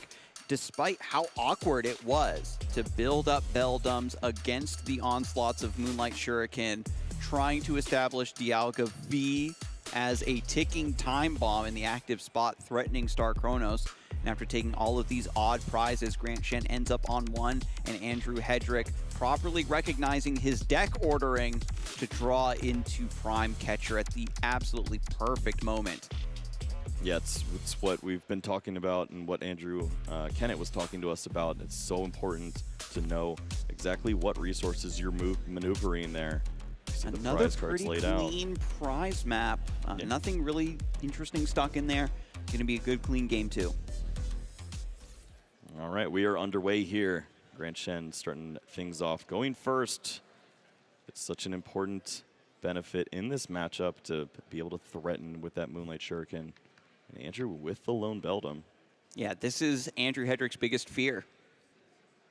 Chen Pao goes first, gets all set up with Frigibax and Radiant Greninja, and once it passes over to Andrew Hedrick's turn, his Beldums are very, very vulnerable. And folks, it doesn't matter if you're playing the 60 HP Beldum, the 70 HP Beldum, Moonlight Shuriken does not care.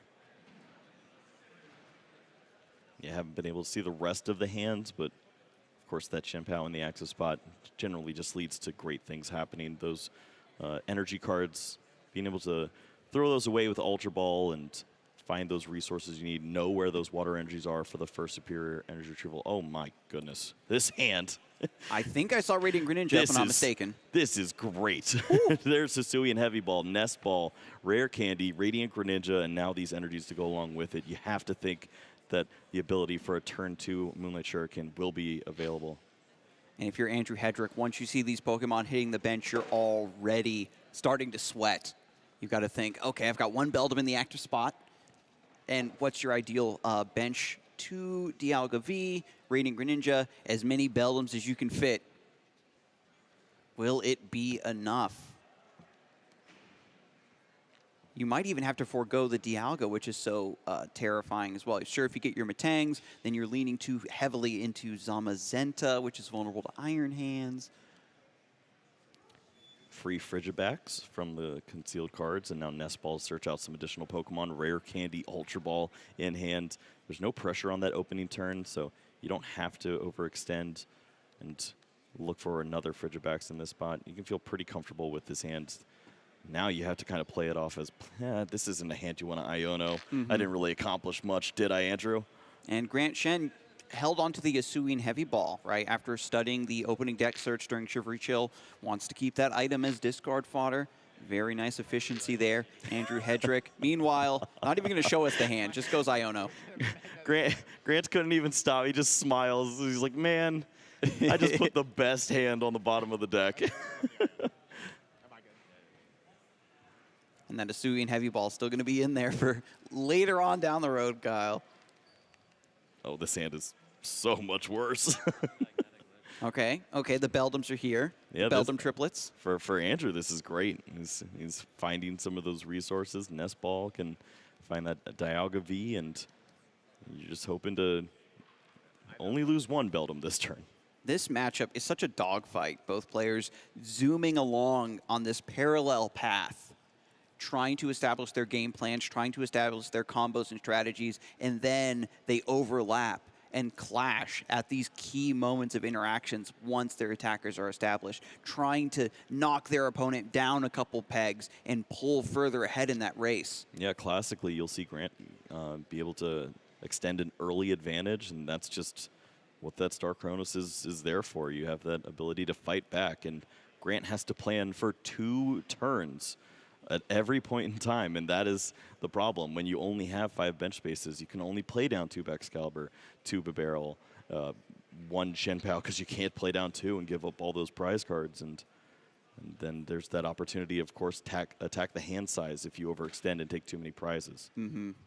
The strategy for Chen Pao of having multiple attackers ready to go in play was something we saw a lot of Grant Chen establishing with Chen Pao and Radiant Greninja over and over again. But ideally, you want both Chen Pao EX. And I think if Grant Chen can land a really clutch Moonlight Shuriken, take out some Beldums, that opens up so much breathing room for a second Chen Pao to enter play and continue to keep this up.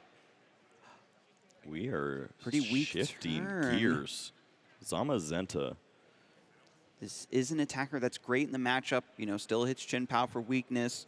You're all fine there, but it still needs retaliate damage even with weakness. Something must be knocked out to activate that bonus damage. And so Andrew Hedrick going for Magnetic Lift. This 60 HP Beldum from Silver Tempest, if I'm remembering correctly. You search your deck for one card, shuffle your deck, put it on top. It's just a Cypher Maniac's code breaking, or half of one that ends your turn. Forest seal breaking. Forest seal breaking. I love it. It's just enough for Andrew, and now in this spot for Grant, he's going to play down as many resources as he can. Buddy Poffin along with that Shivery Chill.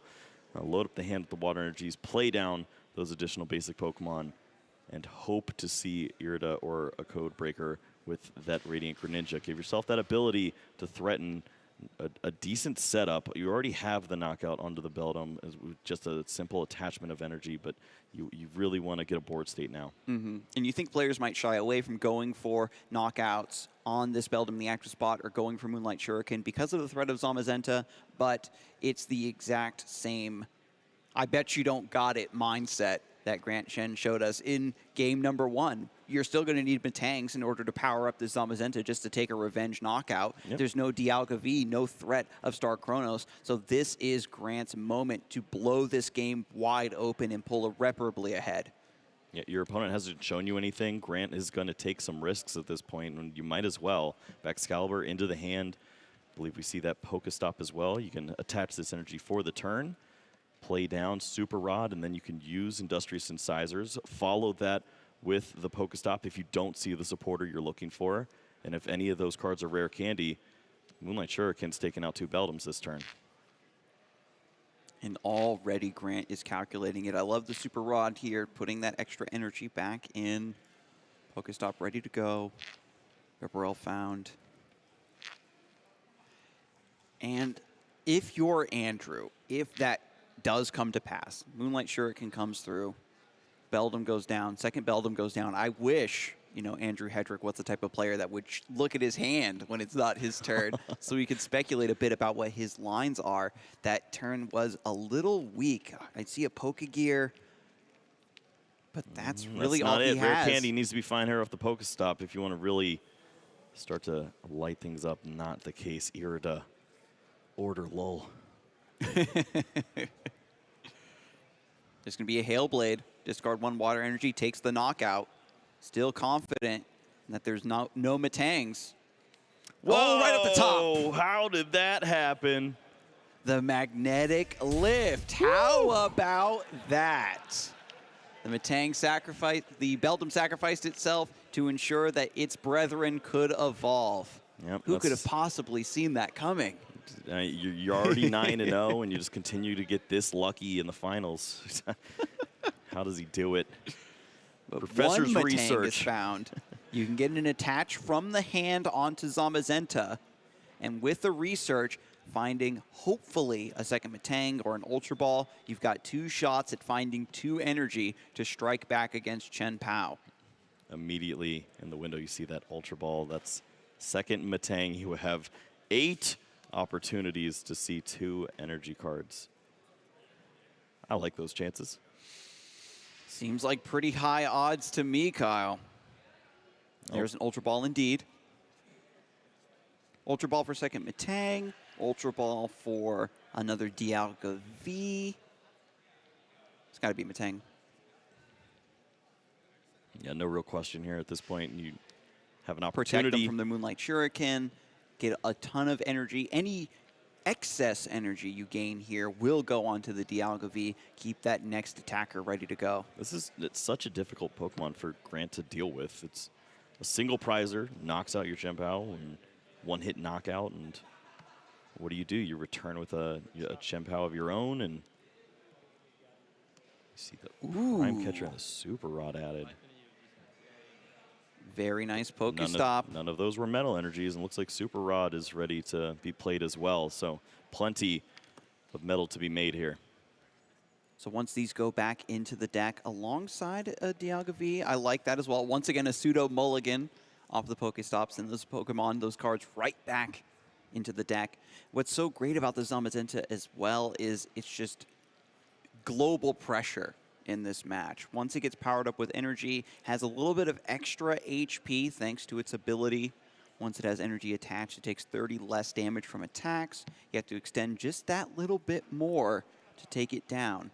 And if you try to Prime Catcher or Boss around it to take out other key targets, that Retaliate will bring it right back into the active spot to strike back and reap vengeance. All right, first opportunity, we see one metal energy. Ooh. Let's leave it all down to this last one. Grant's trying to use his one time. One time.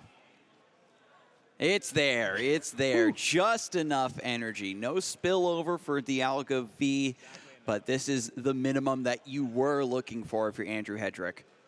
Yep, Retaliate lined up. Chien-Pao knocked out. Prize advantage over to the Dialga player for the first time in a long time. Grant Shen on the back foot. Radiant Greninja arrives in the active spot, but finds that his targets, Beldums, have grown up. This is post-time skip. They've evolved into Metang, and the Radiant Greninja is left without any really great targets. In order to take down the Zamazenta, has an effective 160 HP. Yeah, there's a couple ways you could go about this situation. You could avoid the Zamazenta altogether. You could work in the Iron Hands, use a Prime Catcher, try to take down Metang. Maybe go after the lifeline of the deck, which is the energies that can be accelerated. That is valid. If you knock out a Metang, Zamazenta doesn't knock out the Iron Hands EX right away. We see the Irida. And this is going to be Irida for Rare Candy. One more water Pokemon. Iron Bundle is the grab. I think Baxcalibur was already in the hand. So the acceleration engine of the list finally coming to fruition. It's just a matter of finding the appropriate attacker. I'm not sure if Grant Shen has located his Lightning Energy yet. Still needs the Super Rod to return Iron Hands EX back into the deck.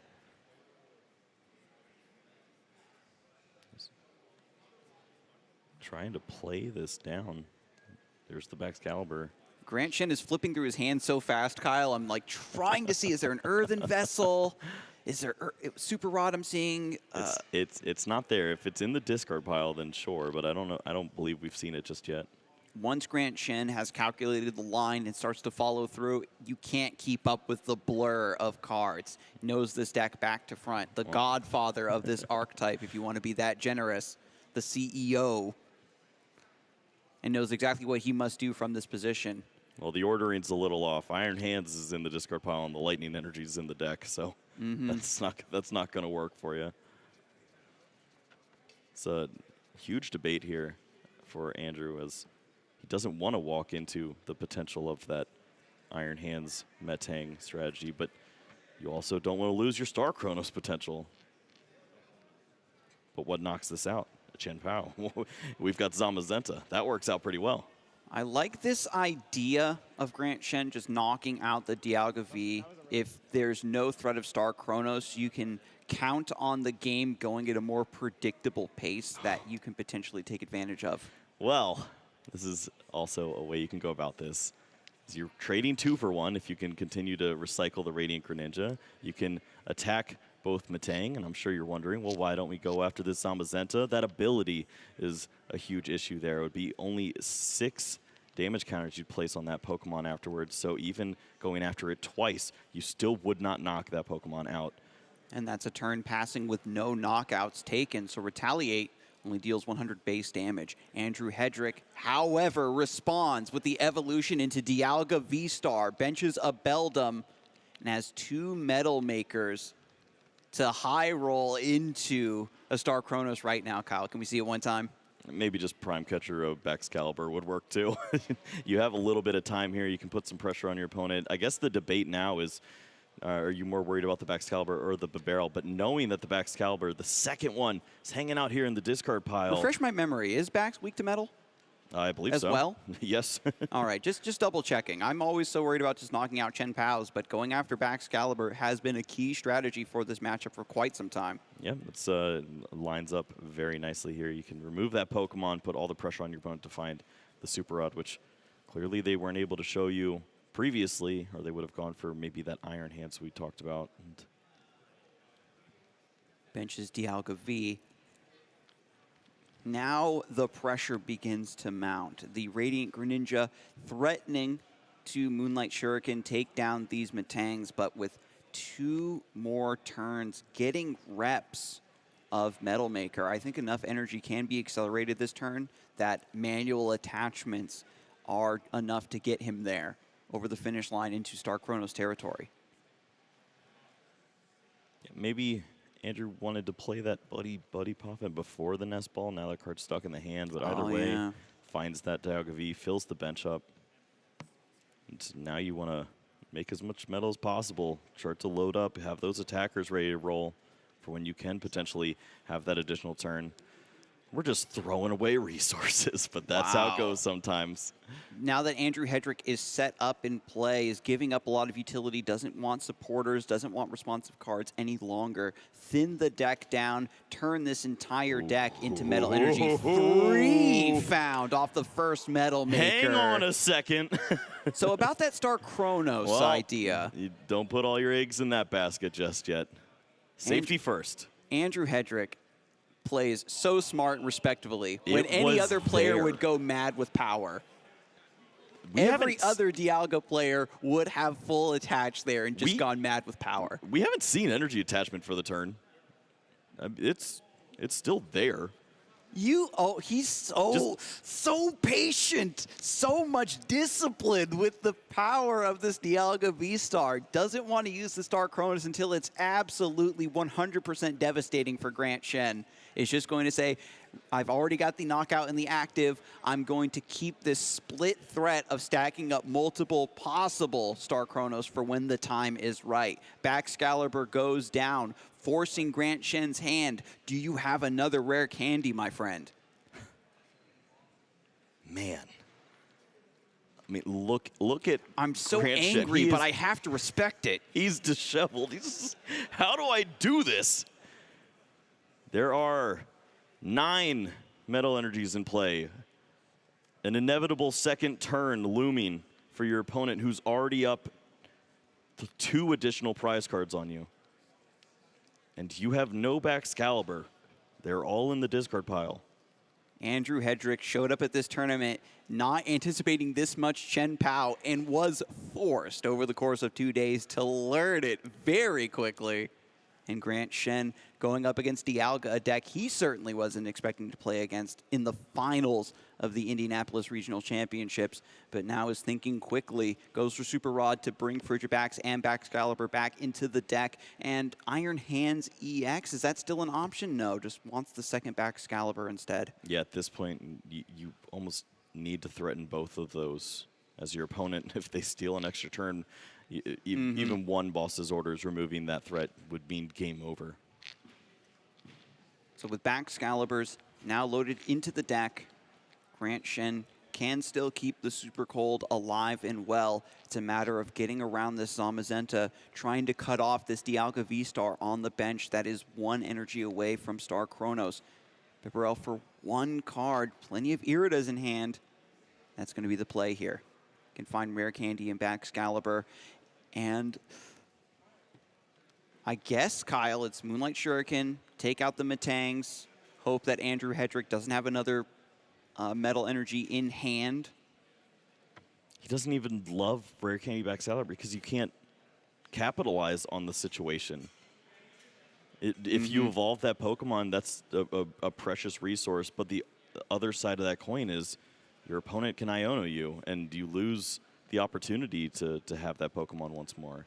So the 2 Frigibacks threatening seems a little more valuable in this spot. And Radiant Greninja's basically made its mind up already. This is the weakness of the deck, so to speak. You're funneled into situations like this where you must meet threats with very specific attackers.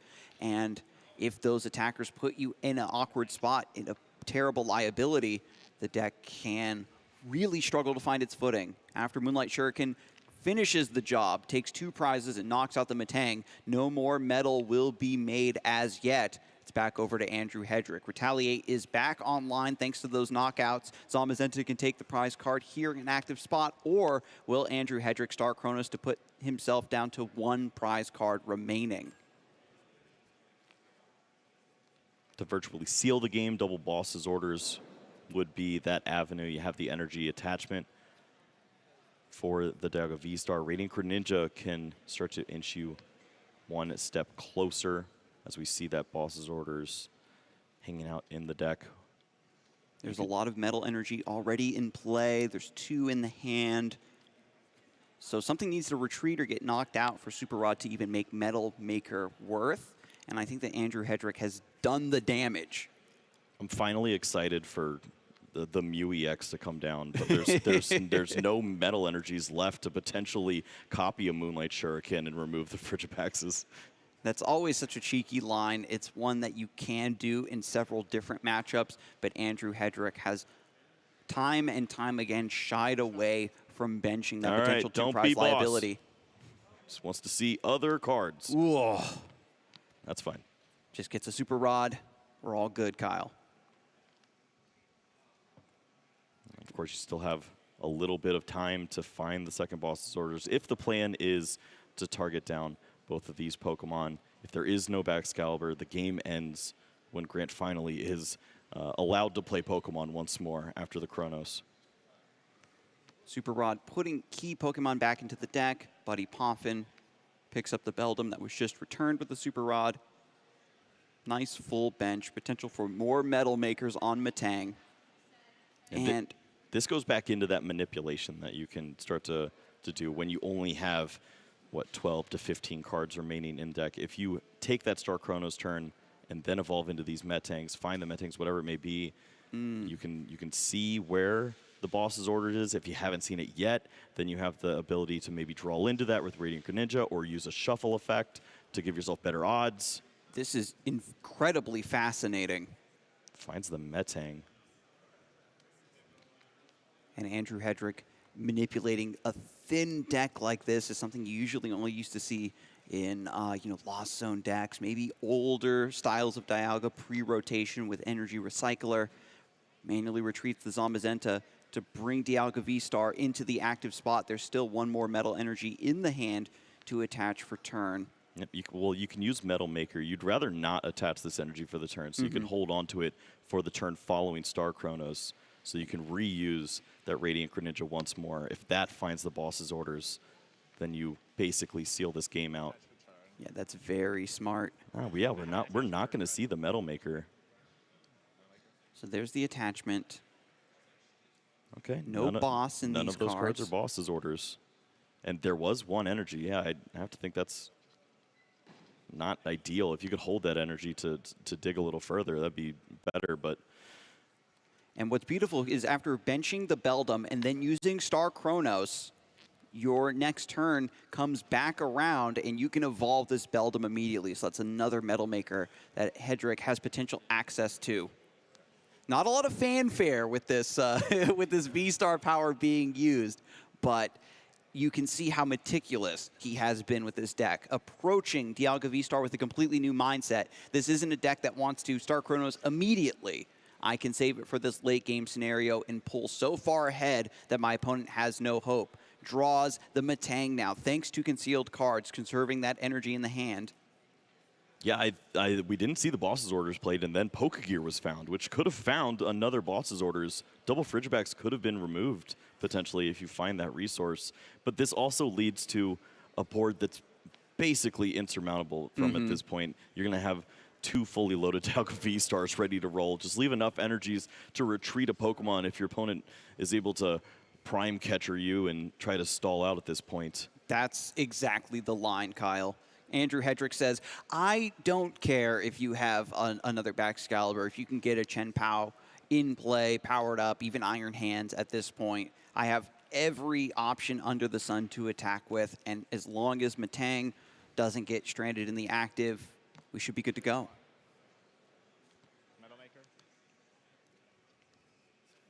Metal Maker, once again, not seeing boss. Yep.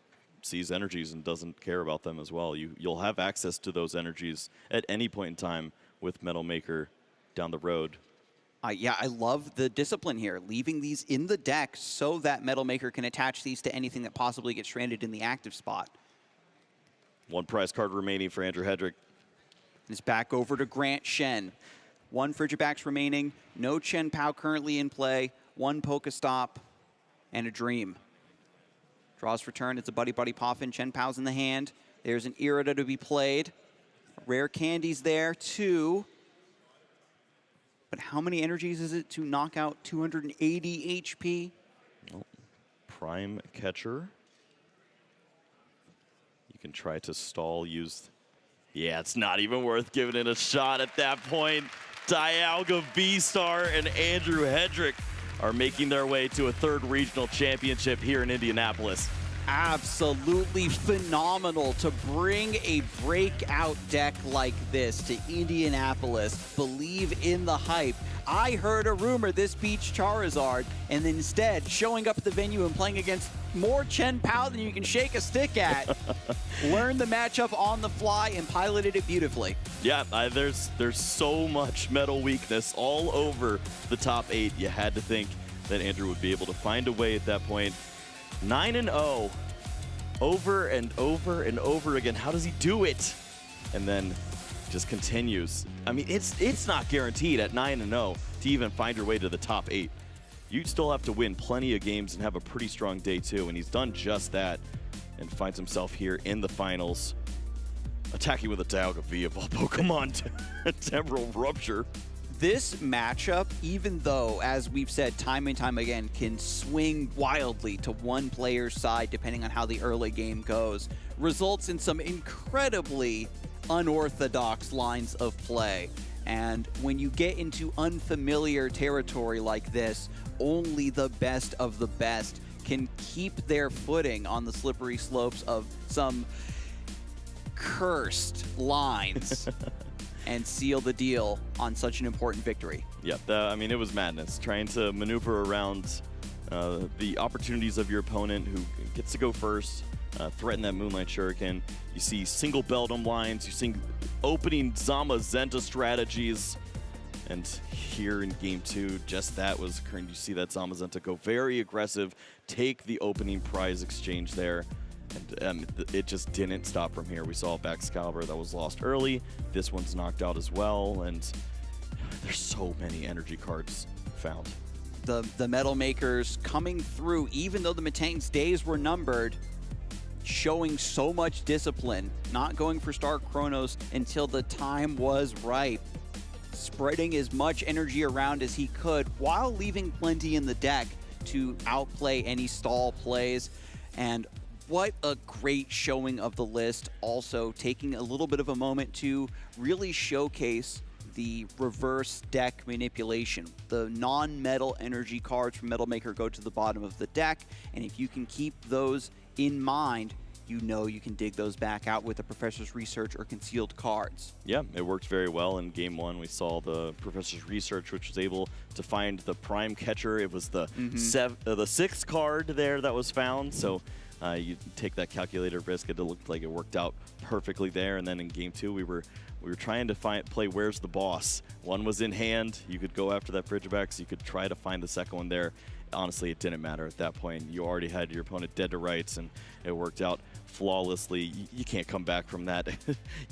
Whenever Dialga starts to take a lead against you and they get a free extra turn, that's going to be a championship. Without Moonlight Shuriken landing immediately to keep those Beldums out of play, the pressure and inability to put the Chen-Pao EX onto the bench, start just attaching a few energies here and there to set up attackers ahead of time, forces you to always have that perfect combination of cards over and over again naturally with Bibarel. And even though Grant Shen focused on that line as he should have, had the Bibarels ready to go, sometimes the draws don't come through like we saw at the very final turn of that first game. Could have been a completely different set if we went to game 3. Yeah, I mean, we were an item card away at that point, and it's crazy to think where we'd be. We'd still be casting right now. We'd have a hype crowd going into game 3 right about now, but that is not the case. Andrew Hedrick is our champion. He's going to have his 3rd regional title added to his belt, taking down what is the largest regional ever for the 3rd time. I feel like every time he's done it, it's been the largest regional ever. It gets harder and harder and harder. You win, you come back, turn up the difficulty a little bit, just like a real gamer would. He's here on New Game Plus with Dialga V-Star. Yeah, plays with one hand behind his back as he's using Dialga as opposed to Charizard, and it gets the job done. I think that we're ready to put some credit on Dialga at this point. It's moving up a tier list. Maybe it's in that tier 1 as we've been throwing everything in tier 2 as opposed to Charizard. And it's great that the final showing for the deck was against the player who put Chen-Pao on the map initially. We can take time now to review, the top 8, our day 2s, etc. The journey that it took for us to get to this moment. Andrew Hedrick taking it all versus Grant Shen. But again, this was against a very stacked top 8. Half of the field was Chen-Pao. So many other options could have possibly made it to this point. Lost Zone Box, Pidgeot Control, even a lone Charizard EX could have been very interesting to see against Origin Form Dialga V-Star. Yes, this is the tournament that sends Grant Shen into his villain era at this point. he's got a couple top 8s. He had that OCIC top 8, a couple top 4s, and then the Hartford finalist. Once more a finalist here, and of course he's finding his way to these tables. It's eventually going to be his turn. Andrew is able to get the job done, but look at these players. Grant Manley with another top 4, Dean Nizam with a fantastic performance, as it's been a few years, but of course locked in that World Championship invite. Nicholas Moffitt doing some work again, has always found himself in these top 8s. Eddie North's been around for so long, and it's great to see a breakout performance in this money era. Of course, he's been doing fairly well, but this is by far one of the best. I think we can talk about these other 2 guys for a while, too. Yeah, Andrew Mahone always playing whatever he wants, and Ian Robb bringing the only Charizard to top 8, but this is the moment to focus on our champion, Andrew Hedrick, and our finalist, Grant Shen. That was a beautiful showcase of this matchup. And you viewers at home, you other competitors who are looking in from the outside, this is a matchup you now have to account for as you prep for our upcoming tournaments. We need to find a way to deal 10 extra damage to those Metangs. maybe that's what flips this matchup on its head. But honestly, Andrew Hedrick was able to deal with all of that with some really creative benching and trying to find strategies that just didn't give your opponent those additional prizes. It's been a thrill. It's been a journey. So happy to see Dialga V-Star finally show up. It's been theoretically favored in a lot of pocket metas, and now as players have turned their sights onto Charizard perhaps a little bit too heavily, taking advantage of Charizard setting a slower pace in the early game, opens a beautiful path for Dialga V-Star to exist in that niche and get set up on its own. Yeah, we knew that Star Chronos was an incredible V-Star ability for you to use that attack, and it finally found its way to winning a championship. It didn't seem like it was going to find a home. You played this with what, Magnezone? Yes, yes, the Magnezone. You've tried everything, and finally, it is the champion, and it's found a very creative home in here. 15 Metal Energies.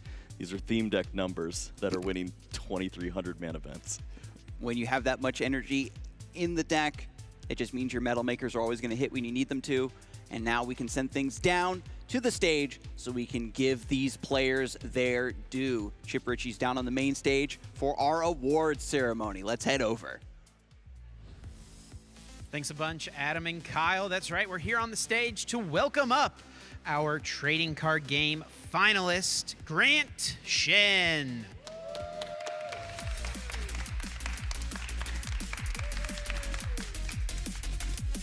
Congratulations, Grant. Very well played. Let me have you step forward just a little bit.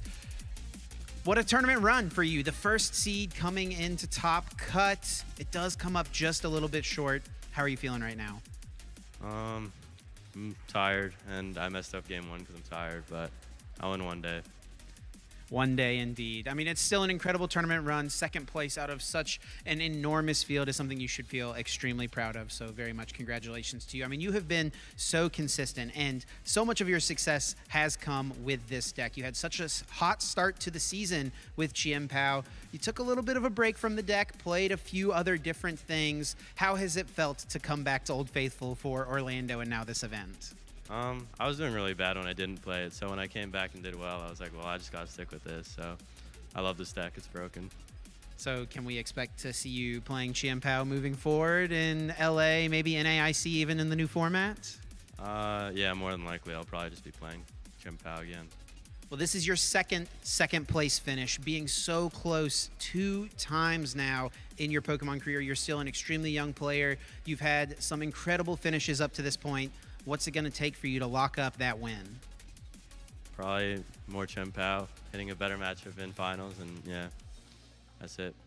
I appreciate your time, Grant. Congratulations once again. Let's hear it for him one more time, ladies and gentlemen. And then now, give me an opportunity here. Let's welcome up here. Go ahead and step off this way. And let's welcome up our champion here in Indianapolis, Andrew Hedrick.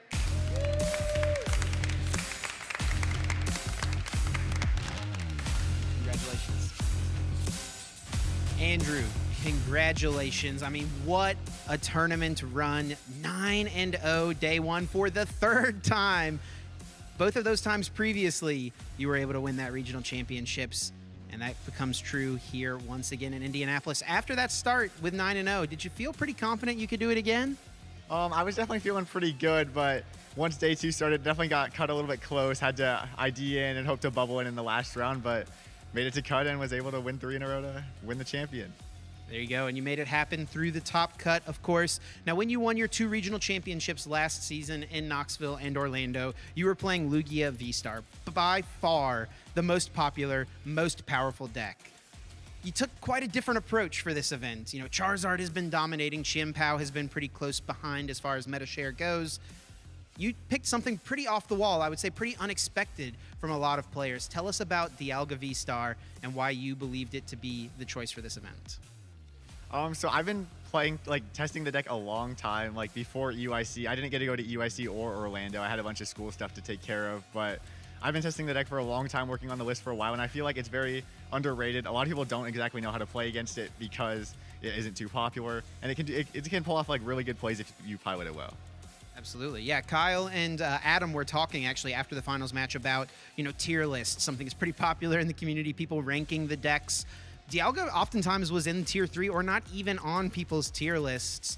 I mean, moving forward after this statement victory for the deck, where do you think people should be placing it compared to the other options in the format?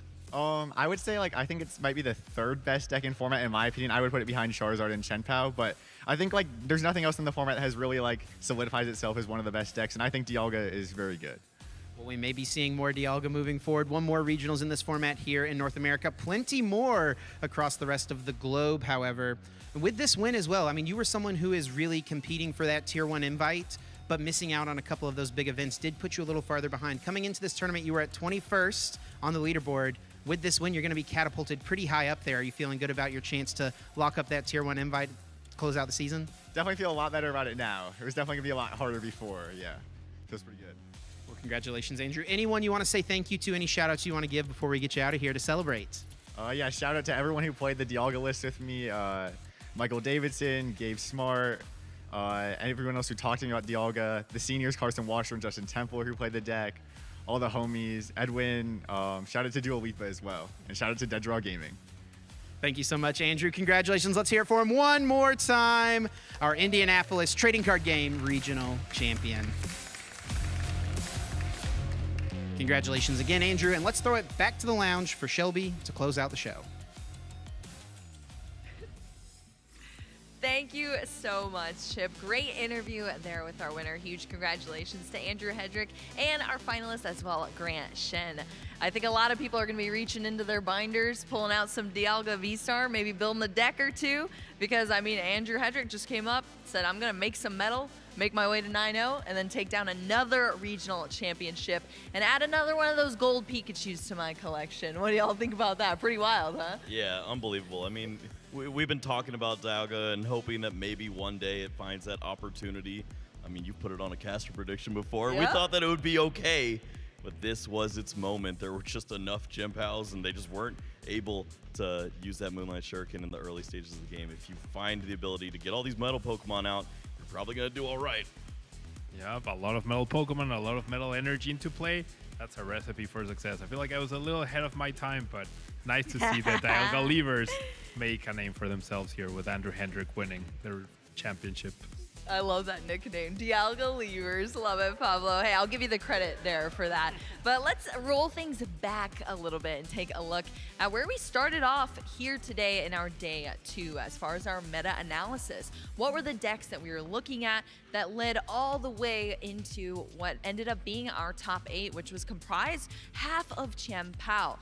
Are either of you surprised that only one Charizard EX piloted by Ian Robb made it into our top 8? And do you think that is going to change anything going forward into our upcoming tournaments? It should have been 0. Ooh! there were multiple players that had inadvertent ties in the final rounds, and Ian Robb was our 8th seed. So there was an ability for the 5 or 6 Chien-Paos to be in the top 8, and instead he sneaks in at that 8th spot and was, swiftly removed by a Chien-Pao. Grant Shen said, I'll take you out in game 3 and move on to end up being a finalist here. Yeah, and I think it's the natural progression of these sort of metagames which are heavily dominated by one deck. As long as that deck is not completely broken, such as Lugia V-Star was when it came out. But Charizard EX is very powerful, but also has some direct difficult matchups, especially Chien-Pao, right? So I'm not surprised to see Chien-Pao rise to the top, especially after such a dominant time by Charizard in the previous tournaments. Yeah, absolutely. I mean, we see it sitting there now in our day 2 at 26%. Maybe we're going to start to see that tick down in our upcoming formats, and that is the sway of the Pokemon TCG. It goes back and forth. You have a really strong deck, then you have counters to that deck, and so forth. It's really comes down to what you can metagame and bring into these tournaments, and if you hit some good matchups. So that is awesome to see, but let's get to the nitty and gritty here of our caster predictions.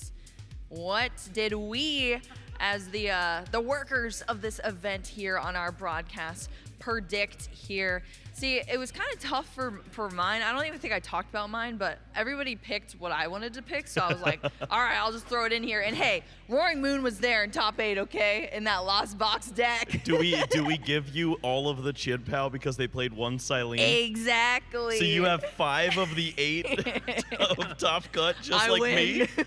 No, you're tied with me then, I guess. I mean, it was an ode to Chien-Pao, so yeah, I just couldn't put another Chien-Pao, but honestly, maybe I should have at this point. What do you guys think about the other predictions you see here? I mean, I think we all got it right, like in some way or other, right? Charizard made top 8, Chien-Pao obviously dominated, Lost Box was present, Pidgeot Control was present along with Charizard. So yeah, I think we were all pretty on the spot for this one, which I don't think happens too often. There's always like that one person who's just like, why did you choose that? And that was me last weekend or last Orlando I still kind of wish Yeah. I put Cloth up there, honestly. Oh yeah, we That would one have given you cloth. Yeah, Stephen Bates is definitely excited that that we had some clawful levers out there.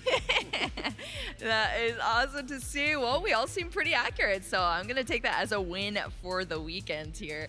And, you know, speaking of this weekend, we just wrapped up Indianapolis, but there are a lot of events to come, but not too many more. We are narrowing down to the end of the 2024 season, and that feels wild to say because it feels like it has flown by. There are so many events here that are grayed out on the map right now, but still ahead of us, we have a few more to go.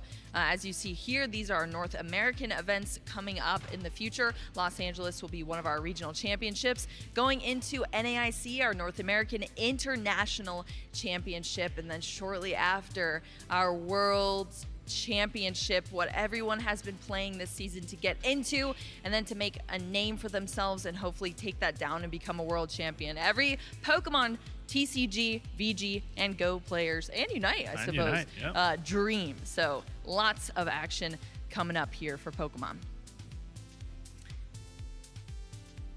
All right. Speaking of which, you know, I'm talking about these events. We actually have some other awesome events coming up. And not only are NA events, we have Stockholm Regional Championship coming up as well, May 11th through May 12th. So, of course, we're here on the NA side, but we still have our EU events. And then Los Angeles, we're going to Hollywood, baby, May 25th to May 26th. This is going to be a fun event. You see beaches, you see the city. I am very excited for LA, and I know that a lot of our players are too. Are you guys excited for LA? Oh, it's going to be phenomenal, but most of our players are going to just lock themselves in a hotel room and just play Pokemon for 12 hours instead of go see the sights. Honestly, it's kind of sad how true that probably is, Kyle. Hey, that's how you start winning these events. That's how you win championships, baby. Let's go. I know. I spoke to a couple players that were stuffing like 15 people into like a 5-bedroom Airbnb for Indianapolis. One of them was sleeping in a closet. I was like, hey, they did well, so just I guess vampire style. I mean, been there, done that, honestly. Like, who hasn't in all these years of playing? I think it's the norm at some point. Well, we have our regional championships coming up. We also have several special events as well in the upcoming weekends leading up to a very special event that we have a nice little sneak peek for. Let's check that out.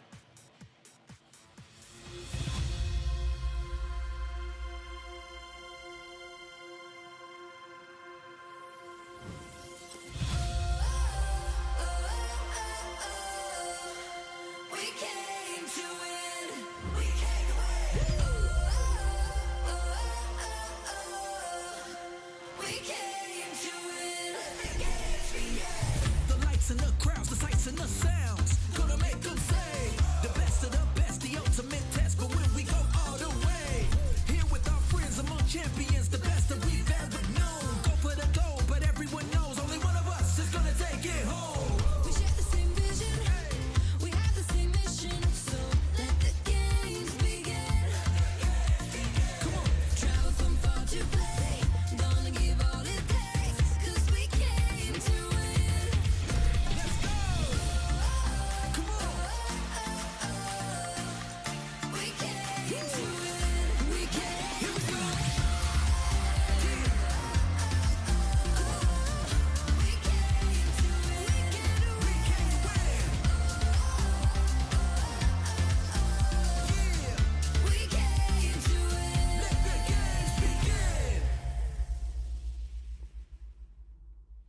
What a beautiful sneak peek video. You've seen so many championships there, but we are going to be collecting in New Orleans for our North American International Championships, June 7th through June 9th. So if you can't join us at the North America International Championships, you definitely want to tune in to all of the action and make sure you keep up with everything because it's going to be an epic event, one of the largest events of the season.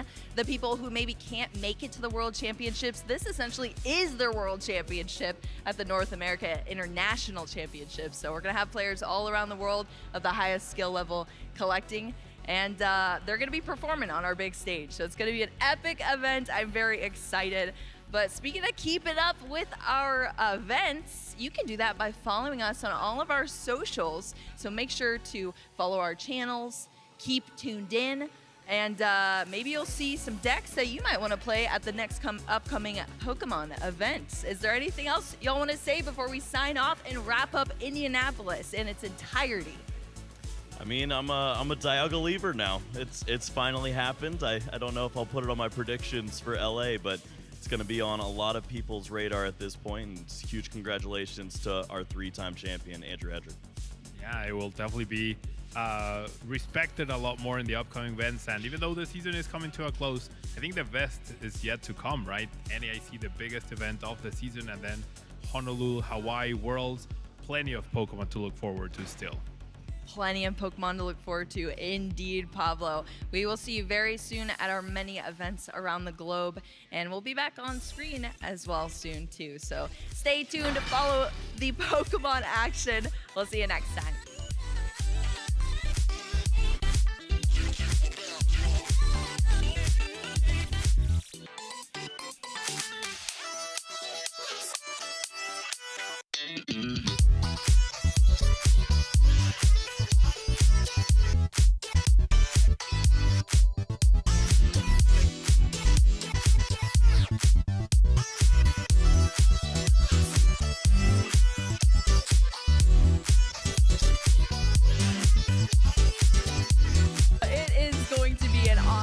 Day here. We're very excited to take you through some electrifying Pokemon trading card games. He has some sealed cards available. Oh, but he's got that 4th Mirage Gate. Oh, does he have it? He's got it. What a draw. Roxanne not coming through. Can't bench that Giratina with collapsed in play. And he just has to pass. He has nothing. That is going to be just a trickle, just a taste of what we have in store for you folks. Yeah, no, we're so freaking back. Let's go. It's too dark energies. No! It doesn't work. Oh. Whoa, right at the top. How did that happen? Metal energy. Found off the first metal maker. Hang on a second.